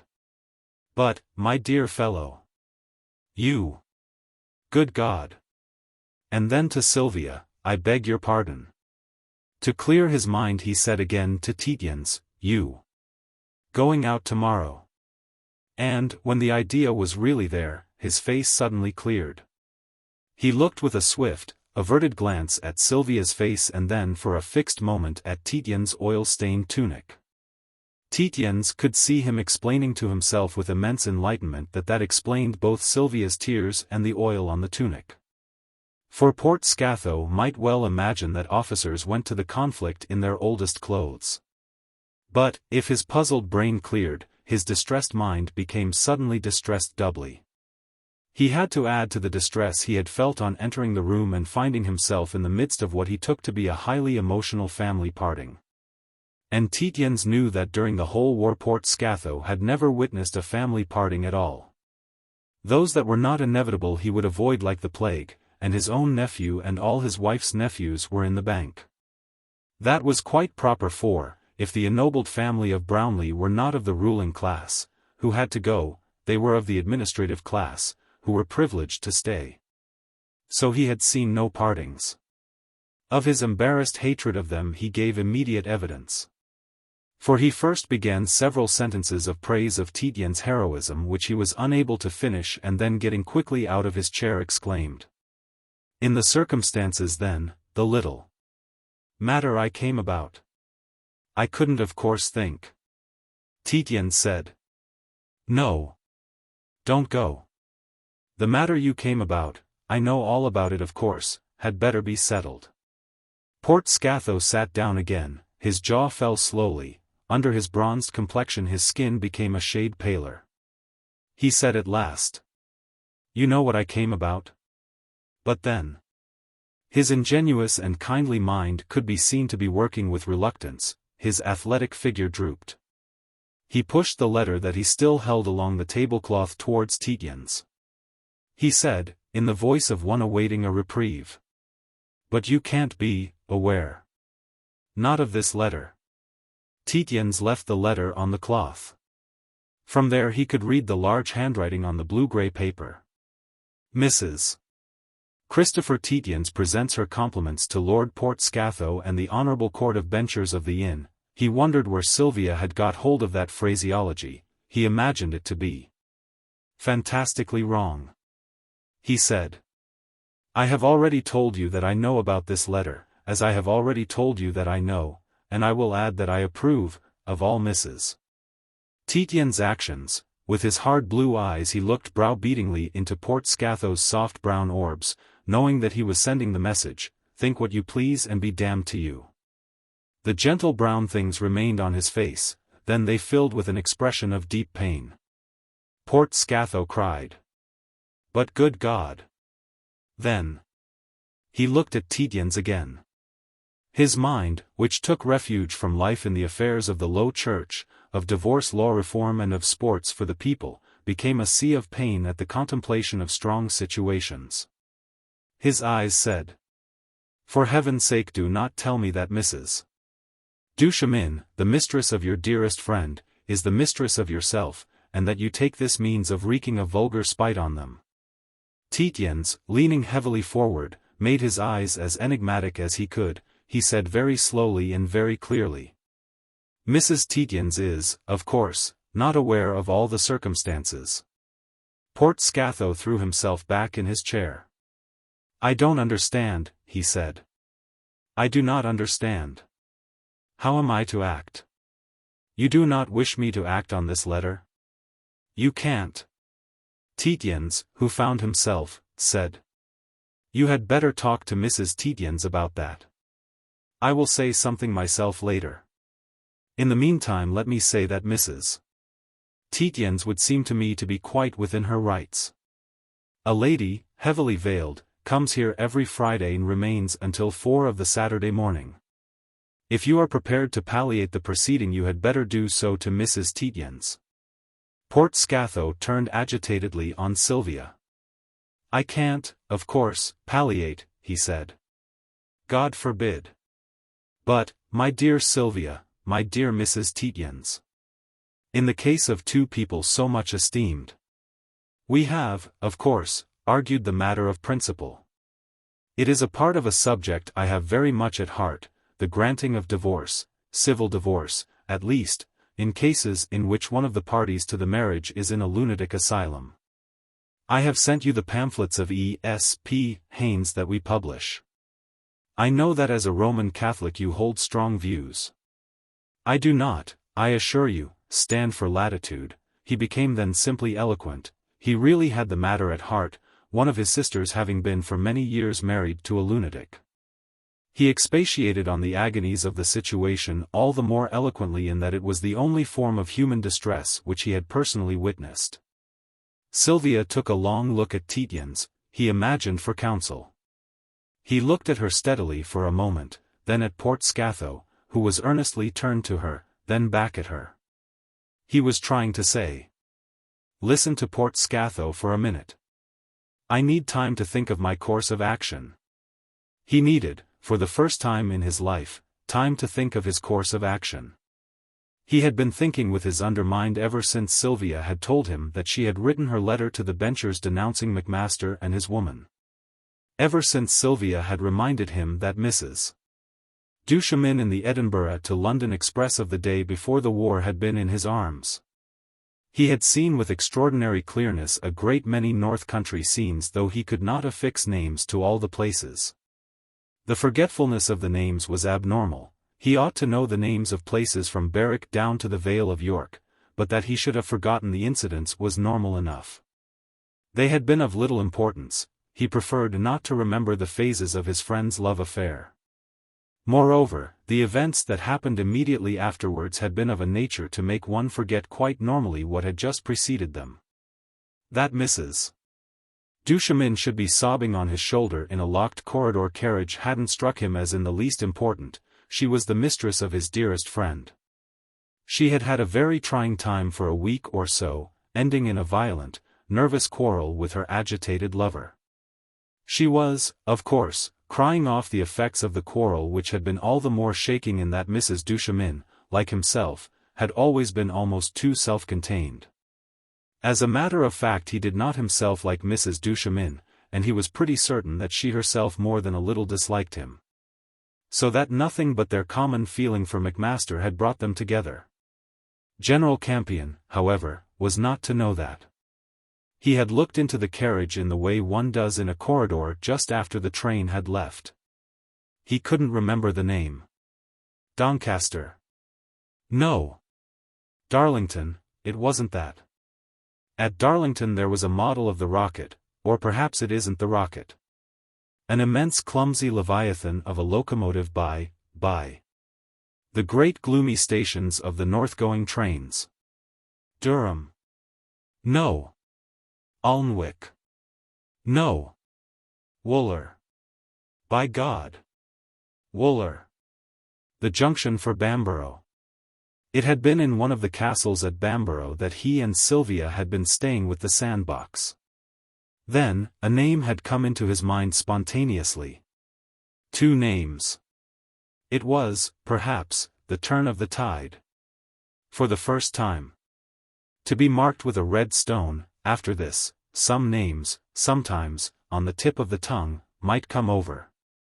He had, however, to get on.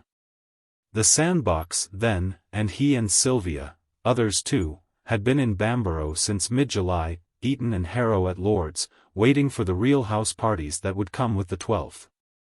He repeated these names and dates to himself for the personal satisfaction of knowing that, amongst the repairs effected in his mind, these 2 remained, Eton and Harrow. The end of the London season, 12th of August, grouse shooting begins. It was pitiful. When General Campion had come up to rejoin his sister he, Tietjens, had stopped only 2 days. The coolness between the 2 of them remained. It was the first time they had met, except in court, after the accident. For Mrs. Wannop, with grim determination, had sued the General for the loss of her horse. It had lived all right, but it was only fit to draw a lawnmower for cricket pitches. Mrs. Wannop, then, had gone bald-headed for the General, partly because she wanted the money, partly because she wanted a public reason for breaking with the sandbox. The General had been equally obstinate and had undoubtedly perjured himself in court, not the best, not the most honorable. The most benevolent man in the world would not turn oppressor of the widow and orphan when his efficiency as a chauffeur was impugned or the fact brought to light that at a very dangerous turning he hadn't sounded his horn. Tietjens had sworn that he hadn't, the General that he had. There could not be any question of doubt, for the horn was a beastly thing that made a prolonged noise like that of a terrified peacock. So Tietjens had not, till the end of that July, met the General again. It had been quite a proper thing for gentlemen to quarrel over and was quite convenient, though it had cost the General £50 for the horse and, of course, a good bit over for costs. Lady Claudine had refused to interfere in the matter. She was privately of opinion that the General hadn't sounded his horn, but the General was both a passionately devoted and explosive brother.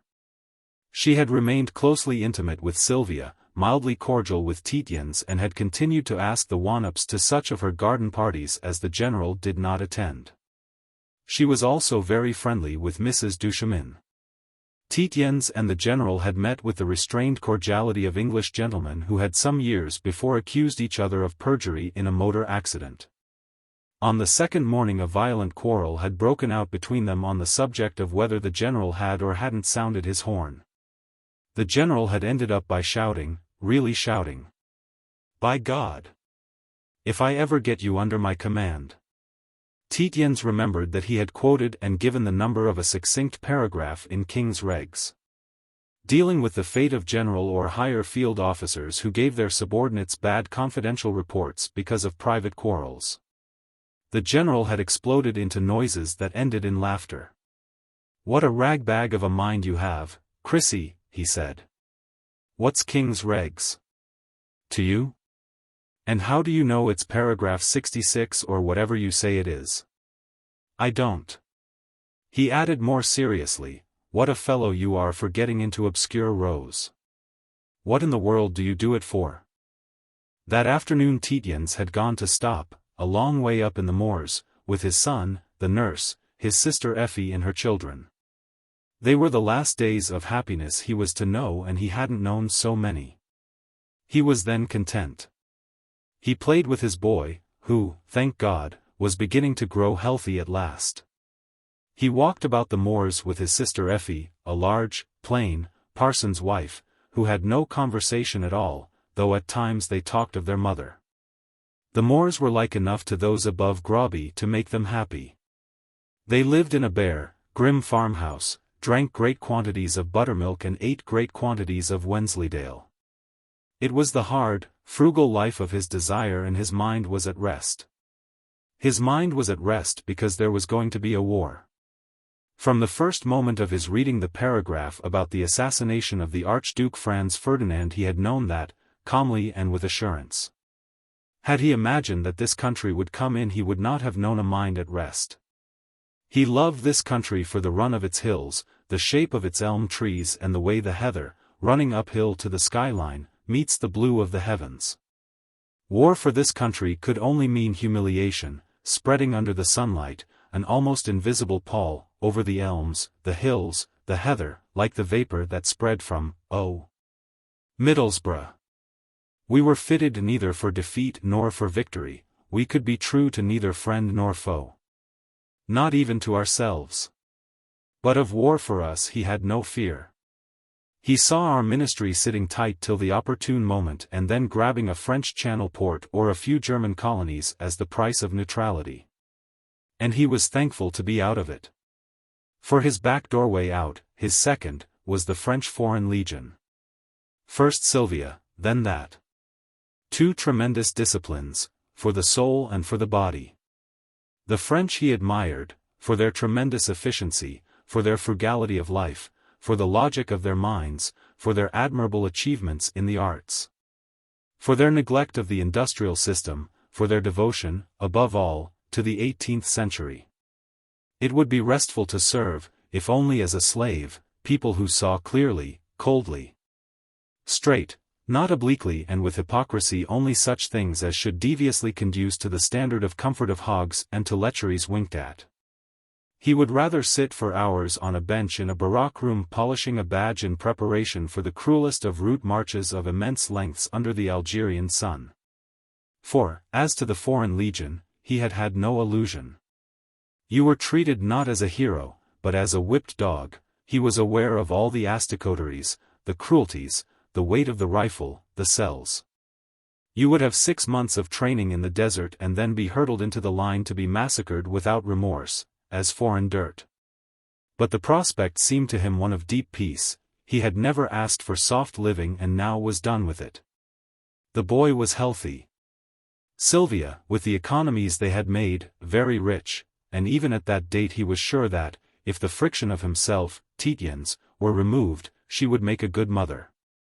Obviously he might survive, but after that tremendous physical drilling what survived would not be himself, but a man with cleaned, sand-dried bones, a clear mind.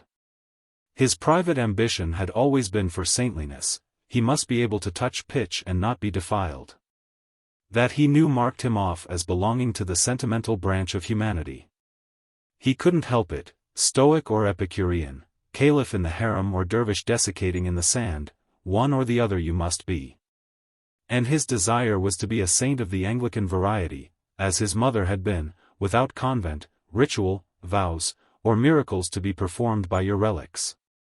That sainthood, truly, the Foreign Legion might give you.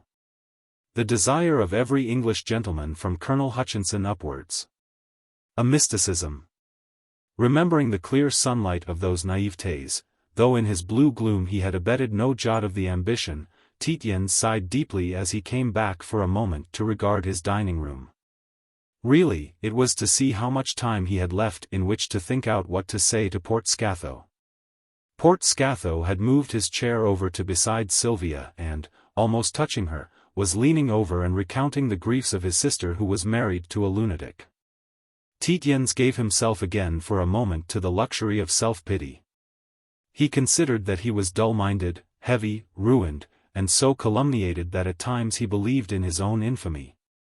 For it is impossible to stand up forever against the obloquy of your kind and remain unhurt in the mind. If you hunch your shoulders too long against a storm your shoulders will grow bowed. His mind stopped for a moment and his eyes gazed dully at Sylvia's letter which lay open on the tablecloth.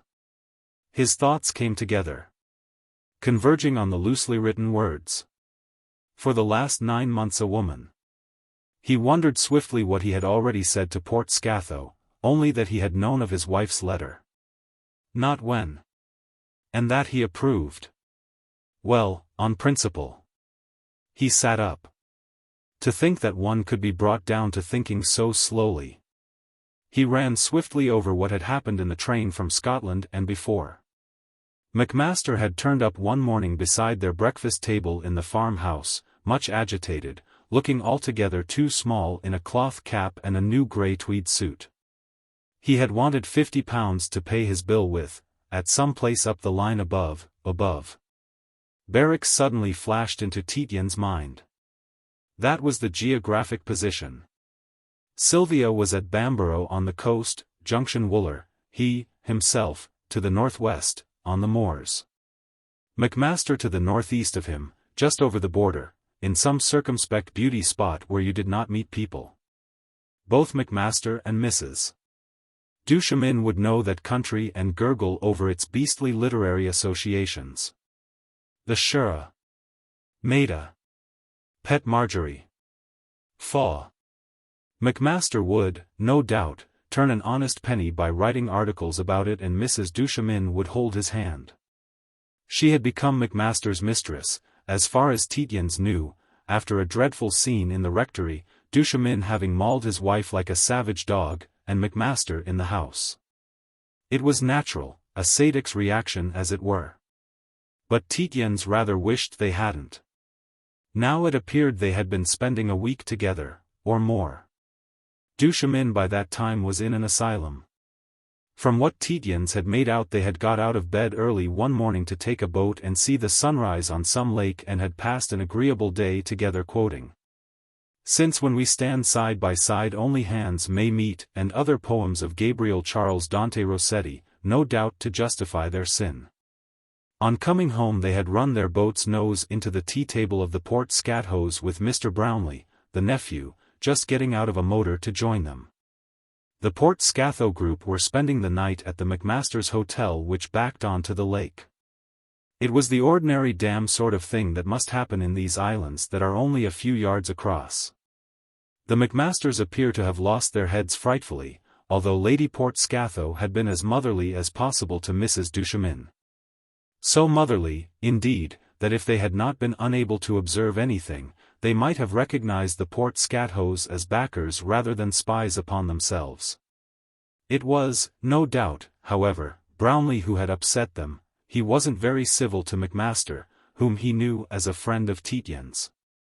He had dashed up from London in his motor to consult his uncle, who was dashing down from the west of Scotland, about the policy of the bank in that moment of crisis. Macmaster, anyhow, did not spend the night in the hotel, but went to Jedburgh or Melrose or some such place. Turning up again almost before it was light to have a frightful interview about 5 in the morning with Mrs. Duchemin, who, towards 3, had come to a disastrous conclusion as to her condition. They had lost their nerves for the first time in their association, and they had lost them very badly indeed, the things that Mrs. Duchemin said to Macmaster seeming almost to have passed belief. Thus, when Macmaster turned up at Tietjens' breakfast, he was almost out of his mind. He wanted Tietjens to go over in the motor he had brought, pay the bill at the hotel, and travel down to town with Mrs. Duchemin, who was certainly in no condition to travel alone. Tietjens was also to make up the quarrel with Mrs. Duchemin and to lend Macmaster £50 in cash, as it was then impossible to change cheques anywhere. Tietjens got the money from his old nurse, who, because she distrusted banks, carried great sums in £5 notes in a pocket under her underpetticoat. Macmaster, pocketing the money, had said, "That makes exactly 2,000 guineas that I owe you. I'm making arrangements to repay you next week." Tietjens remembered that he had rather stiffened and had said, "For God's sake don't. I beg you not to. Have Duchemin properly put under trustees in lunacy, and leave his capital alone. I really beg you. You don't know what you'll be letting yourselves in for. You don't owe me anything and you can always draw on me." Tietjens never knew what Mrs. Duchemin had done about her husband's estate, over which she had at that date had a power of attorney. But he had imagined that, from that time on, Macmaster had felt a certain coldness for himself and that Mrs. Duchemin had hated him. During several years Macmaster had been borrowing hundreds at a time from Tietjens. The affair with Mrs. Duchemin had cost her lover a good deal. He had weekend almost continuously in Rye at the expensive hostel. Moreover, the famous Friday parties for geniuses had been going on for several years now, and these had meant new furnishings, bindings, carpets, and loans to geniuses, at any rate before Macmaster had had the ear of the royal bounty. So the sum had grown to £2,000, and now to guineas. And, from that date, the Macmasters had not offered any repayment. Macmaster had said that he dare not travel with Mrs. Duchemin because all London would be going south by that train. All London had. It pushed in at every conceivable and inconceivable station all down the line. It was the great route of the 3, 8, 14. Tietjens had got on board at Berwick, where they were adding extra coaches, and by giving a £5 note to the guard, who hadn't been able to promise isolation for any distance, had got a locked carriage. It hadn't remained locked for long enough to let Mrs. Duchemin have her cry out, but it had apparently served to make some mischief. The Sandbach party had got on, no doubt, at Wooler. The Port Scatho party somewhere else. Their petrol had run out somewhere and sales were stopped, even to bankers. Macmaster, who after all had travelled by the same train, hidden beneath 2 bluejackets, had picked up Mrs. Duchemin at King's Cross, and that had seemed the end of it. Tietjens, back in his dining room, felt relief and also anger. He said, "Port Scatho. Time's getting short. I'd like to deal with this letter if you don't mind." Port Scatho came as if up out of a dream. He had found the process of attempting to convert Mrs. Tietjens to divorce law reform very pleasant, as he always did. He said, "Yes." "Oh, yes," Tietjens said slowly. "If you can listen. Macmaster has been married to Mrs. Duchemin exactly 9 months. Have you got that?" Mrs. Tietjens did not know this till this afternoon. The period Mrs. Tietjens complains of in her letter is 9 months. She did perfectly right to write the letter. As such, I approve of it. If she had known that the Macmasters were married, she would not have written it. I didn't know she was going to write it. If I had known she was going to write it, I should have requested her not to. If I had requested her not to, she would, no doubt, have done so. I did know of the letter at the moment of your coming in. I had heard of it at lunch only 10 minutes before. I should, no doubt, have heard of it before, but this is the first time I have lunched at home in 4 months. I have today had a day's leave as being warned for foreign service. I have been doing duty at Ealing. Today is the first opportunity one have had for serious business conversation with Mrs. Tietjens. Have you got all that?" Port Scatho was running towards Tietjens, his hand extended, and over his whole shining personage the air of an enraptured bridegroom. Tietjens moved his right hand a little to the right, thus eluding the pink, well-fleshed hand of Port Scatho. He went on frigidly. "You had better, in addition, know as follows: the late Mr.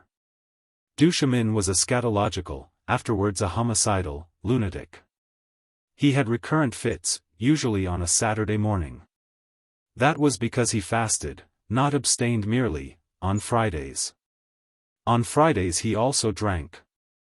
He had acquired the craving for drink when fasting, from finishing the sacramental wine after communion services. That is a not unknown occurrence. He behaved latterly with great physical violence to Mrs. Duchemin. Mrs. Duchemin, on the other hand, treated him with the utmost consideration and concern. She might have had him certified much earlier, but, considering the pain that confinement must cause him during his lucid intervals, she refrained. I have been an eyewitness of the most excruciating heroisms on her part. As for the behavior of Macmaster and Mrs. Duchemin, I am ready to certify, and I believe society accepts, that it has been most, circumspect and right. There has been no secret of their attachment to each other. I believe that their determination to behave with decency during their period of waiting has not been questioned." Lord Port Scatho said. "No. No. Never. Most, as you say, circumspect and, yes, right. Mrs. Duchemin," Tietjens continued, "has presided at Macmaster's Literary Fridays for a long time. Of course, since long before they were married. But, as you know, Macmaster's Fridays have been perfectly open, you might almost call them celebrated." Lord Port Scatho said. "Yes. Yes. Indeed. I'd be only too glad to have a ticket for Lady Portscatho. She's only got to walk in, Tietjens said. I'll warn them, they'll be pleased. If, perhaps, you would look in tonight. They have a special party. But Mrs. Macmaster was always attended by a young lady who saw her off by the last train to Rye. Or I very frequently saw her off myself, Macmaster being occupied by the weekly article that he wrote for one of the papers on Friday nights. They were married on the day after Mr. Duchemin's funeral. You can't blame M. Lord Portscatho proclaimed. I don't propose to, Tietjens said. The really frightful tortures Mrs. Duchemin had suffered justified, and indeed necessitated, her finding protection and sympathy at the earliest possible moment.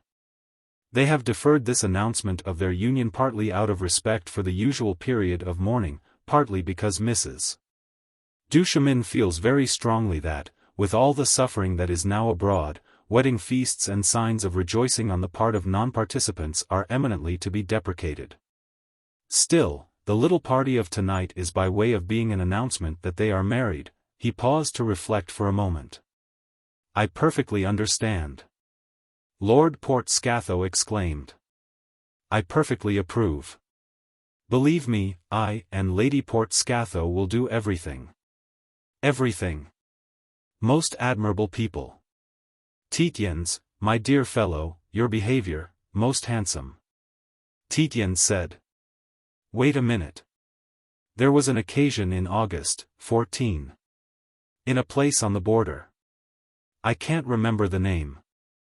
Lord Portscatho burst out. My dear fellow.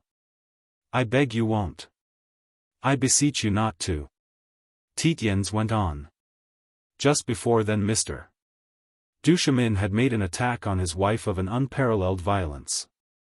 It was that caused his final incarceration. She was not only temporarily disfigured, but she suffered serious internal injuries and, of course, great mental disturbance. It was absolutely necessary that she should have change of scene. But I think you will bear me out that, in that case, too, their behavior was, again, circumspect and right. Portscatho said. I know. I know. Lady Portscatho and I agreed, even without knowing what you have just told me, that the poor things almost exaggerated it. He slept, of course, at Jedburgh? Tietjens said. Yes. They almost exaggerated it. I had to be called in to take Mrs. Duchemin home. It caused, apparently, misunderstandings. Portscatho, full of enthusiasm at the thought that at least 2 unhappy victims of the hateful divorce laws had, with decency and circumspectness, found the haven of their desires, burst out. By God, Tietjens, if I ever hear a man say a word against you. Your splendid championship of your friend. Your unswerving devotion. Tietjens said. Wait a minute, Portscatho, will you? He was unbuttoning the flap of his breast pocket. A man who can act so splendidly in one instance, Portscatho said. And you're going to France. If anyone, dares. At the sight of a vellum-cornered, green-edged book in Tietjens' hand Sylvia suddenly stood up. As Tietjens took from an inner flap a cheque that had lost its freshness she made 3 great strides over the carpet to him. Oh, Chrissy, she cried out. He hasn't. That beast hasn't. Tietjens answered. He has. He handed the soiled cheque to the banker. Portscatho looked at it with slow bewilderment. Account overdrawn, he read. Brownies, my nephew's handwriting. To the club. It's. You aren't going to take it lying down? Sylvia said. Oh, thank goodness, you aren't going to take it lying down. No. I'm not going to take it lying down, Tietjens said. Why should I? A look of hard suspicion came over the banker's face. You appear, he said, to have been overdrawing your account. People should not overdraw their accounts. For what sum are you overdrawn?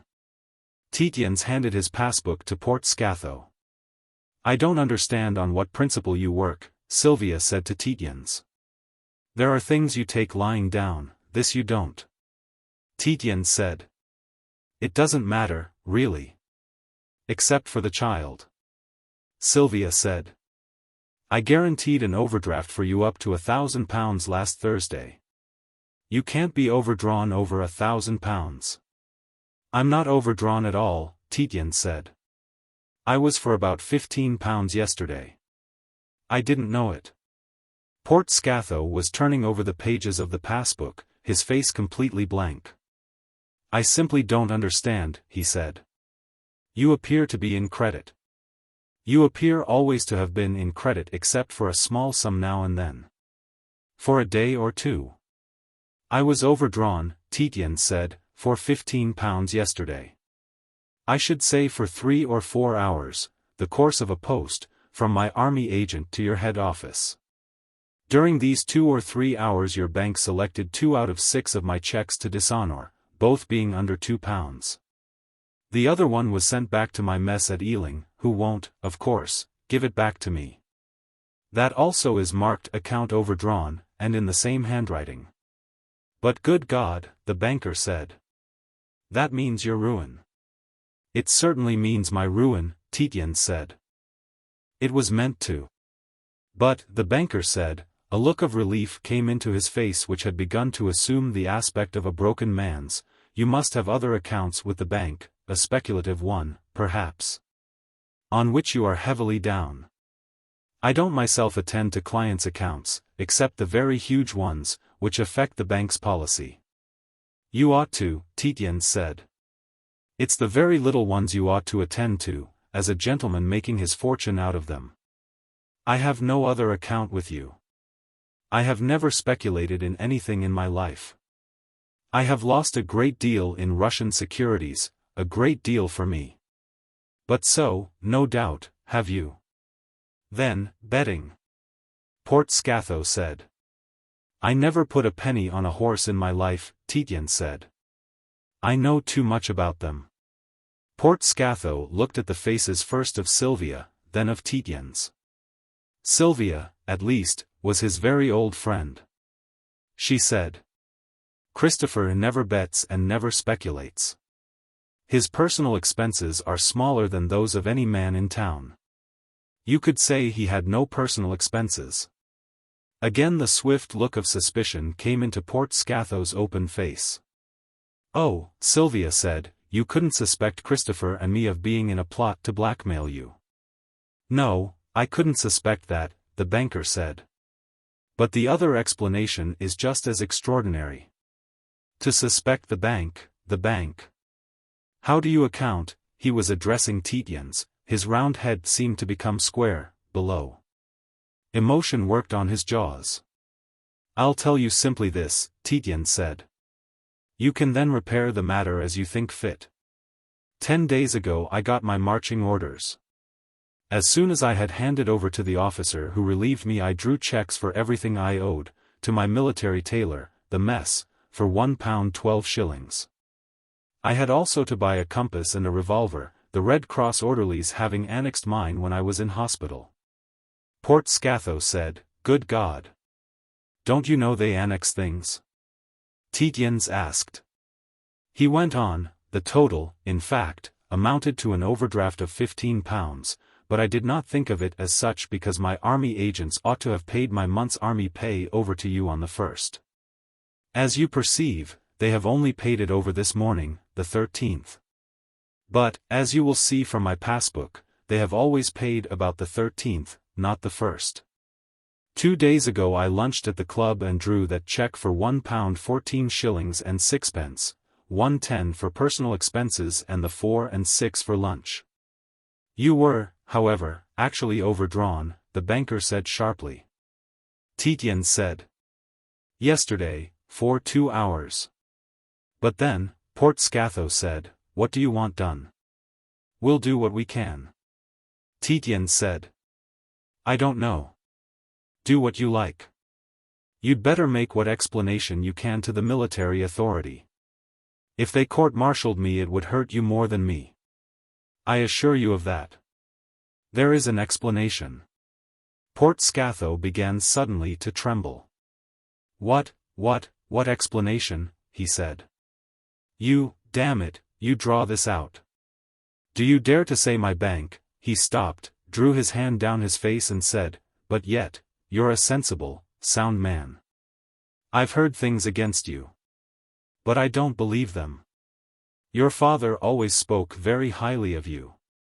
I remember he said if you wanted money you could always draw on him through us for 300 or 400. That's what makes it so incomprehensible. It's, his agitation grew on him. It seems to strike at the very heart. Tietjens said. Look here, Port Scatho. I've always had a respect for you. Settle it how you like. Fix the mess up for both our sakes with any formula that's not humiliating for your bank. I've already resigned from the club. Sylvia said, oh, no, Christopher, not from the club. Port Scatho started back from beside the table. But if you're in the right, he said. You couldn't. Not resign from the club. I'm on the committee. I'll explain to them, in the fullest, in the most generous. You couldn't explain, Tietjens said. You can't get ahead of rumor. It's half over London at this moment. You know what the toothless old fellows of your committee are. Anderson. Folliot. And my brother's friend, Ruggles. Port Scatho said. Your brother's friend Ruggles. But look here. He's something about the court, isn't he? But look here, his mind stopped.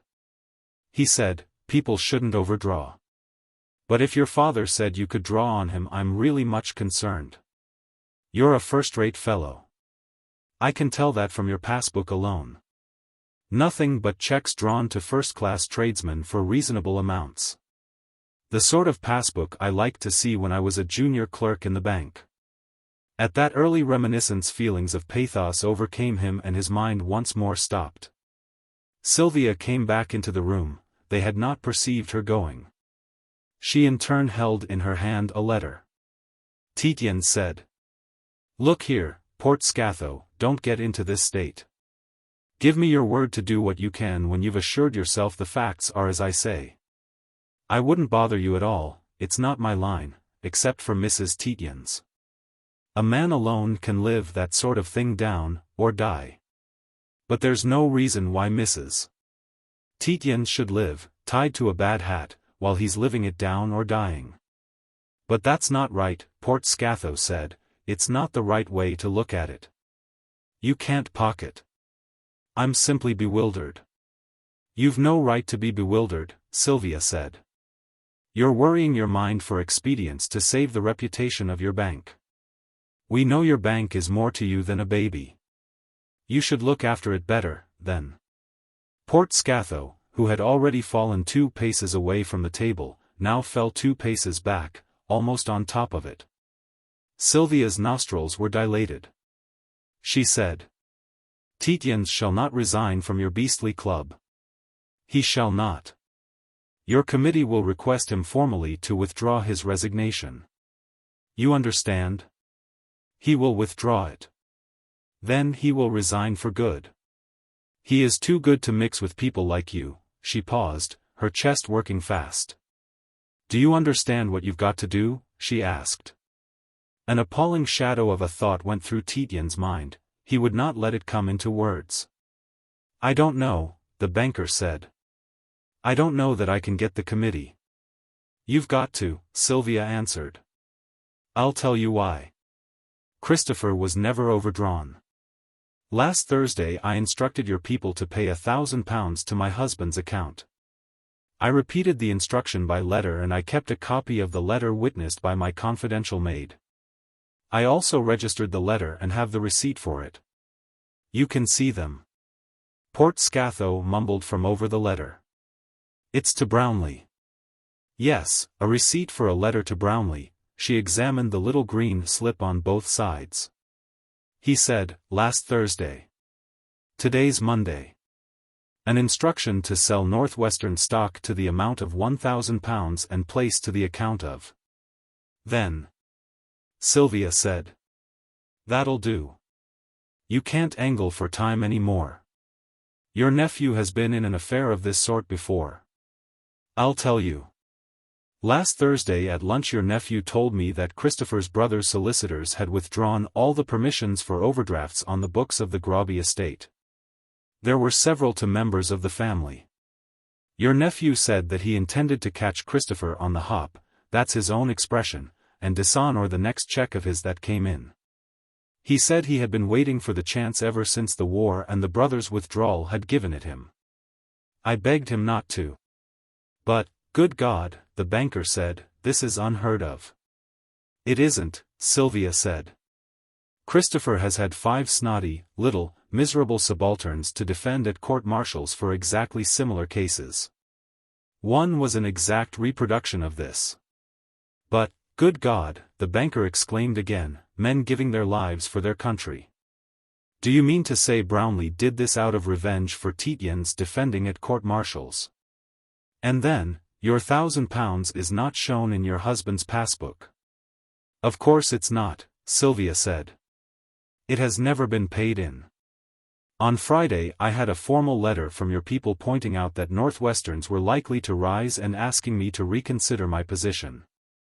The same day I sent an express telling them explicitly to do as I said. Ever since then your nephew has been on the phone begging me not to save my husband. He was there, just now, when I went out of the room. He was also beseeching me to fly with him. Tietjens said. Isn't that enough, Sylvia? It's rather torturing. Let them be tortured, Sylvia said. But it appears to be enough. Port Scatho had covered his face with both his pink hands. He had exclaimed. Oh, my God! Brownlee again. Tietjens' brother Mark was in the room. He was smaller, browner and harder than Tietjens and his blue eyes protruded more. He had in one hand a bowler hat, in the other an umbrella, wore a pepper-and-salt suit and had race glasses slung across him. He disliked Port Scatho, who detested him. He had lately been knighted. He said. Hello, Port Scatho, neglecting to salute his sister-in-law. His eyes, whilst he stood motionless, rolled a look round the room and rested on a miniature bureau that stood on a writing table, in a recess, under and between bookshelves.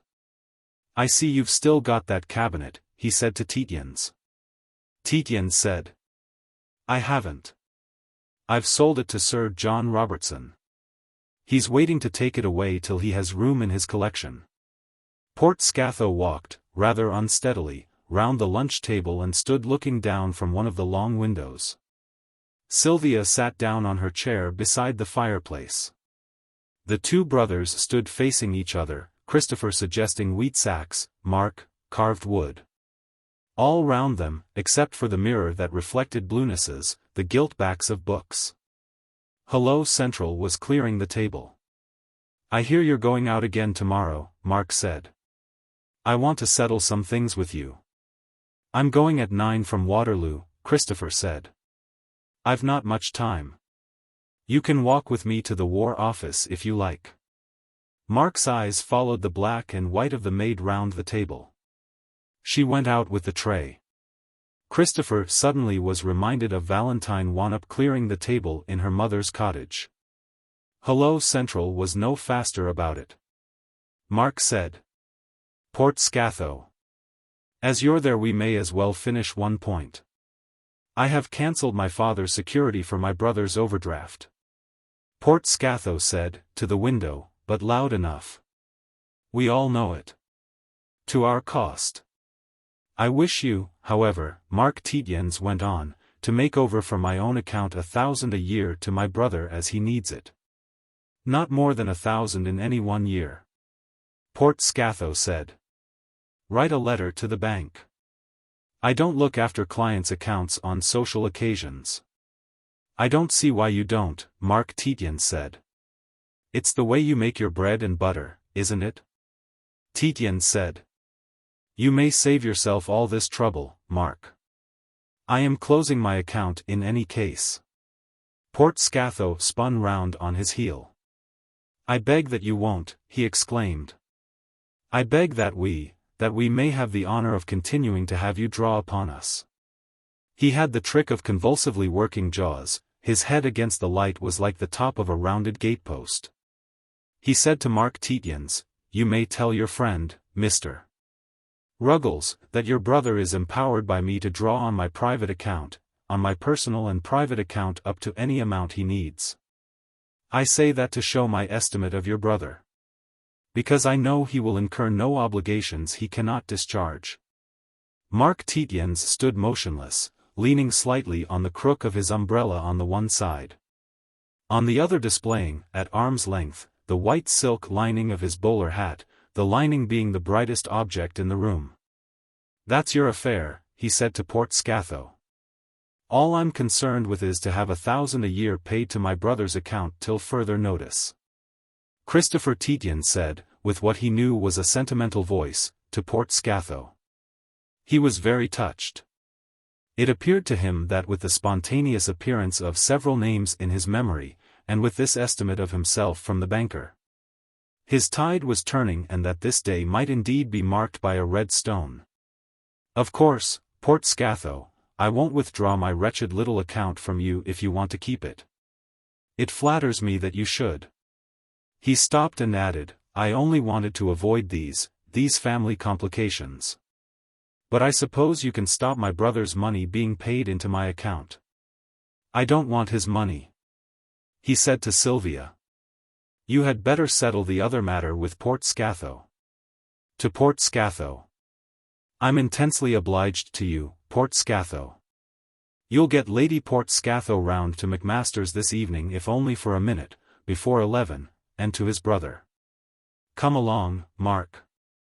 I'm going down to the War Office. We can talk as we walk." Sylvia said very nearly with timidity, and again a dark thought went over Tietjens' mind. "Do we meet again then?" "I know you're very busy," Tietjens said. "Yes.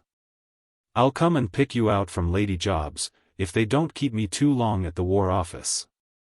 I'm dining, as you know, at Macmaster's. I don't suppose I shall stop late." "I'd come," Sylvia said, "to Macmaster's, if you thought it was appropriate. I'd bring Claudine Sandbach and General Wade. We're only going to the Russian dancers. We'd cut off early." Tietjens could settle that sort of thought very quickly. "Yes, do," he said hurriedly. "It would be appreciated." He got to the door, he came back, his brother was nearly through. He said to Sylvia, and for him the occasion was a very joyful one, "I've worried out some of the words of that song. It runs. Somewhere or other there must surely be the face not seen, the voice not heard. Probably it's the voice not ever heard to make up the meter. I don't know the writer's name. But I hope I'll worry it all out during the day." Sylvia had gone absolutely white. "Don't," she said. "Oh, don't." She added coldly, "Don't take the trouble," and wiped her tiny handkerchief across her lips as Tietjens went away. She had heard the song at a charity concert and had cried as she heard it. She had read, afterwards, the words in the program and had almost cried again. But she had lost the program and had never come across the words again. The echo of them remained with her like something terrible and alluring, like a knife she would some day take out and with which she would stab herself. Chapter 3. The two brothers walked 20 steps from the door along the empty pavements without speaking. Each was completely expressionless. To Christopher it seemed like Yorkshire. He had a vision of Mark, standing on the lawn at Groby, in his bowler hat and with his umbrella, whilst the shooters walked over the lawn, and up the hill to the butts. Mark probably never had done that, but it was so that his image always presented itself to his brother. Mark was considering that one of the folds of his umbrella was disarranged. He seriously debated with himself whether he should unfold it at once and refold it, which was a great deal of trouble to take. Or whether he should leave it till he got to his club, where he would tell the porter to have it done at once. That would mean that he would have to walk for 1.25 miles through London with a disarranged umbrella, which was disagreeable. He said, "If I were you, I wouldn't let that banker fellow go about giving you testimonials of that sort." Christopher said, "Ah." He considered that, with 1/3 of his brain in action, he was over a match for Mark, but he was tired of discussions. He supposed that some unpleasant construction would be put by his brother's friend, Ruggles, on the friendship of Port Scatho for himself. But he had no curiosity. Mark felt a vague discomfort. He said, "You had a check dishonored at the club this morning?" Christopher said, "Yes." Mark waited for explanations. Christopher was pleased at the speed with which the news had traveled. It confirmed what he had said to Port Scatho. He viewed his case from outside. It was like looking at the smooth working of a mechanical model. Mark was more troubled. Used as he had been for 30 years to the vociferous South, he had forgotten that there were taciturnities still. If at his ministry he laconically accused a transport clerk of remissness, or if he accused his French mistress, just as laconically, of putting too many condiments on his nightly mutton chop, or too much salt in the water in which she boiled his potatoes, he was used to hearing a great many excuses or negations, uttered with energy and continued for long. So he had got into the habit of considering himself almost the only laconic being in the world. He suddenly remembered with discomfort, but also with satisfaction, that his brother was his brother.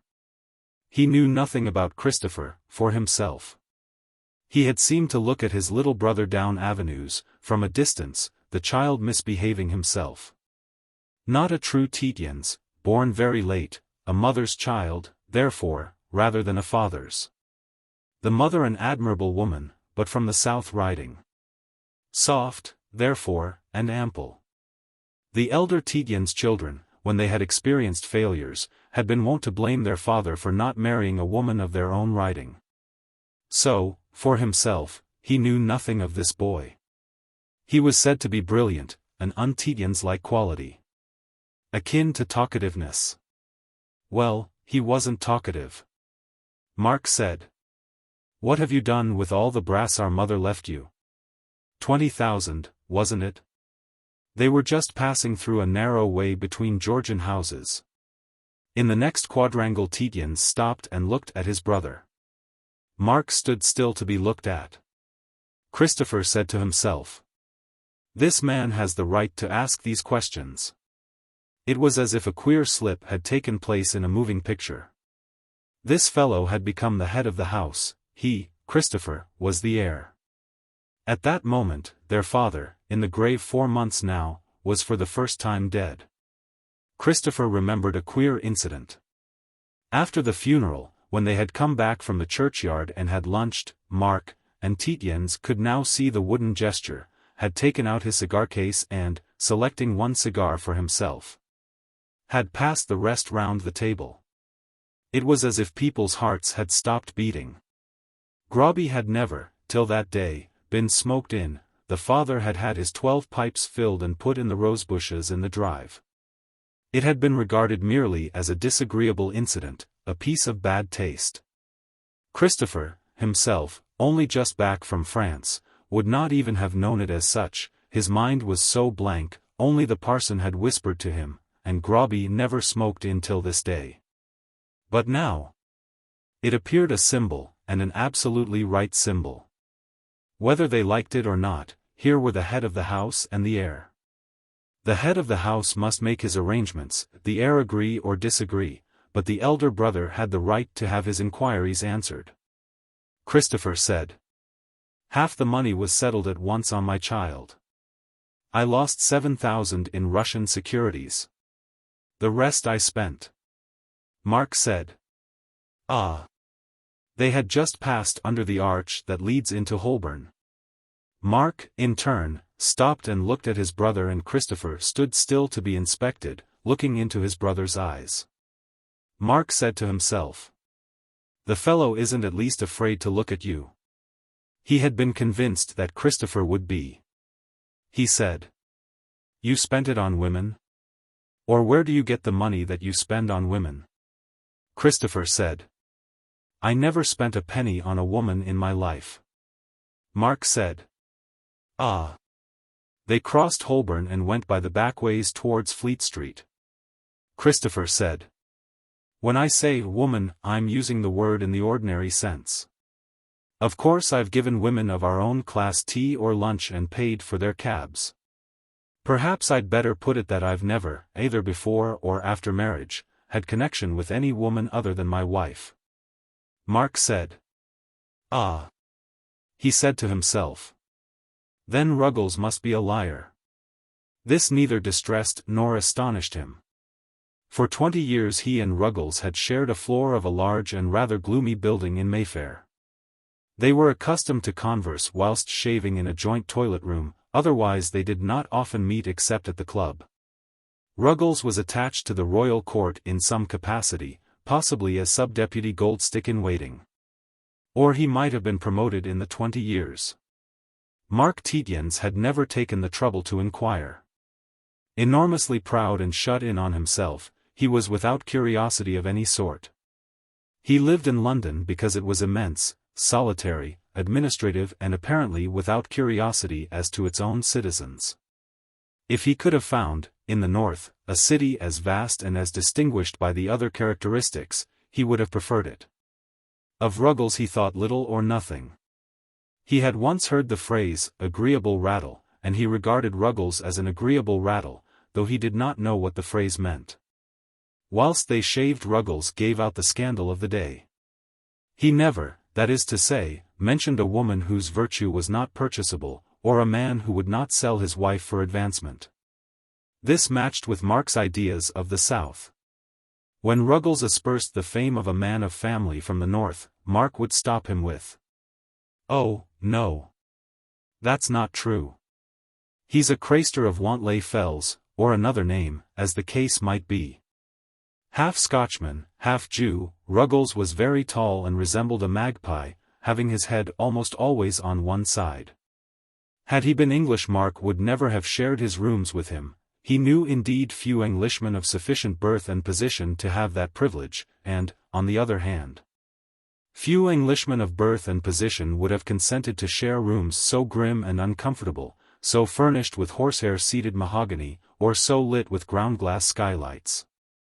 Coming up to town at the age of 25, Mark had taken these rooms with a man called Peebles, long since dead, and he had never troubled to make any change. Though Ruggles had taken the place of Peebles. The remote similarity of the names had been less disturbing to Mark Tietjens than would have been the case had the names been more different. It would have been very disagreeable, Mark often thought, to share with a man called, say, Granger.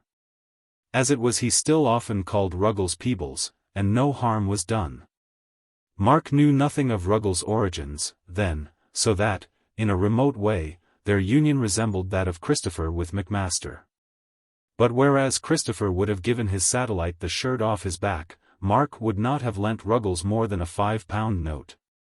And would have turned him out of their rooms if it had not been returned by the end of the quarter.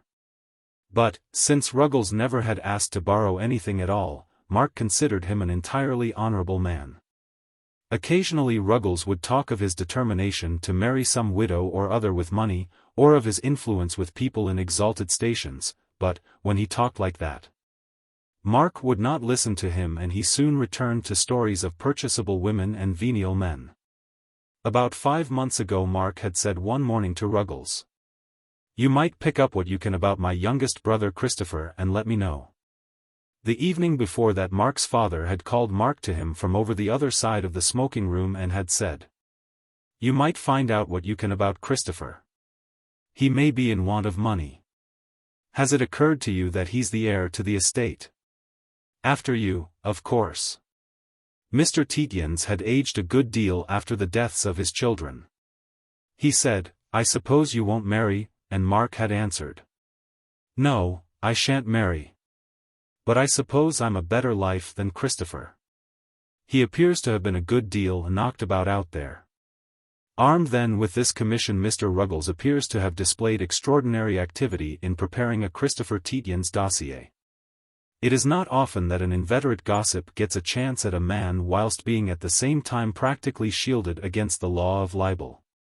And Ruggles disliked Christopher Tietjens with the inveterate dislike of the man who revels in gossip for the man who never gossips. And Christopher Tietjens had displayed more than his usual insolence to Ruggles.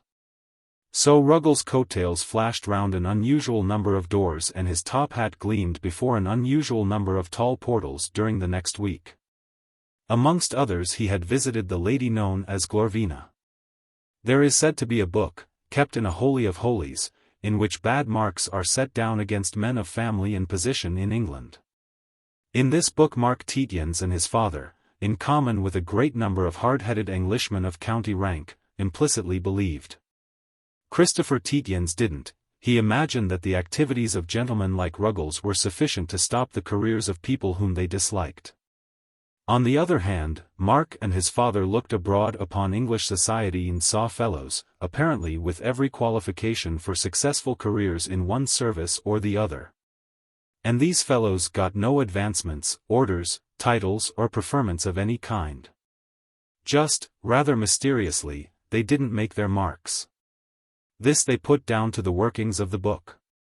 Ruggles, too, not only believed in the existence of that compilation of the suspect and doomed, but believed that his hand had a considerable influence over the inscriptions in its pages. He believed that if, with more moderation and with more grounds than usual, he uttered denigrations of certain men before certain personages, it would at least do those men a great deal of harm. And, quite steadily and with, indeed, real belief in much of what he said, Ruggles had denigrated Tietjens before these personages. Ruggles could not see why Christopher had taken Sylvia back after her elopement with Perowne. He could not see why Christopher had, indeed, married Sylvia at all when she was with child by a man called Drake, just as he wasn't going to believe that Christopher could get a testimonial out of Lord Portskatho except by the sale of Sylvia to the banker. He couldn't see anything but money or jobs at the bottom of these things. He couldn't see how Tietjens otherwise got the money to support Mrs. Wannop, Miss Wannop and her child, and to maintain Mrs. Duchemin and Macmaster in the style they affected, Mrs. Duchemin being the mistress of Christopher. He simply could see no other solution. It is, in fact, asking for trouble if you are more altruist than the society that surrounds you. Ruggles, however, hadn't any pointers as to whether or no or to what degree he had really damaged his roommate's brother. He had talked in what he considered to be the right quarters, but he hadn't any evidence that what he had said had got through. It was to ascertain that he had called on the great lady, for if anybody knew, she would. He hadn't definitely ascertained anything, for the great lady was, and he knew it, a great deal cleverer than himself. The great lady, he was allowed to discover, had a real affection for Sylvia, her daughter's close friend, and she expressed real concern to hear that Christopher Tietjens wasn't getting on. Ruggles had gone to visit her quite openly to ask whether something better couldn't be done for the brother of the man with whom he lived. Christopher had, it was admitted, great abilities. Yet neither in his office, in which he would surely have remained had he been satisfied with his prospects, nor in the army did he occupy anything but a very subordinate position. Couldn't, he asked, Glorvina do anything for him? And he added, it's almost as if he had a bad mark against him. The great lady had said, with a great deal of energy, that she could not do anything at all. The energy was meant to show how absolutely her party had been downed, outed and jumped on by the party in power, so that she had no influence of any sort anywhere. That was an exaggeration. But it did Christopher Tietjens no good. Since Ruggles chose to take it to mean that Glorvina said she could do nothing because there was a black mark against Tietjens in the book of the inner circle to which, if anyone had, the great lady must have had access. Glorvina, on the other hand, had been awakened to concern for Tietjens. In the existence of a book she didn't believe, she had never seen it. But that a black mark of a metaphorical nature might have been scored against him she was perfectly ready to believe and, when occasion served, during the next 5 months, she made inquiries about Tietjens. She came upon a Major Drake, an intelligence officer, who had access to the central depot of confidential reports upon officers, and Major Drake showed her, with a great deal of readiness. As a specimen, the report on Tietjens. It was of a most discouraging sort and peppered over with hieroglyphics, the main point being Tietjens' impecuniosity and his predilection for the French, and apparently for the French royalists. There being at that date and with that government a great deal of friction with our allies, this characteristic which earlier had earned him a certain number of soft jobs had latterly done him a good deal of harm. Glorvina carried away the definite information that Tietjens had been seconded to the French artillery as a liaison officer and had remained with them some time, but, having been shell-shocked, had been sent back.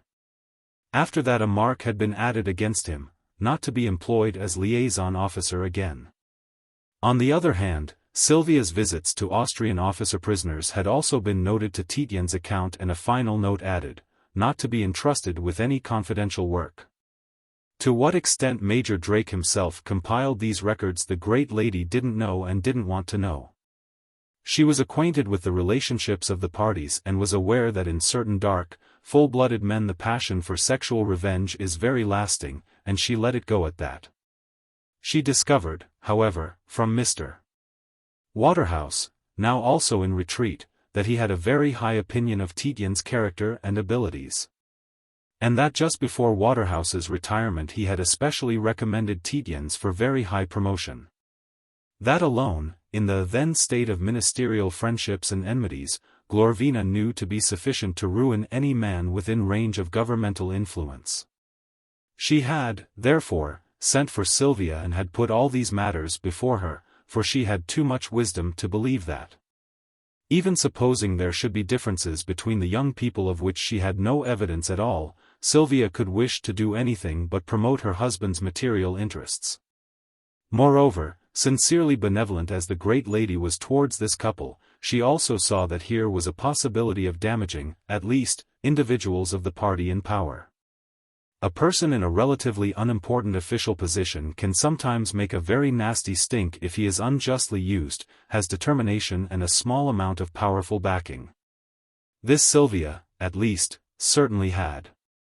And Sylvia had received the great lady's news with so much emotion that no one could have doubted that she was utterly devoted to her husband and would tell him all about it. This Sylvia had not as yet managed to do. Ruggles in the meantime had collected a very full budget of news and inferences to present to Mark Tietjens whilst shaving. Mark had been neither surprised nor indignant. He had been accustomed to call all his father's children, except the brother immediately next him, the whelps, and their concerns had been no concerns of his. They would marry, beget unimportant children who would form collateral lines of Tietjens and disappear as is the fate of sons of younger sons. And the deaths of the intermediate brothers had been so recent that Mark was not yet used to thinking of Christopher as anything but a whelp.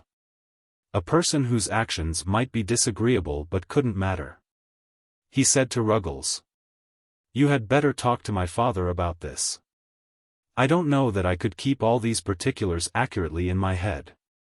Ruggles had been only too pleased to, and, to give him weight, his intimacy with the eldest son, who certified to his reliability in money matters and his qualifications for amassing details as to personalities, acts and promotions, that day, at tea at the club, in a tranquil corner.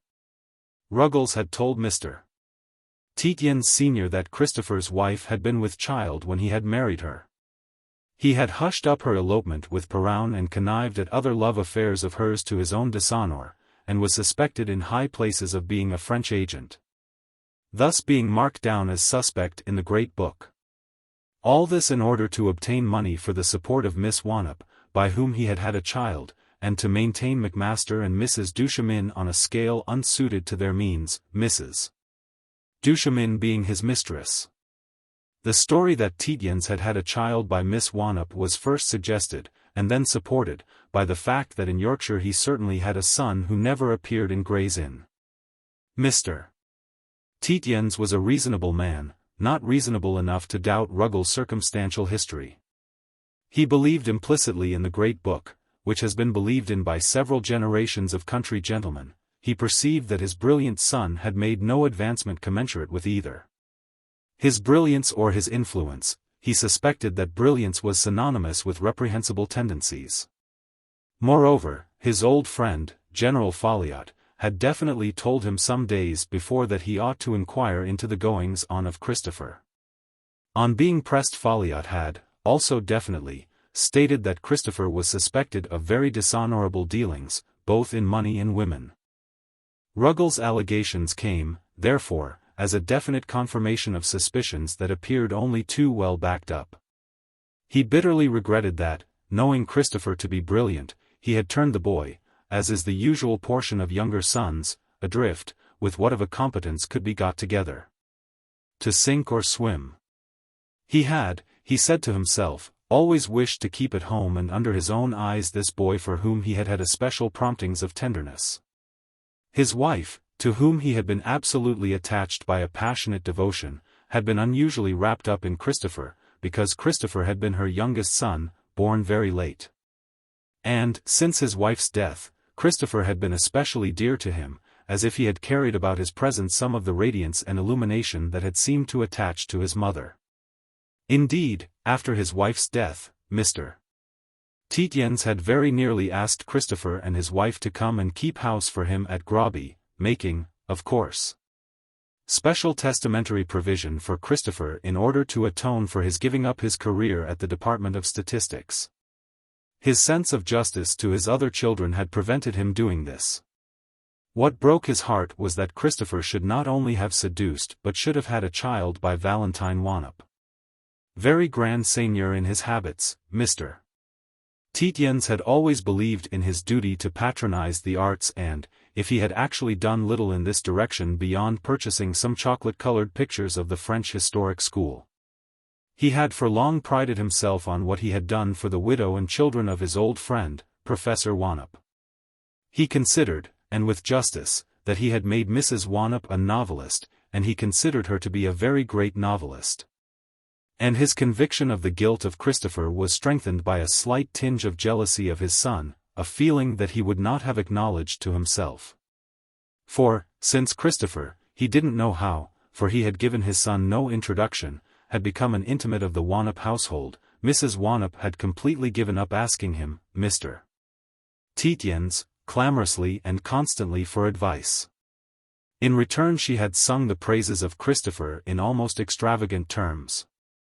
She had, indeed, said that if Christopher had not been almost daily in the house or at any rate at the end of the phone she would hardly have been able to keep on working at full pressure.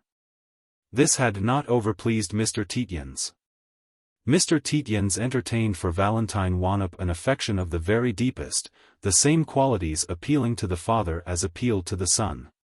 He had even, in spite of his 60-odd years, seriously entertained the idea of marrying the girl. She was a lady, she would have managed Groby very well. And, although the entail on the property was very strict indeed, he would, at least, have been able to put her beyond the reach of want after his death. He had thus no doubt of his son's guilt, and he had to undergo the additional humiliation of thinking that not only had his son betrayed this radiant personality, but he had done it so clumsily as to give the girl a child and let it be known. That was unpardonable want of management in the son of a gentleman. And now this boy was his heir with a misbegotten brat to follow. Irrevocably. All his 4 tall sons, then, were down. His eldest tied for good to, a quite admirable, Trollope, his 2 next dead, his youngest worse than dead, his wife dead of a broken heart. A soberly but deeply religious man, Mr. Tietjens' very religion made him believe in Christopher's guilt. He knew that it is as difficult for a rich man to go to heaven as it is for a camel to go through the gate in Jerusalem called the Needle's Eye. He humbly hoped that his Maker would receive him amongst the pardoned. Then, since he was a rich, an enormously rich, man, his sufferings on this earth must be very great. From tea-time that day until it was time to catch the midnight train for Bishop's Auckland he had been occupied with his son Mark in the writing-room of the club. They had made many notes. He had seen his son Christopher, in uniform, looking broken and rather bloated, the result, no doubt, of debauch. Christopher had passed through the other end of the room and Mr. Tietjens had avoided his eye. He had caught the train and reached Groby, traveling alone. Towards dusk he had taken out a gun. He was found dead next morning, a couple of rabbits beside his body, just over the hedge from the little churchyard. He appeared to have crawled through the hedge, dragging his loaded gun, muzzle forwards, after him. Hundreds of men, mostly farmers, die from that cause every year in England. With these things in his mind, or as much of them as he could keep at once, Mark was now investigating his brother's affairs. He would have let things go on longer, for his father's estate was by no means wound up.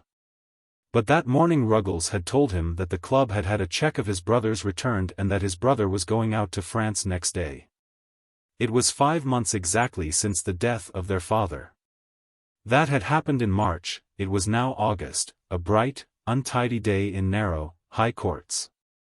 Mark arranged his thoughts. "How much of an income," he said, "do you need to live in comfort? If 1,000 isn't enough, how much? 2? Christopher said that he needed no money and didn't intend to live in comfort. Mark said, "I am to let you have 3,000, if you'll live abroad. I'm only carrying out our father's instructions. You could cut a hell of a splash on 3,000 in France." Christopher did not answer. Mark began again. "The remaining 3,000 then, that was over from our mother's money. Did you settle it on your girl, or just spend it on her?" Christopher repeated with patience that he hadn't got a girl. Mark said, "The girl who had a child by you. I'm instructed, if you haven't settled anything already, but father took it that you would have, I was to let her have enough to live in comfort. How much do you suppose she'll need to live in comfort?" "I allow Charlotte 500.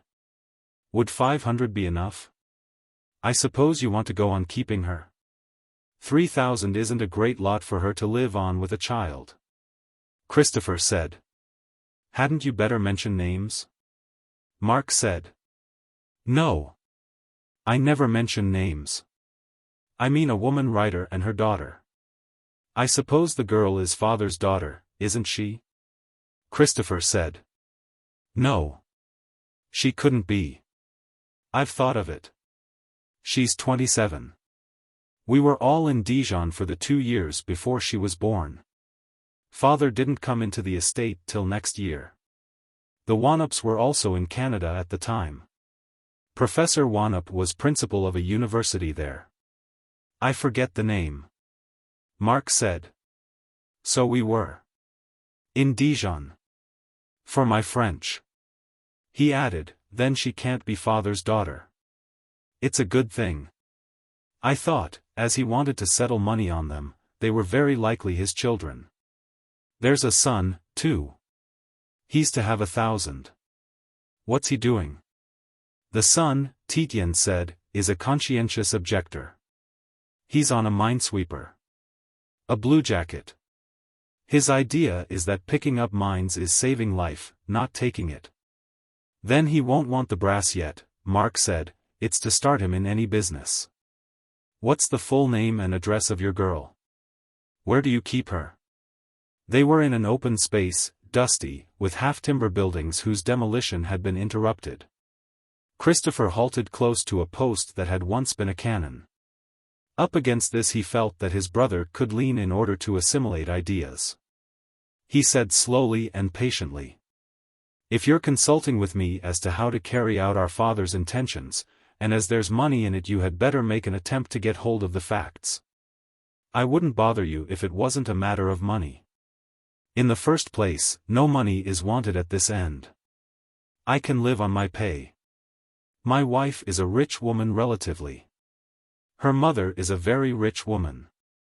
She's Rugeley's mistress, isn't she?" Mark asked. Christopher said, "No, she isn't. I should certainly say she wasn't. Why should she be? She's his cousin." "Then it's your wife who was Rugeley's mistress?" Mark asked. "Or why should she have the loan of his box? Sylvia also is Rugeley's cousin, of course, a degree further removed," Tietjens said. "She isn't anyone's mistress. You can be certain of that. They say she is, Mark answered. They say she's a regular tart. I suppose you think I've insulted you? Christopher said. No, you haven't. It's better to get all this out. We're practically strangers, but you've a right to ask. Mark said. Then you haven't got a girl and don't need money to keep her. You could have what you liked. There's no reason why a man shouldn't have a girl, and if he has he ought to keep her decently. Christopher did not answer. Mark leaned against the half-buried cannon and swung his umbrella by its crook. But, he said, if you don't keep a girl, what do you do for, he was going to say, for the comforts of home, but a new idea had come into his mind. Of course, he said, one can see that your wife's soppily in love with you. He added, soppily, one can see that with half an eye. Christopher felt his jaw drop. Not a second before, that very second, he had made up his mind to ask Valentine Wannop to become his mistress that night. It was no good, any more, he said to himself. She loved him, he knew, with a deep, an unshakable passion, just as his passion for her was a devouring element that covered his whole mind as the atmosphere envelopes the earth. Were they, then, to go down to death separated by years, with no word ever spoken? To what end? For whose benefit? The whole world conspired to force them together. To resist became a weariness. His brother Mark was talking on. I know all about women, he had announced. Perhaps he did. He had lived with exemplary fidelity to a quite unpresentable woman, for a number of years. Perhaps the complete study of one woman gave you a map of all the rest. Christopher said. Look here, Mark. You had better go through all my passbooks for the last 10 years. Or ever since I had an account. This discussion is no good if you don't believe what I say. Mark said. I don't want to see your passbooks. I believe you. He added, a second later. Why the devil shouldn't I believe you? It's either believing you're a gentleman or Ruggles a liar. It's only common sense to believe Ruggles a liar, in that case. I didn't before because I had no grounds to. Christopher said. I doubt if liar is the right word. He picked up things that were said against me. No doubt he reported them faithfully enough. Things are said against me. I don't know why. Because, Mark said with emphasis, you treat these South Country swine with the contempt that they deserve. They're incapable of understanding the motives of a gentleman. If you live among dogs they'll think you've the motives of a dog. What other motives can they give you? He added, I thought you'd been buried so long under their muck that you were as mucky as they.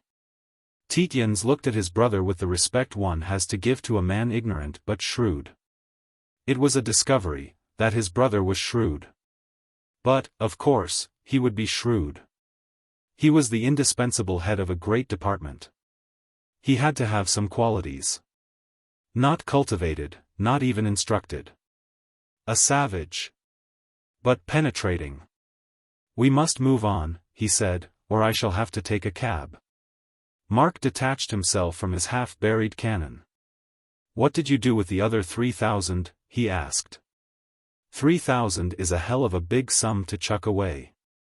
For a younger son. Except for some furniture I bought for my wife's rooms, Christopher said, it went mostly in loans. Loans? Mark exclaimed. To that fellow Macmaster? Mostly to him, Christopher answered. But about 700 to Dickie Swipes, of Colourcoats. Good God! Why to him? Mark ejaculated. Oh, because he was Swipes, of Colourcoats, Christopher said, and asked for it. He'd have had more, only that was enough for him to drink himself to death on. Mark said. I suppose you don't give money to every fellow that asks for it? Christopher said. I do. It's a matter of principle. It's lucky, Mark said, that a lot of fellows don't know that. You wouldn't have much brass left for long. I didn't have it for long, Christopher said. You know, Mark said, you couldn't expect to do the princely patron on a youngest son's portion. It's a matter of taste. I never gave a halfpenny to a beggar myself. But a lot of the Tietjens were princely. One generation to addle brass, one to keep, one to spend. That's all right. I suppose Macmaster's wife is your mistress. That'll account for it not being the girl. They keep an armchair for you. Christopher said. No. I just backed Macmaster for the sake of backing him. Father lent him money to begin with. So he did, Mark exclaimed. His wife, Christopher said, was the widow of Breakfast du Chemin. You knew Breakfast du Chemin? Oh, I knew Breakfast du Chemin, Mark said. I suppose Macmaster's a pretty warm man now. Done himself proud with du Chemin's money. Pretty proud. Christopher said. They won't be knowing me long now. But damn it all. Mark said. You've grobby to all intents and purposes. I'm not going to marry and beget children to hinder you. Christopher said. Thanks. I don't want it. Got your knife into me? Mark asked. Yes. I've got my knife into you, Christopher answered. Into the whole bloody lot of you, and Ruggles and Folliot and our father.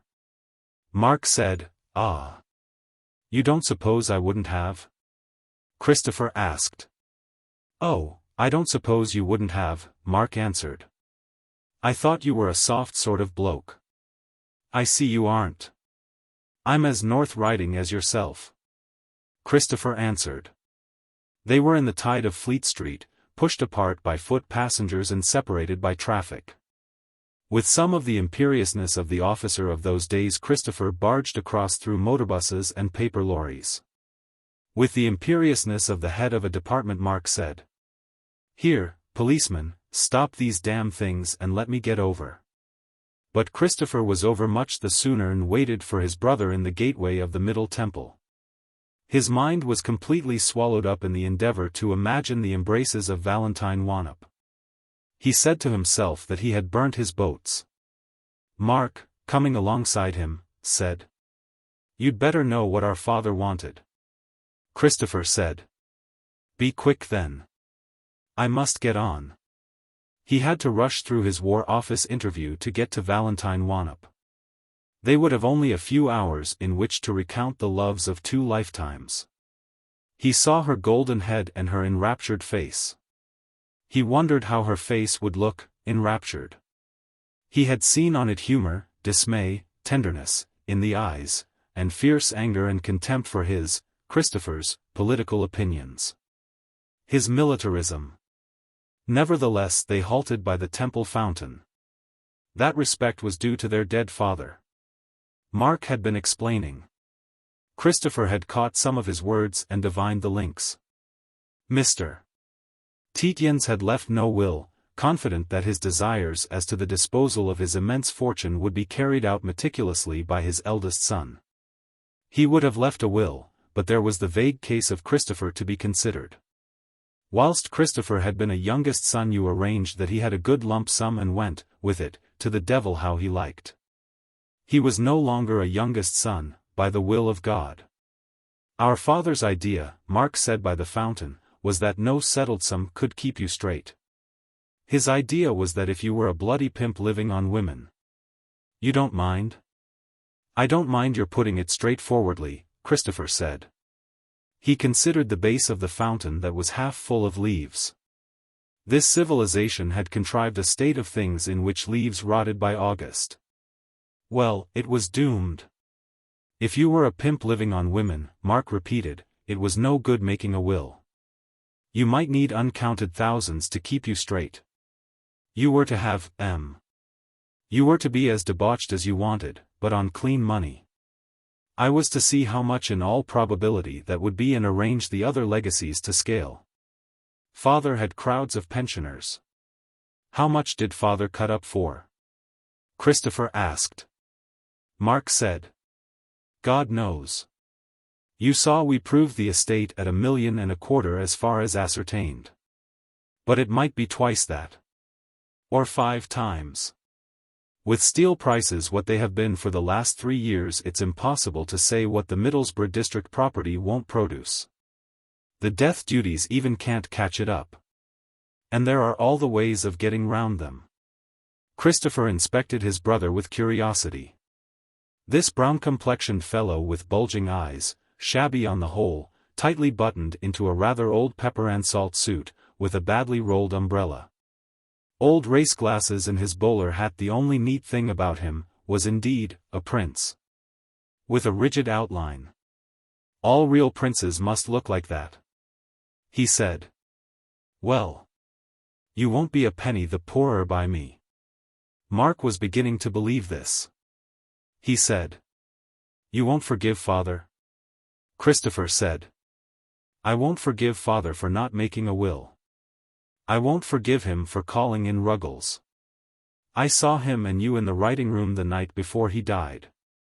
He never spoke to me. He could have. It was clumsy stupidity. That's unforgivable. The fellow shot himself, Mark said. You usually forgive a fellow who shoots himself. I don't, Christopher said. Besides, he's probably in heaven and don't need my forgiveness. 10 to 1 he's in heaven. He was a good man. One of the best, Mark said. It was I that called in Ruggles though. I don't forgive you either, Christopher said. But you must, Mark said, and it was a tremendous concession to sentimentality, take enough to make you comfortable. By God! Christopher exclaimed. I loathe your whole beastly buttered toast, mutton chopped, carpet slippered, rum-negast comfort as much as I loathe your beastly Riviera palaced, chauffeured, hydraulic lifted, hothouse aired beastliness of fornication. He was carried away, as he seldom let himself be, by the idea of his amours with Valentine Wannop, which should take place on the empty boards of a cottage, without draperies, fat meats, gummy aphrodisiacs. You won't, he repeated, be a penny the poorer by me. Mark said. Well, you needn't get shirty about it. If you won't, you won't. We'd better move on. You've only just time. We'll say that settles it. Are you, or aren't you, overdrawn at your bank? I'll make that up, whatever you damn well do to stop it. I'm not overdrawn, Christopher said. I'm over £30 in credit, and I've an immense overdraft guaranteed by Sylvia. It was a mistake of the bank's. Mark hesitated for a moment. It was to him almost unbelievable that a bank could make a mistake. One of the great banks. The props of England. They were walking down towards the embankment. With his precious umbrella Mark aimed a violent blow at the railings above the tennis lawns, where whitish figures, bedrabbled by the dim atmosphere, moved like marionettes practicing crucifixions. By God, he said, this is the last of England. There's only my department where they never make mistakes. I tell you, if there were any mistakes made there would be some backs broken. He added, but don't you think that I'm going to give up comfort, I'm not. My Charlotte makes better buttered toast than they can at the club. And she's got a tap of French rum that's saved my life over and over again after a beastly wet day's racing. And she does it all on the 500 I give her and keeps herself clean and tidy on top of it. Nothing like a French woman for managing. By God, I'd marry the doxy if she wasn't a papist. It would please her and it wouldn't hurt me. But I couldn't stomach marrying a papist. They're not to be trusted. You'll have to stomach a papist coming into Grobby, Christopher said. My son's to be brought up as a papist. Mark stopped and dug his umbrella into the ground. But that's a bitter one, he said. Whatever made you do that? I suppose the mother made you do it. She tricked you into it before you married her. He added, I'd not like to sleep with that wife of yours. She's too athletic. It'd be like sleeping with a bundle of faggots. I suppose though you're a pair of turtle doves. But I'd not have thought you would have been so weak. I only decided this morning, Christopher said, when my check was returned from the bank. You won't have read Spelden on Sacrilege, about Groby. I can't say I have, Mark answered. It's no good trying to explain that side of it then, Christopher said, there isn't time. But you're wrong in thinking Sylvia made it a condition of our marriage. Nothing would have made me consent then. It has made her a happy woman that I have. The poor thing thought our house was under a curse for want of a papist heir. What made ye consent now? Mark asked. I've told you, Christopher said, it was getting my check returned to the club, that on the top of the rest of it. A fellow who can't do better than that had better let the mother bring up the child. Besides, it won't hurt a papist boy to have a father with dishonored checks as much as it would a Protestant. They're not quite English. That's true too, Mark said. He stood still by the railings of the public garden near the Temple station. Then, he said, if I'd let the lawyers write and tell you the guarantee for your overdraft from the estate was stopped as they wanted to, the boy wouldn't be a papist? You wouldn't have overdrawn. I didn't overdraw, Christopher said. But if you had warned me I should have made inquiries at the bank and the mistake wouldn't have occurred. Why didn't you? I meant to, Mark said. I meant to do it myself. But I hate writing letters. I put it off. I didn't much like having dealings with the fellow I thought you were. I suppose that's another thing you won't forgive me for? No. I shan't forgive you for not writing to me, Christopher said. You ought to write business letters. I hate writing, Mark said. Christopher was moving on. There's one thing more, Mark said. I suppose the boy is your son? Yes, he's my son, Christopher said. Then that's all, Mark said. I suppose if you're killed you won't mind my keeping an eye on the youngster? I'll be glad, Christopher said. They strolled along the embankment side by side, walking rather slowly, their backs erected and their shoulders squared because of their satisfaction of walking together. Desiring to lengthen the walk by going slow. Once or twice they stopped to look at the dirty silver of the river, for both liked grim effects of landscape. They felt very strong, as if they owned the land. Once Mark chuckled and said, "It's too damn funny. To think of our both being, what is it, monogamists? Well, it's a good thing to stick to one woman, you can't say it isn't. It saves trouble. And you know where you are." Under the lugubrious arch that leads into the War Office quadrangle Christopher halted. "No. I'm coming in," Mark said. "I want to speak to Hogarth. I haven't spoken to Hogarth for some time.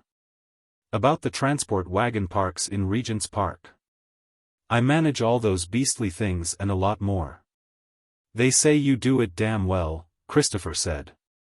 "They say you're indispensable." He was aware that his brother desired to stay with him as long as possible. He desired it himself. "I damn well am," Mark said. He added, "I suppose you couldn't do that sort of job in France? Look after transport and horses." "I could," Christopher said, "but I suppose I shall go back to liaison work." "I don't think you will," Mark said. "I could put in a word for you with the transport people." "I wish you would," Christopher said. "I'm not fit to go back into the front line. Besides, I'm no beastly hero. And I'm a rotten infantry officer. No Tietjens was ever a soldier worth talking of." They turned the corner of the arch. Like something fitting in, exact and expected, Valentine Wannop stood looking at the lists of casualties that hung beneath a cheaply green-stained deal shelter against the wall. A tribute at once to the weaker art movements of the day and the desire to save the ratepayers' money. With the same air of finding Christopher Tietjens fit in exactly to an expected landscape, she turned on him. Her face was blue-white and distorted. She ran upon him and exclaimed, "Look at this horror! And you in that foul uniform can support it." The sheets of paper beneath the green roof were laterally striped with little serrated lines, each line meant the death of a man, for the day. Tietjens had fallen a step back off the curb of the pavement that ran round the quadrangle. He said, I support it because I have to. Just as you decry it because you have to. They're two different patterns that we see. He added, "This is my brother Mark." She turned her head stiffly upon Mark, her face was perfectly waxen. It was as if the head of a shopkeeper's lay figure had been turned. She said to Mark, "I didn't know Mr. Tietjens had a brother." "Or hardly. I've never heard him speak of you." Mark grinned feebly, exhibiting to the lady the brilliant lining of his hat. "I don't suppose anyone has ever heard me speak of him," he said, "but he's my brother all right." She stepped on to the asphalt carriageway and caught between her fingers and thumb a fold of Christopher's khaki sleeve. "I must speak to you," she said, "I'm going then." She drew Christopher into the center of the enclosed, hard and ungracious space, holding him still by the stuff of his tunic. She pushed him round until he was facing her. She swallowed hard, it was as if the motion of her throat took an immense time. Christopher looked round the skyline of the buildings of sordid and besmirched stone. He had often wondered what would happen if an air bomb of some size dropped into the mean, grey stoniness of that cold heart of an embattled world. The girl was devouring his face with her eyes, to see him flinch. Her voice was hard between her little teeth. She said, "Were you the father of the child Ethel was going to have?" "Your wife says you were." Christopher considered the dimensions of the quadrangle. He said vaguely, "Ethel? Who's she?" In pursuance of the habits of the painter-poet Mr. and Mrs. Macmaster called each other always Guggums. Christopher had in all probability never heard Mrs. Duchemin's Christian names. Certainly he had never heard them since his disaster had swept all names out of his head. He came to the conclusion that the quadrangle was not a space sufficiently confined to afford much bursting resistance to a bomb. The girl said, "Edith Ethel Duchemin. Mrs. Macmaster, that is." She was obviously waiting intensely.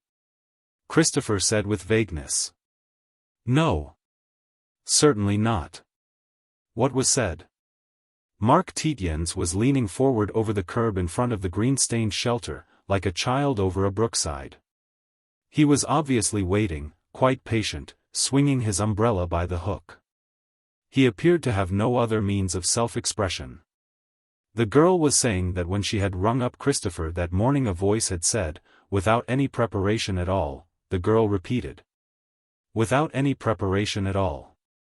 You'd better keep off the grass if you're the one-up girl. Mrs. Duchemin is my husband's mistress already. You keep off." Christopher said. "She said that, did she?" He was wondering how Mark kept his balance, really. The girl said nothing more. She was waiting. With an insistence that seemed to draw him, a sort of sucking in of his personality. It was unbearable. He made his last effort of that afternoon. He said, "Damn it all. How could you ask such a tomfool question? You. I took you to be an intelligent person. The only intelligent person I know. Don't you know me?" She made an effort to retain her stiffening. "Isn't Mrs. Tietjens a truthful person?" she asked. "I thought she looked truthful when I saw her at Vincent and Ethel's." He said, "What she says she believes. But she only believes what she wants to, for the moment. If you call that truthful, she's truthful. I've nothing against her." He said to himself, "I'm not going to appeal to her by damning my wife."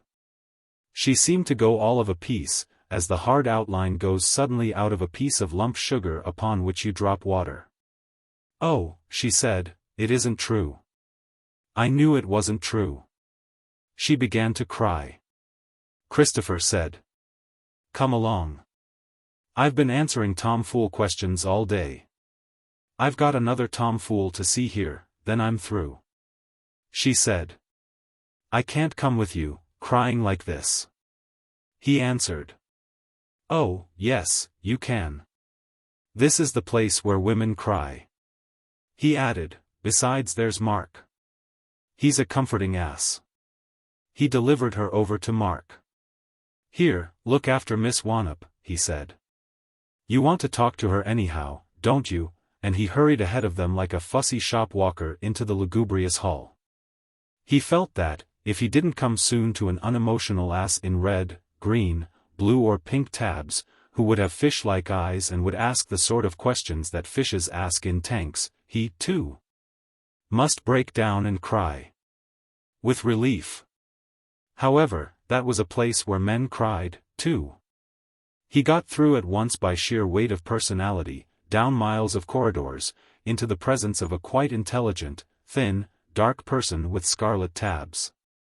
That meant a superior staff affair, not dustbins. The dark man said to him at once, "Look here. What's the matter with the command depots? You've been lecturing a lot of them. In economy. What are all these damn mutinies about? Is it the rotten old colonels in command?" Tietjens said amiably, "Look here.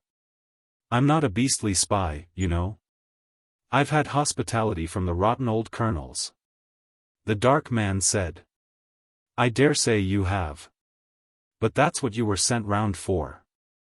General Campion said you were the brainiest chap in his command. He's gone out now, worse luck. What's the matter with the command depots? Is it the men? Or is it the officers? You needn't mention names." Tietjens said, "Kind of Campion. It isn't the officers and it isn't the men.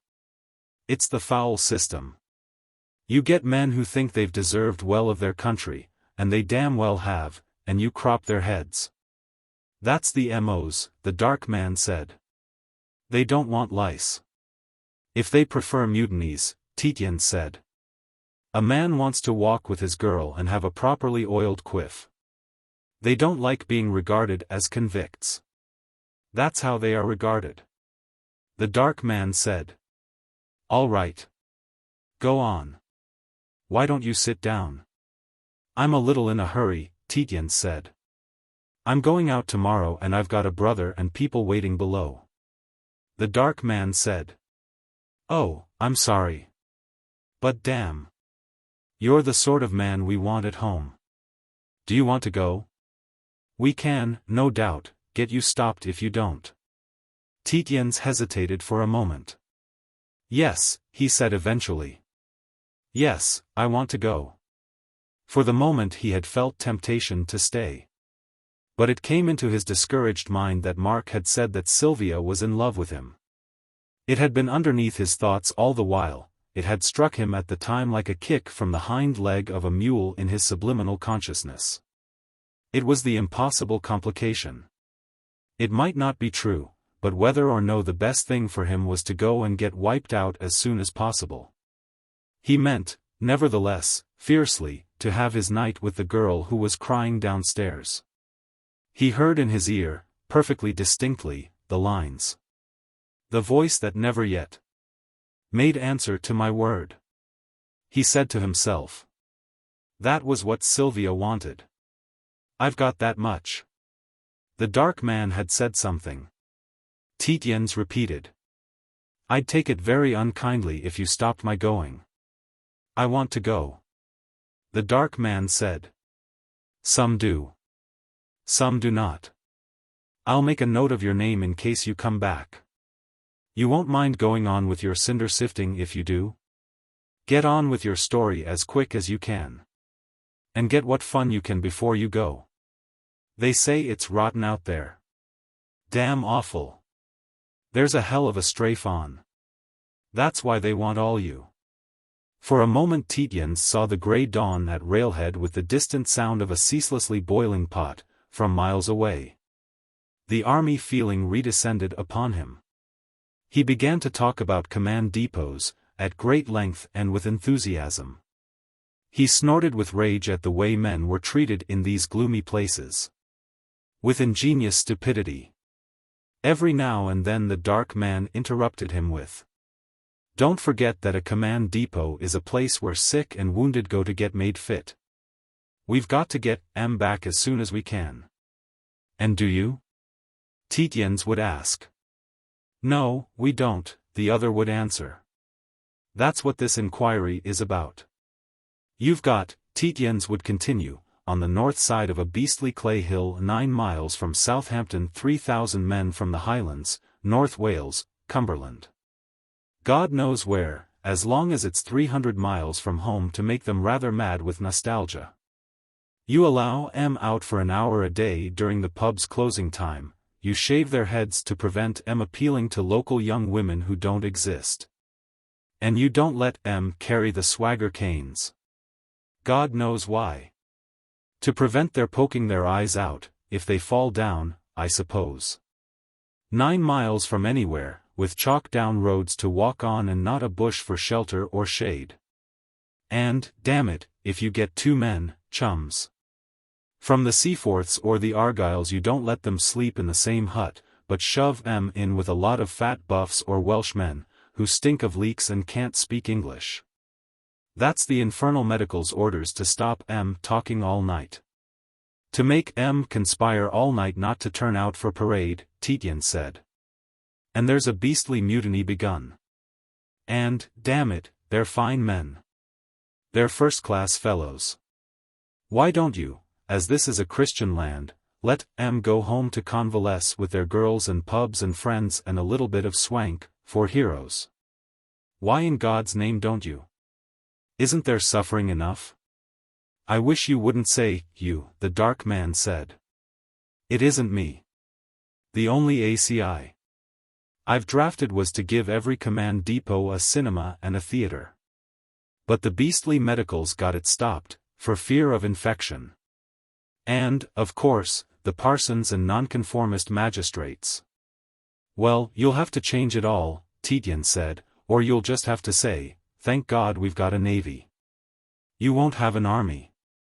The other day 3 fellows, Warwicks, asked me at question time, after a lecture, why they were shut up there in Wiltshire whilst Belgian refugees were getting bastards on their wives in Birmingham. And when I asked how many men made that complaint, over 50 stood up. All from Birmingham. The dark man said. I'll make a note of that. Go on. Tietjens went on. For as long as he stayed there he felt himself a man, doing work that befitted a man, with the bitter contempt for fools that a man should have and express. It was a letting up, a real last leave. Chapter 4. Mark Tietjens, his umbrella swinging sheepishly, his bowler hat pushed firmly down onto his ears to give him a sense of stability, walked beside the weeping girl in the quadrangle. I say, he said, don't give it to old Christopher too beastly hard about his militarist opinions. Remember, he's going out tomorrow and he's one of the best. She looked at him quickly, tears remaining upon her cheeks, and then away. One of the best, Mark said. A fellow who never told a lie or did a dishonorable thing in his life. Let him down easy, there's a good girl. You ought to, you know. The girl, her face turned away, said. I'd lay down my life for him. Mark said. I know you would. I know a good woman when I see one. And think. He probably considers that he is, offering his life, you know, for you. And me, too, of course. It's a different way of looking at things. He gripped her awkwardly but irresistibly by the upper arm. It was very thin under her blue cloth coat. He said to himself. By Jove! Christopher likes them skinny. It's the athletic sort that attracts him. This girl is as clean run as, he couldn't think of anything as clean run as Miss Wannop, but he felt a warm satisfaction at having achieved an intimacy with her and his brother. He said. You aren't going away? Not without a kinder word to him. You think? He might be killed. Besides. Probably he's never killed a German. He was a liaison officer. Since then he's been in charge of a dump where they sift army dustbins. To see how they can give the men less to eat. That means that the civilians get more. You don't object to his giving civilians more meat? It isn't even helping to kill Germans. He felt her arm press his hand against her warm side. What's he going to do now? She asked. Her voice wavered. That's what I'm here about, Mark said. I'm going in to see old Hogarth. You don't know Hogarth? Old General Hogarth? I think I can get him to give Christopher a job with the transport. A safe job. Safe-ish. No beastly glory business about it. No killing beastly Germans either. I beg your pardon, if you like Germans. She drew her arm from his hand in order to look him in the face.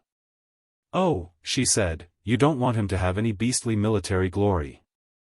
The color came back into her face, she looked at him open-eyed. He said. No. Why the devil should he? He said to himself, she's got enormous eyes, a good neck, good shoulders, good breasts, clean hips, small hands. She isn't knock-kneed, neat ankles. She stands well on her feet. Feet not too large. 5'4", say. A real good filly. He went on aloud, why in the world should he want to be a beastly soldier? He's the heir to Grobby. That ought to be enough for one man. Having stood still sufficiently long for what she knew to be his critical inspection, she put her hand in turn, precipitately, under his arm and moved him towards the entrance steps. Let's be quick then, she said. Let's get him into your transport at once. Before he goes tomorrow. Then we'll know he's safe. He was puzzled by her dress. It was very businesslike, dark blue and very short. A white blouse with a black silk, man's tie. A widiwake, with, on the front of the band, a cipher. You're in uniform yourself, he said. Does your conscience let you do war work? She said. No. We're hard up. I'm taking the gym classes in a great big school to turn an honest penny. Do be quick. Her pressure on his elbow flattered him. He resisted it a little, hanging back, to make her more insistent. He liked being pleaded with by a pretty woman, Christopher's girl at that. He said. Oh, it's not a matter of minutes. They keep weeks at the base before they send up. We'll fix him up all right, I've no doubt. We'll wait in the hall till he comes down. He told the benevolent commissionaire, one of two in a pulpit in the crowded grim hall, that he was going up to see General Hogarth in a minute or two. But not to send a bellboy. He might be some time yet. He sat himself beside Miss Wannop, clumsily on a wooden bench, humanity surging over their toes as if they had been on a beach. She moved a little to make room for him and that, too, made him feel good. He said. You said just now, we are hard up. Does we mean you and Christopher? She said. I and Mr. Tietjens. Oh, no. I and Mother. The paper she used to write for stopped. When your father died, I believe. He found money for it, I think. And Mother isn't suited to freelancing. She's worked too hard in her life. He looked at her, his round eyes protruding. I don't know what that is, freelancing, he said. But you've got to be comfortable. How much do you and your mother need to keep you comfortable? And put in a bit more so that Christopher could have a mutton chop now and then. She hadn't really been listening. He said with some insistence, look here. I'm here on business. Not like an elderly admirer forcing himself on you. Though, by God, I do admire you too. But my father wanted your mother to be comfortable. Her face, turned to him, became rigid. You don't mean, she began. He said. You won't get it any quicker by interrupting. I have to tell my stories in my own way. My father wanted your mother to be comfortable. He said so that she could write books, not papers. I don't know what the difference is, that's what he said. He wants you to be comfortable too. You've not got any encumbrances? Not, oh, say a business, a hat shop that doesn't pay? Some girls have. She said, no. I just teach, oh, do be quick. For the first time in his life he dislocated the course of his thoughts to satisfy a longing in someone else. "You may take it to go on with," he said, "as if my father had left your mother a nice little plum." He cast about to find his scattered thoughts. He has. After all, the girl said. "Oh, thank God. There'll be a bit for you, if you like," Mark said, "or perhaps Christopher won't let you. He's ratty with me. And something for your brother to buy a doctor's business with." He asked, "You haven't fainted, have you?" She said. "No. I don't faint. I cry." "That'll be all right," he answered. He went on, "That's your side of it. Now for mine. I want Christopher to have a place where he'll be sure of a mutton chop and an armchair by the fire. And someone to be good for him. You're good for him. I can see that. I know women." The girl was crying, softly and continuously. It was the first moment of the lifting of strain that she had known since the day before the Germans crossed the Belgian frontier, near a place called Geminic. It had begun with the return of Mrs. Duchemin from Scotland. She had sent at once for Miss Wannop to the rectory, late at night. By the light of candles in tall silver stocks, against oak paneling she had seemed like a mad block of marble, with staring, dark eyes and mad hair. She had exclaimed in a voice as hard as a machine's. "How do you get rid of a baby? You've been a servant. You ought to know." That had been the great shock, the turning point, of Valentine Wannop's life. Her last years before that had been a great tranquility, tinged of course with melancholy because she loved Christopher Tietjens. But she had early learned to do without, and the world as she saw it was a place of renunciations, of high endeavor and sacrifice. Tietjens had to be a man who came to see her mother and talked wonderfully. She had been happy when he had been in the house, she in the housemaid's pantry, getting the tea things.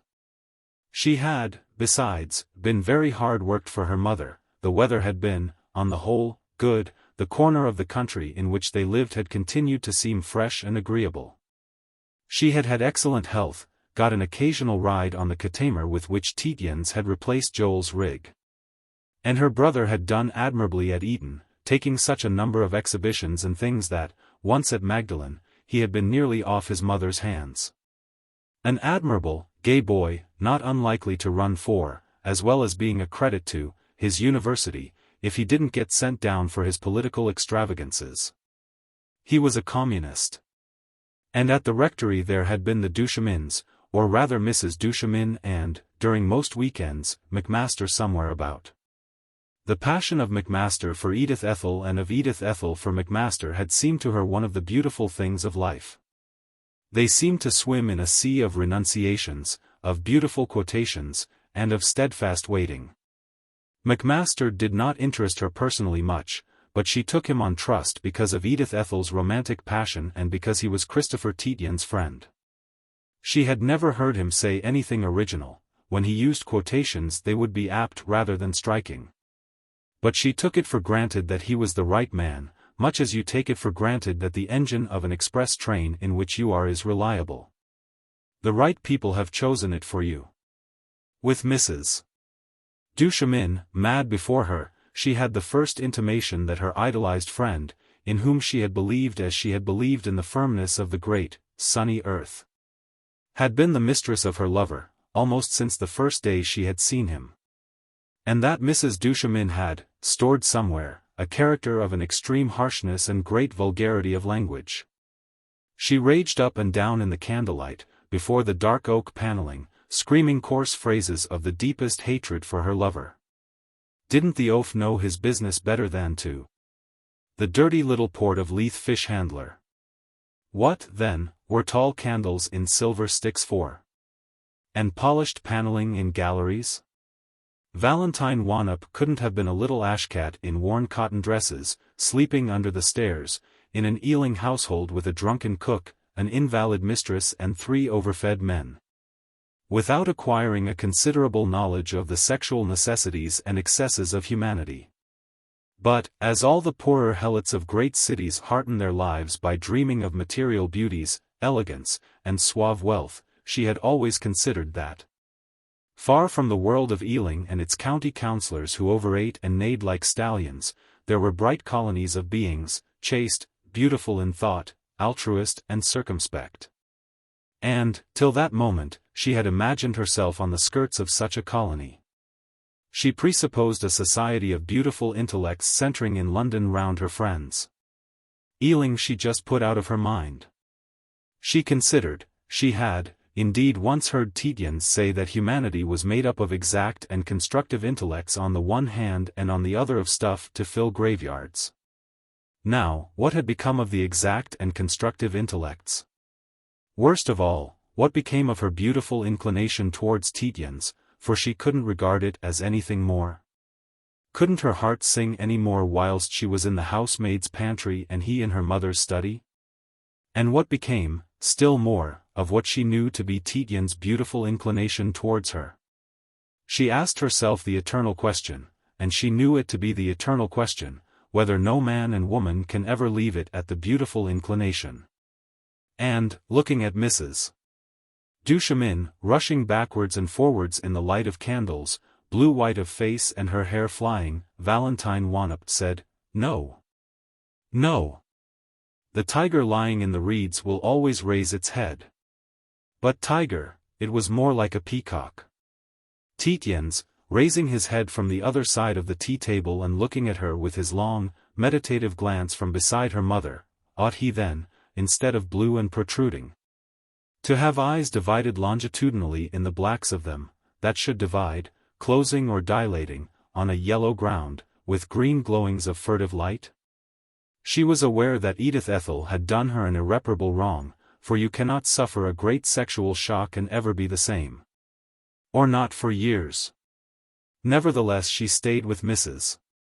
Duchemin until far into the small hours, when she fell, a mere parcel of bones in a peacock-blue wrapper, into a deep chair and refused to move or speak. Nor did she afterwards slacken in her faithful waiting on her friend. On the next day came the war. That was a nightmare of pure suffering, with never a let-up, day or night.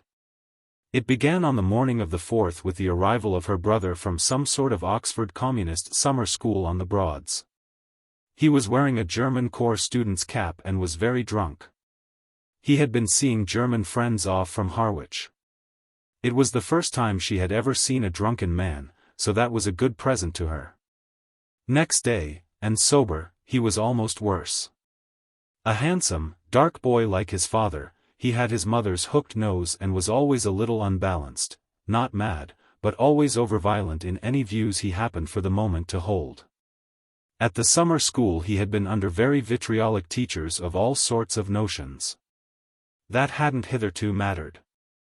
Her mother had written for a Tory paper, her brother, when he had been at home, had edited some sort of Oxford organ of disruption. But her mother had only chuckled. The war changed that. Both seemed to be filled with a desire for blood and to torture, neither paid the least attention to the other.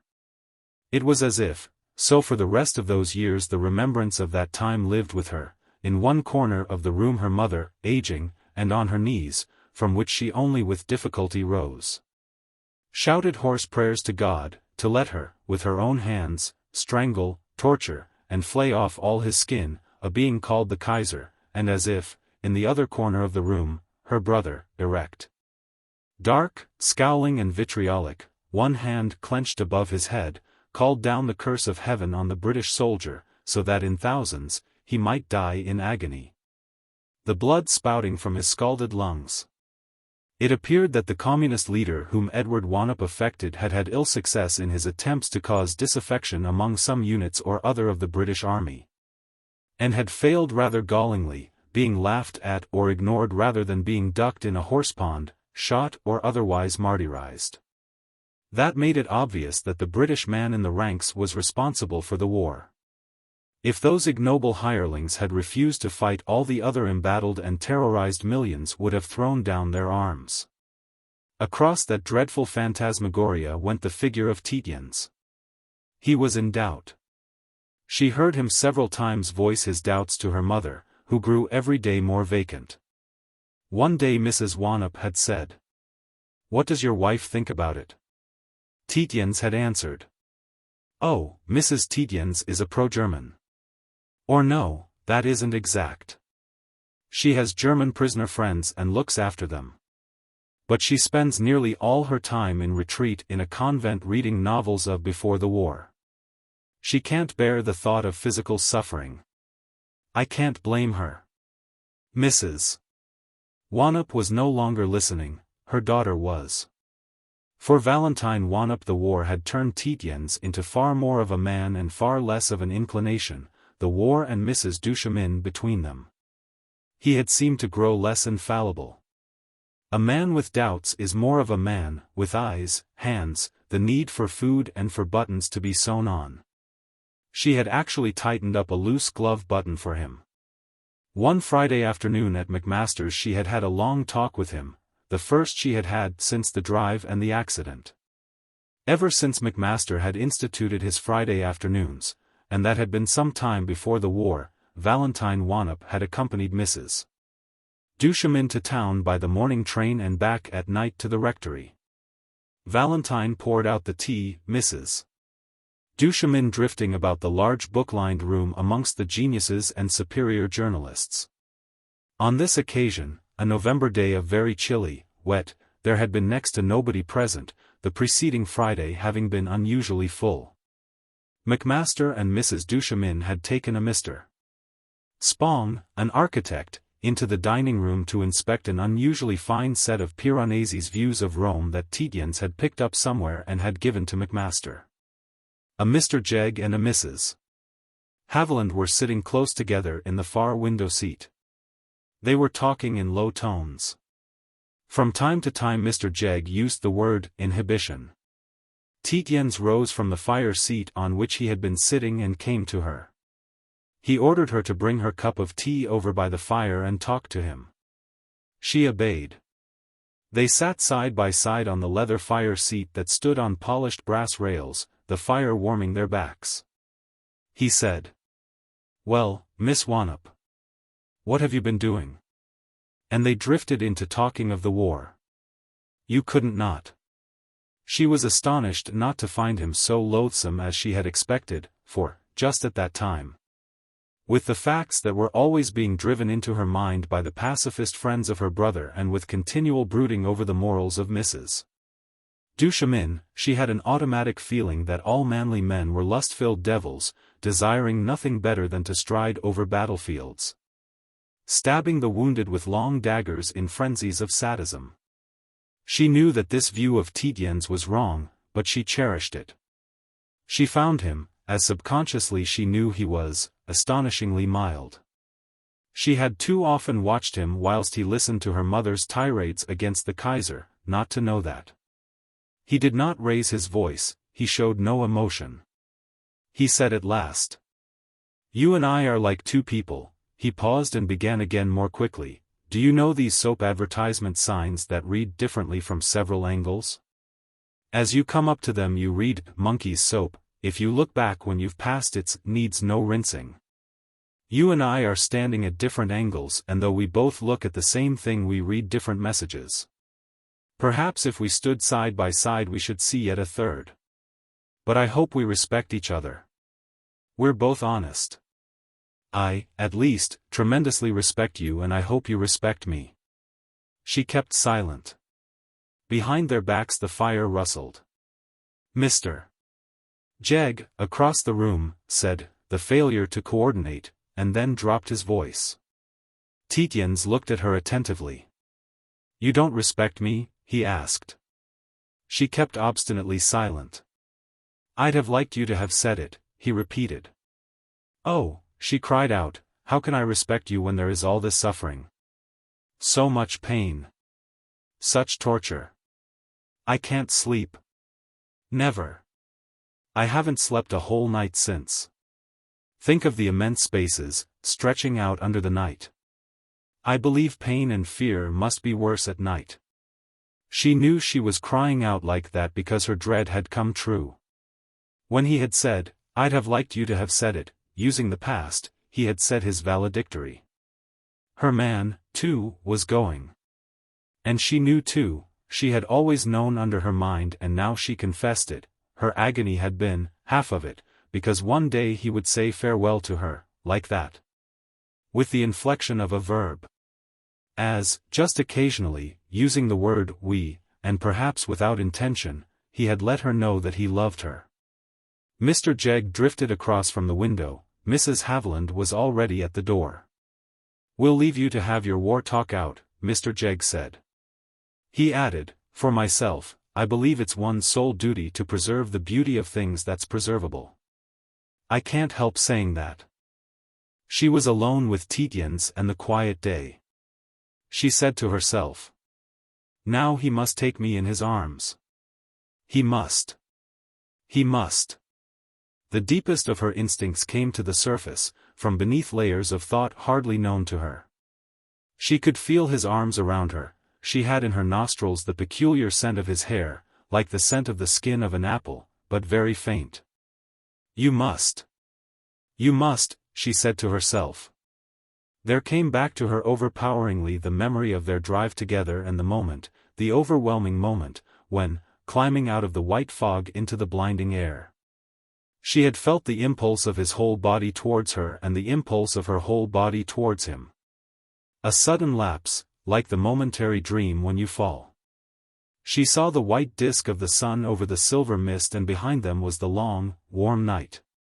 Tietjens sat, huddled rather together, dejectedly, the firelight playing on the silver places of his hair. It had grown nearly dark outside, they had a sense of the large room that, almost week by week, had grown, for its gleams of gilding and hand-polished dark woods, more like the great dining room at the Duchemins. He got down from the fire seat with a weary movement, as if the fire seat had been very high. He said, with a little bitterness, but as if with more fatigue, "Well, I've got the business of telling Macmaster that I'm leaving the office. That, too, won't be an agreeable affair. Not that what poor Vinnie thinks matters." He added, "It's queer, dear," in the tumult of her emotions she was almost certain that he had said, "dear." "Not 3 hours ago my wife used to me almost the exact words you have just used. Almost the exact words. She talked of her inability to sleep at night for thinking of immense spaces full of pain that was worse at night.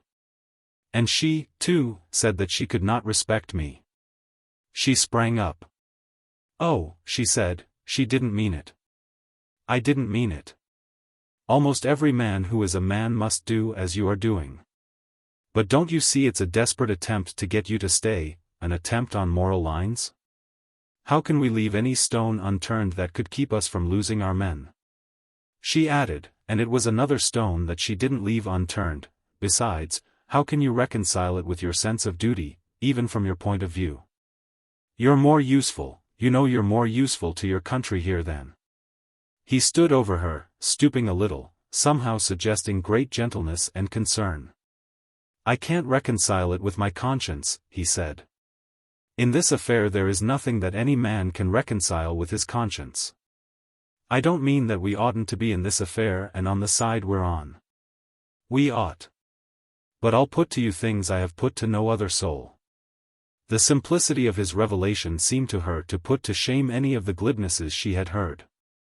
It appeared to her as if a child were speaking. He described the disillusionment it had cost him personally as soon as this country had come into the war. He even described the sunlit heather landscape of the north, where naively he had made his tranquil resolution to join the French Foreign Legion as a common soldier in his conviction that that would give him, as he called it, clean bones again. That, he said, had been straightforward. Now there was nothing straightforward, for him or for any man. One could have fought with a clean heart for a civilization, if you like for the 18th century against the 20th, since that was what fighting for France against the enemy countries meant. But our coming in had changed the aspect at once.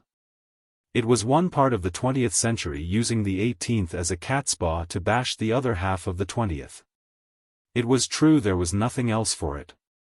And as long as we did it in a decent spirit it was just bearable. One could keep at one's job, which was faking statistics against the other fellow, until you were sick and tired of faking and your brain reeled. And then some. It was probably impolitic to fake, to overstate, a case against enemy nations. The chickens would come home to roost in one way or another, probably. Perhaps they wouldn't. That was a matter for one's superiors. Obviously. And the first gang had been simple, honest fellows. Stupid, but relatively disinterested. But now? What was one to do? He went on, almost mumbling. She had suddenly a clear view of him as a man extraordinarily clear-sighted in the affairs of others, in great affairs, but in his own so simple as to be almost a baby. And gentle. And extraordinarily unselfish. He didn't betray one thought of self-interest, not one. He was saying. But now, with this crowd of boodlers. Supposing one's asked to manipulate the figures of millions of pairs of boots in order to force someone else to send some miserable general and his troops to, say, Salonika, when they and you and common sense and everyone and everything else, know it's disastrous? And from that to monkeying with our own forces. Starving particular units for political, he was talking to himself, not to her. And indeed he said.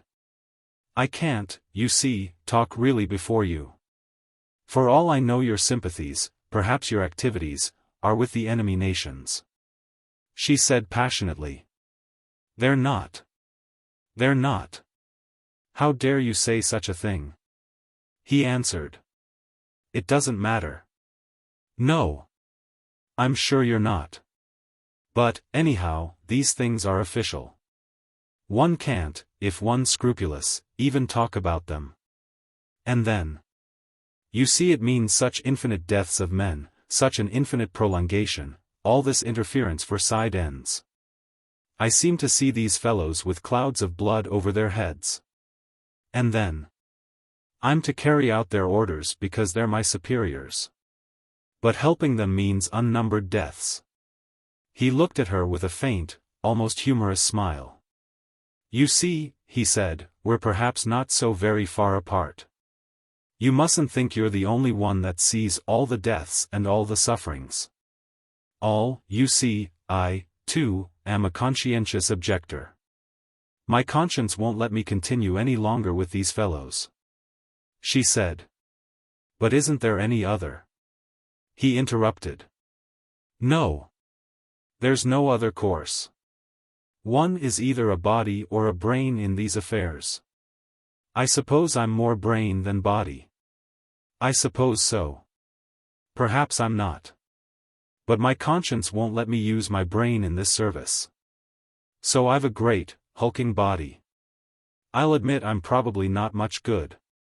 But I've nothing to live for, what I stand for isn't any more in this world. What I want, as you know, I can't have. So. She exclaimed bitterly. Oh, say it. Say it. Say that your large hulking body will stop 2 bullets in front of 2 small anemic fellows. And how can you say you'll have nothing to live for? You'll come back. You'll do your good work again. You know you did good work. He said. Yes. I believe I did. I used to despise it, but I've come to believe I did. But no. They'll never let me back. They've got me out, with all sorts of bad marks against me. They'll pursue me, systematically.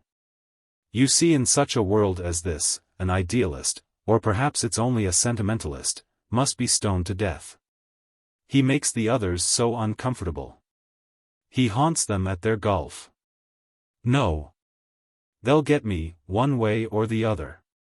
And some fellow, Macmaster here, will do my jobs.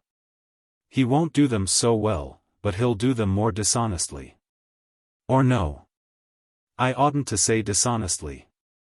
He'll do them with enthusiasm and righteousness. He'll fulfill the order of his superiors with an immense docility and unction. He'll fake figures against our allies with the black enthusiasm of a Calvin and, when that war comes, he'll do the requisite faking with the righteous wrath of Jehovah smiting the priests of Baal. And he'll be right. It's all we're fitted for. We ought never to have come into this war. We ought to have snaffled other people's colonies as the price of neutrality. Oh! Valentine Wanop said, how can you so hate your country? He said with great earnestness. Don't say it. Don't believe it. Don't even for a moment think it. I love every inch of its fields and every plant in the hedgerows, comfrey, mullein, pagels, long red purples. That liberal shepherds give a grosser name, and all the rest of the rubbish. You remember the field between the Duchemins and your mothers, and we have always been boodlers and robbers and reivers and pirates and cattle thieves. And so we've built up the great tradition that we love. But, for the moment, it's painful. Our present crowd is not more corrupt than Walpole's. But one's too near them. One sees of Walpole that he consolidated the nation by building up the national debt, one doesn't see his methods. My son, or his son, will only see the glory of the boodle we make out of this show. Or rather out of the next. He won't know about the methods. They'll teach him at school that across the counties went the sound of bugles that his father knew. Though that was another discreditable affair. But you!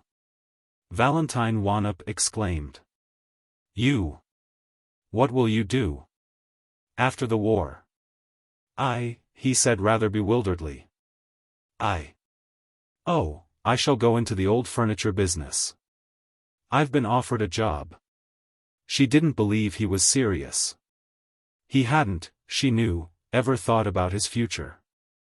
But suddenly she had a vision of his white head and pale face in the back glooms of a shop full of dusty things. He would come out, get heavily onto a dusty bicycle and ride off to a cottage sale. She cried out. Why don't you do it at once? Why don't you take the job at once? For in the back of the dark shop he would at least be safe. He said. Oh, no. Not at this time. Besides, the old furniture trade's probably not itself for the minute. He was obviously thinking of something else. I've probably been a low cad, he said, wringing your heart with my doubts. But I wanted to see where our similarities come in. We've always been, or we've seemed always to me, so alike in our thoughts. I dare say I wanted you to respect me. Oh, I respect you. I respect you, she said. You're as innocent as a child. He went on. And I wanted to get some thinking done. It hasn't been often of late that one has had a quiet room and a fire and, you. To think in front of. You do make one collect one's thoughts. I've been very muddled till today, till 5 minutes ago. Do you remember our drive? You analyzed my character. I'd never have let another soul. But you see. Don't you see? She said. No. What am I to see? I remember. He said. That I'm certainly not an English country gentleman now, picking up the gossip of the horse markets and saying, let the country go to hell, for me. She said. Did I say that? Yes, I said that. The deep waves of emotion came over her, she trembled. She stretched out her arms. She thought she stretched out her arms. He was hardly visible in the firelight. But she could see nothing, she was blind for tears. She could hardly be stretching out her arms, for she had both hands to her handkerchief on her eyes. He said something, it was no word of love or she would have held it. It began with, well, I must be. He was silent for a long time. She imagined herself to feel great waves coming from him to her. But he wasn't in the room. The rest, till that moment at the War Office, had been pure agony, and unrelenting. Her mother's paper cut down her money, no orders for cereals came in, her mother, obviously, was failing. The eternal diatribes of her brother were like lashes upon her skin. He seemed to be praying Tietjens to death. Of Tietjens she saw and heard nothing. At the Macmasters she heard, once, that he had just gone out.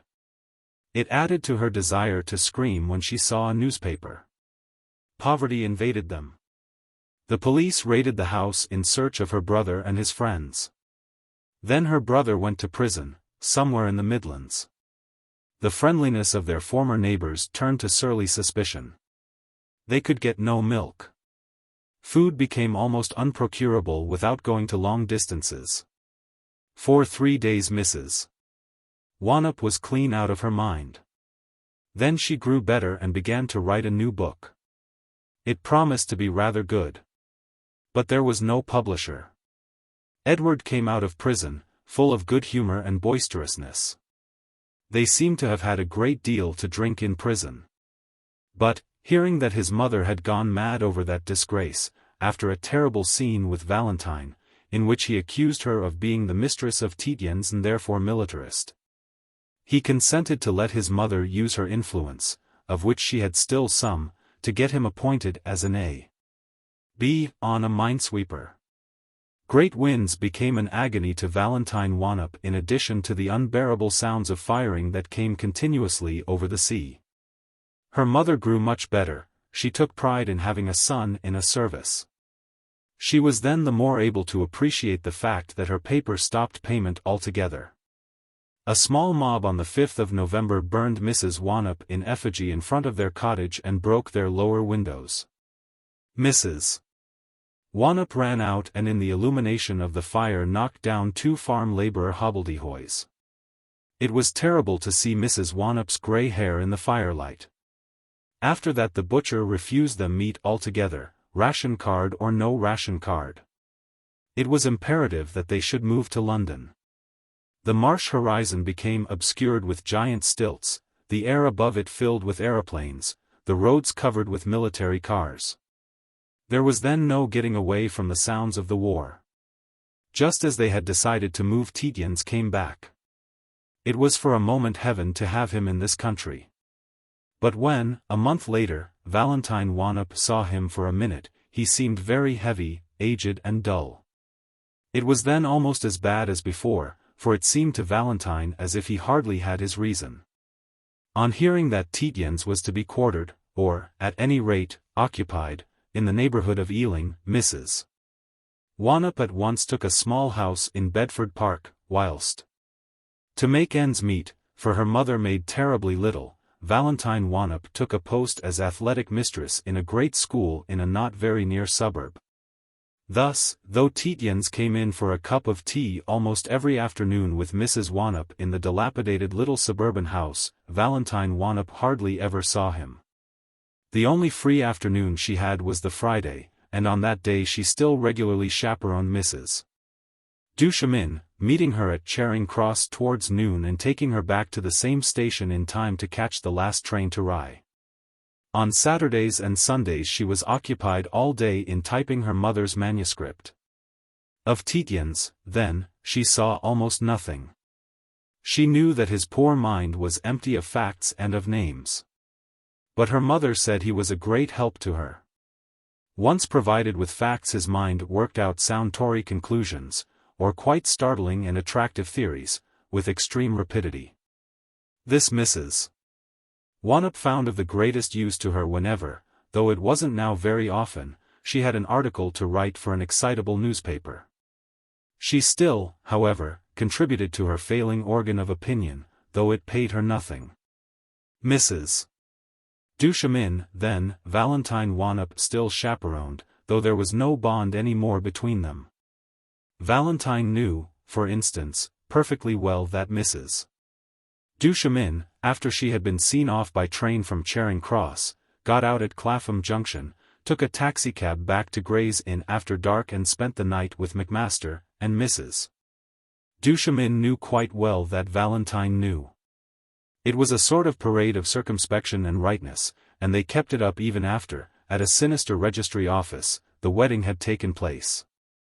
Valentine being the one witness and an obscure-looking substitute for the usual pew opener another.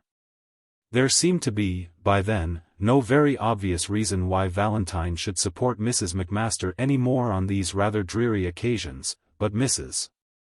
Macmaster said she might just as well, until they saw fit to make the marriage public. There were, Mrs. Macmaster said, censorious tongues, and even if these were confuted afterwards it is difficult, if not impossible, to outrun scandal. Besides, Mrs. Macmaster was of opinion that the Macmaster afternoons with these geniuses must be a liberal education for Valentine. But, as Valentine sat most of the time at the tea-table near the door, it was the backs and side faces of the distinguished rather than their intellects with which she was most acquainted. Occasionally, however, Mrs. Duchemin would show Valentine, as an enormous privilege, one of the letters to herself from men of genius, usually North British, written, as a rule, from the continent or more distant and peaceful climates, for most of them believed it their duty in these hideous times to keep alive in the world the only glimmering spark of beauty. Couched in terms so eulogistic as to resemble those used in passionate love letters by men more profane, these epistles recounted, or consulted Mrs. Duchemin as to their love affairs with foreign princesses, the progress of their ailments or the progresses of their souls towards those higher regions of morality in which floated their so beautiful-souled correspondent. The letters entertained Valentine and, indeed, she was entertained by that whole mirage. It was only the Macmaster's treatment of her mother that finally decided Valentine that this friendship had died. For the friendships of women are very tenacious things, surviving astonishing disillusionments, and Valentine Wannop was a woman of more than usual loyalty. Indeed, if she couldn't respect Mrs. Duchemin on the old grounds, she could very really respect her for her tenacity of purpose, her determination to advance Macmaster and for the sort of ruthlessness that she put into these pursuits. Valentine's affection had, indeed, survived even Edith Ethel's continued denegrations of Tietjens, for Edith Ethel regarded Tietjens as a clog round her husband's neck.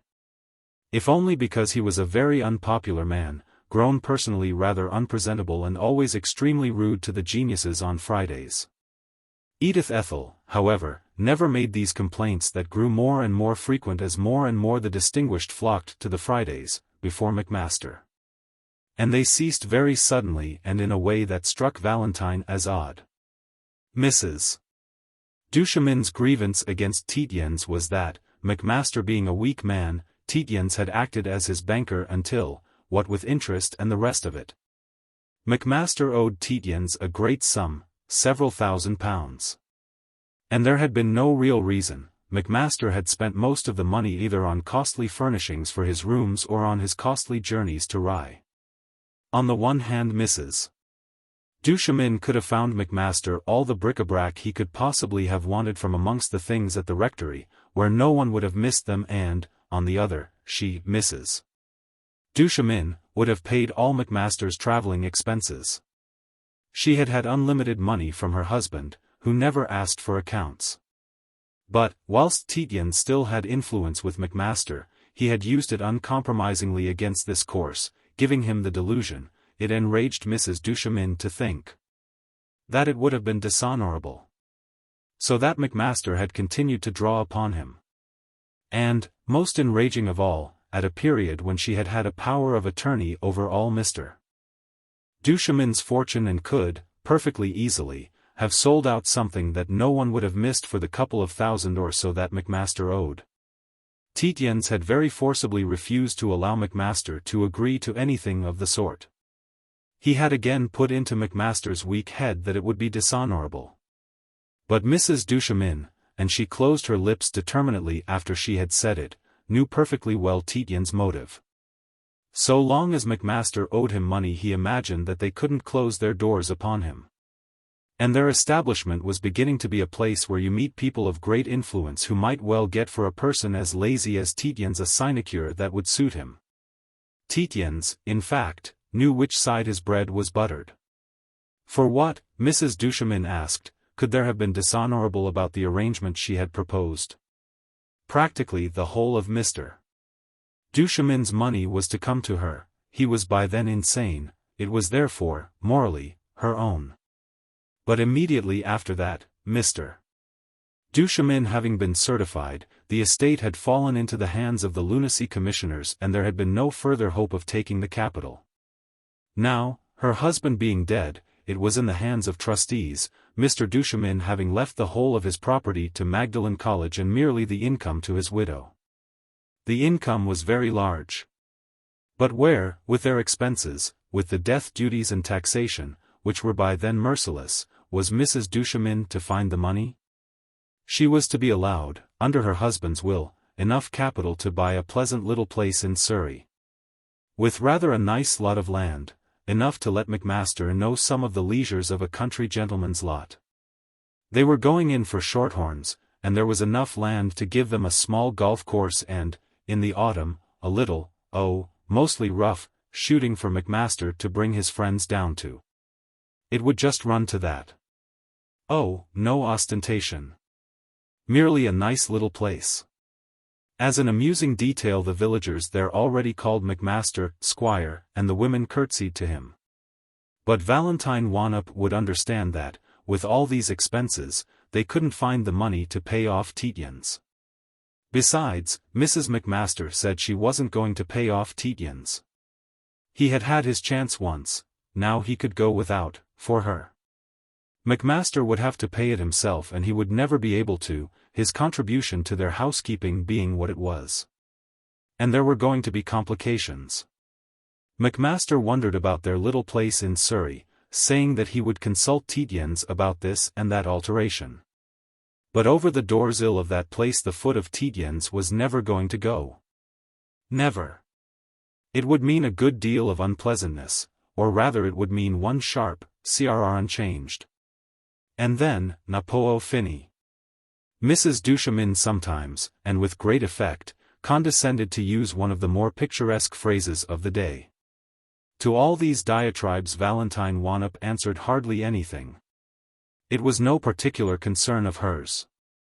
Even if, for a moment, she felt proprietarily towards Christopher as she did now and then, she felt no particular desire that his intimacy with the Macmasters should be prolonged. Because she knew he could have no particular desire for its prolongation. She imagined him turning them down with an unspoken and good-humoured jibe. And, indeed, she agreed on the whole with Edith Ethel. It was demoralizing for a weak little man like Vincent to have a friend with an ever-open purse beside him. Tietjens ought not to have been princely, it was a defect, a quality that she did not personally admire in him. As to whether it would or wouldn't have been dishonorable for Mrs. Duchemin to take her husband's money and give it to Macmaster, she kept an open mind. To all intents and purposes the money was Mrs. Duchemin's, and if Mrs. Duchemin had then paid Christopher off it would have been sensible. She could see that later it had become very inconvenient. There were, however, male standards to be considered, and Macmaster, at least, passed for a man. Tietjens, who was wise enough in the affairs of others, had, in that, probably been wise. For there might have been great disagreeablenesses with trustees and heirs at law had Mrs. Duchemin's subtraction of a couple of £1,000 from the Duchemin estate afterwards come to light. The Wannops had never been large property owners as a family, but Valentine had heard enough of collateral wranglings over small family dishonesties to know how very disagreeable these could be. So she had made little or no comment, sometimes she had even faintly agreed as to the demoralization of Macmaster, and that had sufficed. For Mrs. Duchemin had been certain of her rightness and cared nothing at all for the opinion of Valentine Wannop, or else took it for granted. And when Tietjens had been gone to France for a little time Mrs. Duchemin seemed to forget the matter, contenting herself with saying that he might very likely not come back. He was the sort of clumsy man who generally got killed. In that case, since no IOUs or paper had passed, Mrs. Tietjens would have no claim. So that would be all right. But 2 days after the return of Christopher, and that was how Valentine knew he had come back, Mrs. Duchemin with a lowering brow exclaimed. "That oaf, Tietjens, is in England, perfectly safe and sound. And now the whole miserable business of Vincent's indebtedness." Oh! She had stopped so suddenly and so markedly that even the stoppage of Valentine's own heart couldn't conceal the oddness from her. Indeed, it was as if there were an interval before she completely realized what the news was, and as if, during that interval, she said to herself, "It's very queer. It's exactly as if Edith Ethel has stopped abusing him on my account." As if she knew. But how could Edith Ethel know that she loved the man who had returned? It was impossible. She hardly knew herself.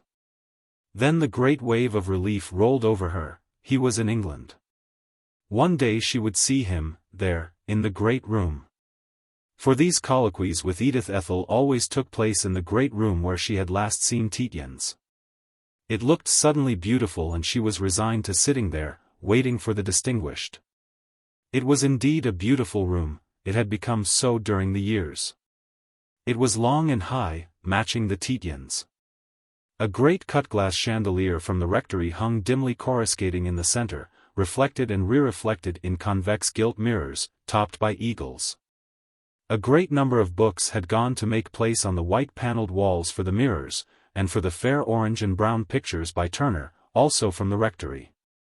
From the rectory had come the immense scarlet and lapis lazuli carpet, the great brass fire basket and appendages, the great curtains that, in the 3 long windows, on their peacock blue Chinese silk showed party-colored cranes ascending in long flights, and all the polished Chippendale armchairs. Amongst all these, gracious, trailing, stopping with a tender gesture to rearrange very slightly the crimson roses in the famous silver bowls, still in dark blue silks, with an amber necklace, and her elaborate black hair, waved exactly like that of Julia Dama of the Musée Lapidaire et al.'s, moved Mrs. Macmaster, also from the rectory. Macmaster had achieved his desire, even to the shortbread cakes and the peculiarly scented tea that came every Friday morning from Prince's Street. And, if Mrs. Macmaster hadn't the pawky, relishing humor of the great Scots ladies of past days, she had in exchange her deep aspect of comprehension and tenderness. An astonishingly beautiful and impressive woman, dark hair, dark, straight eyebrows, a straight nose, dark blue eyes in the shadows of her hair, and bowed, pomegranate lips in a chin curved like the bow of a Greek boat. The etiquette of the place on Fridays was regulated as if by a royal protocol. The most distinguished and, if possible, titled person was led to a great walnut-wood fluted chair that stood askew by the fireplace, its back and seat of blue velvet, heaven knows how old. Over him would hover Mrs. Duchemin, or, if he were very distinguished, both Mr. and Mrs. Macmaster. The not-so-distinguished were led up by turns to be presented to the celebrity, and would then arrange themselves in a half-circle in the beautiful armchairs. The less distinguished still, in outer groups in chairs that had no arms, the almost undistinguished stood, also in groups or languished, awestruck on the scarlet leather window seats. When all were there, Macmaster would establish himself on the incredibly unique hearthrug and would address wise sayings to the celebrity. Occasionally, however, saying a kind thing to the youngest man present, to give him a chance of distinguishing himself. Macmaster's hair, at that date, was still black, but not quite so stiff or so well brushed. His beard had in it grayish streaks, and his teeth, not being quite so white, looked less strong. He wore also a single eyeglass, the retaining of which in his right eye gave him a slightly agonized expression. It gave him, however, the privilege of putting his face very close to the face of anyone upon whom he wished to make a deep impression. He had lately become much interested in the drama, so that there were usually several large, and, of course, very reputable and serious actresses in the room. On rare occasions Mrs. Duchemin would say across the room in her deep voice, "Valentine, a cup of tea for His Highness," or "Sir Thomas," as the case might be.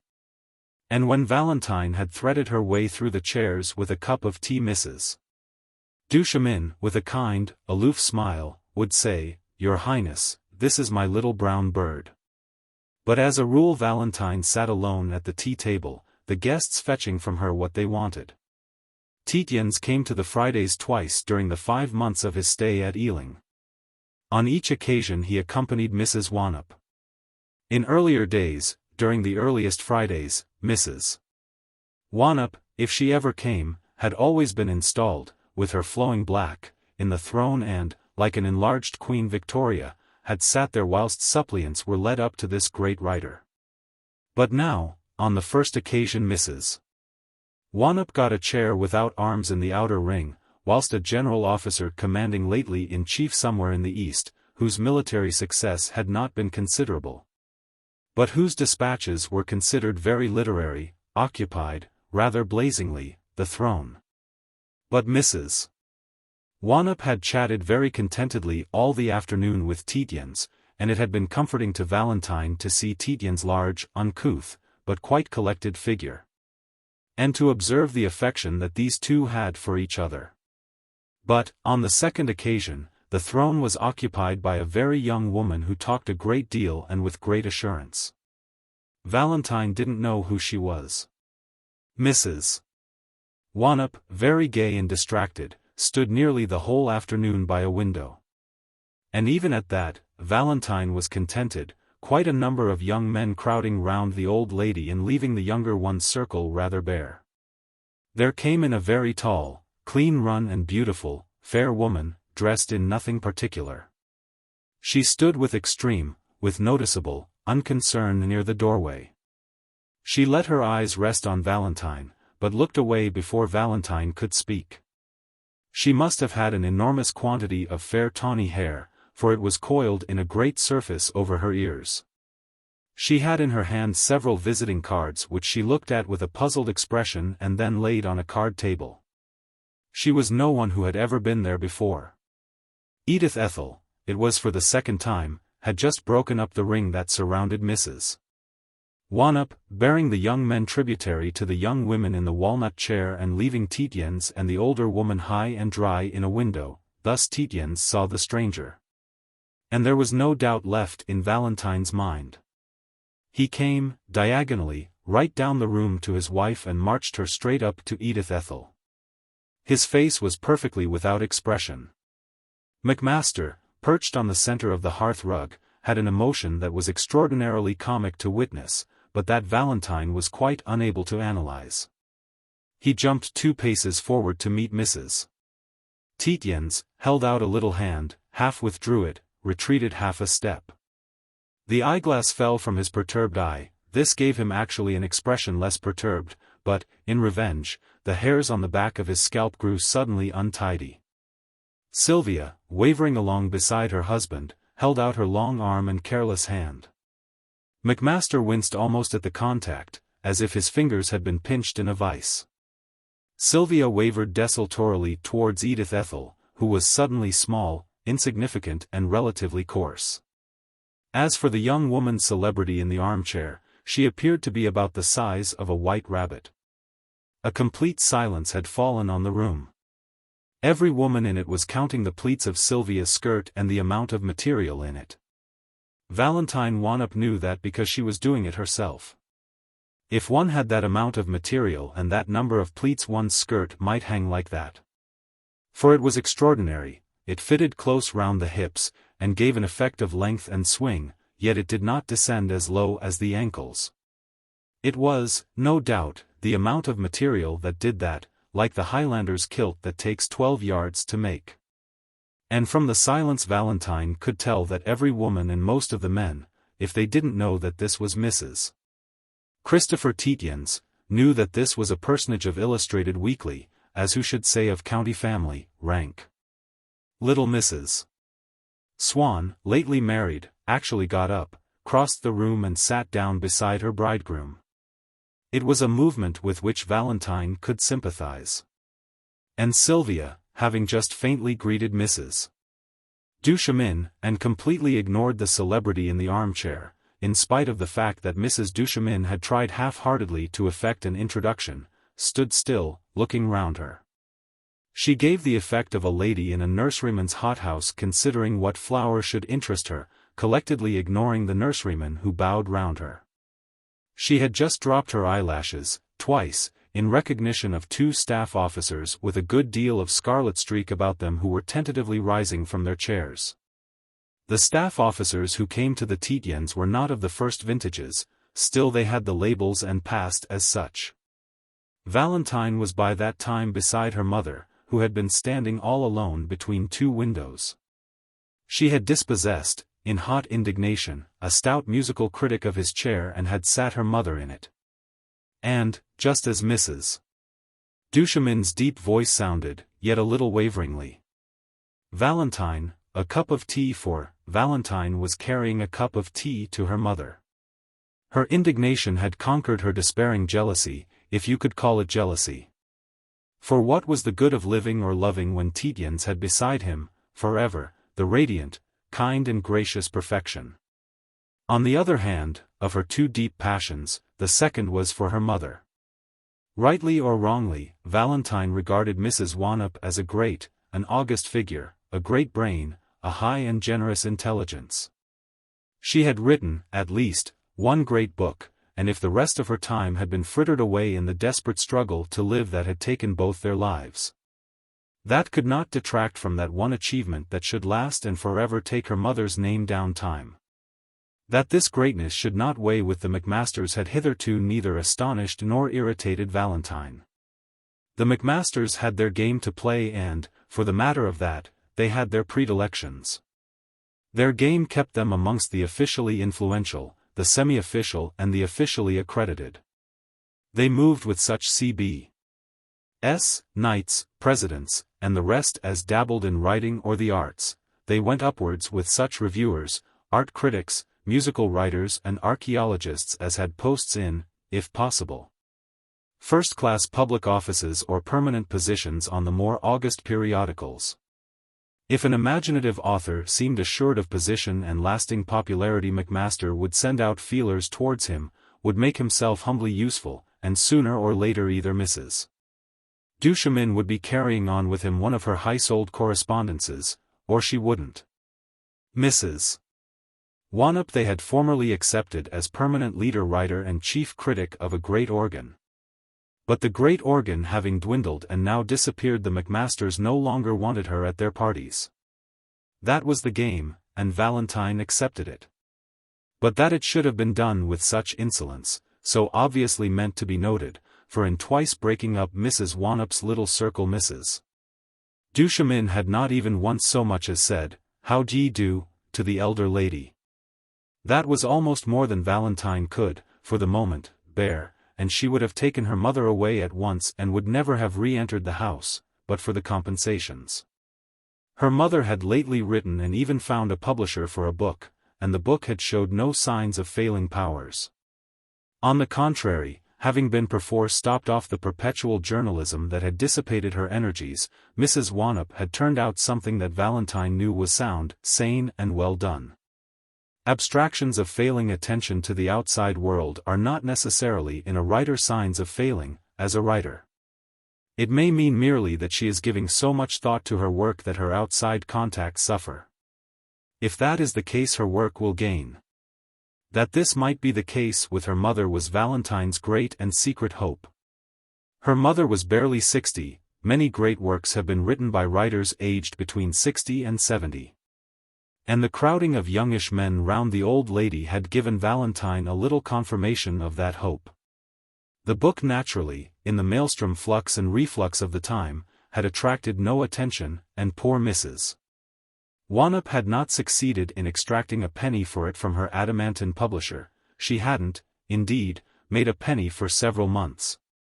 And they existed almost at starvation point in their little den of a villa, on Valentine's earnings as athletic teacher. But that little bit of attention in that semi-public place had seemed, at least, as a confirmation to Valentine, there probably was something sound, sane and well done in her mother's work. That was almost all she asked of life. And, indeed, whilst she stood by her mother's chair, thinking with a little bitter pathos that if Edith Ethel had left the 3 or 4 young men to her mother, the 3 or 4 might have done her poor mother a little good. With innocent puffs and the like, and heaven knew they needed that little good badly enough. A very thin and untidy young man did drift back to Mrs. Wannop and asked, precisely, if he might make a note or two for publication as to what Mrs. Wannop was doing. Her book, he said, had attracted so much attention. They hadn't known that they had still writers among them. A singular, triangular drive had begun through the chairs from the fireplace. That was how it had seemed to Valentine. Mrs. Tietjens had looked at them, had asked Christopher a question and, immediately, as if she were coming through waist-high surf, had borne down Macmaster and Mrs. Duchemin, flanking her obsequiously, setting aside chairs and their occupants, Tietjens and the two, rather bashfully following staff officers, broadening out the wedge. Sylvia, her long arm held out from a yard or so away, was stretching out her hand to Valentine's mother.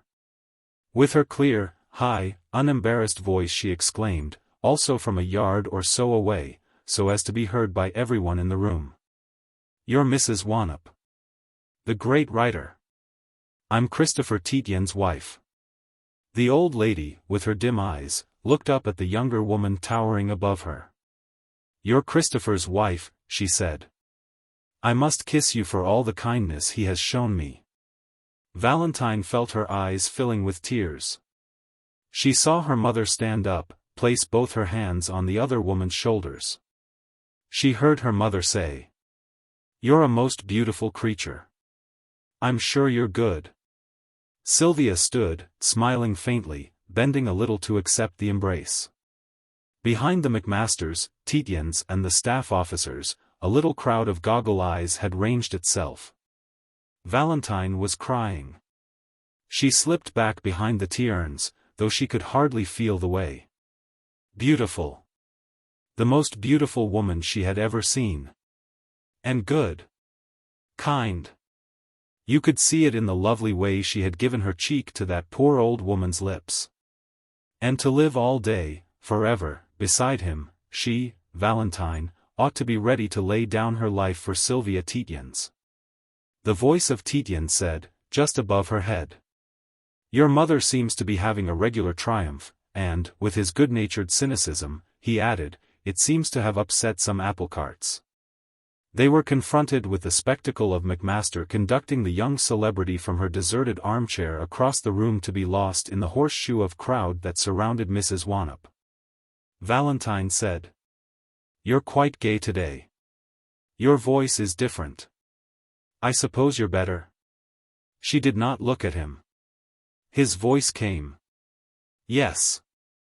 I'm relatively gay." It went on, "I thought you might like to know. A little of my mathematical brain seems to have come to life again. I've worked out 2 or 3 silly problems." She said, "Mrs. Tietjens will be pleased."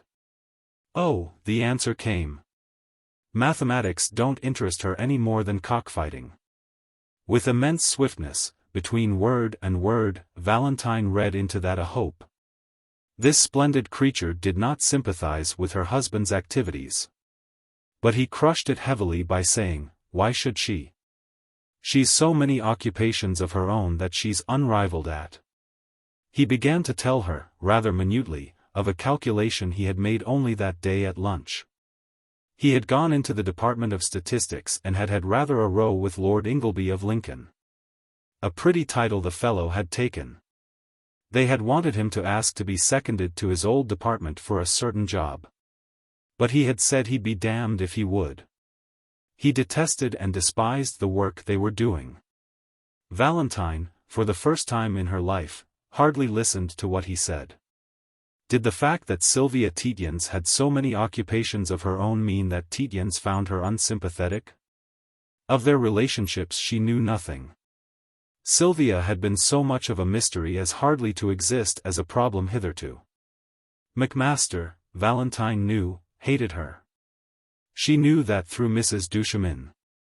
She had heard it ages ago, but she didn't know why.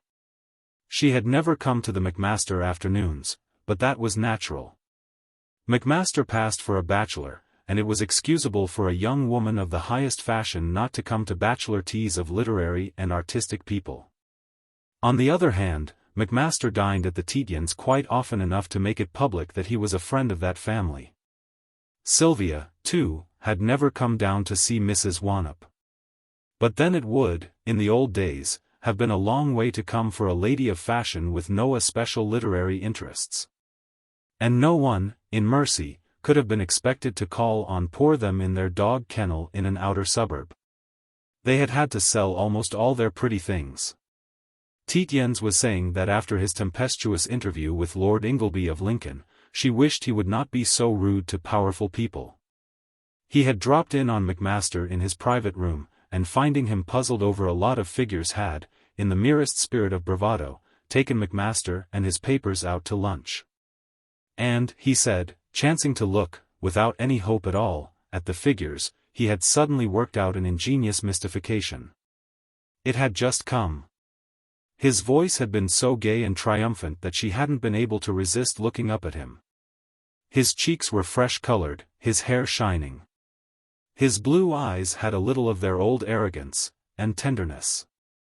Her heart seemed to sing with joy. He was, she felt, her man. She imagined the arms of his mind stretching out to enfold her. He went on explaining. He had rather, in his recovered self-confidence, jibed at Macmaster. Between themselves, wasn't it easy to do what the department, under orders, wanted done? They had wanted to rub into our allies that their losses by devastation had been nothing to write home about, so as to avoid sending reinforcements to their lines. Well, if you took just the bricks and mortar of the devastated districts, you could prove that the loss in bricks, tiles, woodwork and the rest didn't, and the figures with a little manipulation would prove it. Amount to more than a normal year's dilapidation spread over the whole country in peacetime. House repairs in a normal year had cost several million sterling. The enemy had only destroyed just about so many million sterling in bricks and mortar. And what was a mere year's dilapidations in house property? You just neglected to do them and did them next year. So, if you ignored the lost harvests of 3 years, the lost industrial output of the richest industrial region of the country, the smashed machinery, the barked fruit trees, the 3 years' loss of 4.5 of the coal output for 3 years, and the loss of life, we could go to our allies and say, all your yappings about losses are the merest bulls. You can perfectly well afford to reinforce the weak places of your own lines. We intend to send our new troops to the Near East, where lies our true interest. And though they might sooner or later point out the fallacy, you would by so much have put off the abhorrent expedient of a single command. Valentine, though it took her away from her own thoughts, couldn't help saying. But weren't you arguing against your own convictions? He said. Yes, of course I was. In the lightness of my heart. It's always a good thing to formulate the other fellow's objections. She had turned half round in her chair. They were gazing into each other's eyes, he from above, she from below. She had no doubt of his love, he, she knew, could have no doubt of hers. She said. But isn't it dangerous? To show these people how to do it? He said. Oh, no, no. No. You don't know what a good soul little Vinny is. I don't think you've ever been quite just to Vincent Macmaster. He'd as soon think of picking my pocket as of picking my brains. The soul of honor. Valentine had felt a queer sensation. She was not sure afterwards whether she had felt it before she had realized that Sylvia Tietjens was looking at them. She stood there, very erect, a queer smile on her face. Valentine could not be sure whether it was kind, cruel, or merely distantly ironic. But she was perfectly sure it showed, whatever was behind it, that its wearer knew all that there was to know of her, Valentine's, feelings for Tietjens and for Tietjens' feelings for her. It was like being a woman and man in adultery in Trafalgar Square. Behind Sylvia's back, their mouths agape, were the 2 staff officers. Their dark hairs were too untidy for them to amount to much, but, such as they were the 2 most presentable males of the assembly, and Sylvia had snaffled them. Mrs. Tietjens said. Oh, Christopher. I'm going on to the Basils. Tietjens said. All right. I'll pop Mrs. Wannop into the tube as soon as she's had enough of it, and come along and pick you up. Sylvia had just drooped her long eyelashes, in sign of salutation, to Valentine Wanop, and had drifted through the door, followed by her rather unmilitary military escort in khaki and scarlet. From that moment Valentine Wanop never had any doubt. She knew that Sylvia Tietjens knew that her husband loved her, Valentine Wanop, and that she, Valentine Wanop, loved her husband, with a passion absolute and ineffable. The one thing she, Valentine, didn't know, the one mystery that remained impenetrable, was whether Sylvia Tietjens was good to her husband. A long time afterwards Edith Ethel had come to her beside the teacups and had apologized for not having known, earlier than Sylvia's demonstration, that Mrs. Wanop was in the room. She hoped that they might see Mrs. Wanop much more often. She added after a moment that she hoped Mrs. Wanop wouldn't, in future, find it necessary to come under the escort of Mr. Tietjens. They were too old friends for that, surely. Valentine said. Look here, Ethel, if you think that you can keep friends with Mother and turn on Mr. Tietjens after all he's done for you, you're mistaken. You are really. And Mother's a great deal of influence. I don't want to see you making any mistakes, just at this juncture. It's a mistake to make nasty rows. And you'd make a very nasty one if you said anything against Mr. Tietjens to Mother. She knows a great deal. Remember. She lived next door to the rectory for a number of years. And she's got a dreadfully incisive tongue. Edith Ethel coiled back on her feet as if her whole body were threaded by a steel spring. Her mouth opened, but she bit her lower lip and then wiped it with a very white handkerchief. She said, I hate that man. I detest that man. I shudder when he comes near me. I know you do. Valentine Wanop answered. But I wouldn't let other people know it if I were you. It doesn't do you any real credit. He's a good man. Edith Ethel looked at her with a long, calculating glance. Then she went to stand before the fireplace.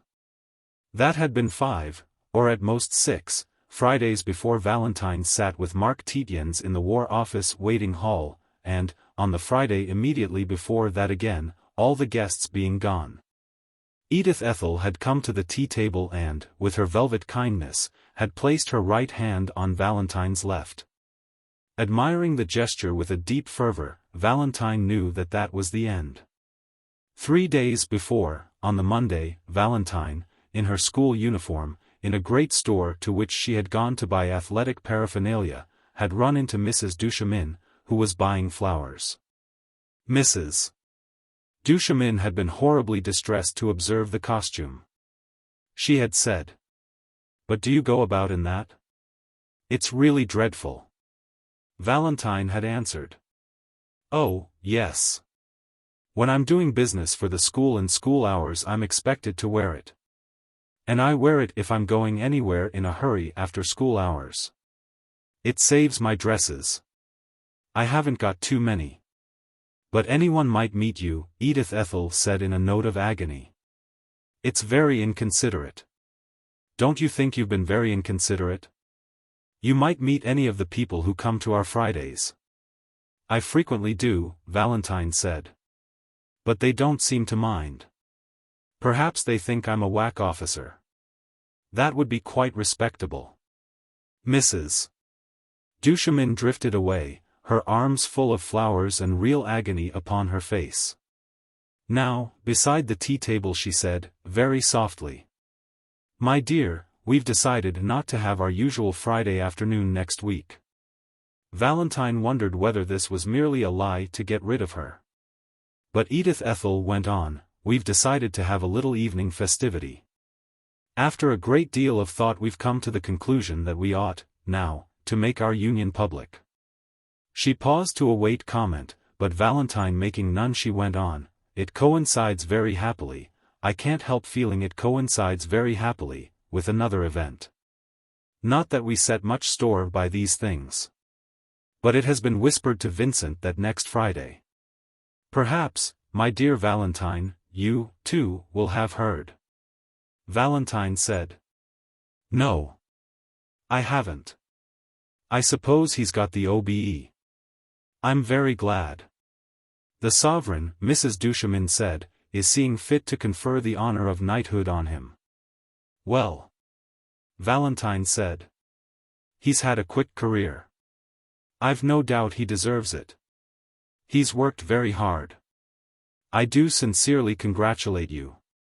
It'll be a great help to you. It's, Mrs. Duchemin said, not for mere plodding. That's what makes it so gratifying. It's for a special piece of brilliance, that has marked him out. It's, of course, a secret. But. Oh, I know. Valentine said. He's worked out some calculations to prove that losses in the devastated districts, if you ignore machinery, coal output, orchard trees, harvests, industrial products and so on, don't amount to more than a year's household dilapidations for the Mrs. Duchemin said with real horror. But how did you know? How on earth did you know? She paused. It's such a dead secret. That fellow must have told you. But how on earth could he know? I haven't seen Mr. Tietjens to speak to since the last time he was here, Valentine said. She saw, from Edith Ethel's bewilderment, the whole situation. The miserable Macmaster hadn't even confided to his wife that the practically stolen figures weren't his own. He desired to have a little prestige in the family circle, for once a little prestige. Well, why shouldn't he have it? Tietjens, she knew, would wish him to have all he could get. She said therefore. Oh, it's probably in the air. It's known the government want to break their claims to the higher command. And anyone who could help them to that would get a knighthood.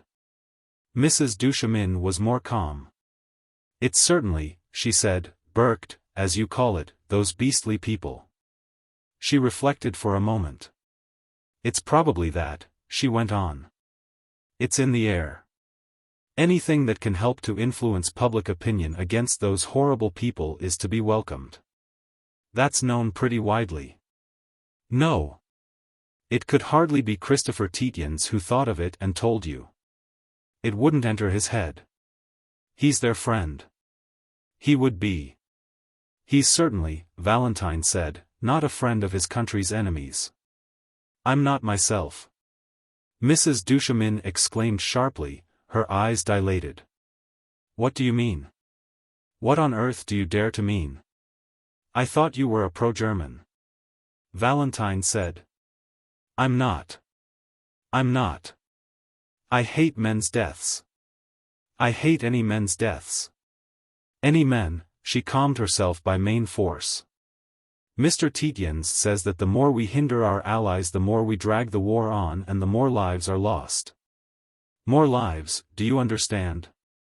Mrs. Duchemin assumed her most aloof, tender and high air. My poor child, she said, what possible concern can the opinions of that broken fellow cause anyone? You can warn him from me that he does himself no good by going on uttering these discredited opinions. He's a marked man. Finished. It's no good Guggums, my husband, trying to stand up for him. He does stand up for him? Valentine asked. Though I don't see why it's needed. Mr. Tietjens is surely able to take care of himself. My good child, Edith Ethel said, you may as well know the worst. There's not a more discredited man in London than Christopher Tietjens, and my husband does himself infinite harm in standing up for him. It's our one quarrel. She went on again. It was all very well whilst that fellow had brains. He was said to have some intellect, though I could never see it. But now that, with his drunkenness and debaucheries, he has got himself into the state he is in, for there's no other way of accounting for his condition. They're striking him, I don't mind telling you, off the roll of his office. It was there that, for the first time, the thought went through Valentine Wannop's mind. Like a mad inspiration, this woman must at one time have been in love with Tietjens. It was possible, men being what they were, that she had even once been Tietjens' mistress. For it was impossible otherwise to account for this spite, which to Valentine seemed almost meaningless. She had, on the other hand, no impulse to defend Tietjens against accusations that could not have any possible grounds. Mrs. Duchemin was going on with her kind loftiness. Of course a fellow like that, in that condition, could not understand matters of high policy. It is imperative that these fellows should not have the higher command. It would pander to their insane spirit of militarism. They must be hindered. I'm talking, of course, between ourselves, but my husband says that that is the conviction in the very highest circles. To let them have their way, even if it led to earlier success, would be to establish a precedent, so my husband says. Compared with which the loss of a few lives. Valentine sprang up, her face distorted. For the sake of Christ, she cried out, as you believe that Christ died for you, try to understand that millions of men's lives are at stake. Mrs. Duchemin smiled. My poor child, she said, if you moved in the higher circles you would look at these things with more aloofness. Valentine leant on the back of a high chair for support. You don't move in the higher circles, she said. For heaven's sake, for your own, remember that you are a woman, not forever and for always a snob. You were a good woman once. You stuck to your husband for quite a long time. Mrs. Duchemin, in her chair, had thrown herself back. My good girl, she said, have you gone mad? Valentine said. Yes, very nearly. I've got a brother at sea, I've had a man I loved out there for an infinite time. You can understand that, I suppose, even if you can't understand how one can go mad merely at the thoughts of suffering at all. And I know, Edith Ethel, that you are afraid of my opinion of you, or you wouldn't have put up all the subterfuges and concealments of all these years. Mrs. Duchemin said quickly. Oh, my good girl. If you've got personal interests at stake you can't be expected to take abstract views of the higher matters. We had better change the subject. Valentine said. Yes, do. Get on with your excuses for not asking me and mother to your knighthood party. Mrs. Duchemin, too, rose at that. She felt at her amber beads with long fingers that turned very slightly at the tips. She had behind her all her mirrors, the drops of her lustres, shining points of gilt and of the polish of dark woods. Valentine thought that she had never seen anyone so absolutely impersonate kindness, tenderness and dignity. She said. My dear, I was going to suggest that it was the sort of party to which you might not care to come. The people will be stiff and formal and you probably haven't got a frock. Valentine said. Oh, I've got a frock all right. But there's a Jacob's ladder in my party stockings and that's the sort of ladder you can't kick down. She couldn't help saying that. Mrs. Duchemin stood motionless and very slowly redness mounted into her face. It was most curious to see against that scarlet background the vivid white of the eyes and the dark, straight eyebrows that nearly met. And, slowly again her face went perfectly white. Then her dark blue eyes became marked. She seemed to wipe her long, white hands one in the other, inserting her right hand into her left drawing it out again. I'm sorry, she said in a dead voice. We had hoped that, if that man went to France, or if other things happened, we might have continued on the old friendly footing. But you yourself must see that, with our official position, we can't be expected to connive. Valentine said. I don't understand. Perhaps you'd rather I didn't go on. Mrs. Duchemin retorted. I'd much rather not go on. You'd probably better, Valentine answered. We had meant, the elder woman said, to have a quiet little dinner, we two and you, before the party, for Auld Lang Syne. But that fellow has forced himself in, and you see for yourself that we can't have you as well. Valentine said. I don't see why not. I always like to see Mr. Tietjens. Mrs. Duchemin looked hard at her. I don't see the use, she said, of your keeping on that mask. It is surely bad enough that your mother should go about with that man and that terrible scenes like that of the other Friday should occur. Mrs. Tietjens was heroic, nothing less than heroic. But you have no right to subject us, your friends, to such ordeals. Valentine said. You mean Mrs. Christopher Tietjens? Mrs. Duchemin went on. My husband insists that I should ask you. But I will not. I simply will not. I invented for you the excuse of the frock. Of course we could have given you a frock if that man is so mean or so penniless as not to keep you decent. But I repeat, with our official position we cannot, it would be madness, connive at this intrigue. And all the more as the wife appears likely to be friendly with us. She has been once, she may well come again. She paused and went on solemnly, and I warn you, if the split comes, as it must, for what woman could stand it, it is Mrs. Tietjens we shall support. She will always find a home here. An extraordinary picture of Sylvia Tietjens standing beside Edith Ethel and dwarfing her as a giraffe dwarfs an emu, came into Valentine's head. She said. Ethel. Have I gone mad? Or is it you? Upon my word I can't understand. Mrs. Duchemin exclaimed. For God's sake hold your tongue, you shameless thing. You've had a child by the man, haven't you? Valentine saw suddenly the tall silver candlesticks, the dark polished panels of the rectory and Edith Ethel's mad face and mad hair whirling before them. She said.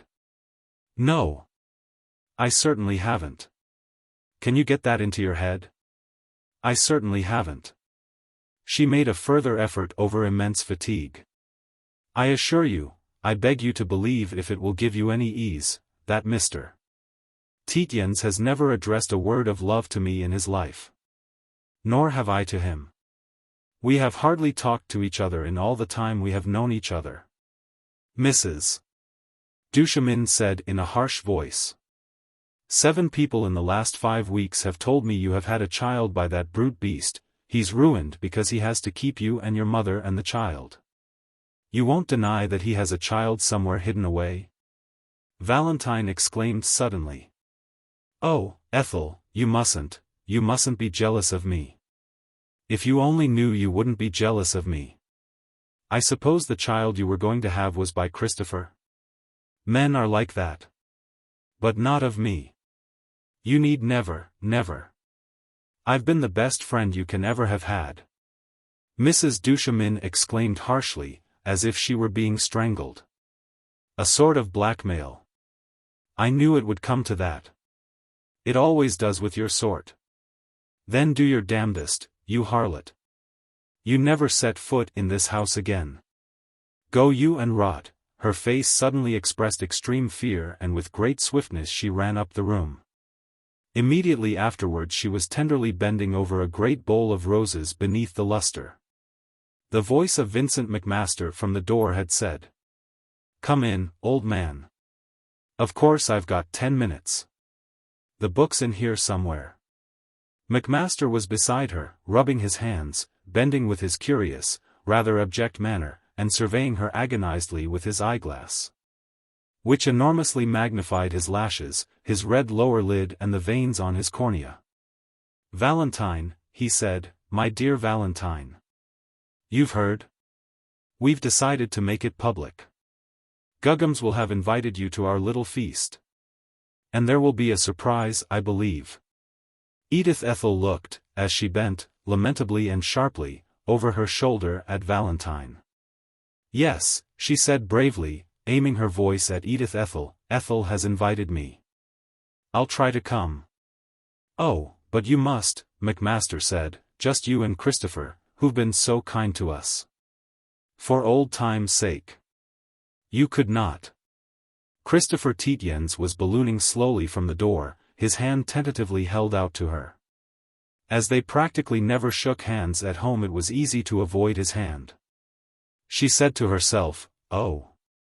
How is it possible? How could he have, and the terrible situation poured itself over her mind, the miserable little husband, the desperately nonchalant lover, and Edith Ethel mad with jealousy. A doomed household. She hoped Edith Ethel had seen her refuse her hand to Christopher. But Edith Ethel, bent over her rose bowl, was burying her beautiful face in flower after flower. She was accustomed to do this for many minutes on end. She thought that, so, she resembled a picture by the subject of her husband's first little monograph. And so, Valentine thought, she did. She was trying to tell Macmaster that Friday evenings were difficult times for her to get away. But her throat ached too much. That, she knew, was her last sight of Edith Ethel, whom she had loved very much. That also, she hoped, would be her last sight of Christopher Tietjens, whom also she had loved very much. He was browsing along a bookshelf, very big and very clumsy. Macmaster pursued her into the stony hall with clamorous repetitions of his invitation. She couldn't speak. At the great iron-lined door he held her hand for an eternity, gazing lamentably, his face close up against hers. He exclaimed in accents of great fear. "Has Guggums?" "She hasn't." His face, which when you saw it so closely was a little blotched, distorted itself with anxiety. He glanced aside with panic at the drawing-room door. Valentine burst a voice through her agonized throat. "Ethel," she said, "has told me she's to be Lady Macmaster. I'm so glad.